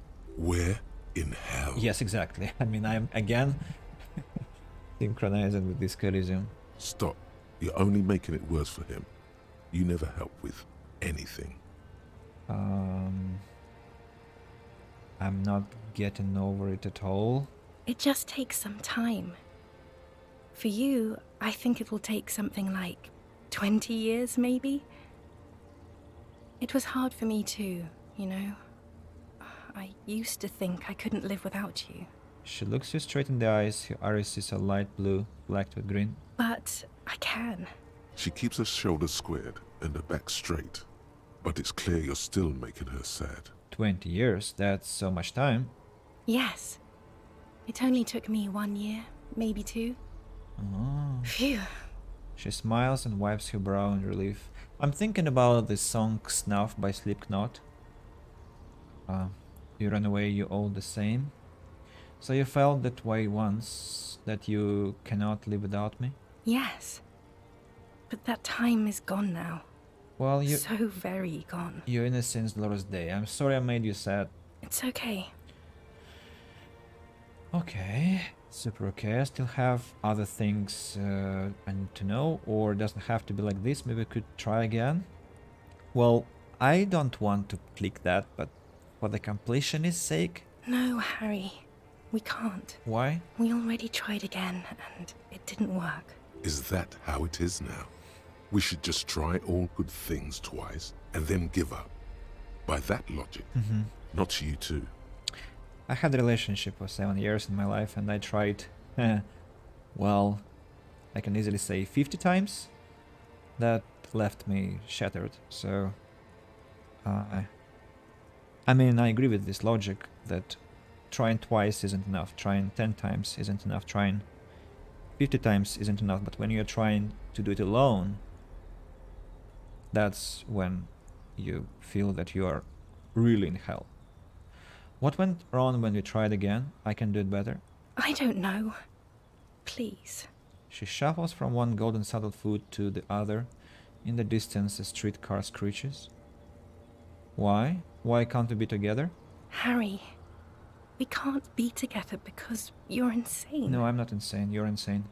Her eyes turn to sorrowful ovals. She avoids turning them to you. Insane? How? They're turning moist now.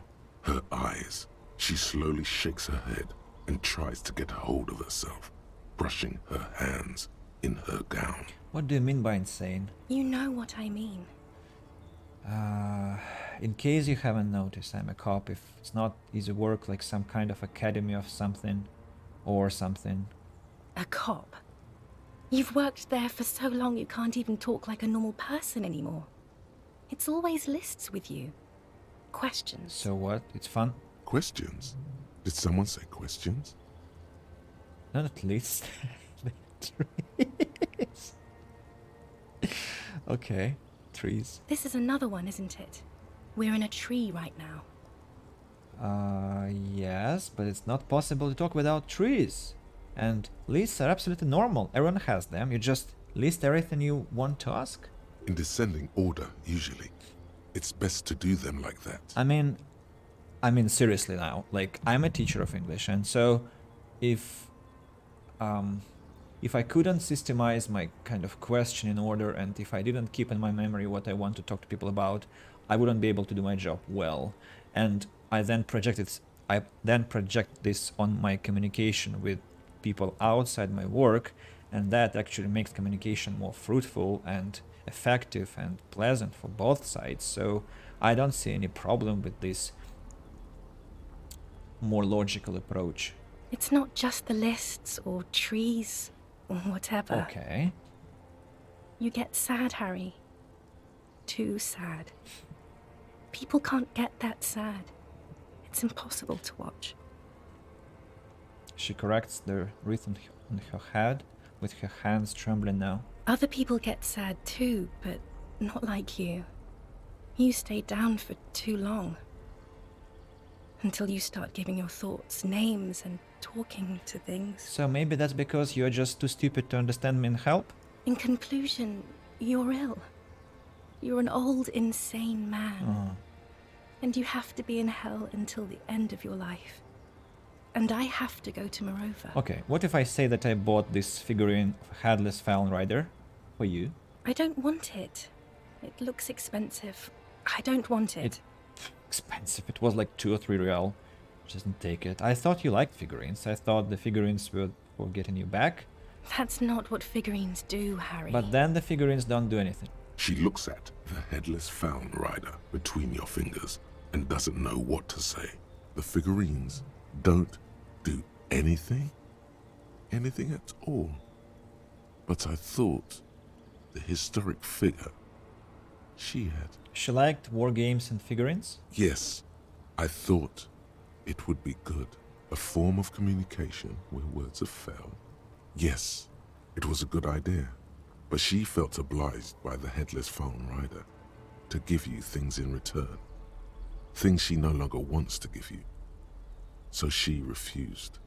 That's how it goes. Your figurine rider idea was naive. Maybe this revolutionary figurine then. Maybe you can take this revolutionary figurine. It's got a little musket.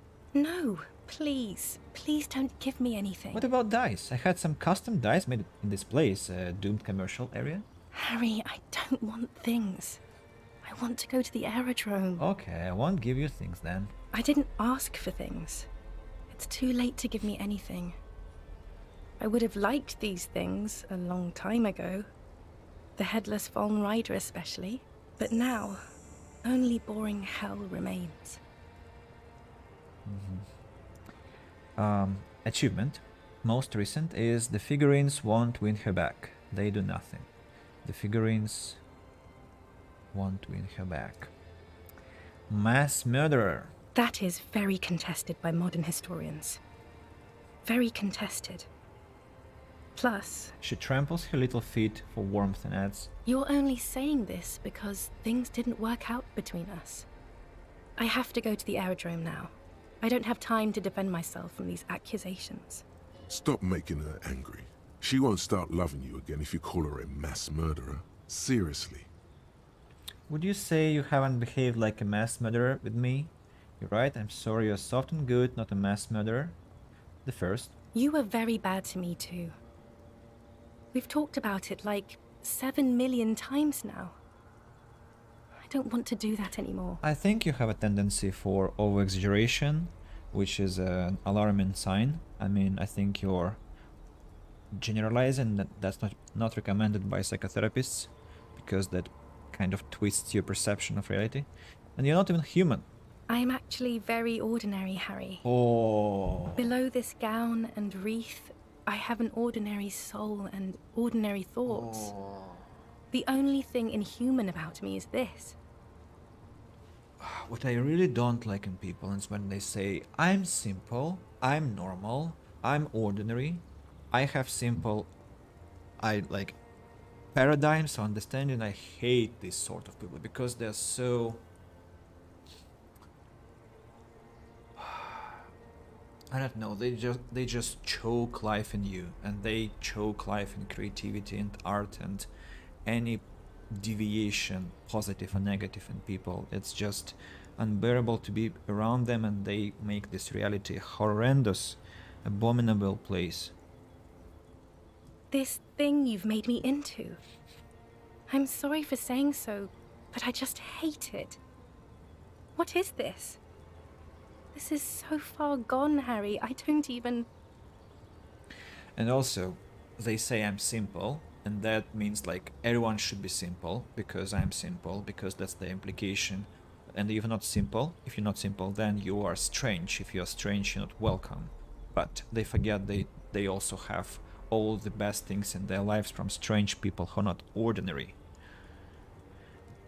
No, you're special. You had glowing lungs. My lungs do not glow, Harry. I am just like all the others. None of us have glowing lungs. Stop making me into some kind of... Then it's you. You will make her lungs glow. Your pain is not meaningless. No, man. We're not burning people alive. She will, once you have erected the Temple of Light. Then I will make you different. I'll make your lungs glow. I'll make you last forever. Can still make your lungs low, I know I can. If only you let me, you're right, you don't have glowing lungs, you don't deserve them. You don't deserve them. I didn't ask for them either. They're just a folk tale that has nothing to do with my reign, or the direction I have set our species on. She glances over her shoulder and back at you. You couldn't make her lungs glow anyway. Only cry. And maybe not even that anymore. An apricot-scented ghost wafts out of her. Her skin, the fabric, into the flow of the air around you. I don't want to kiss her. I don't want to say don't go, but I have no other options, and, well, between these two, don't go is the least harmful. I have to, Harry. Really, I've already missed the 8:30. I'm gonna go now. Also not punctual, and you can't really make decisions, so... I was wrong. You don't have power over her anymore. You shouldn't have said that. I am wrong about everything. You should go on without me. You have sworn a holy oath, Harry. She herself begged you to not let her go. Oh. What? Wait, can't we sit down and have a coffee first? There's a cafeteria on the corner. Hold on, what is there to do in Mirova? But I swore I wouldn't let you go. You told me, you asked me to be this way. Okay, let's go with the third, the most logical. That was someone else. I betrayed her, overwrote her, and I'm happier for it. And I'm really going now. The time is up. I must be on the 10:20 flight. So, will we ever see each other again? I won't see you, but you will see me. How can that be? Oh, Harry. This is a dream. Can't you see? I'm already in Mirova by now. Who knows how long ago this happened? A year? 2? 5 years ago? She looks around. How will I see you again then? Right here, tomorrow night. Once this dream starts happening, it keeps happening. 3 times a week, at least. And Harry, it really looks like it started happening again. There's the video rental. I'm suffocatingly beautiful. And young. And I smell of tutti frutti chewing gum. Like I did that time when I asked you for forgiveness. After leaving you the first time. So long ago. But this is intolerably bad. Oh yes. This is real darkness. It's not death or war or child molestation. Real darkness has love for a face. The first death is in the heart, Harry. See you tomorrow.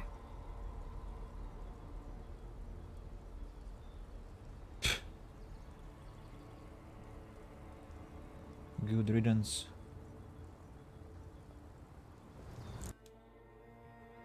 Well, what is Disco Elysium really excelling at is empathizing with real life experiences, let's say. Something like Dostoevsky does.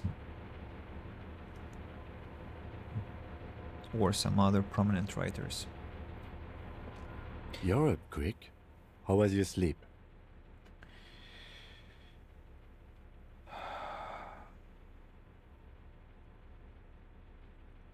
Let's solve the fucking case. My sleep was deep and invigorating. Desperate to try to cover up all the blood seeping out with your hands. Actually, it was total annihilation, Kim. Swallow the blood and conclude. Let's calm the entire island. Centimeter by centimeter. That's the next step in the task chain. Just spit out the blood and get back to work. You're a badass like that.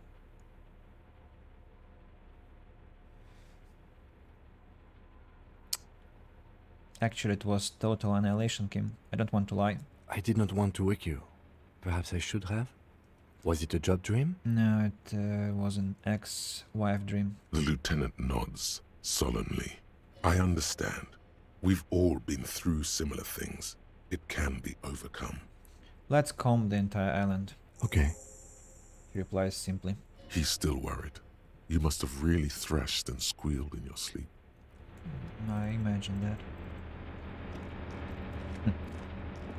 Once, well, I'm not sure if it is good to share such personal things, but once I'll tell you, maybe 11 years ago, after one of the arguments where she told another time that she's leaving, I came home and I went to sleep, very anxious sleep, and I think I had a dream where she forgave me, and then I woke up and the reality was the opposite. Like, we were like, our relationship was like ended by that moment. And then I went to sleep again into this, not sleep, but I would call it hibernation. And so I would have this dream again, like we're together, and then I wake up, and then I go hibernate again, and that happened maybe 10 times, and by the end, I think I was a dim golden just glow devastated, animates the console, as you can imagine. faint, like a ghost light. Urgence Ouvert reads one dial key. Allumé reads another. It was 12 years ago, because it was 2009, the year when Transformers, the second part, went out. The Fallen's Revenge. And that was the year when Linkin Park released their New Divide song, which accompanied the film, and Chester was still alive, so that was, if we don't remember the relationship, that was a perfect summer. It's on.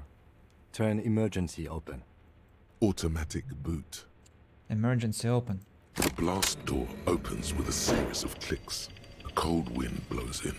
You see darkness behind it. Okay.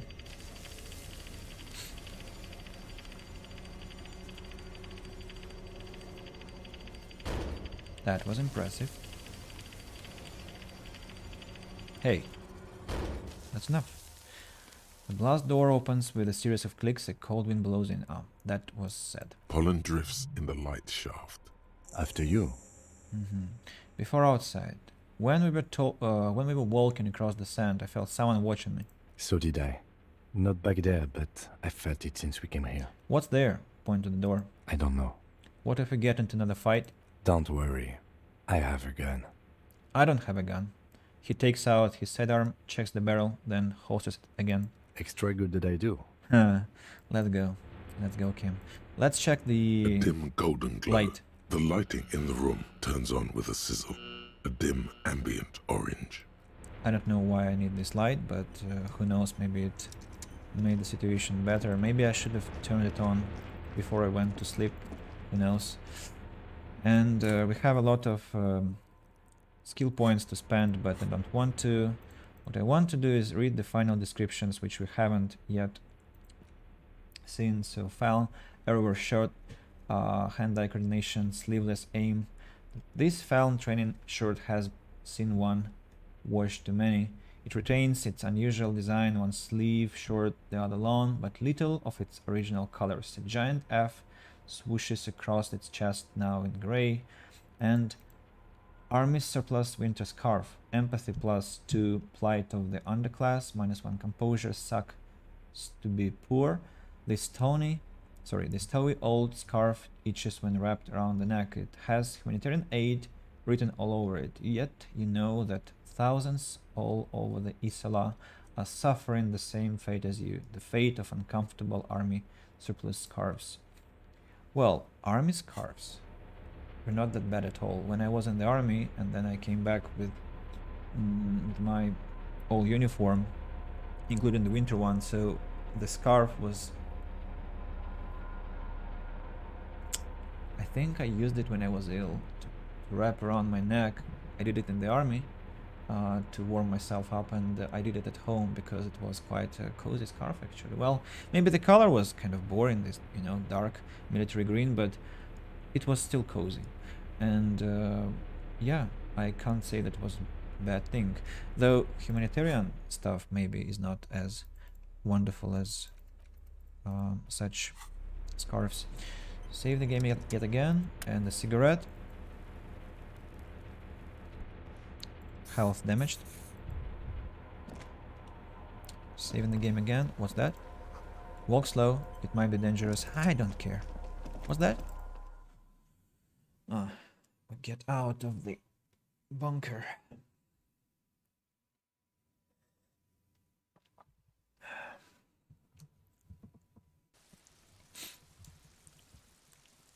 Almost 9 hours of streaming.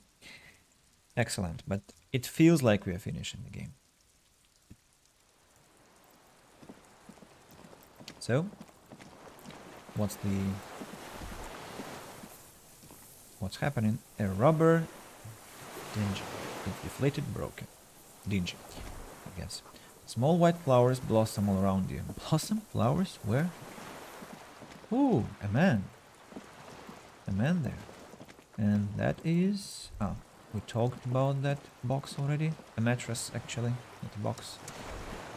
And the air smells sweet and scary somehow. Yeah. An old man wearing tracksuit trousers leans on the frame stock of his rifle. He gathers a big ball of spit in his mouth, then spits it out into the extinguished fire before him. He raises his black eyes, hooded by creased eyelids, to meet yours. Unclouded by cataracts, his eyesight is sharp.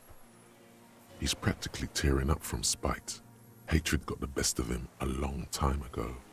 This man hates everything. I the fire guy. The what now? I can't hear you. He cups his ear. Did you recently tell 2 kids to put out the fire? 2 twins? I may have. All sorts of little rats have come sniffing around, trying to give up the position. Fire guy. Regressive bourgeoisie henchman. Can't even talk like a grown-up. He shakes his head. You've retained your eyesight. My eyesight? Yes. Helps me see all the shit. Did you close the blast door? I did. And you opened it. How? I fueled the generator, then used the console. I should have burned that console down. He shakes his head. How did he know I was coming? Reactionary rock and roll music. Playing on the water. He gestures not. Told you we shouldn't play sad FM. But you didn't say that, Kim. I did. We have entered a world where he said you shouldn't. It is the only world. It wasn't rock and roll, it was sad FM. Sad FM, huh? I always hated that station. Phlegmatic, counter-revolutionary dirges. Sadness is a mental illness. A weapon of the bourgeoisie. The fascists were right about rock and roll. It is degenerate. Hip gyrating, mental illness music. Nice gun you got there. It's not nice. It's a piece of shit. But it gets the job done. Is that a Bell McGrave? It's a 3-Angong 446. Southeast Samaran made. Exotic. Must be defunct too. No modern rifle manufacturer of that name springs to mind. A Samaran rifle. How did you get hold of one? It was sent to us by our brothers in the Sinyao commune. Military aid. He passed the rifle. The Sinyao commune? You heard me. It's good now. Like chalk wiped from the board. His gaze turns inwards. He's right. Almost no one remembers there was a third metastasis of the world revolution in the Safre Empire, extinguished in 06. It's not wiped from the board. I remember it. They wouldn't like hearing their name in your mouth. Damn dog. Sir, I need you to put down that gun so we can talk further. We are with the police. The lieutenant pulls his pistol from the holster. You are a glorified night watchman. This is a service rifle. I can only lay it down before an enemy commander of corresponding rank. I am an enemy commander of rank. Put it down. It's a good line, but your voice slips on, Commander, producing a little squeak. Sounds like you're afraid. A big-time operator of the pederast army. How about I keep it, huh? Hand it over to a real killer. A Briscard. The lieutenant aims his pistol square at the man's forehead. Put it down now, sir. Or you're gonna blow my brains out before you question me. To hell with it. It's a walking stick anyway. It's out of bullets. The old man lays the rifle down carelessly, then looks at it lying there. He stares on, his wrinkled mouth moving without a sound. A strange sadness, like a song. What did you say? The future teaches you to be alone. The present. The present? The present to be afraid and cold.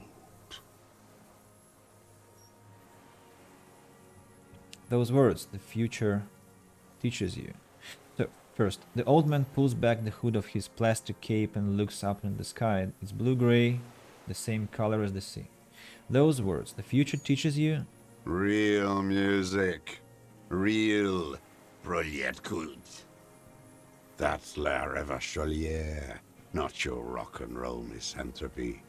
Chanson de soldat of the black and whites. Marching song. Forget about that for a moment.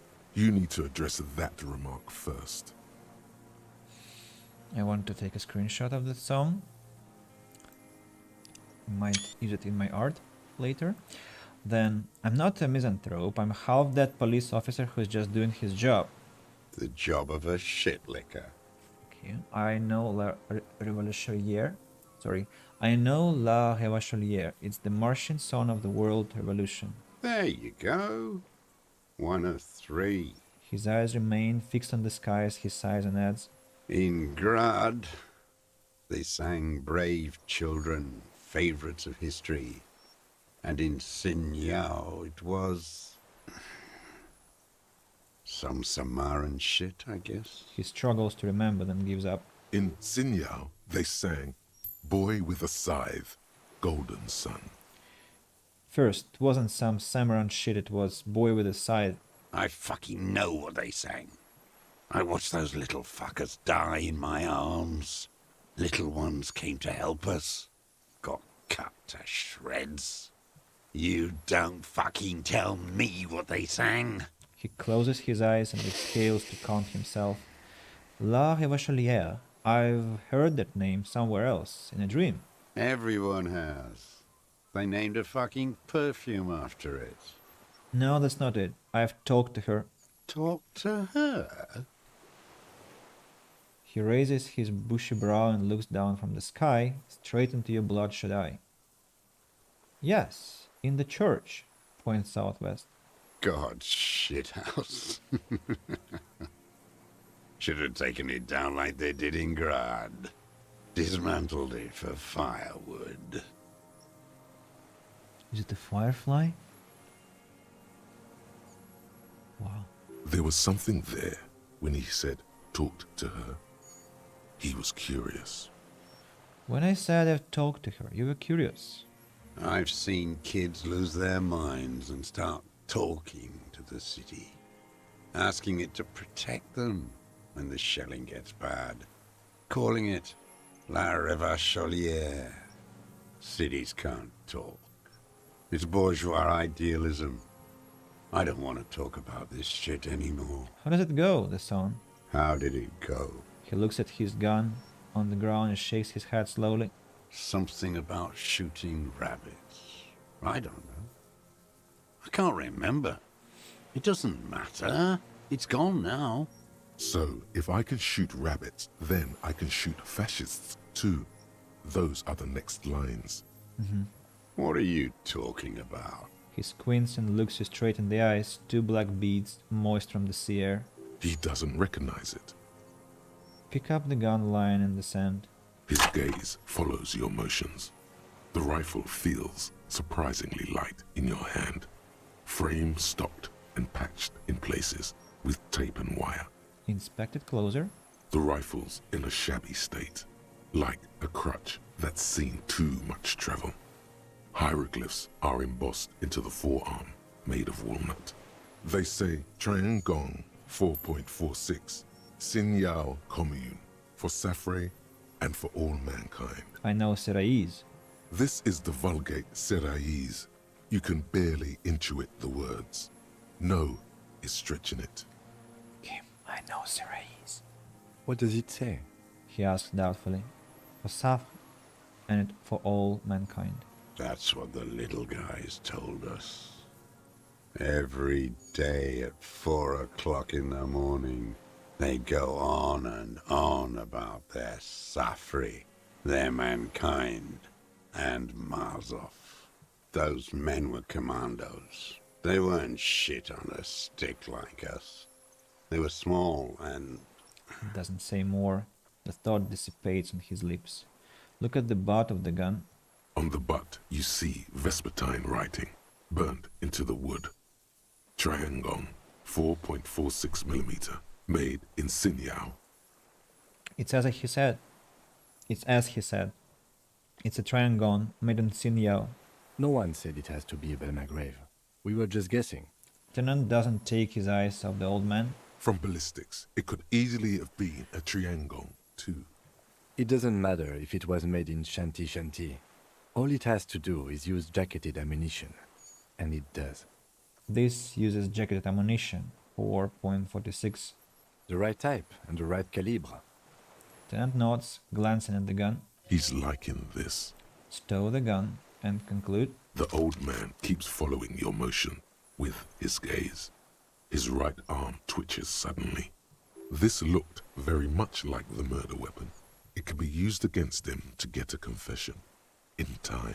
Who are you? My name is Josef Lilianovich Dross, Political Commissar of the 114th Anti-Aircraft Division of the 4th Army of the Commune of Revachol. He looks across the water, then back at you. You know, after the army you are so drilled with your rank. Yeah, and it's usually long. I can't tell my rank. I mean, not that it is a rank, but it will be a bit long too, yes. I am a deserter, a partisan, and a prisoner of war. This is my termless surrender. His eyes turn to the reeds again, then dull. The Commune of Revachol? Do you mean the ICM?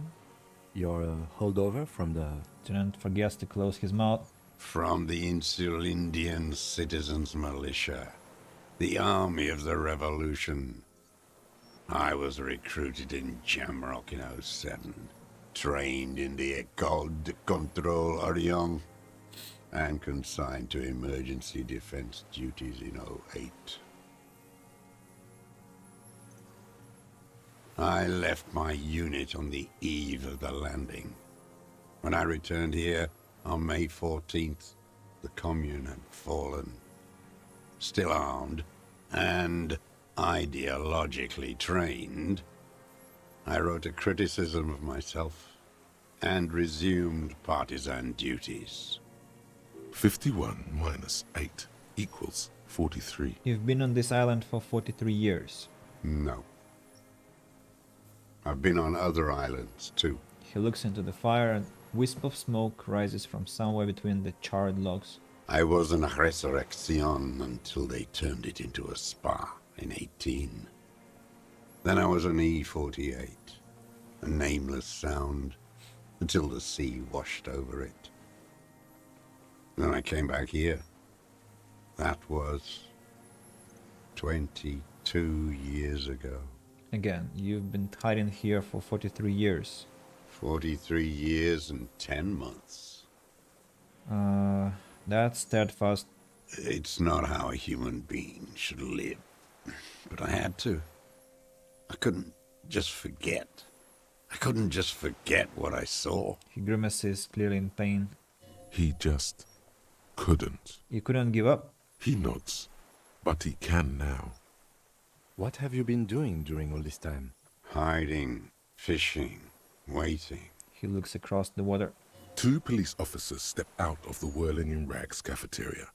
Satellite officer Jean-Vic Mayer inspects a series of burnt black letters splashed across the plaza mosaic. Patrol officer Judith Minot points west. The fishing village. She glances at her watch. We meet in 15 minutes. It's a 10-minute walk. The officers go, leaving behind the writing, still smoldering. One day, it says, I will return to your side. Always waiting. The old man turns his eyes from the shore and back to you. What? For her to return. Her who? Girl, child, revolution. I come from there. I can assure that's not what people are planning. Or I've been there, the city is a tinderbox, it may still happen. I've seen it. Capital is too powerful, the rich are very well organized. Women will always betray you. That's not what people are planning. I am not a fool. I know. The material base for an uprising has eroded. The working class has betrayed mankind. The historic opportunity for a revolution has passed. It will not come back anymore, however hard I try, whatever I do. What has he done? Perhaps a confession would lighten the load. What have you done then? Yes, what? To get things going again? Fan the flame?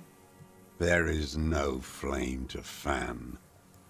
There is nothing left of the world, of our dreams. He stares right through him, blinking his dark eyes. You sadly deserted your unit. I was just 16 years old, 15 when I volunteered.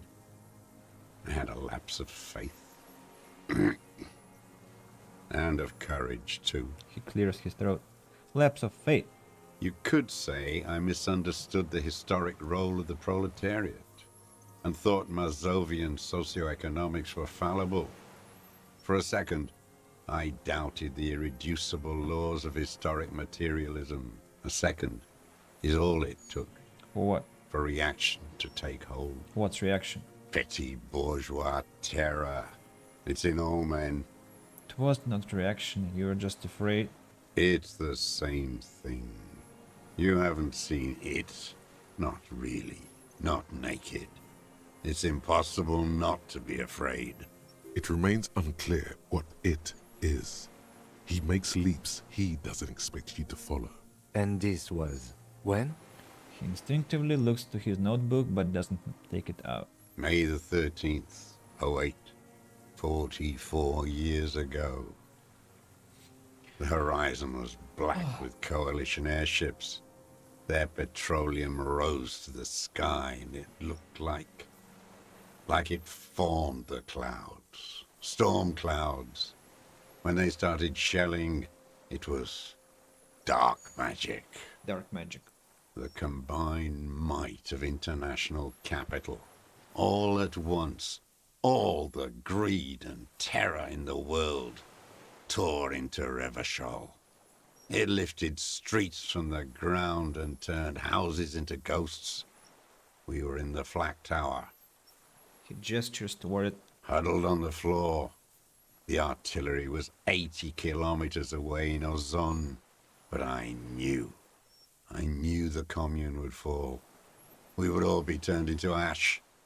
So I said I was going to the map room. He looks east. A terrible shame, still within him. The lobes of his ears are red with it. The shame and smallness of what he became. You didn't go to the map room. No. I climbed the chain link across the water and hid inland, in the bunkers there, like the weakest of the weak. A mouse, frightened at the ordnance all night, and the sound of the rotors in the morning, whirring. He looks at the sky. What was that? Airships. I climbed out into hell. The landing was complete. The chain was submerged. I had to swim back. The fortress was half submerged too. Shattered.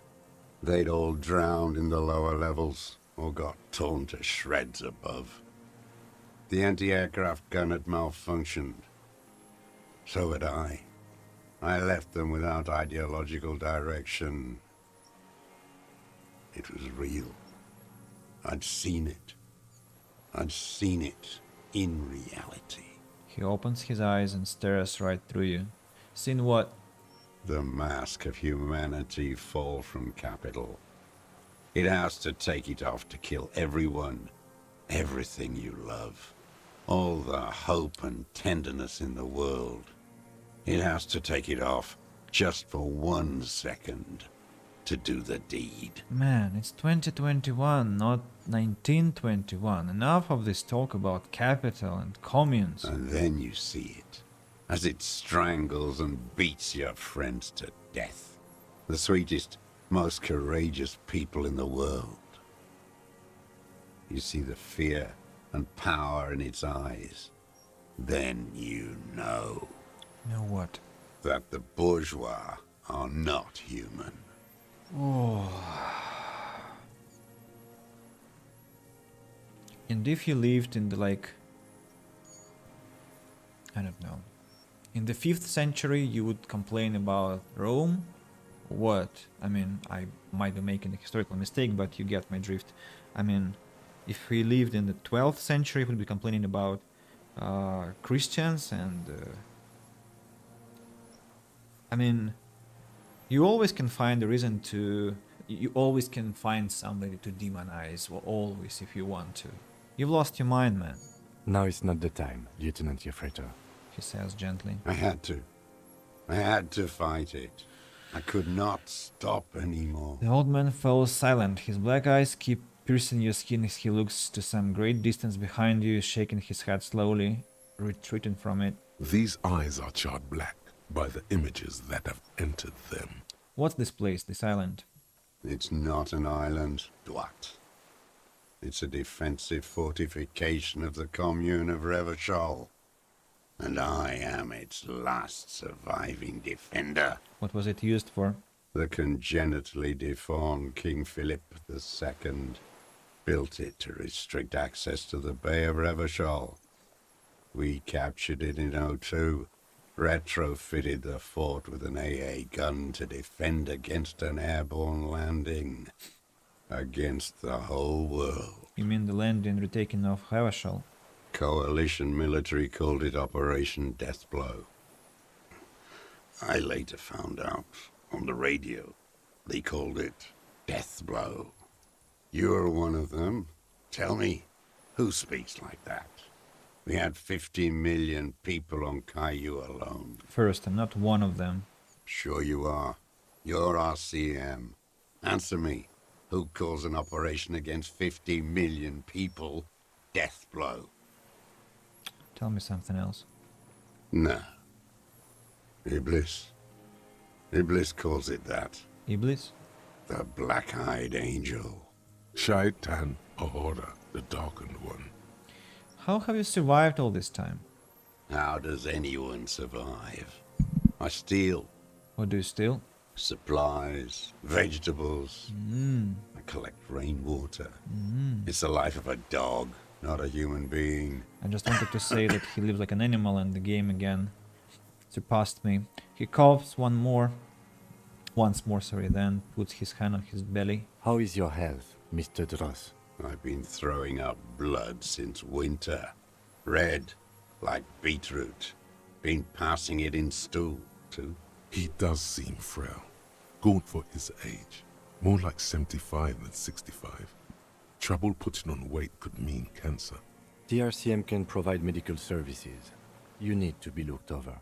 I need to die. You don't have medical facilities. You have guns. That's all they give you. Toy guns. We have Dramamine, another opioid-based painkillers. You must be in pain. I have been running out of that stuff. The light goes on his eyes. He smacks his dry lips.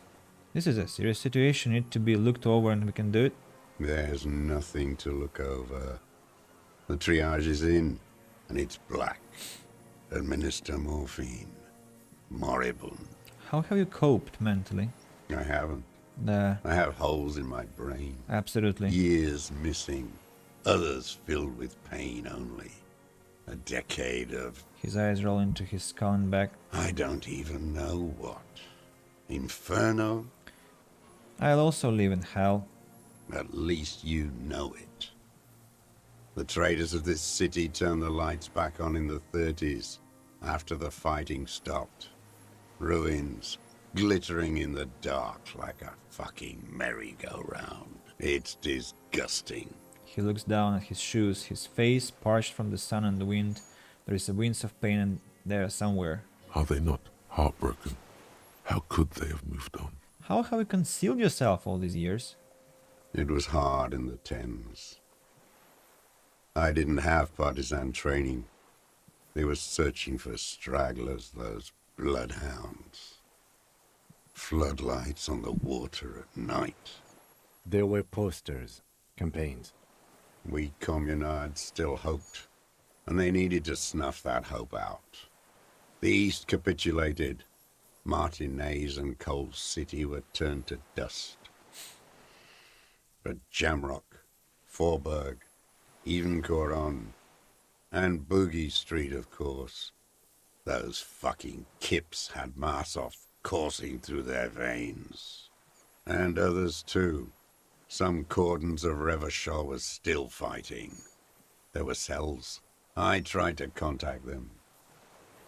Soon they all went silent. The frequency's dead. How did you get between here and the mainland? At night. I used a dinghy. A dinghy. I only went after dark then. When I got to the city, I stayed underground. Patrols, you lot, the commons too. They'd started snitching. In the city, you move underground? From bunker to bunker. Not anymore. No one cares now. I don't even have to hide.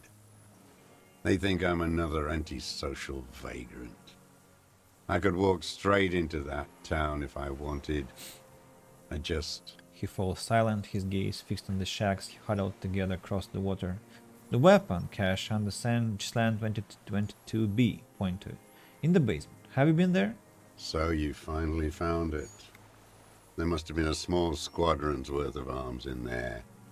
Belmer Graves, right? He looks at you, then pulls the raincoat tighter around his neck. They were damaged beyond use.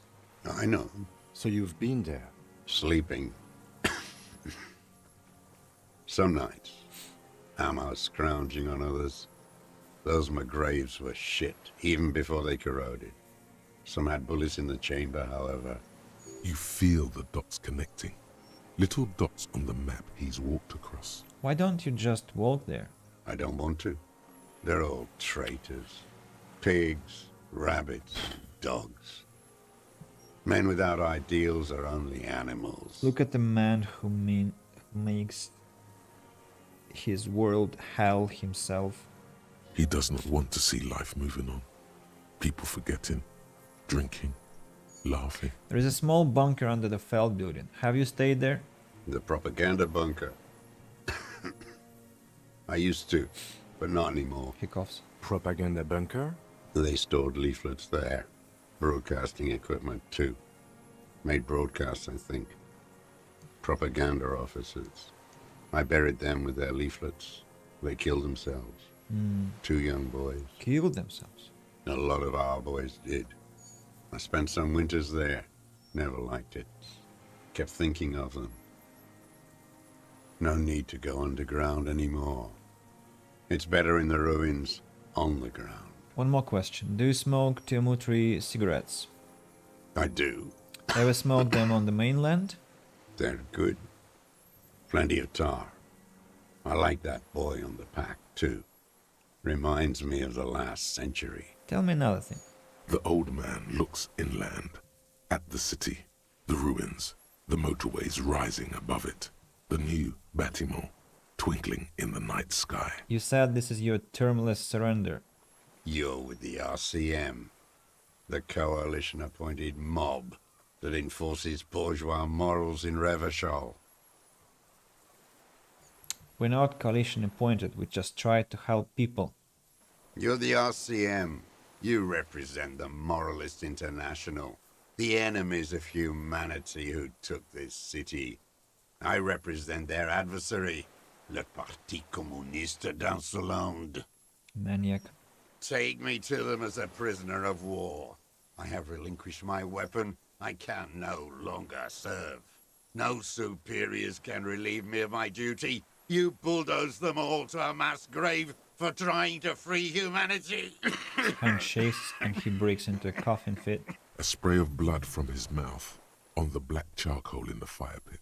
Rene, the royalist on the coast, said, The commoners signed the Hevasholan instrument of surrender. Liberal reactionaries signed that instrument. Traitors who should have been burned alive. How are you better? I mean, you're talking about burning people alive. The Communist Party. You answered no one because for answering you have to have a brain. You are missing one. Is that part of why you've been here all this time? Because the party didn't surrender? He just wipes the blood from his chin. That's insane. You're insane. Radio shows, speed racing, sporting goods. None of it is real. And you're real, sleeping in frozen shit, right? With all your wonderful life. So you're a communist soldier from the communist army. No, I am not a soldier.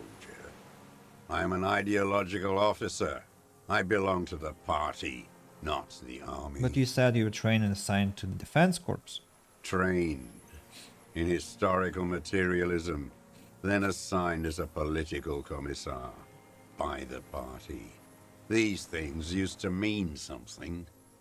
Wait, what does a political commissar do? The old man does not answer. He tilts his silver head and looks at the reeds. You see a small tremor pass through his legs. His job was to assure the army answers to civilian control and follows the ideology of the Commune. Thank you, Kim. Scientific communism. A commissaire politique is a knight philosopher of the revolution, a future human. If I understand correctly, those people were who executed other soldiers on the battleground in the Second World War among the Russian military units.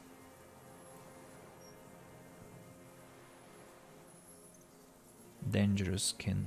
Awakened from shutdown by the promise of ideology, he was like a cleric, a shepherd. So you're like a priest? No, the opposite of that. A future human, not a human of the past. Carl Gustav Jung, in his essay, wrote that people are inherently religious. That means even if they abolish religion, they immediately invent one. That's because we are revolutionary. Oh, revolutionary. The game has impacted. Evolutionary wired like that. And it's not that we can cancel it out immediately. And so when the communists in Russia abolished religion as a concept, calling it the opium for the folks, they immediately created another one, their own communism, and appointed the religious leader, Lenin, Stalin, and the other guys. And so it's not the opposite, man. It's the same. You were the priest, just worse a bit, because you're a bloody priest. That means you're a trained communist, right? He nods slowly. Then another tremor. I'm not really into politics myself. You're inert lumpen with a gun. Detective, we have not come here to discuss ideology. Oh, we have not. I agree. We have come to ask questions regarding a murder investigation. Totally agree, Kim. The old man spits into the fire pit. He does not say anything more. A jitter passes his lower body. I have another serious question for you. There's nothing serious in this world. What have you been It's using a this gun farce. for? I've used it for killing people. Killing people? It's a gun. That's what they're for. You want a moralist euphemism? Defending your family and your property. I haven't done that. I've used it to kill people.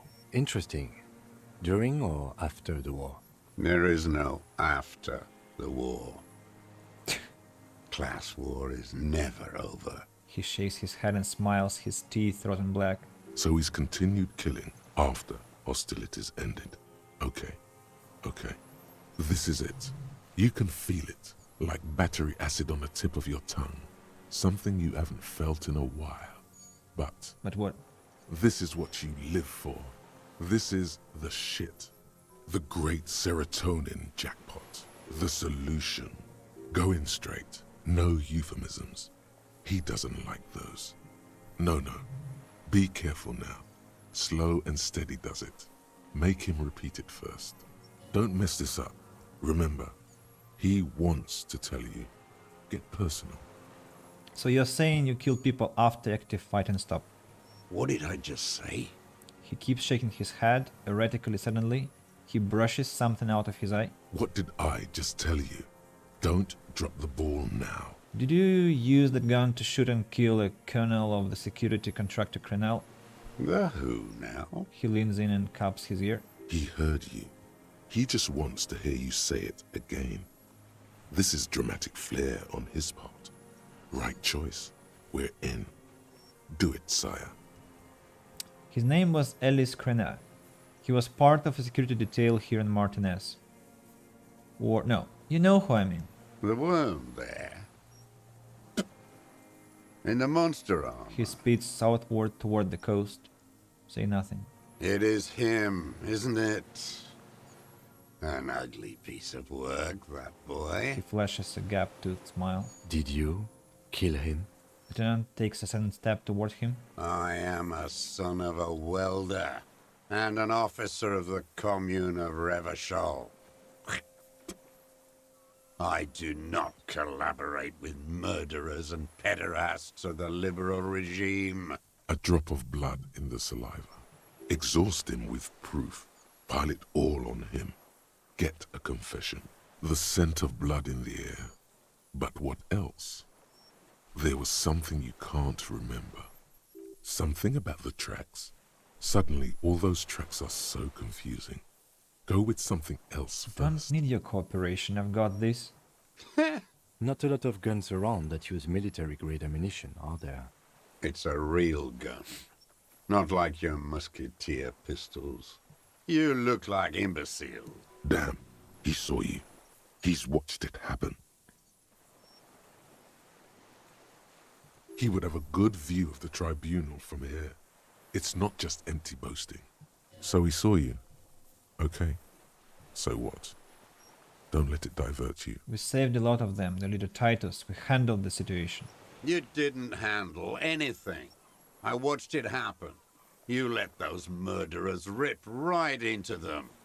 Got most of them killed. Even the fat one. None of those people mean anything to you. The vultures feed on this city, and you prepare the meal for them. You're getting diverted. Push the gun. Only the gun matters. So you watched the fight? Did you like what you saw? The mayhem. It was all your doing, your plan. You got them killed. You don't know anything.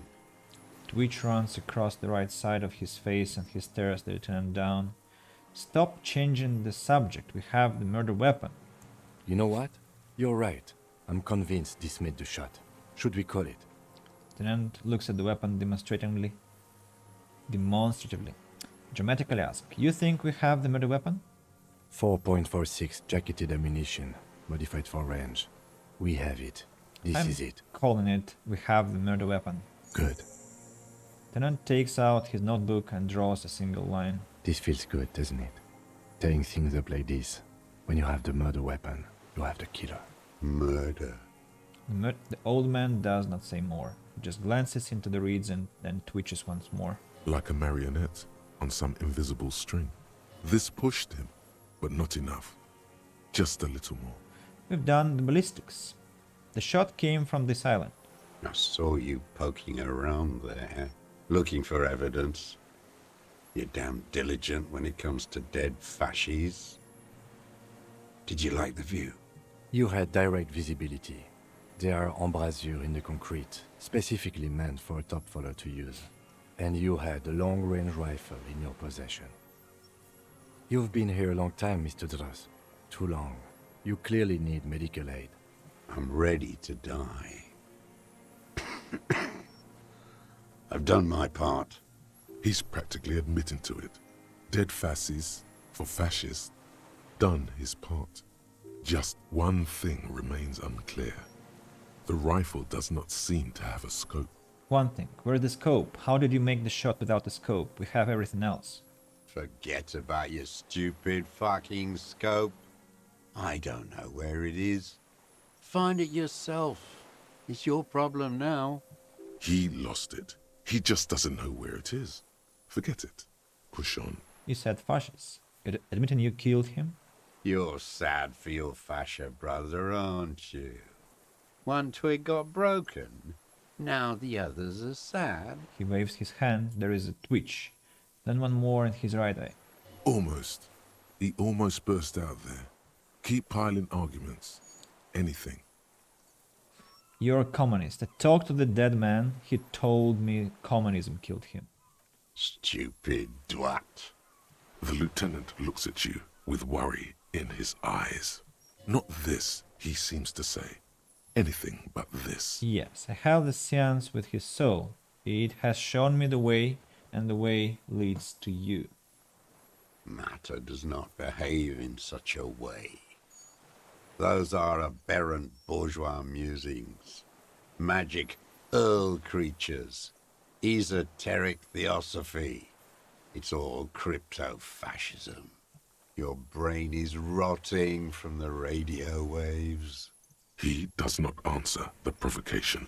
It does not look like he thinks this approach worked. Yeah, this just did nothing. But still, somehow you knew it was a communist. How? Perhaps you suspected it before you took the case. The vision was you remembering that. But this did nothing. Was it supposed to?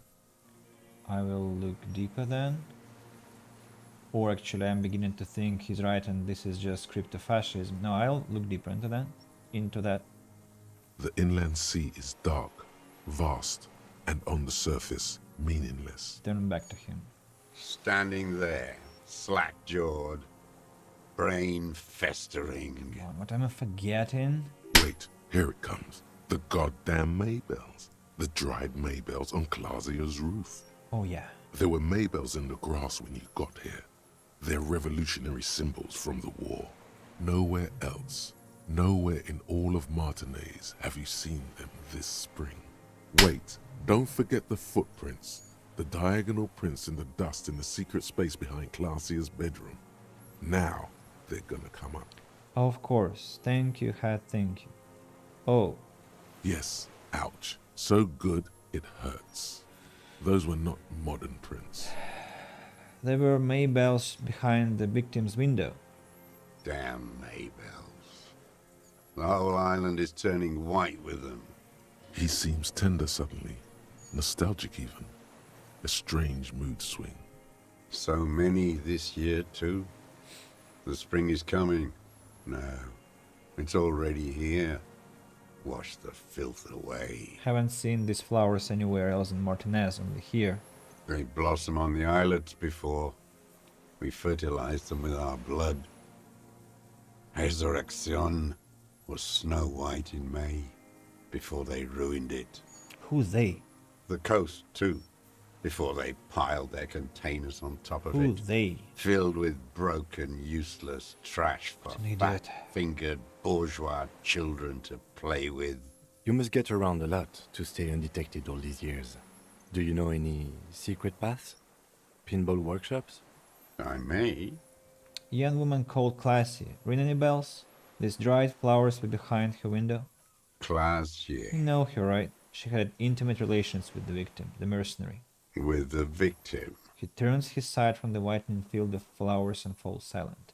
Then the muscles in his jaw twitch, a spasm. Don't leave any loose ends. Get him on everything. I wonder what brand of boots you're wearing. Everything is brands with you individualists. Who cares what brand my shoes are? Sansa? Some shit. Show me the soles, please, Mr. Doras. Fucking imbecile. The man stretches his leg stretches out his leg. A black and white spiral pattern covers the sole of the worn-out, old, burning shoes on his feet. The maker is Sensorique. The model is Cordobe, and the size is 43. These are not the unusual horizontal pattern soles you saw in the dust on the floor of the hidden room. They do, however, seem to be about the same size. The size fits, but not the sole. Wait, maybe it's simpler than that. Sire, he doesn't have to be wearing them right now. People change shoes. Doesn't mean you weren't there, near the room the victim died in, sneaking around. Racking those brains, are you? Desperate to report something back to your masters? They must have really loved that dead fuck. The lieutenant gives you a quick sideways glance and nods to acknowledge. The prints were his. You can see it in those eyes. He can't keep them from flickering, looking for something. The old man stares at his own prints in the ash around the fire. Silent suddenly, some strange process within him. A gush of wind. Seagulls in the distance. You know who he was. A coalition-trained murderer, armored and armed. He wasn't human. The blunt end of a hammer, dripping with blood. He was a soldier too. He was a man. Beating us to the ground, moaning with joy. You hounds get so thorough when a company-trained killer dies. I haven't seen you on this coast for 40 years. You know, maybe I should have killed one sooner. Got your attention. Now you stop beating druggies and prostitutes in your basement. Now you come to investigate. Not when they die by the hundreds. This is it. Shot him. Shot him. Say shot him, not killed him. So you shot him? Oh, the inhumanity. One paramilitary less in Revachol. You can almost see him squeeze a tear out of his eye. His fists begin to tremble from the anger. The lieutenant raises his right arm to hush you. Hush. He does not need to be pushed anymore. The ball is rolling. Hold your breath. I had them in my sights. Both of them. Him and the whore. I was breathing with them, in phase. And I pulled the trigger and flew on the air until I landed in his mouth. He begins to smile. I didn't think I had a shot like that in me anymore. I did. I saw him kneel there with his mouth full of death, and that stupid look on his face. And his dick still in her. Then what? Nothing. I went to sleep. Next morning there were Maybells everywhere. The world was white, or what's left of it anyway. My last spring here. I knew the fascists would come to avenge their own, and so they did. Mr. Dross, are you aware you're confessing to murder? Lieutenant asks for a second of silence. Yes. A single word is all he gives. And you were looking at them, the victim and a young woman, having sex, through the scope of your rifle that night, before you shot him? Lieutenant takes out his notebook slowly, very slowly. The old man nods. Why? Because that's what they were doing. He shrugs, then smacks his lips. The motive. This is where the motive is going to come from. You can coax it out of him. The lieutenant's preparing the ground. I don't understand. Do you, detective? I don't understand this part. Why were you looking at them that night? I'm always looking. He cocks his head to the side and turns his eyes to the city. The tremor passes his right side, lower in intensity. Are you always looking through the scope of a rifle? I'm just trying to understand. A rifle scope has the best magnification. And if you don't like it? You pull the trigger. Yes. Think of it as a form of critique. He will not stop now. These dialectical materialist types never do. Exploit it. You got him going. Connect every little piece now. Wrap this up like a gift. Start with when he first saw him. It will give him a chance to ramble. When did you first see the deceased? 3 weeks ago, when the rich hag came in on her galley. Her honor guard came in tow. Joyce. He means Joyce. By that you mean Joyce Messier, the Wild Pines representative. Wrinkled up whore.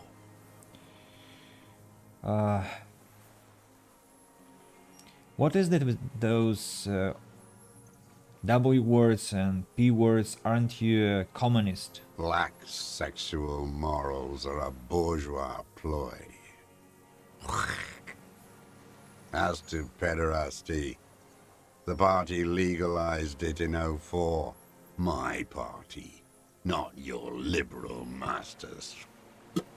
So don't you sermonize me, you racist shithole. It's still bourgeois when the bourgeois does it, fiddling with their sexual organs.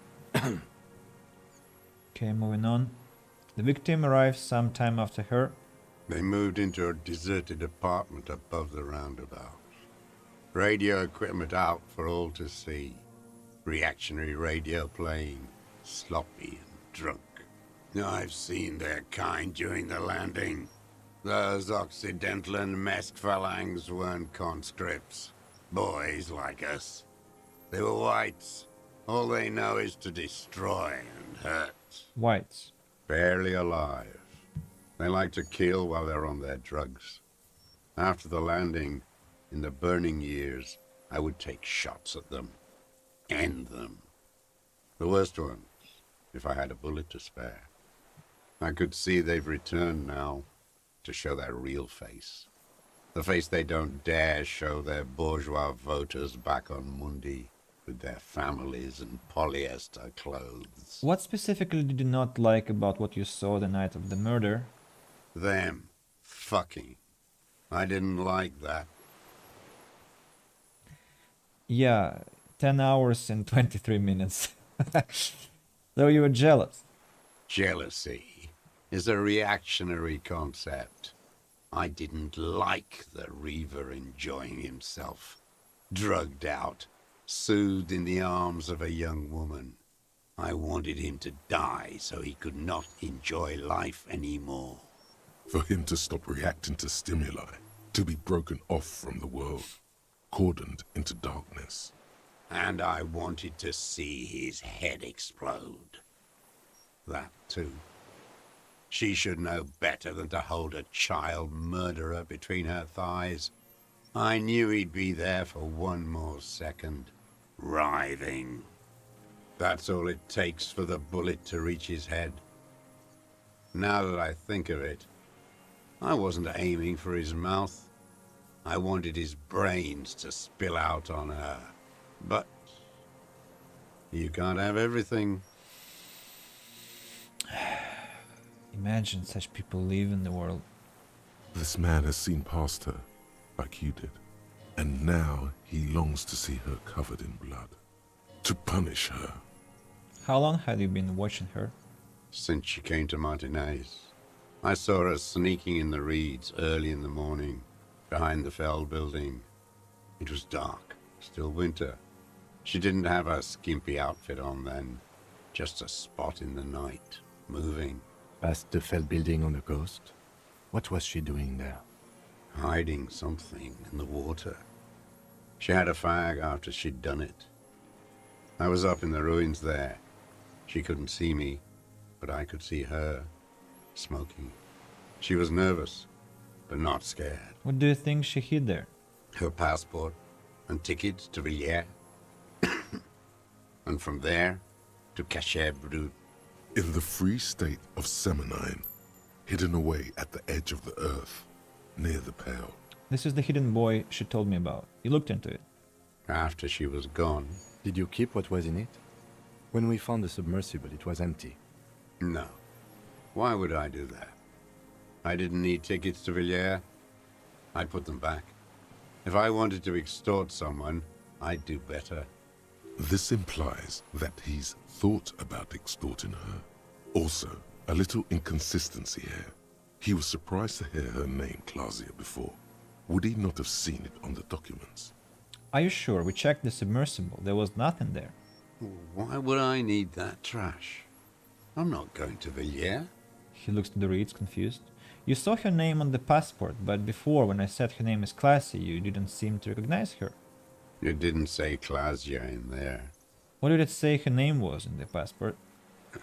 It was something. I don't remember. It was dark that morning. I only remember her face on the photo. Moving on, did you continue watching her after this? I did. She had a face like an archipelago, with those birthmarks. And a body, hard and lean and bruised all over. Black and yellow. I could see she's taken a beating. I could see who she was, too. A spook. On the run.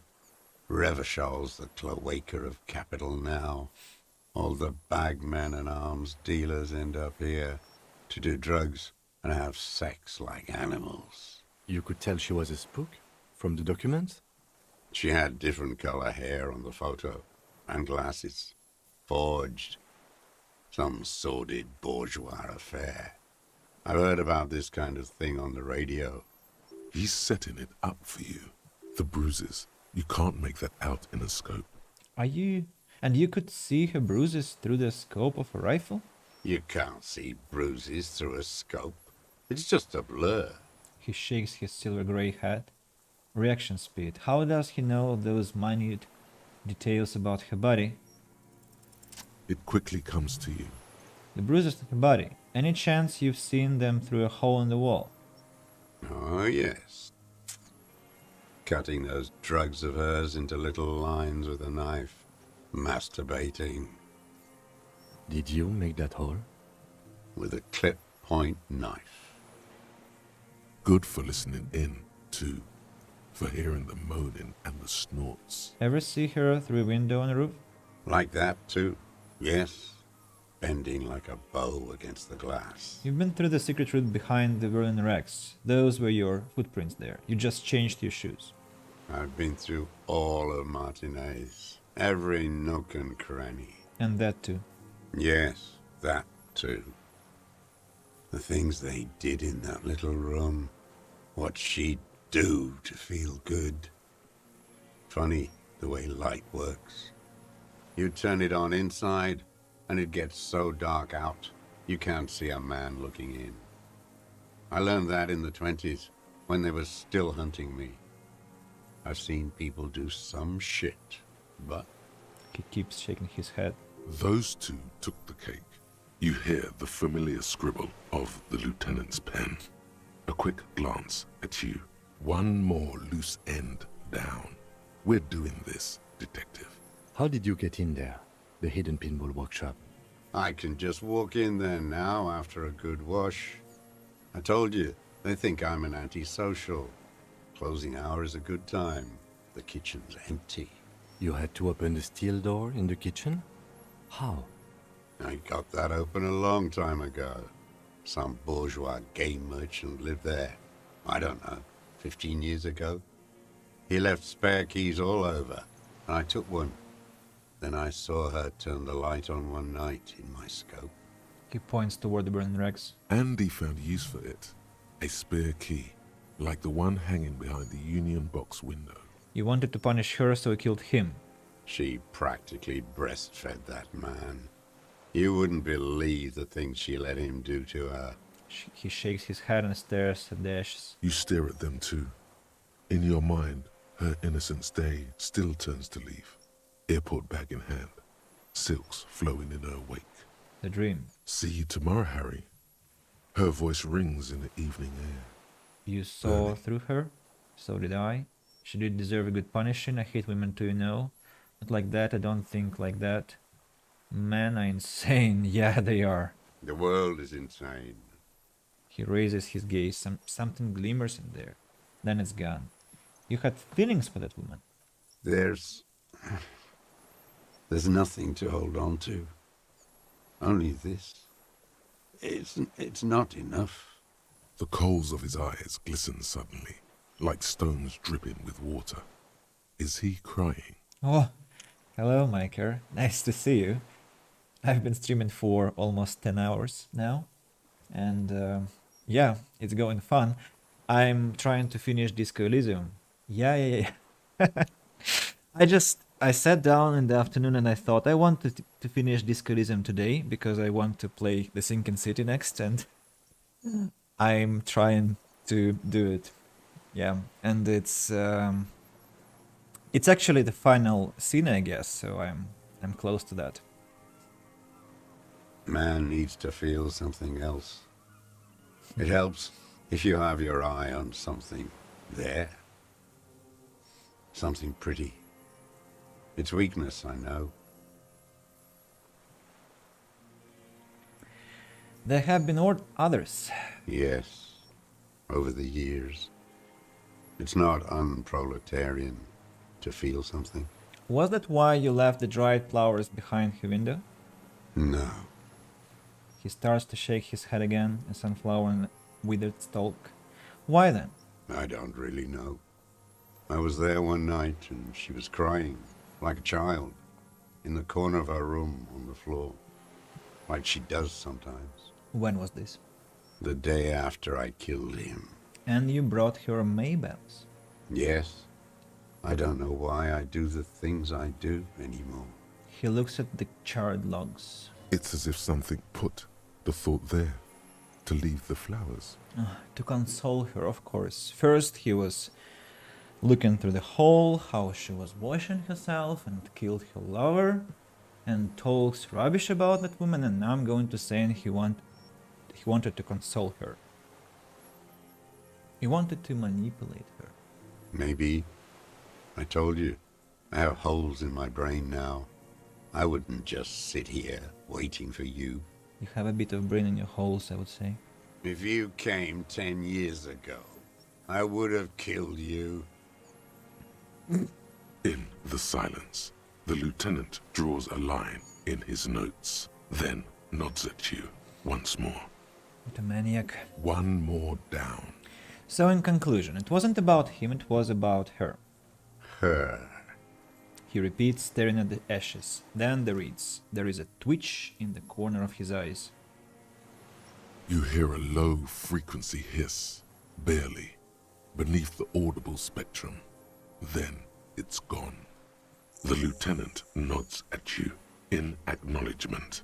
That's it. Motive. We have it. I want to just check how many skill points I have. 8.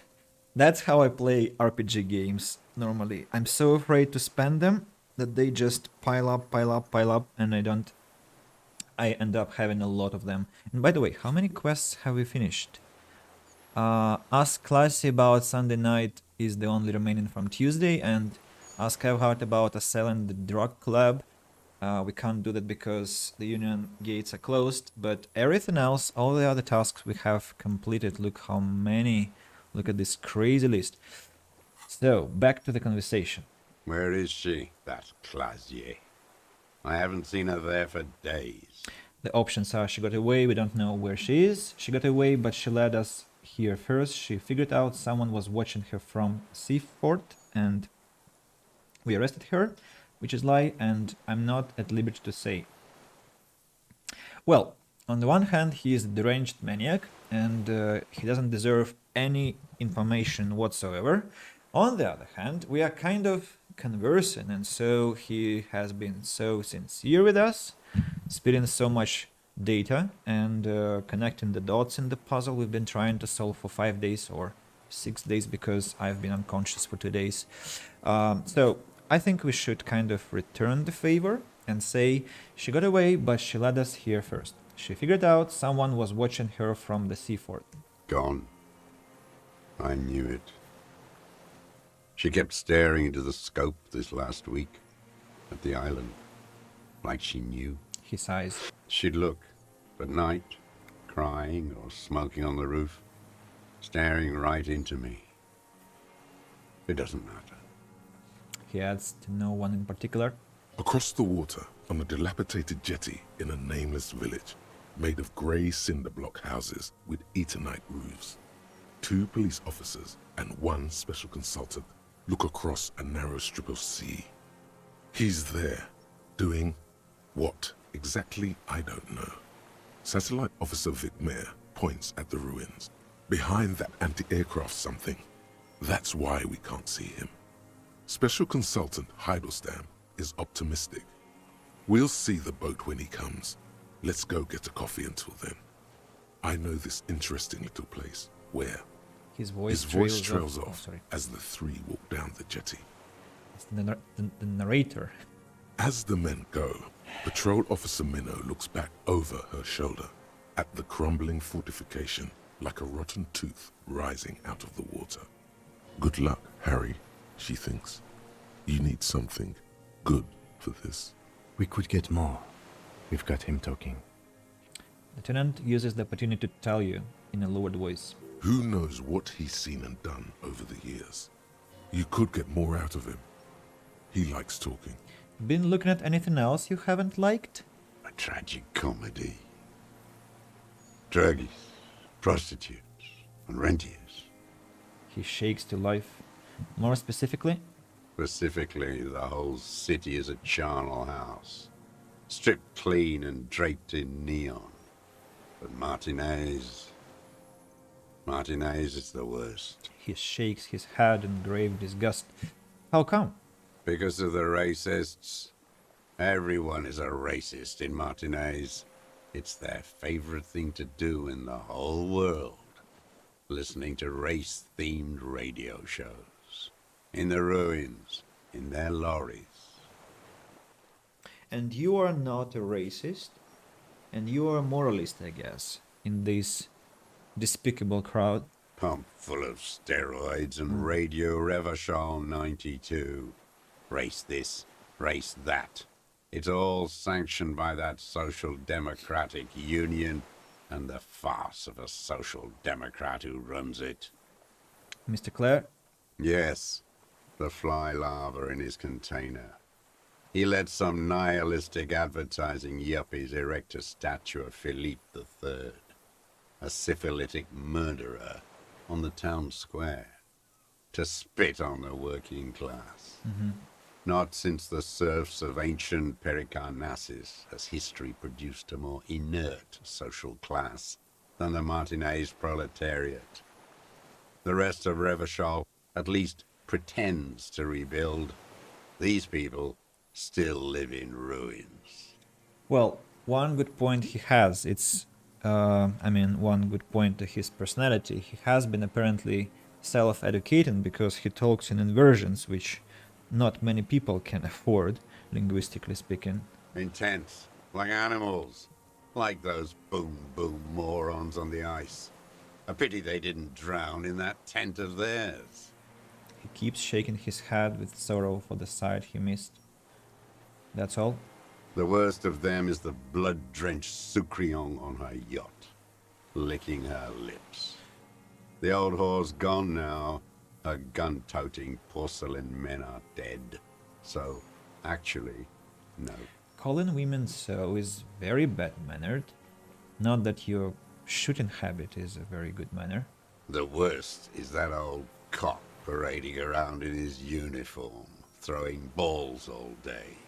It's not enough that the racists and liberals are dancing on our graves.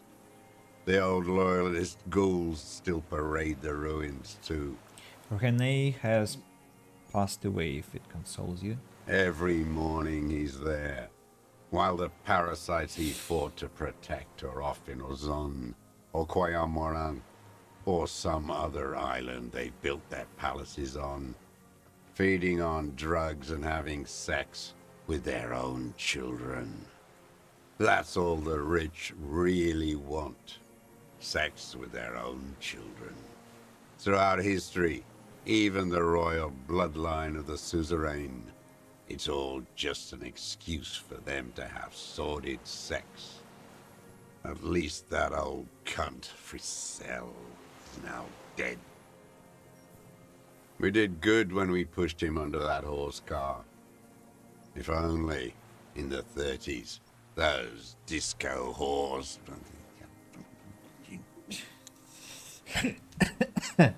What follows is ominous mumbling. You cannot make out a single word.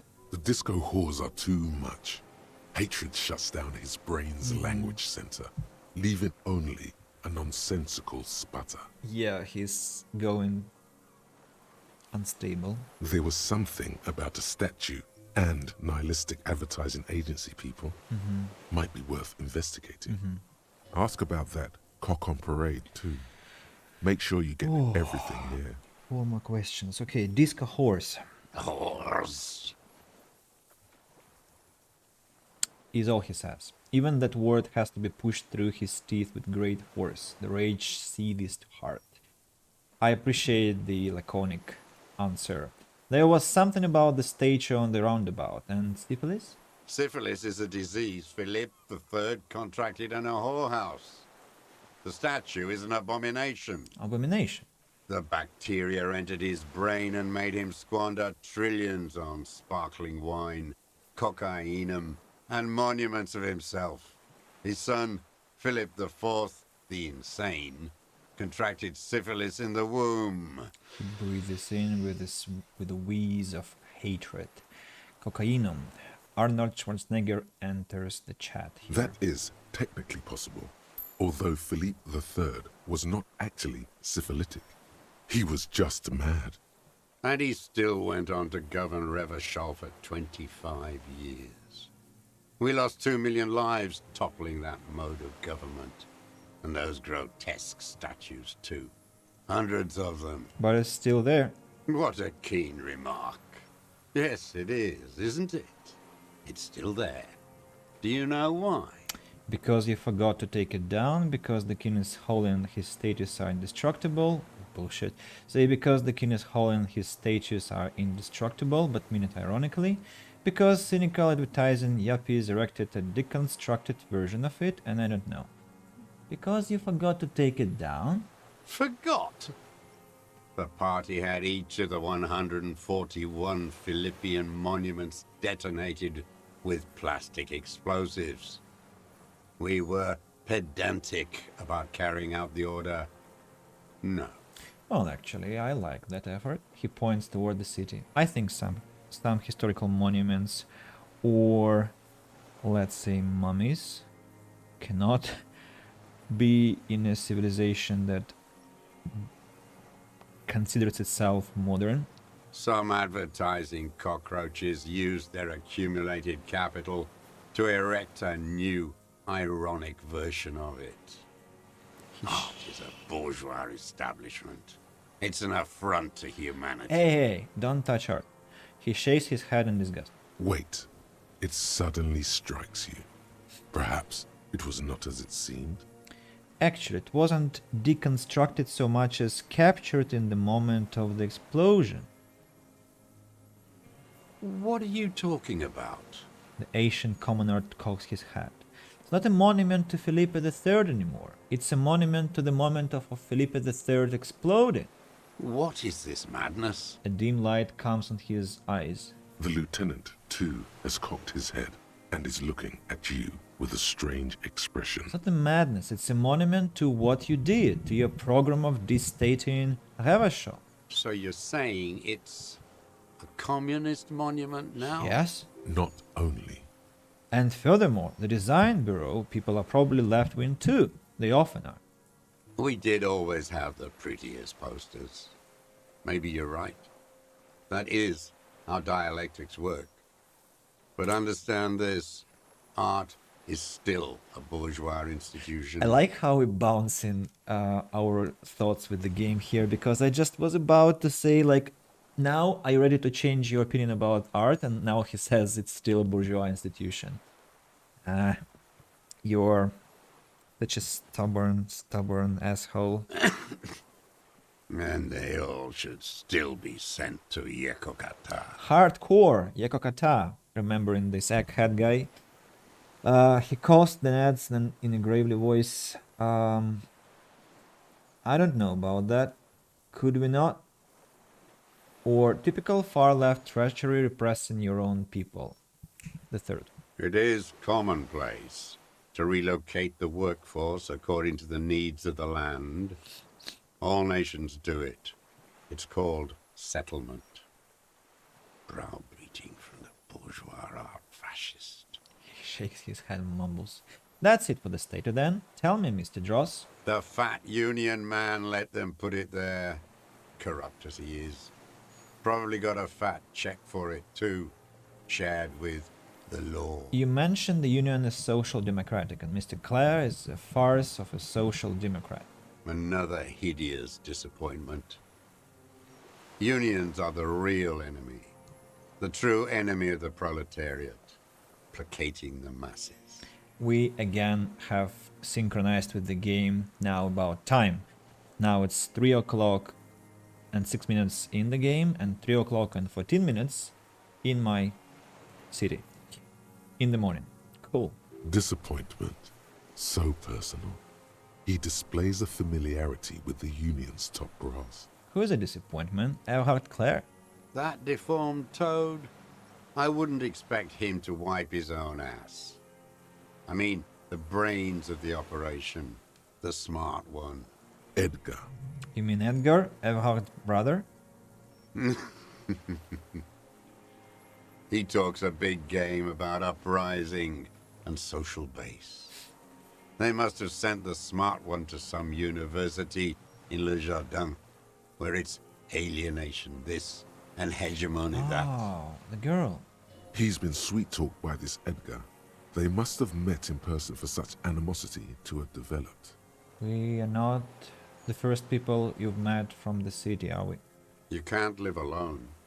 He stopped poking at the ash now, just shakes his head. The Clares wouldn't miss a man hidden in their own backyard. Not all this time. Nothing happens in Martinez without them knowing. Of course. Maybe the Clears asked him to. Don't go straight for the kill. Exhaust everything else first. Soften him up. Have you approached him? I haven't approached anyone. I hid. It was Edgar who came to me. How did he know you were here? He didn't just stumble in like an oaf. He figured it out. Some kids told him about a monster on the island. I told you, he has brains. He points to the path leading to the tower. Stepped right off the boat and walked down where you came. I even kept the door open for him. Thought he was a man of the left. Wouldn't rat me out. I was right about one of those things. When was this? 20 years ago. Neither of them could walk now, could they? They were less fat then. That's around the time the Clears came to power. What did you talk about? Edgar did the talking. Paid his respects like I were a fossil in a uniform. Offered platitudes about the struggle. Flaunted his pink degree. Even quoted Marzov. Never trust a social democrat who quotes Marzov. Oh, and charity too. They love their charity. Offered me blankets and social housing. I still have the gas cooker he brought. So he's not only a maniac, he's also a boat maniac. And this romantic image of the silent assassin is just shattering to pieces now, disassembling into breadcrumbs from that loaf that brothers Edgar and Earhart benevolently bestowed upon him. And I was wrong about Elysium, so Edgar was the educated one. And he let you be here? Let me be here? Mm-hmm. The ZOC is an unlawful successor of the Commune of Revachol. We took this fortification from the Loyalists. Even the Clares understand this. They let him be here. Understanding was a courtesy. But why such a courtesy? Mr. Dross, did you kill the Crenel mercenary for the Clares to incite a riot? You know why I killed that fucker, Dwat. As to Edgar, I'm not doing anything for that swine again. Again? Again? What have you done for Edgar before? Tried teaching him some Marzovian socioeconomics. They didn't stick. We parted ways. Okay, he didn't do the hanged man for them. But he's insinuating something. There is more here. You can feel it. He was not outright lying, but almost. Logic. Legendary. I have 5 points in logic. Let's increase it to 8. 92%. The connection comes to you. like a splash of cold water. Dark, cold water. 20 years ago, when you met Edgar, the Clares didn't run the Union yet, did they? Hey. A sputter from the old man. He acknowledges it. Here we go. A twist behind the dark bend. Who did? That bourgeois cow. Tiffin Holly was her name. Licked the rich man's hand every time he came to town. Never seen a labor leader so hot on mutual cooperation. And money. She liked that too. That Holly was a real bridge builder and a deal maker. That story about a disappeared woman. His eyes glistened suddenly with hatred. She was also a woman, wasn't she? Like the class. She was. And she was real soft on those money men. Had a Barbara Muskova bag over her shoulder that she liked to bring to work. And then she just disappeared. Called in, they say. On the eve of battle. Ran away. Vanished like a piss stain. He squints and smiles at the black logs. No, that's not quite it, is it? Did she? They say her daughter called in, not her personally. But that wasn't really her daughter, was it? No, I guess it was not. You could swear you see the embers glow again, under his eyes, on the dust. Edgar had someone make the call. Why is that, Mr. Dross? She couldn't make the call herself. Here it is. The bend in the river. Why? Because she was dead. Just say nothing. The cow caught a bullet in her right lung. Fell into the canal grasping her tit and drowned. Or bled. Hard to say. It was a sloppy job. And a moving target. Monster. She was going home. Waddling. Dressed in yellow. Drunk like she often was. The ruins are black around her, and she had a yellow leather bag under her arm.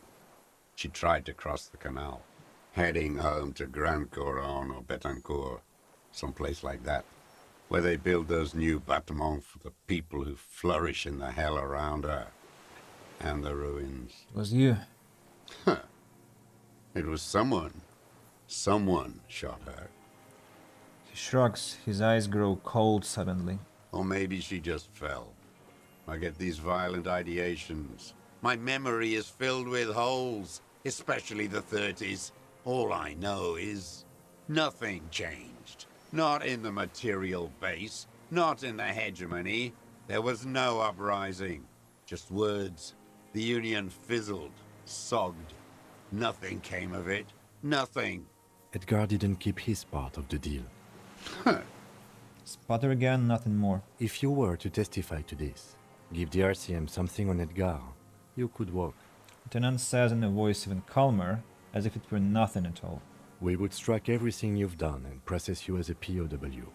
You were in a war. You were on assignment. We could even extradite you to the Samaran People's Republic. A degenerate worker state. Goat shit. No, thank you. I'm Revacholian. My days are short. I will rot away here, in a moral intern cell. I will not testify to anything. But you did do it. I saw it happen, and I liked it. That's all I have to say. I didn't live and fight for 40 years to end up as a collaborationist. I've heard it on Channel 8, 40 AM, Radio Revachol, late night. Everyone is a blobber in this world. Everyone betrays everyone. They're all already locked up for betrayal. The best ones, the ones with heart, were slaughtered, trampled. Partly by you? He looks to the city. The same old freezing hatred. There is plenty here to work with once he's in custody. And the lieutenant knows it. He gives you a little nod to proceed. By the cock parading in this colorful uniform, you mean René? Every fucking morning for 34 years. Throwing that ball. One ball against the other. I've always loathed that game. That is not a working class game. I don't care what they say on Radio June. Royalist ghouls played like it was life itself. Click, clack across the water each day. And that uniform, like a parrot plumage. I won't even mention that he's a traitor to his race. A Patank maniac race traitor. I remember him. I remember him from La Noce. Not him, personally. His make and model. There were tens of thousands of them. I thought we took them all out before the Liberals came to their rescue. We missed one. That one. With his shaky finger, he points to the city, toward the crater near the plaza where a lonely pine tree stands.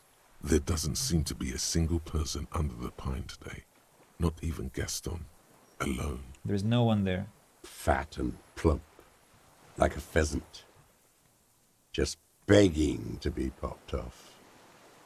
Please, Mr. Dross. Shoot me. A grin stretches across his face as he says very softly. So you would like to kill him? Not yet. I like to look at him strut around, place the crosshair on his medals, right on his face, and just fiddle the trigger. Think about it. Let the bomb melt in my mouth. Save the treat for later? Tenant asks cheerfully. He is a juicy bonbon, that one. A real treat for the black day. The blackest. When I put that gun in my own mouth, I think, no, don't waste it. Put this lead in that cock Rene. For the boys he killed.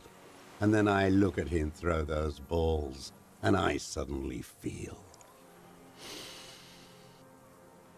He lets out a wistful sigh. Better. I even hid one bullet, so I'd always have one. For him. Haven't seen him around lately, strutting around. Must be down with arthritis. I hope it hurts like hell. I hope he sweats blood. The lines of his face straighten as he looks inland. Hearing it may destabilize him. You sure you've gotten everything from him? Rene is dead. He died of old age. A couple of days ago. No. Yes. I waited too long. I waited too long and now he's dead? The old commoner looks at you, his blackberry eyes shaking in disbelief. I'm sorry, Mr. Dross. I understand you knew him for a long time. Now Kim has his portion of good humor, launching at our criminals. They're all dead now. Fuck it. If he really wanted to kill him so bad, he would have done. There must have been 1,000 black days on these islands. His health ailing. You had 1,000 chances to kill him. And I blew them all. What does it matter now? He's gone. Ancient dust. Your toy has broken down. He reminded him of himself. The same hatred. The same. You try to think of something else. But no. It's just hatred. You cared about him? All human beings care about each other. I cared for seeing his head explode.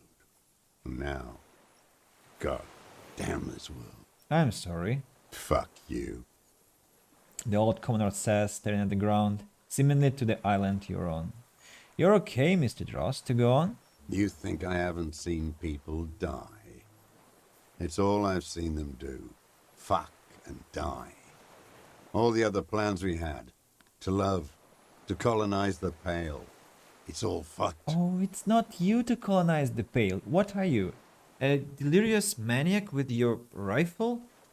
Not an engineer, not a scientist, not even an artist to inspire people. You just know how to kill. You know nothing of love and of colonization. You... Instead of making relationship, you just look at people windows and their relationship. He's not okay. This is just another black day in a row of black days. Something strange is keeping him together, making him endure an idea told to him by grown-ups from radio towers and leaflets in beautiful print when he was still a teenager.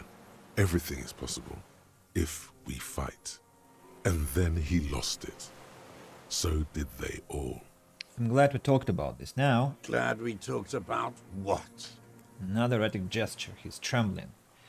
I want to ask again about the people you don't like. I think His we lip have curled. nothing here. Glad we talked about what? Says his body language. Okay. I can put 2 points into composure. 58. 58? That's all? No. Really? Okay, let's try. What strikes you Ooh. about this gaunt man is not the stomach pain, or the cough, or the malnutrition.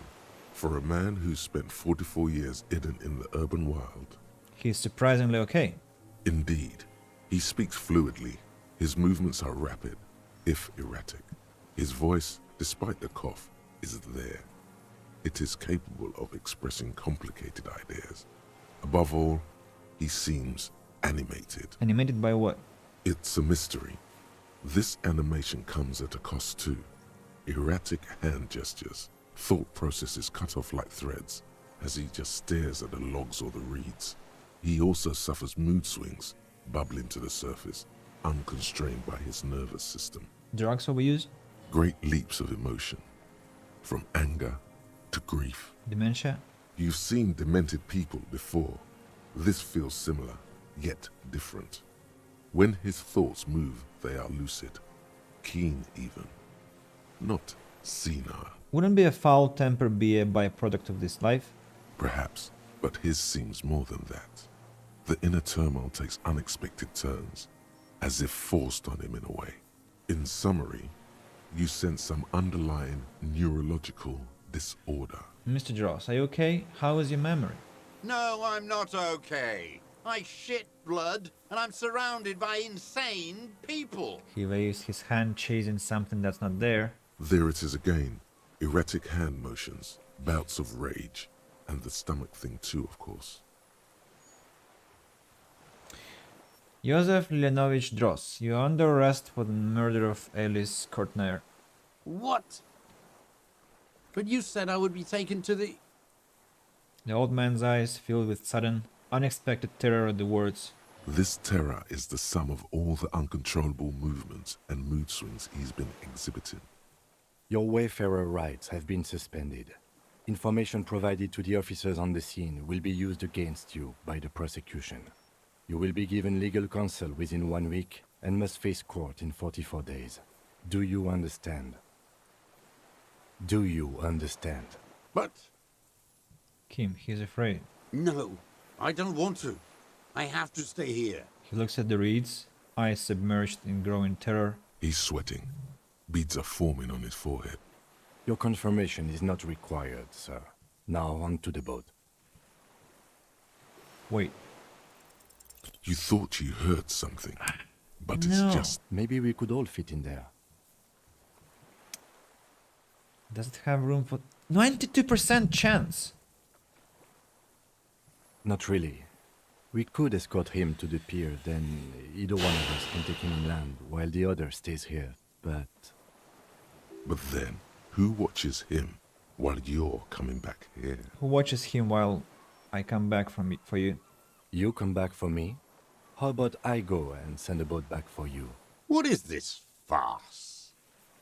This is a fucking farce. I can't. He looks around with a strange desperation. Something is happening. Stop. Lillian. You could ask her, maybe.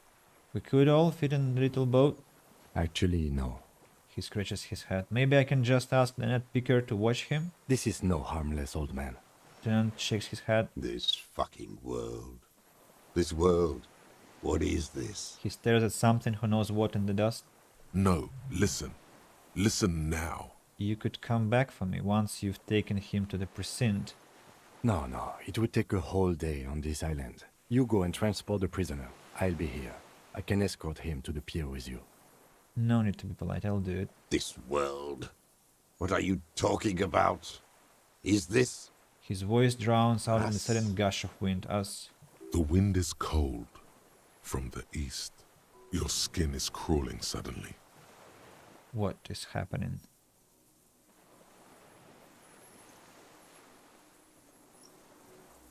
Oh! Phasmid. Insulindian Phasmid. The cryptid. A delicate tangle of arms and legs unfolds from the reeds, limb by limb, to then just stand there, moving its scythe-like arms in ghostly silence. Let's blink. It's still there, an unfolding mechanism of reed-like chitin, hovering in place. What's that? What are you talking about? The old man looks at the reeds, then at you. The giant stick insect. There's nothing there. He looks confused. The stick insect is over 3 meters tall. It looks straight at you with its tiny pinprick eyes and its grotesquely small head. You feel your legs shaking under you and your gun hand move to your holster, but you don't have a gun. There is, I see it. Tell me what you see, damn it. I can't make out one small thing in the reeds. Kim, can you see it? I can see it. 4 simple words, thank God. If he can see, then you're not insane. But that means it's really there, spinning slowly, in absolute silence. Its limbs long and slender. Be very, very careful. He whispers and then takes a step toward the giant anthropod. Oh, we can save the game now. Phasmid, hello. The creature stands on long stilt-like legs, antennae hanging from its head like a woman's hair, white and curled at the tips. It is no more than 5 steps away from you. The segmented antennae move with apprehension, searching for something that's not there. Reed-like tufts stick out of its joints. As the insect moves its forearms, it produces a faint hiss, like a reel-to-reel machine spinning after the tape breaks. Insolent Phasmid. It is. Lieutenant whispers behind you. Hear the familiar ring of his jacket unzipping, slowly, painstakingly so. You glance over your shoulder. The lieutenant holds a piece of milled aluminium. He begins to pull it open, extremely carefully. It's the camera. Are you sure you won't scare it off? We need a photo. No one will believe us. He continues to pull the lens open. From the corner of your eye, you see a sudden cascade of motion ripple through the Phasmid's limbs. A series of ultrasonic clicks fills your ear. Okay, take the picture. With the sound of metal sliding against metal, the lieutenant reveals the lens. The glass glints in his hand as he begins to slide in an ampoule. You see the Phasmid turn to him, its mandible antennae reaching out. The motions are quick, sudden. The ampoule will produce a loud hiss. You're right. It could scare it away. I need a better moment when it's not looking. I'll wait. I'm on standby, he thinks, his hands sweaty around the machine. The spindly mechanism turns itself back to you, its antennae taking their measure of the air, slowly. Say something to it quietly, something like, hey. The creature tilts its tiny head to the side and appears to look at you. It is incredibly light, like the slightest gust of wind should blow it away. But it doesn't. There is a sadness in there. Or is it in you? From the dream. Electrochemistry. It's still with you. I can't fail the this pitiful check. hey you told her. 97%.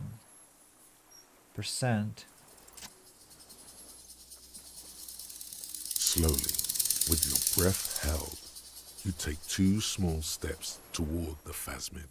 The creature lets out a series of ultrasonic clicks that swarm around your head like swallows. Like laughter, a sort of happiness. Hey. The tracheal system on the creature's abdomen expands in front of you to take in and expel air. It's smelling you. Hissing and clicking, it extends its mandible-like antennae to greet you. You're right below it now, looking up at the colossal chitin of its white limbs.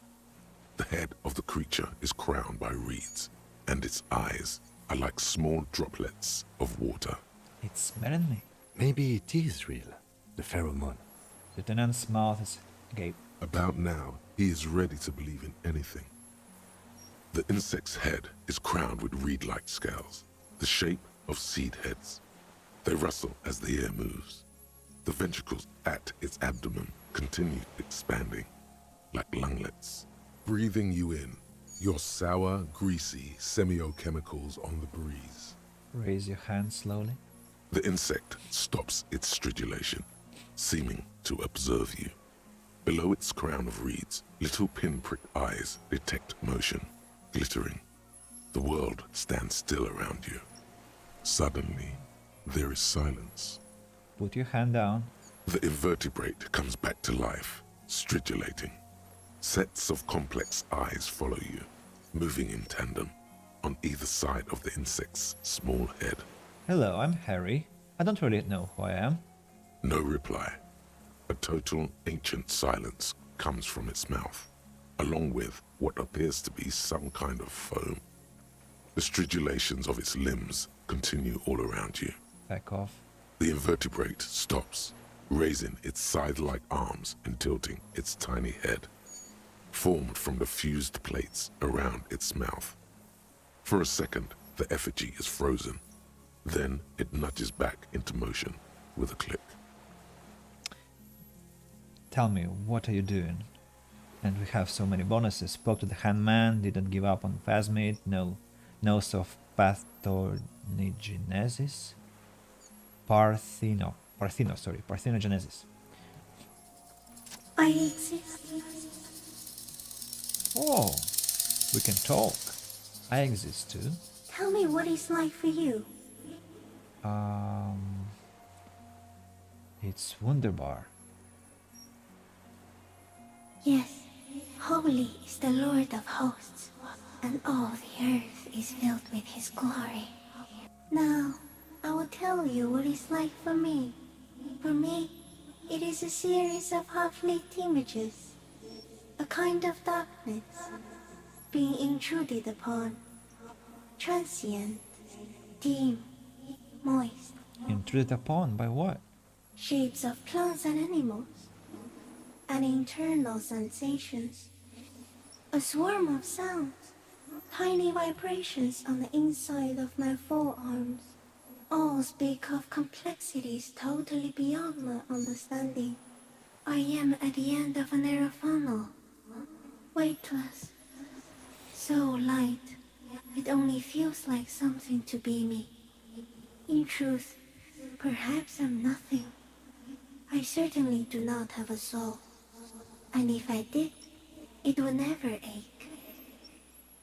You are the type of animal I would like to be. Are you sure? No, I'm not. Why asking? Sometimes, when molting, I will grow a lost limb.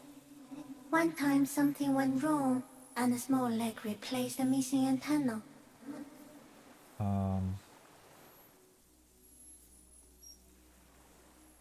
That's cool. No, the leg tried to move around independently, making it hard to walk. You don't have a foot there now? Yes. Thankfully someone ate it. The next time I molded, I grew an antenna again. Oh, I'm a detective. So am I. I was born to detect sucrose rewards and semiochemicals. What were you born to detect? The killer. He's in a bad state, deteriorating fast now. He thinks I am beneficial to him, but I am not. I only quicken his deterioration. You're destroying him? Very slowly, and only because he won't go away. It is meant to keep them from noticing me, to interfere with the picture in your head. But he has looked at me for too long, and I am destroying him. Is this a dream? What is happening? No, you're awake. I am real. Light is forming me. This is real. Where does this come from, all this around us, the world? Not even the birds know that. Not even the water lilies. We need to know. Perhaps it's sent to us by God? I think we should eat it. If it's a leaf, you can put it in your mouth. Or read. Yum yum. Wait, so... So you look like a reed and you eat reeds? Yes, they don't mind. Have you accidentally eaten another reed, Phasmid? Yes, I once cloned myself and ate the little ones. It was winter, and I woke up at the wrong time. It was an accident. What exactly are you? I am an unknown species of the order Phantasmadia, endemic to the Insulandian Insula. For the last 350 years, I have hidden in plain sight, masquerading as the reeds, molting, cloning myself, unfolding at night to play with trash bins and boys. No, no one believed I exist. Almost no one. Until you came, detective, dripping of blood that smells like strawberries, across the calm sea, the first in 1,000 years. Another glitch with voicing. I went unnoticed by the first settlers and the land surveyors of the suzerain, also by the soldiers of the revolution and the officials of the occupation. Even the Seminese islanders who came here first but didn't stay haven't seen me. And the 4,000-year-old Ceresolithic civilization buried so deep in the sediment that you do not even know it is there. They too did not see me. I have stayed hidden through 4 forms of government and 2 scientific revolutions. 3, if you count stone tools, until I was accidentally discovered by a detective of the citizen militia in Revershaw, district of Martinez, March 51. Was there an ancient Ceresolithic civilization?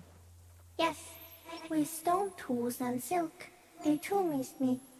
Although I had not developed the mutation needed for parthenogenesis yet, and scoured the Neolithic hinterland as distinct individuals, not clones.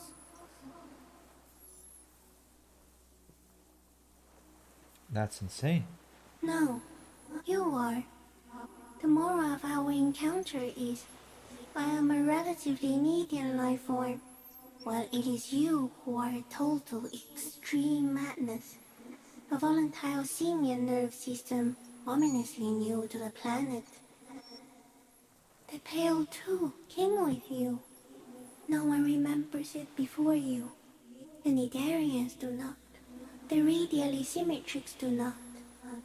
There is an almost unanimous agreement between the birds and the plants that you are going to destroy us all. Wait, the Pale is human-made?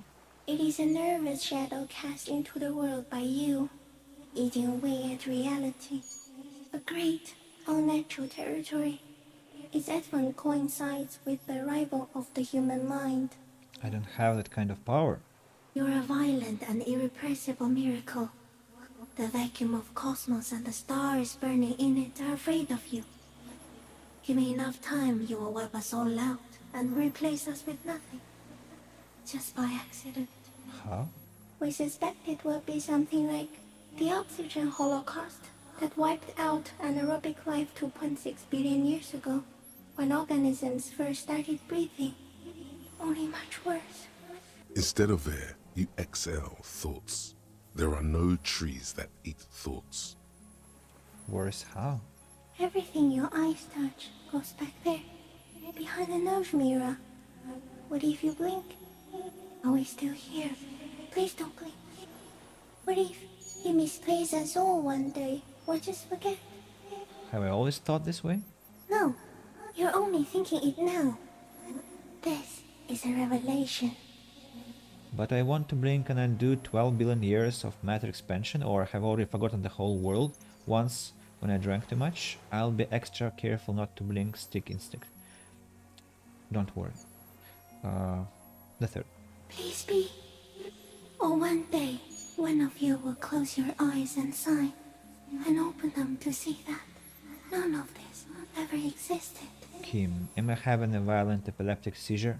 It doesn't look like that, no. What does it look like? You're just staring at it. He whispers. Then I think I'm having a vision about the final fate of mankind. Okay. Is it somehow related to the case? Kim, come on. After a second, the lieutenant asks, no, I told you what's it about. our fate, or the case is meaningless compared to this. I've totally transcended the case. I think we should take the picture, and then you should back away from the unstudied species. I have to say goodbye for now. I have no more thoughts, that's what all? No, there is one more. No, there are no more thoughts. Of all the creatures I've met, you are the kindest. Of all the creatures I've met, you are the scariest. Of all the creatures I've met, you are the most beautiful. The fourth, not the kindest. To be kind, you have to be smart. I mean, in our human understanding, and that creature is kind of calling us a doom of the world, and I don't like that kind of thinking.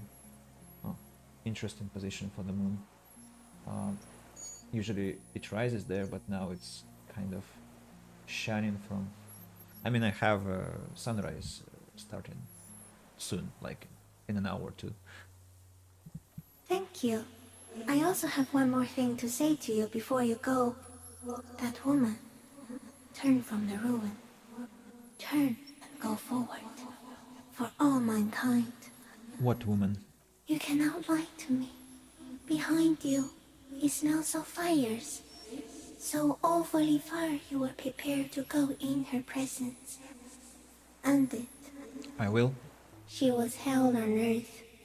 It doesn't take a 3-meter stick insect to tell you that. Okay, Kim, take the picture. Okay. With a slow ring of metal, the lieutenant slides Lennon's open and raises it to the eye level. There is no change in the insect's motion while it's being aimed by the camera. It remains fixated on you. In 3. If it moves, you jump back. I'll shoot. Here we go. 3, 2, 1. The shrill flash of the camera cuts the air like the blade of a sword. The phasmid freezes in its bright light. Head turned toward the lieutenant, hypnotized by the flash. It stands frozen before you. I got it. You hear the lieutenant whisper as the creature's shape develops onto photo paper in his hand. A polychrome ghost of white streaks against the reeds and the sky, and you as a shadow before it. Immortalized for all time. Let's carefully pat its scythe-like forearm. The limb before you is incredibly light, like eggshell. It's much lighter than a reed. You feel a soft push could tip the creature over. Its hollow exoskeleton collapsing. Warning. Run your hand up the slender limb higher. Pull your hand away. A sudden shiver passes the limb. Looks like the creature is awakening. Wave by wave from its stupor. Some sort of countdown process is happening. That's all you have time to think. Slowly reach out and touch the creature's whisker. The antennae hang from a great height. With your hand shaking, you barely touch the tip of the left whisker. On contact, the kiting curls into a spiral, like the tip of a poison ivy. Its touch on your fingertip feels cold, ticklish. It is surprisingly delicate, the curly end of the whisker, like a young vine. It's even a bit wet. Be careful, detective. It's moving. Look at your finger. You were right. It glistens with some kind of moisture. The creature in front of you stays frozen. Lick your finger. It tastes like sugar, very faint. The anthropod towers above you, tufts of reeds pointing from limb and head alike. Odorless, mostly comprised of water. Well, reed gives... we make sugar out of reed, right? We got it. Another shudder pulses through the creature's limbs. It jolts back to life, like a record continuing where it left off, in a swaying, praying motion. Even the small black pearls of its eyes do not stray from you. Disengage slowly. As you're turning away, the phasmid mirrors your movements, stepping on the water, the long limbs carrying its feather weight without breaking its surface.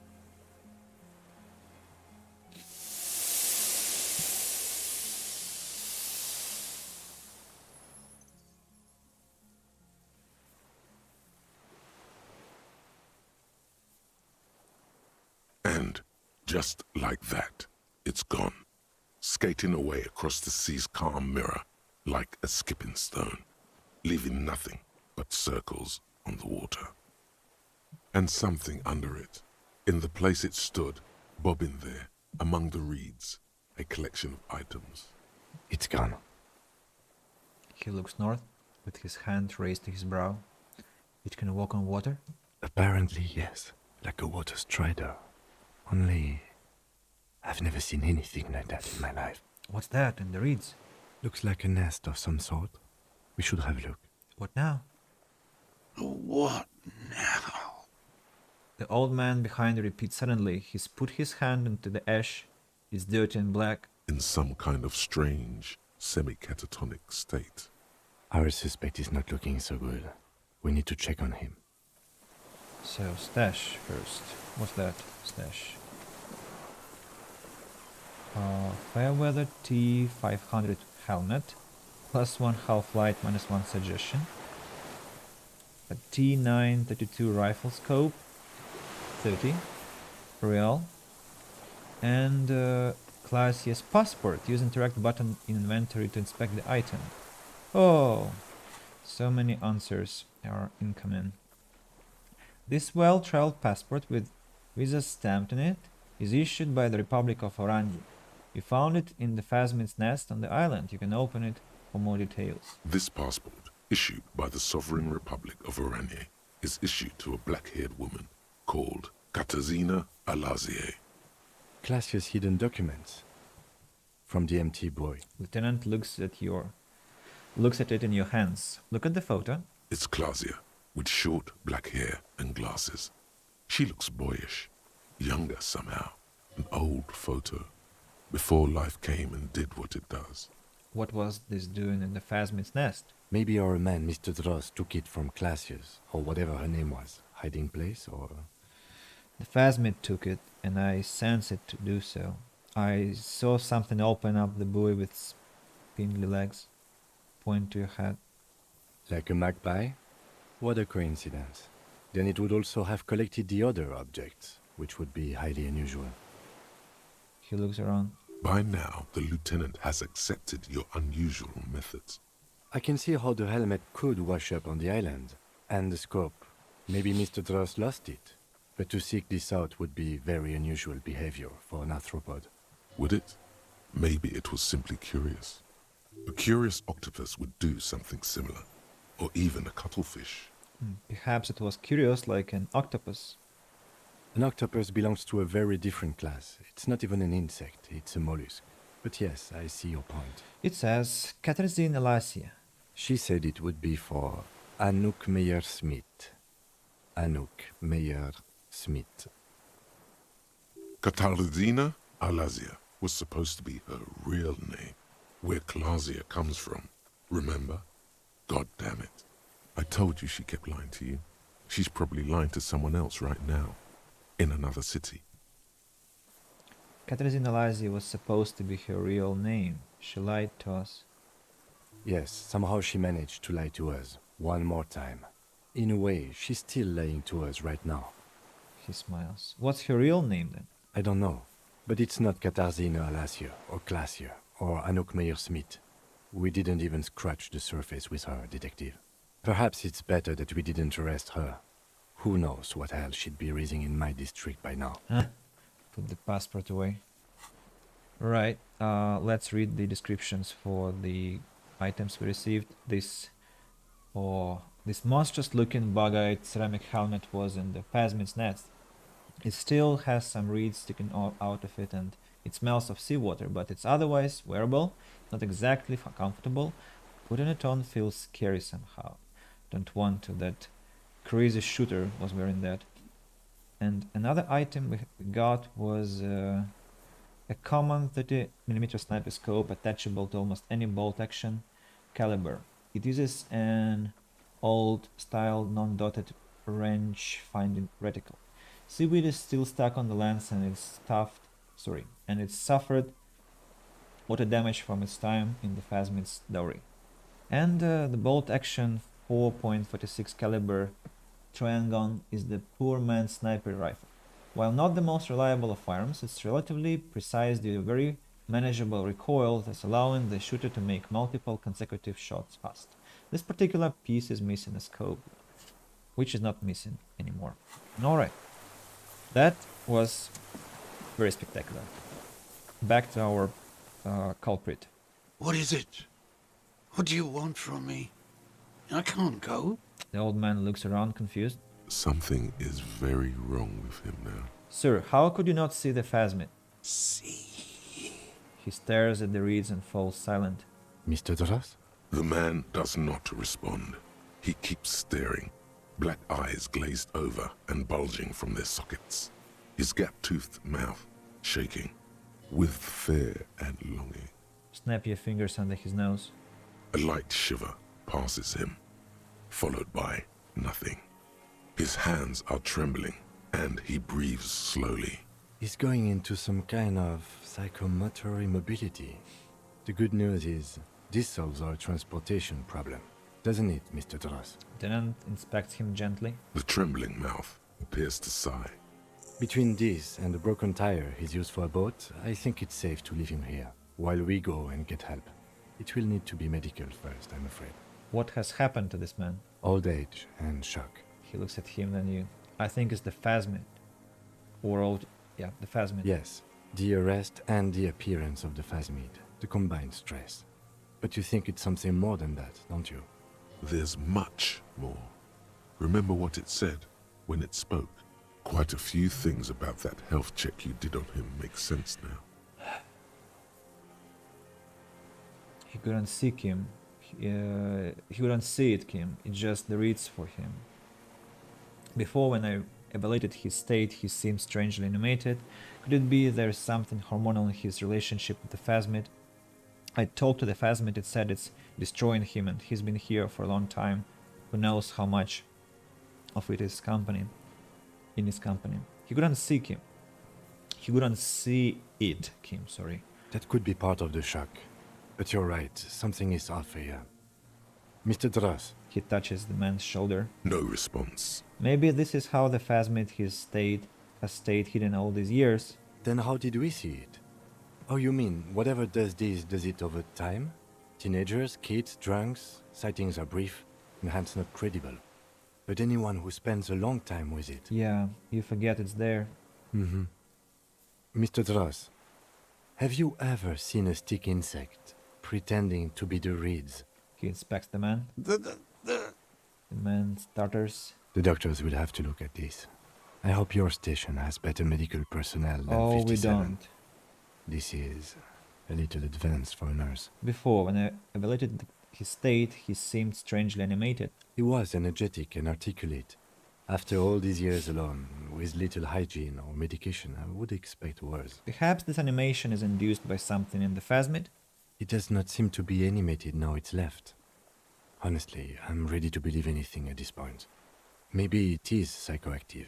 I mean, why not? It's 3 meters tall. He takes off his glasses and cleans them. When he puts them back on, he's still staring at the sea. Could it be there is something hormonal in his relationship to the phasmid? You mean pheromonal? He seemed a little off for a man his age. Randy? The scope? Knowing of her bruises? His disposition toward Miss Orania? I see what you mean. I talked to the phasmid. He said it's destroying him. You should be more careful, detective. Are you sure it wasn't having an effect on you? Maybe. Anyway, it's only trying to remain unseen. The degradation is a side effect. A valid hunch. Long-term exposure to something like that could be neurodegenerative. Also, please be careful when approaching unknown species in the future, detective. He's been here for a long time. Who knows how much of it in its company, including the conversational branch. He did seem distressed when it finally came to arresting him, like he didn't want to leave this place, and the insect maybe. He looks at his notebook. I have absolutely forgotten to take notes. I hope I remember all of this. This will be one hell of a report. Thank God we have the photo. He shakes his head in disbelief. No one would believe you without it. We found some things in the phasmid's nest. Mr. Dross. He stares into the reeds.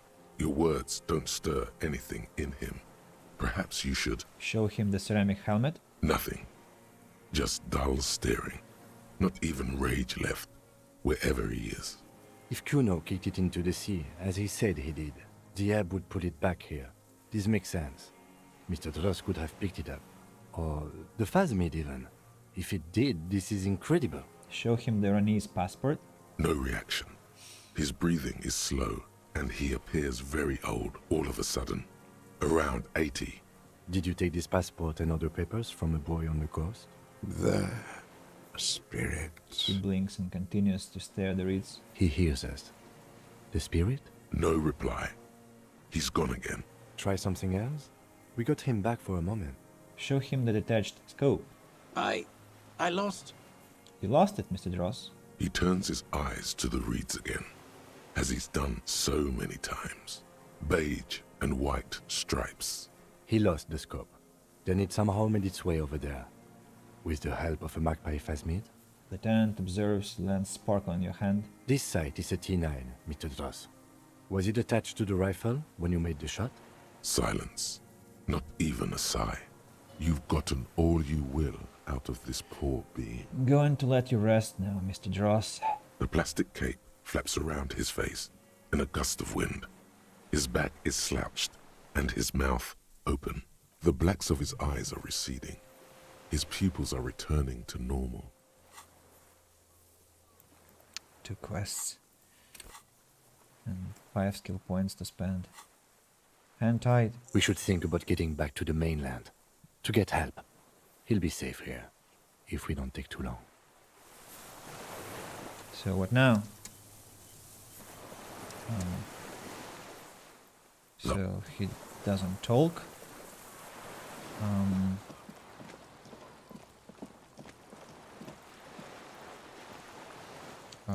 Where do I run now? Oh, of course, this direction. I wonder what am I doing now? And it's been how many? Almost 11 hours now. Wow. 11 hours stream. Straight from the afternoon till the morning. But I think I'm finishing this game. Yeah.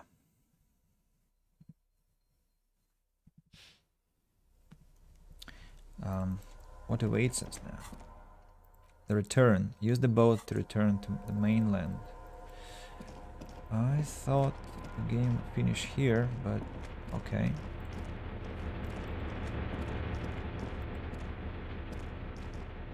Probably it will finish upon the arrival. That's my best guess.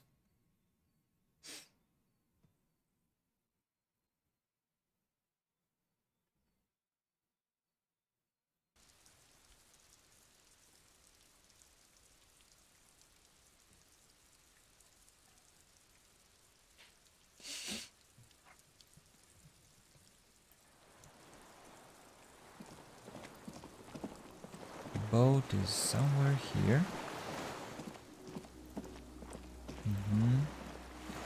The skiff is swaying on the waves by the dock. Let's return to the mainland. Let's. We are done here. He says, adjusting his glasses as he looks out over the water. The skiff rocks gently under your weight as you get in. The ride back is uneventful and quiet. But for the sound of conversation on the water, there is someone inland waiting for you. 2 men and a woman stand on the concrete square of a nameless village, looking at a small yellow boat as it draws closer. The sea is calm. You reach the jetty and climb out of the skiff.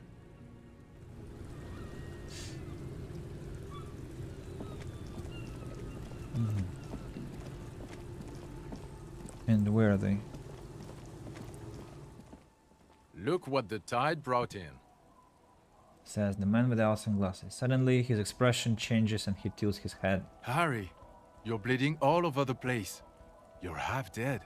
Whatever this is, it is completely unimportant compared to what you've just seen. This is the man with sunglasses from the Whirling in Rags. But where are his sunglasses? Wait, you're the man with sunglasses. That's right. And you're bleeding. Forget about all this. There is a giant... We're not forgetting about anything. Look at you. He points at you with both hands. No one else seems bothered by the bleeding. Bothered by it? Harry, you look like you need a fucking organ transplant. Fuck it. Let's not get into that. Who are you people? Hello, I'm Trent Heilerstam. I believe we've met on several occasions. Oh yeah, I remember you. I'm your goddamn partner, Jean-Vic Comar. And this is your special task force. Or what's left of it. He says, gesturing toward his companions. Special Consultant Trent Heidelstam, Patrol Officer Judith Minot. Hi. We've come to scrape what's left of you off the pavement. Lieutenant Kim Kisuragi, Prison 57. We've just come from the island, where our investigation led us. He points to the seafront. The scene is making even him feel as though he has to justify your actions. We might need your help with something later. He adds, suddenly regaining his confidence. As if he recalled that he's in fact a decorated police lieutenant and not a naughty boy. But this is clearly a departmental matter, so I'm going to leave you to discuss it among yourselves. No, Kim, you've got to have my back. Let's destroy them. It's good to meet you, Lieutenant Kitsuhagi. She says warmly, flashing the lieutenant the tiniest of smiles. Letting the lieutenant know he shouldn't feel embarrassed over the shitstorm that's about to befall you. What's this about? Ari, we want to help you. Trent, I believe this is where you come in? This is the horse-faced woman. I don't know why you named her that, but it was beyond idiotic. You should never address her using those words again. I don't quite know what I'm doing here. I was asked to participate as an expert. I think I need to manage your expectations a little.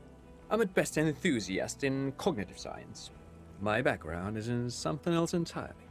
I engage in neurology on a merely theoretical level. In fact, I should probably get going. No, Trent. It's too late. You're part of this shit now. What have you got to say for yourself, shit kid? What does he have to say for himself? He left you to catch the bullets. Shit kid. What an interesting moniker. What's a shit kid? You. Shit kid, that's you. Despite all that you've done, the deserter, the phasmid, the case. Despite all I've done? No, because of all that you've done. How did he know I was here? The cafeteria manager you fucked over told us where you went. I saved his establishment and still betrays me? Strange. He didn't mention that. In fact, the establishment didn't look saved at all.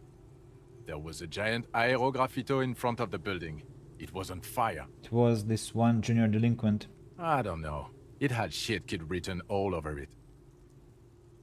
You aren't the man with sunglasses at all. You're not even blonde. Guilty as charged. I heard you lost your mind and your memory. I wanted to see if it was true. He exchanges a look with the special consultant. And it was. Good work, Harry. You're insane now. There's one less person for me and everyone else to rely on. He was too sarcastic for you to realize who he was. Maybe if you hadn't been so sarcastic, I would have realized I knew. I'm clinically depressed, Harry. Sorry if I wasn't in the mood to butter you up after you told us to fuck off. Okay, I had that coming. Had what coming? Not recognizing people you work with every day? Brain damage? Not to the female officer. I'm sorry I didn't recognize you before. It's okay. I didn't come here to gloat or to fool you. Neither did he, actually. We're just worried. That's right, worried. I'm always worried about you. Every time you don't show up to work, or when you do, but stink. You're a worry fest. She's worried about you. I'm worried about you. Even Special Consultant Backpedal is worried about you. Everyone worries, instead of working. He's got a very, very solid case there. Actually, I've been trying to find a good moment to tell you. You're worried too? Yes, you often sound like a brutal idiot. So Trent Hiddleston turned out to be Special Consultant Trent Hiddleston. Yes, I'm Trent Heilerstam. I never said I wasn't Trent Heilerstam. Wait, what's up with the kid then? Mikhail? Mikhail is my son. So what was up with all the interesting theories? Spying on me? No, I was just interested in the Feld building and the Martinez beachhead. And Mikhail wanted to see Martinez. It was a coincidence. Him being there with his son, it was not a coincidence. It's difficult to see, but he was worried about you. And also interested in the Feld building. So are you a special consultant here? So what are you special consultant here? What indeed? I was asked to share my take on some of the more obscure theories developed in Königstein in the 30s, like partial psychotraumatic amnesia, group personality theory. He's here to see if you're insane. He's smart. Let's move on. Duped again. No one's who they say they are. Duped? Hey, here's a brilliant idea. Don't be a morbid drunk, and you won't be duped so easily. Gardeners, cab leader, this. Turn to lieutenant. Tell me at least you are who you said you were. Yes, I'm still Kim Kisolagi, still a lieutenant from Precinct 57. Still caught up in this crossfire, too. You mentioned the task force. Yeah, Major Crimes Unit, under Lieutenant Dubois and Vicomar. Ring any bells? Yeah, totally, I get it. Major Crimes Unit. He doesn't remember. He looks at Mina. See? He really doesn't remember. It wasn't a sick joke. At least that's good. Yeah, that's very good. Where have you been all this time? There was a mercenary tribunal. God damn it, Harry. He shifts his weight, crosses his arms, and looks you in the eye. You told us to fuck off. You said we are cramping your style. You're detective god. Fuck everything. All will burn. Detect or die.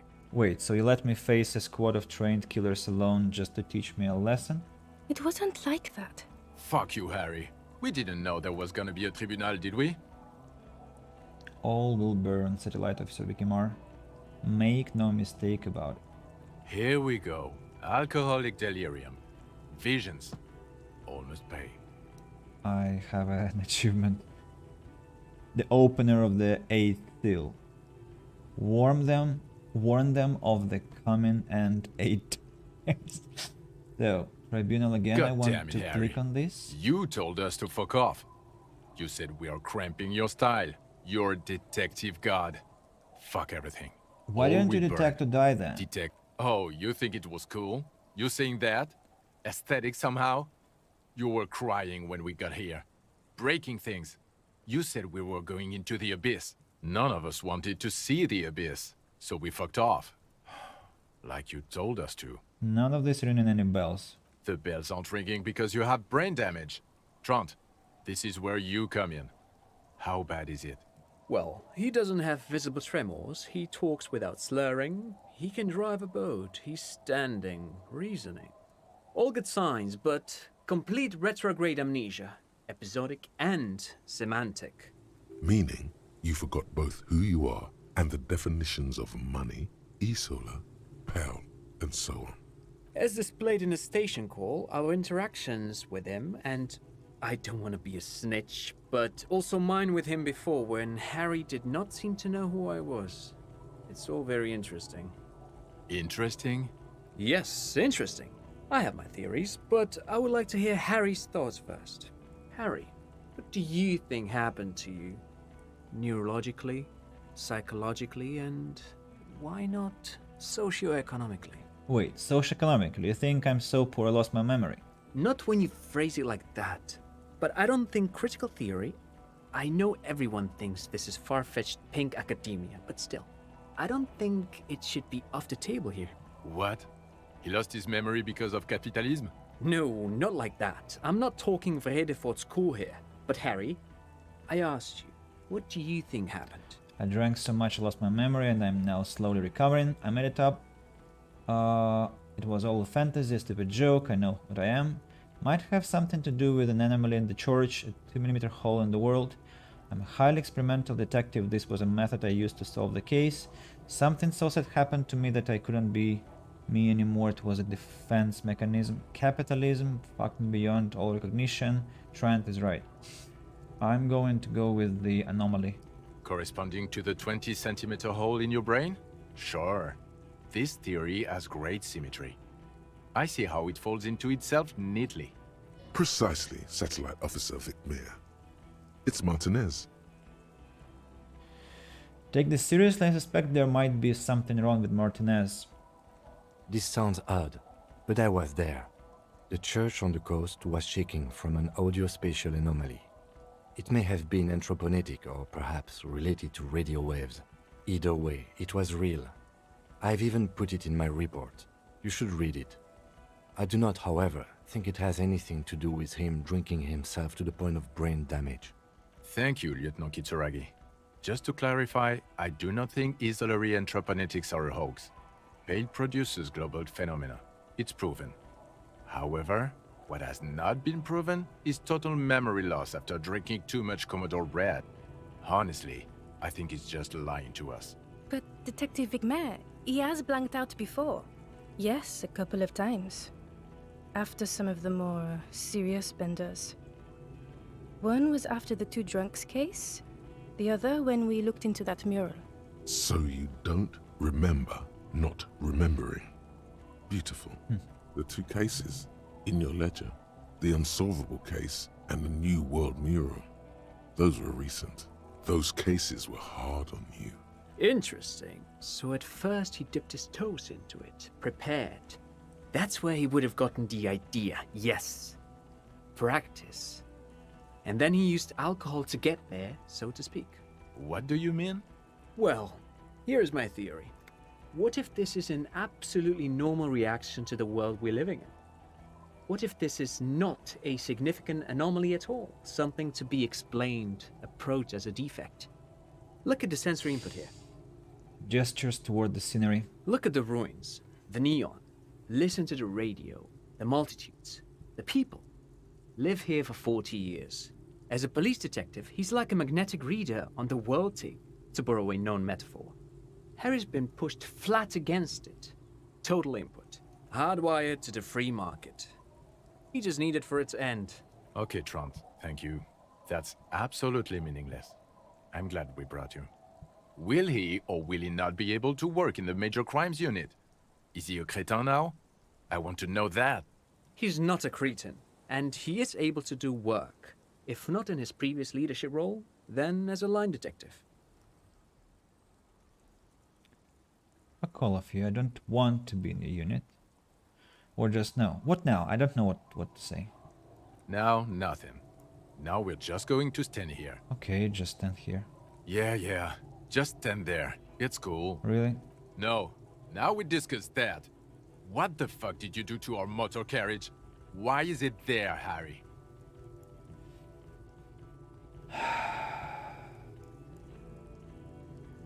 I drove it into the ocean when I was drunk. So refreshing. It just admits it. Thank you for your honesty. Thank you for destroying 45,000 real of police property. That's coming out of everyone's payslip. It doesn't matter. Your badge, Harry. Show me your badge. I got my badge right here. In a rush to demonstrate your badge, your eager fingers can't sustain a grip on the smooth plastic, and the badge slips out of your hand. Hand-eye coordination. No. I know what happens. Patrol Let it Officer fall. Minnow picks it up and gives it back to you, slippery and cold. He found it. It's his badge. I can confirm. And your gun? The man stares at you, unimpressed with the badge finding. As if having your badge and gun are natural states, not achievements. Gun. Yeah, you don't have that. Maybe you can philosophize your way out of it. You've been watching, Maker. I thought you already went to sleep. But yeah, thanks for staying here, and I'll be watching soon, I guess. See you tomorrow. Yes. Well, on the other hand, you've had longer marathons, and I'm just trying to catch up, let's say. Yeah, bye-bye. See ya. Thanks again. So, gun, just repeat gun. I upgraded my gun to rifle. Present the Triangung 4.46 rifle. I may have pawned it. Anyway, it's gone now. I'm on it, 24/7. I'm tracking it down right now. Gun, badge, car. These are all things. Things that matter, people do.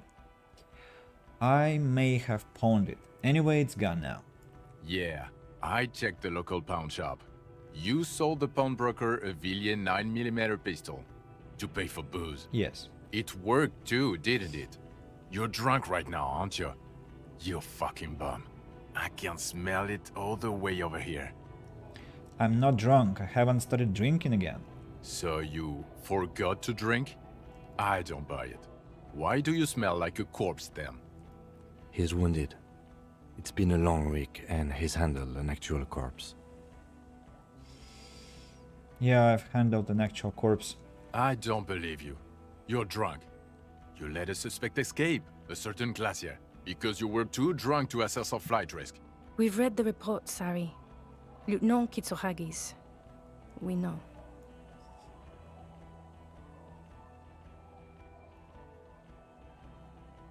Classy, she was some kind of spy from the Occident, specially trained. Not taking her in was the right thing to do. She gave us a vital clue that led us to the island. Okay, I got duped here.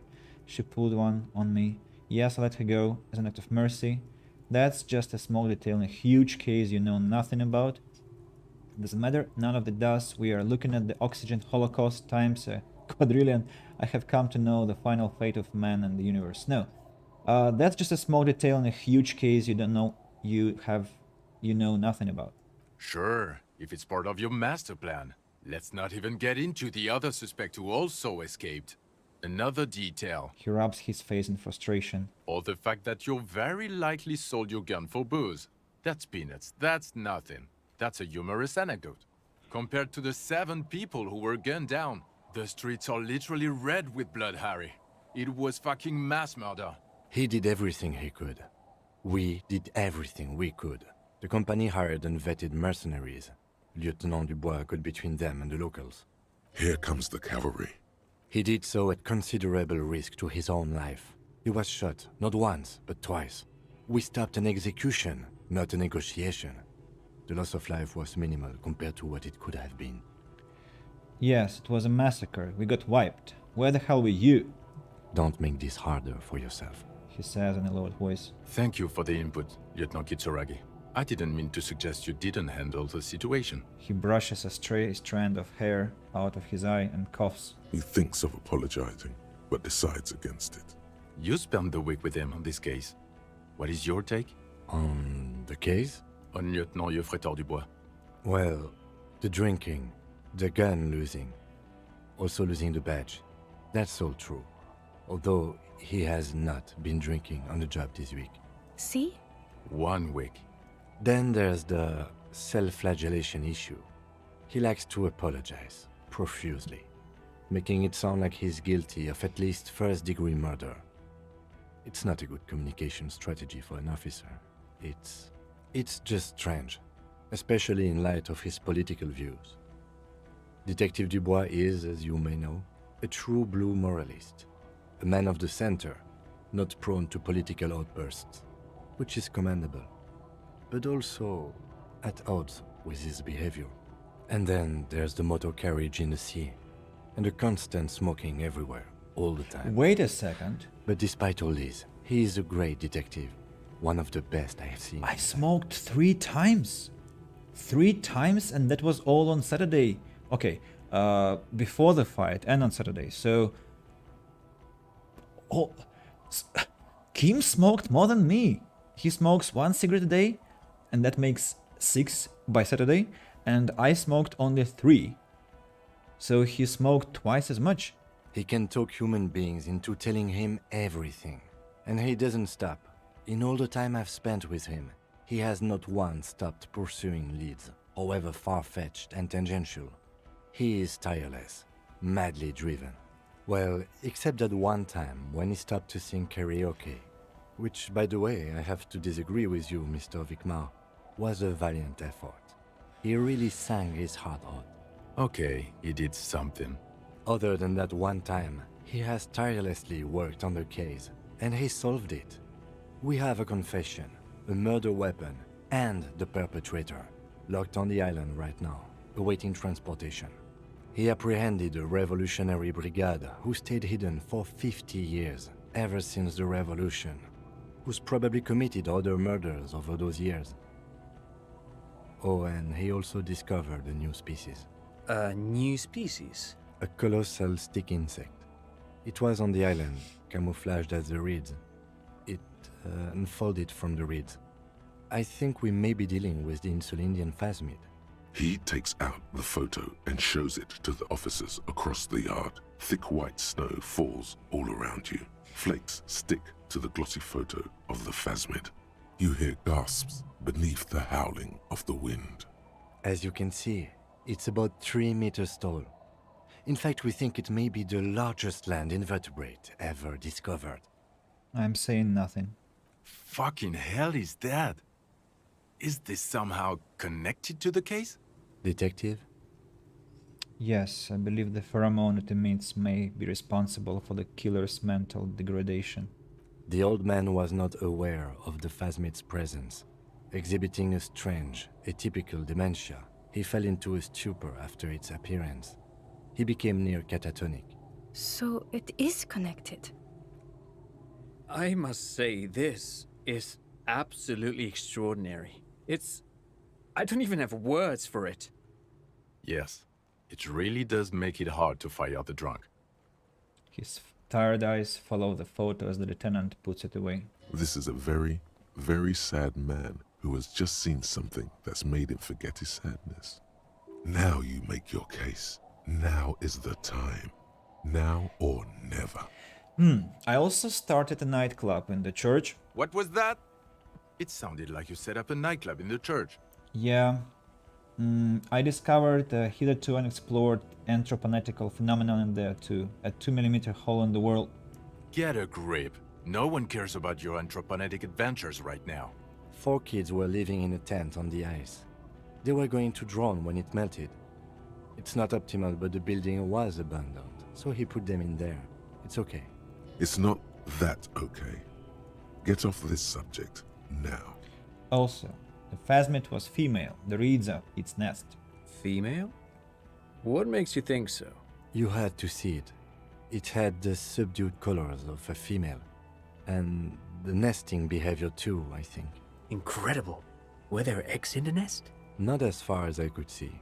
There were other things there, though. It's interesting time. Forget about the rest. It had gathered items in its nest. A helmet, a scope, and a passport. Actually, you know, this would indicate it was a male. This is far from anything in my field, but I think such nests are called bowers. They are for attracting mates. Bowers are built by males of the species who can't afford colorful mating displays physically. This one was plain colored. Could have been male, actually. Must be robust if it can move a helmet with its limbs. He trails off, lost in thought. I think it reproduces by parthenogenesis. As in cloning itself? What makes you think so? It told me. Then it wouldn't matter if it's male or female. The bower would just be rudimentary behavior from before the parthenogenetic mutation. That makes sense, yes. Very interesting. Such organisms are extremely vulnerable to disease. A single strain of bacteria could wipe out the whole species. We're probably looking at conservation efforts here. It had mandibles that looked like hair, and it was completely white on the inside. Yes, but also reed-colored, beige and brown, a little green on the outside. After unfolding from a single stalk, it still retained parts that looked like reed tufts on its limbs. Incredible. The PR value of this is exceptional. Carp discovers new species. Maybe even discovers the Insulindian phasmid. No, that's too much. This would really help with some of the problems we've been having. Absolutely, this is great. This does not say vigilante murderers to me at all. This says science, news, human interest. You know, it's a really good thing you have that photo. Yeah, it sounds like a good mass media article. Without it? He shakes his head. You're doing good here. Perhaps only for a moment, but still. Quit while you're ahead? Or no? The killer, Lilianovich Dross, we have a strong motive for him. Lilianovich. A revolutionary matronym. Matronym? The custom started in Grad, where they have patronyms. Krasovich, Lasovich, etc. The revolutionaries saw this as a chauvinist atavism, so they used matronyms, derived from the mother's name instead. This man's mother was Lilian, his Lilian's son, Lilianovich. The custom was overturned after the revolution failed, but not before it made it to Revachol. So, it is what a soldier of the ICM would be called. Thank you, Trant. Thank you for that piece of cultural theory. You said you have a motive? Of course, excuse me, I just thought it was noteworthy. He wasn't quite sure about the straggler before he heard this detail. It must have convinced him. He killed the mercenary in an act of jealousy. He killed the mercenary hoping to start a war between the company and the Union. Killed him in an act of rage induced by the phasmid semiochemicals, and actually not sure if I have a motive. I had another thing. Well, jealousy it was. Jealousy? I thought this Lilianovich was an old man. To have been hiding for 50 years, 70-something? A strange psychosexual fixation, aggravated possibly by proximity to the phasmid and its chemicals. He himself gave a political reason, said he had killed an enemy combatant. Also, we have ballistics from the gun, matching the bullet found in the dead mercenary's head, and 2 officers on the scene that Mr. Dross confessed to. It's a clean win. Oh, it's way more than that. Way more. It's more than that, a perfect folded mechanism like the phasmid. It's way more than that, I'll win her back with this. It's my masterpiece. They'll teach this in cop school. I did all I could. Every second was a struggle. I'm still not completely satisfied with it. Could be just a little neater. Get over yourself. You're not a perfectionist. You're a cop, and you did a good job. With a lot of help from Lieutenant Kitsuragi.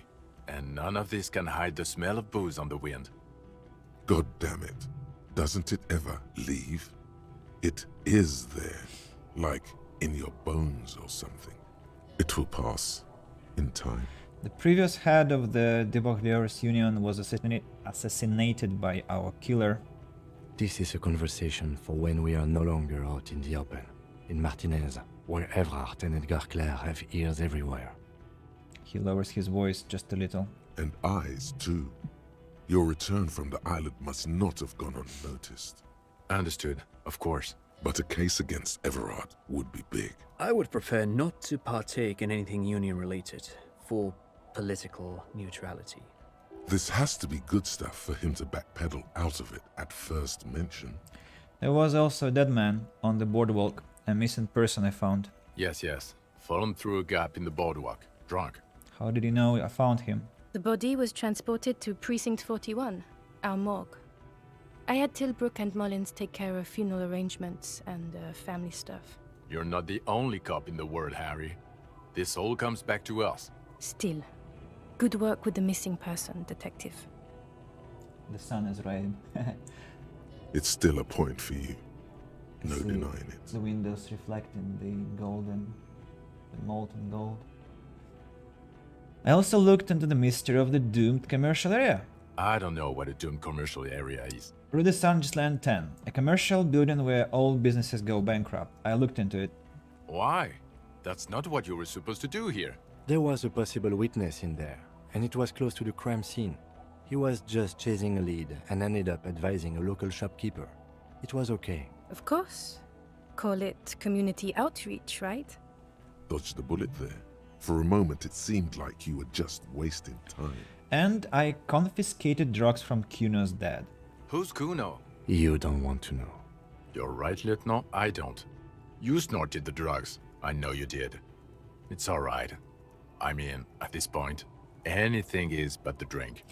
Come on. The drugs are in my pocket. I'm not going to use them. I didn't want to use them, and I'm not planning to use them, okay? So what do you say? Wanna take me? Wanna take this hot shit back? Point to yourself. I don't want to, but you discovered a new species and solved the murder. He shrugs. So I have to. Jude? Anything that ends the trial is okay with me. A quick nod. You haven't been drinking, she thinks. So, maybe this time. Agreed. The public relations potential of this is too valuable to let go. Okay. We have vehicles in the square, and the perpetrator needs to be taken into custody. Let's go. Now you will finally get to know who you are. Wait, I have a few questions before we go, about who I am. The man looks westward, impatiently. jingling his car keys in his pocket. Who am I? Who are you? You're a gym teacher, Harry. What? Well, obviously you're not a gym teacher anymore, but... Before? Before you were a cop, you were a gym teacher in Coron. It's getting really cold outside. Should we maybe... That does explain a lot. Harry, it explains everything. The running around, the jumping, the bicep girth, your inexplicable facial hair. The collection of found sportwear I've amassed. Your moves on the church floor, which honestly were just jump aerobics. Your use of the word graffito. Oh god, contact mic. Of course. Contact mic. He's been on about Mike again? I hate that guy. The detective shakes his head. Contact mic is a reprise of the most inspiring basic sporting principle of open competition, a 5001 rank outsider. Oh, you don't say. Does he also vault an impassable gulf of finance and privilege? It is getting cold out. She looks around at the dilapidated fishing village. When was this? When was I a gym teacher? In your 20s or late 20s. You've really let yourself go since then. He looks you over. You said in Coron I was a gym teacher there? Yes, you taught gym in Coron. I believe that's the term. Taught gym at a high school. You were a high school gym teacher. The smell of sweat and glue, the worn floorboards. Coron is just east of Jamrock.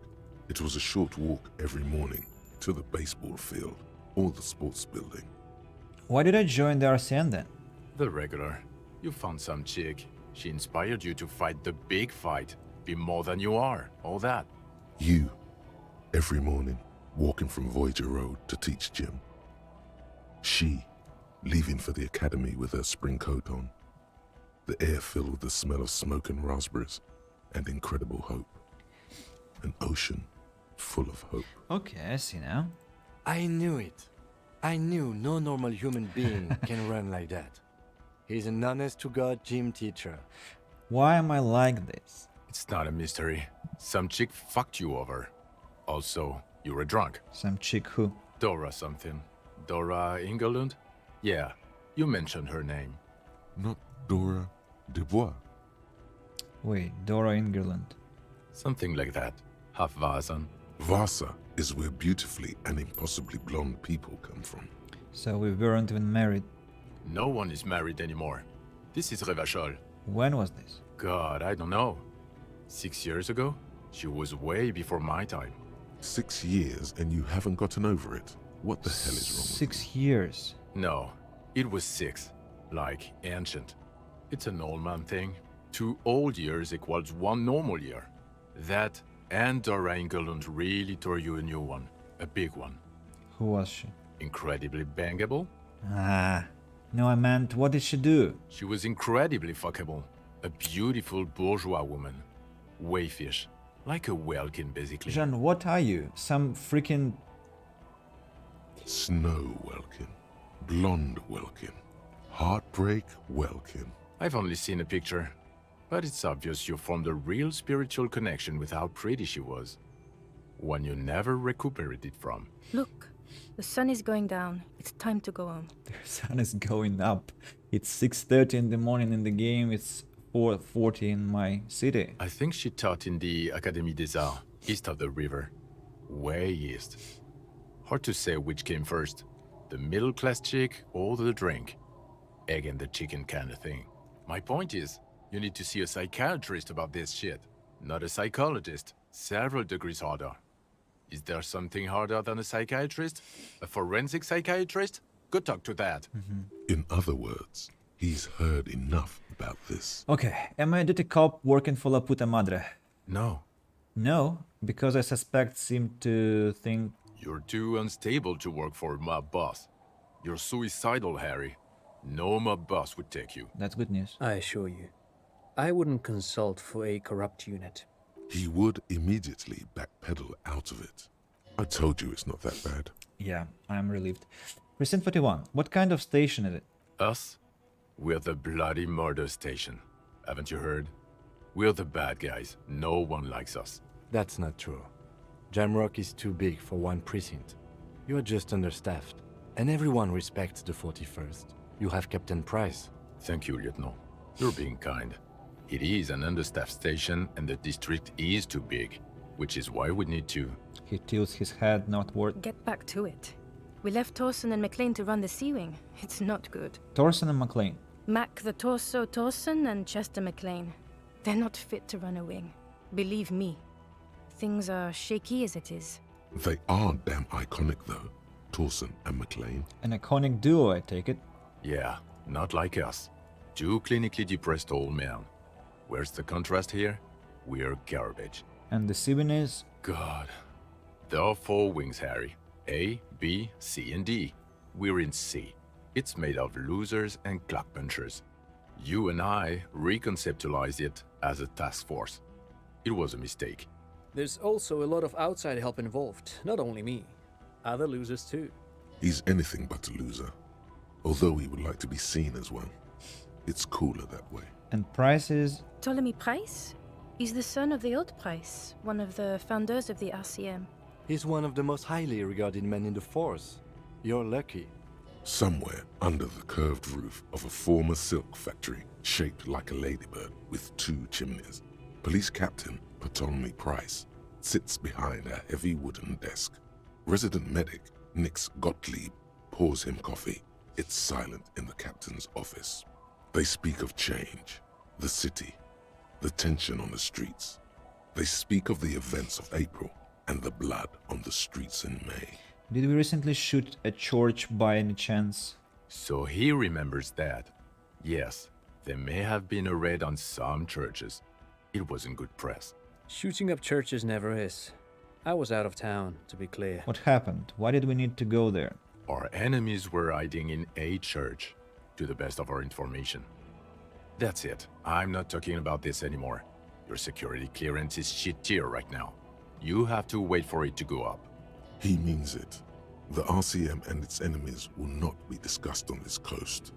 Your clearance will not go up while you're within earshot of the Union headquarters. So I work in the Bloody Murder Station. Okay, it's not the Bloody Murder Station. It's an old converted silk mill with green desk lamps and coffee corner. A lot of good people work there, hard, every day. Jamrock is the largest ghetto in Rivershoal. Faubourg, technically, but it's divided into 11 districts. Jamrock only has us. The press will blow over. Jamrock is lucky to have you, and it's often considered to be the greatest of the districts. You're lucky to have it. Thank you again, Lieutenant.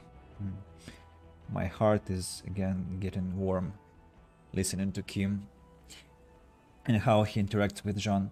The Phasmid, I need to tell Lena about this as soon as possible. Who is Lena? She lives at 1113 Tabernacle Road in Jamrock, remember? Cryptozoologist. She lives in Jamrock on Tabernacle Road. She told me about this Phasmid. Tabernacle?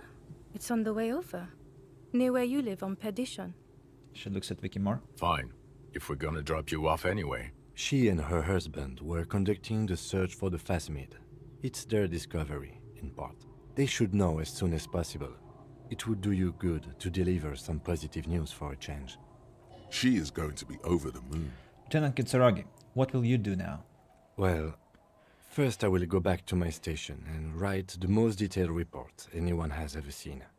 It will have to be good to cover all these. Then I will have a serious talk with my captain. About what? Detective, we just stopped a small-scale war. Something is happening to Revachol. He takes a look around into the deepening shadows of the streets, then pulls up his collar. I don't know what yet, but it's going to be a hard spring for the RCM. We need to get ready, infiltrate, investigate. Want to do that at Station 41? Talk to Captain Price? I'd rather not ruffle the feathers of 2 captains with my doom-mongering. No, I mean investigate. Come work in Precinct 41. Work with Price? I'm flattered, but I don't know if I... A crooked smile quivers on his lips. Would fit in. And crazy enough. Can take the stress. He doesn't know how to finish the sentence. This truly came as a surprise to him. Not a bad one, but he's at a loss. Flattered? You're Lieutenant Kitsuragi. We would be flattered if you even considered. I would have to tie things up in GRIH first. But, I mean, whatever is coming, Jamrock will be more central to it than the harbor. Lieutenant turns very serious all of a sudden. And we also have a huge caseload, Lieutenant. Piles that we need to get back to. Mountains, even. I do like the sound of that. He returns the smile. Achievement unlocked. Lots of achievement coming. Lots of achievements. Recruit Detective Kim Kitsuragi, Precinct 57's finest. Oh yeah. He's really considering it. I'm ready. Good. She looks at you, then Vikimar. Fuck it. Let's go. The man... Tron brought his motor carriage. It's a 20-minute drive to Jamrock. The man points down the street. Under the night sky, the great district sleeps. A chessboard of old wooden houses in the snow. 80,000 living souls inside. Fire traps as far as the eye can see. From Main Street to Precinct 41 atop the motorway. To Boogie Street glowing on the horizon. You close your eyes and hear the dogs bark. A lone woman sits by a factory window, dreaming of meteorite strikes. On Rue de Saint-Jérôme, a square bullet slides into a square-shaped chamber. In Old South, a man without eyelids smiles. Spring has come. It's time. Torsen? Yes. McLean? Yes. Heidelstein? No. Vicmere? Yes. Dubois? Of course. Really? Nix Gottlieb looks up from the list. I hear he's unstable. You say that like it's a bad thing. Captain Potomny Price gestures with a ballpoint pen. It's dim in the office, and the curtains are drawn. Harry's our man. He'll pull through. When he does, he'll side with the RCM. Understood. Gottlieb returns to the list. Minot? Of course. Wonderful. Then can we please just go back to Jamrock now? The woman looks north.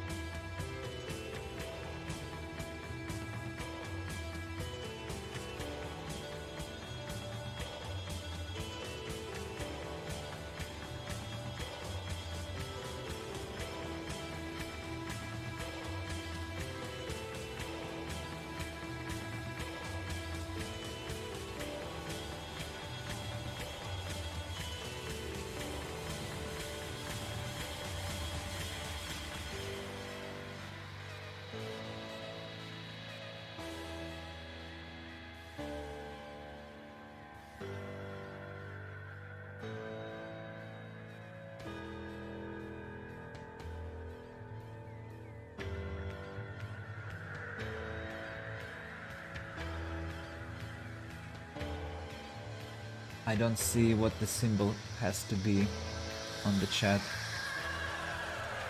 but I guess it was something nice. I have a tendency to respect the credits because people really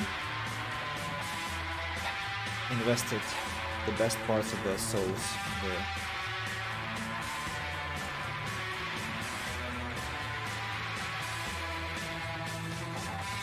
Hardcore! Yay! Oh. Hardcore it is. Voice acting. Here they are. Oh, you can find whose voice was that for the Dice Maker.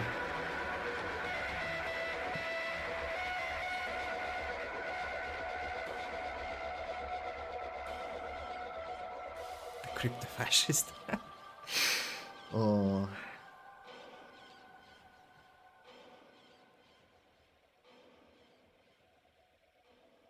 Gaston Martin, Chris Nicolaides.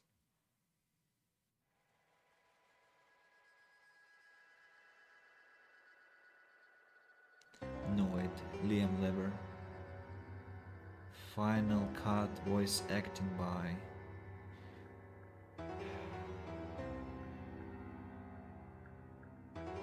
such talented people with their majestic voices. Julian Champignon. I hope I just didn't massacre his name because Kim Kitsuragi is just immaculate.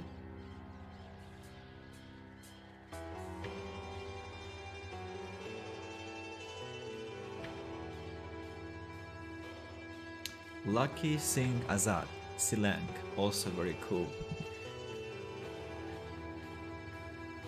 I'm kind of too slow to catch all the ones that I appreciated, so I just see some names that immediately resonate.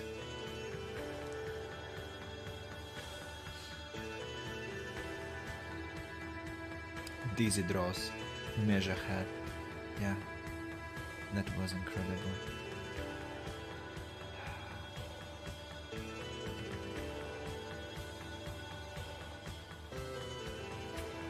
Insulindian Phasmid, Yuan Jantal. Additional publishing by Whisper Games. I don't know. Whisper Games. Final cut translated by translation teams.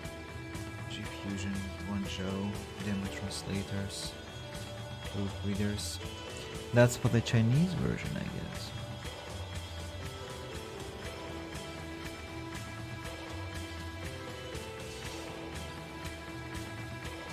So while the credits are running, I think you'll forgive me if I well, first of all I have to reposition the camera, not to close the... Sorry, I think I'm messing it up. What am I moving now? I don't know what I just moved, but the camera has to be here. I was saying, I hope you forgive me if I just talk over the credits about my impressions. So, Disco Elysium has been difficult. I mean, it made me feel different emotions, positive, negative, and I'm also kind of rushing through the game a bit. I've been rushing through the game a bit, not really enjoying some moments because, you know, it's different when you play for yourself and you're like sitting and you have all the time in the world and you can save and load all the time, and because at the same time you can be messaging somebody, you can be eating, you can be, I don't know, doing different things. You can be watching a film on the second monitor or some other stream like Miker, but at the same time, when you're streaming yourself, you have to like be responsible for the quality you give and for the momentum you give, for the speed of action, of the dynamics. And at some points it just got too slow paced and too kind of, you know, taking too much time. Well, that was the negative side. I mean, it just feels very memorable. But apart from that, the game has been incredible. I mean, I might not call it Planescape Torment for myself because, well, with my tattoo from Planescape Torment, I think my heart belongs to that. It has no other space for other games, maybe only partially. And so Disco Elysium, of course, takes its chamber in my heart because of the narrative. I mean, the narrative is just, well,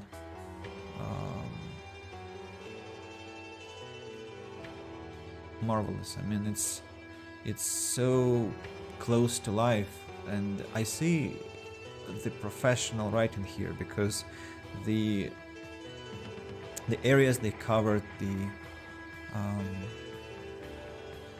all the nuances, all the vicissitudes of life, all the twists of fate that a person might have. Well, of course, not all, but you know, those scenarios that everyone knows, those stories that everyone experiences, embraces, or fears, some thoughts that I think I'm a very like high in reflection person. I overthink all the time. I reflect all the time. I remember things from my childhood and on and on and on, and that haunts me endlessly, nights and days. But even I was somehow and sometimes surprised by what the game threw at me. Like, look at that, and that was so shocking because they articulated what I felt or thought, and only the best writers can do that. Apart from that, the visuals, of course, the visuals and the very, very specific art style, and the voice acting, of course, and well, hundreds of other tiny details, and that has been a privilege to play this game. I find this very commendable of about what Zaum Studio has forged in their furnace, in their workshop, through this immense effort. And I listening to their interview, I think I can only catch a tiny grain of how difficult, how hard it was, and I don't understand the full picture. I think they maybe planted this idea with this scenario about this radio game studio that failed because they got too ambitious. And I mean, not that they are exactly saying that they were too ambitious to complete the project, because first of all, they completed the project. I mean to say that they understood all the challenges that lay before them, and they completed them. And at the same time, I'm sure they had those fears and those kind of that apprehension that showered them with anxiety all the time. And so I think they reflected that, they told about that story of their own stress and their own dark side of the process, this stress, this upsetting side of the process, where you think, what if I fail, what if I don't succeed, what if our team isn't good enough. I'm only guessing, but that was probably what they wanted to show. And yeah, that's one of those scenarios that I was talking about, like understandable to many people, scenarios that we have in our heads, and just wait for somebody articulated enough to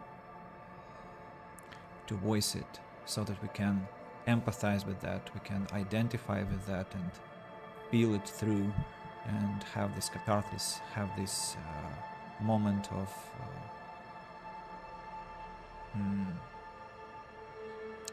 yeah, so just to identify with that and feel better through that.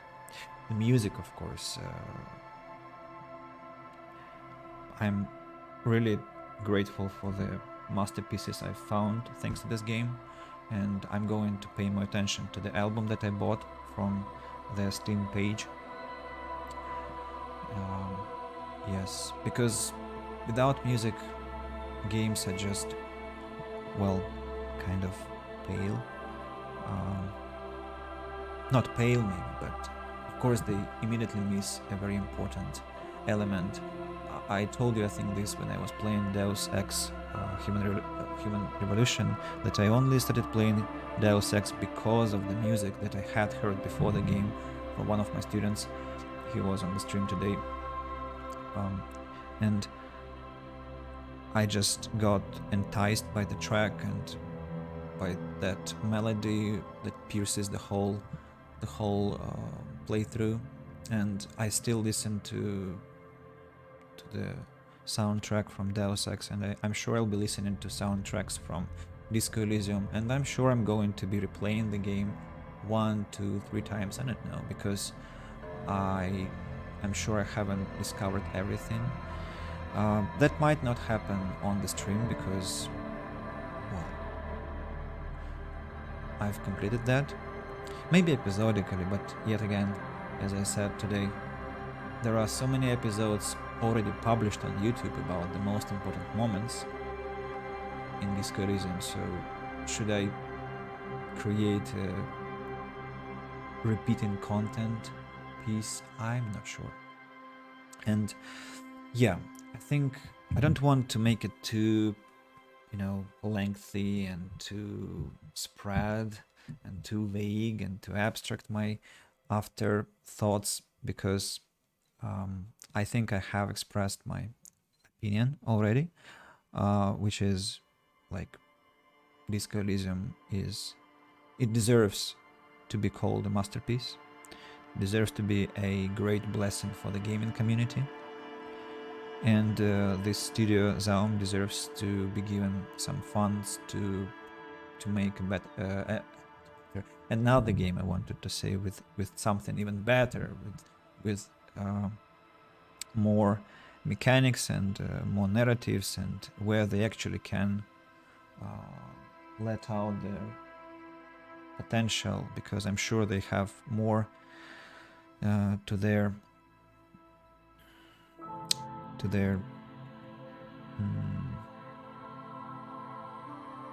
excellence as game makers. So I've been streaming for 11 hours and 53 minutes now, and that's why I'm kind of struggling to express myself. I began streaming in the afternoon, well, almost evening, early evening, and now it's 5 o'clock in the morning in my place, and have to be going to bed. Maybe I'll have some snack before that. Yeah, that was the longest stream in my life. Before that, the record was 8 hours. That was one podcast with teachers, and then... No, that was a podcast with my students, and then I think it was Deus Ex or something like that, so in total it was 8 hours.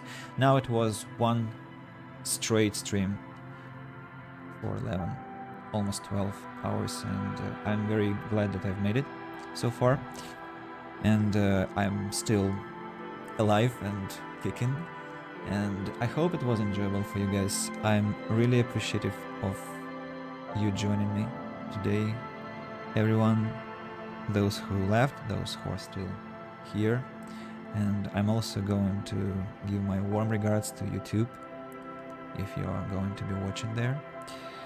And the next game is going to be the Sinking City, and I think I might start tomorrow. I was planning to start tomorrow in the evening after my lessons. So it's been, again, a privilege. It's been a pleasure, immense pleasure. It's been an exciting mental adventure, a delightful pleasure for my ears and eyes. And yeah, with that said, I think I'm going to be calling this a stream. Thank you, everyone. Take care. Reflect, enjoy life, find your colors, avoid the pale, find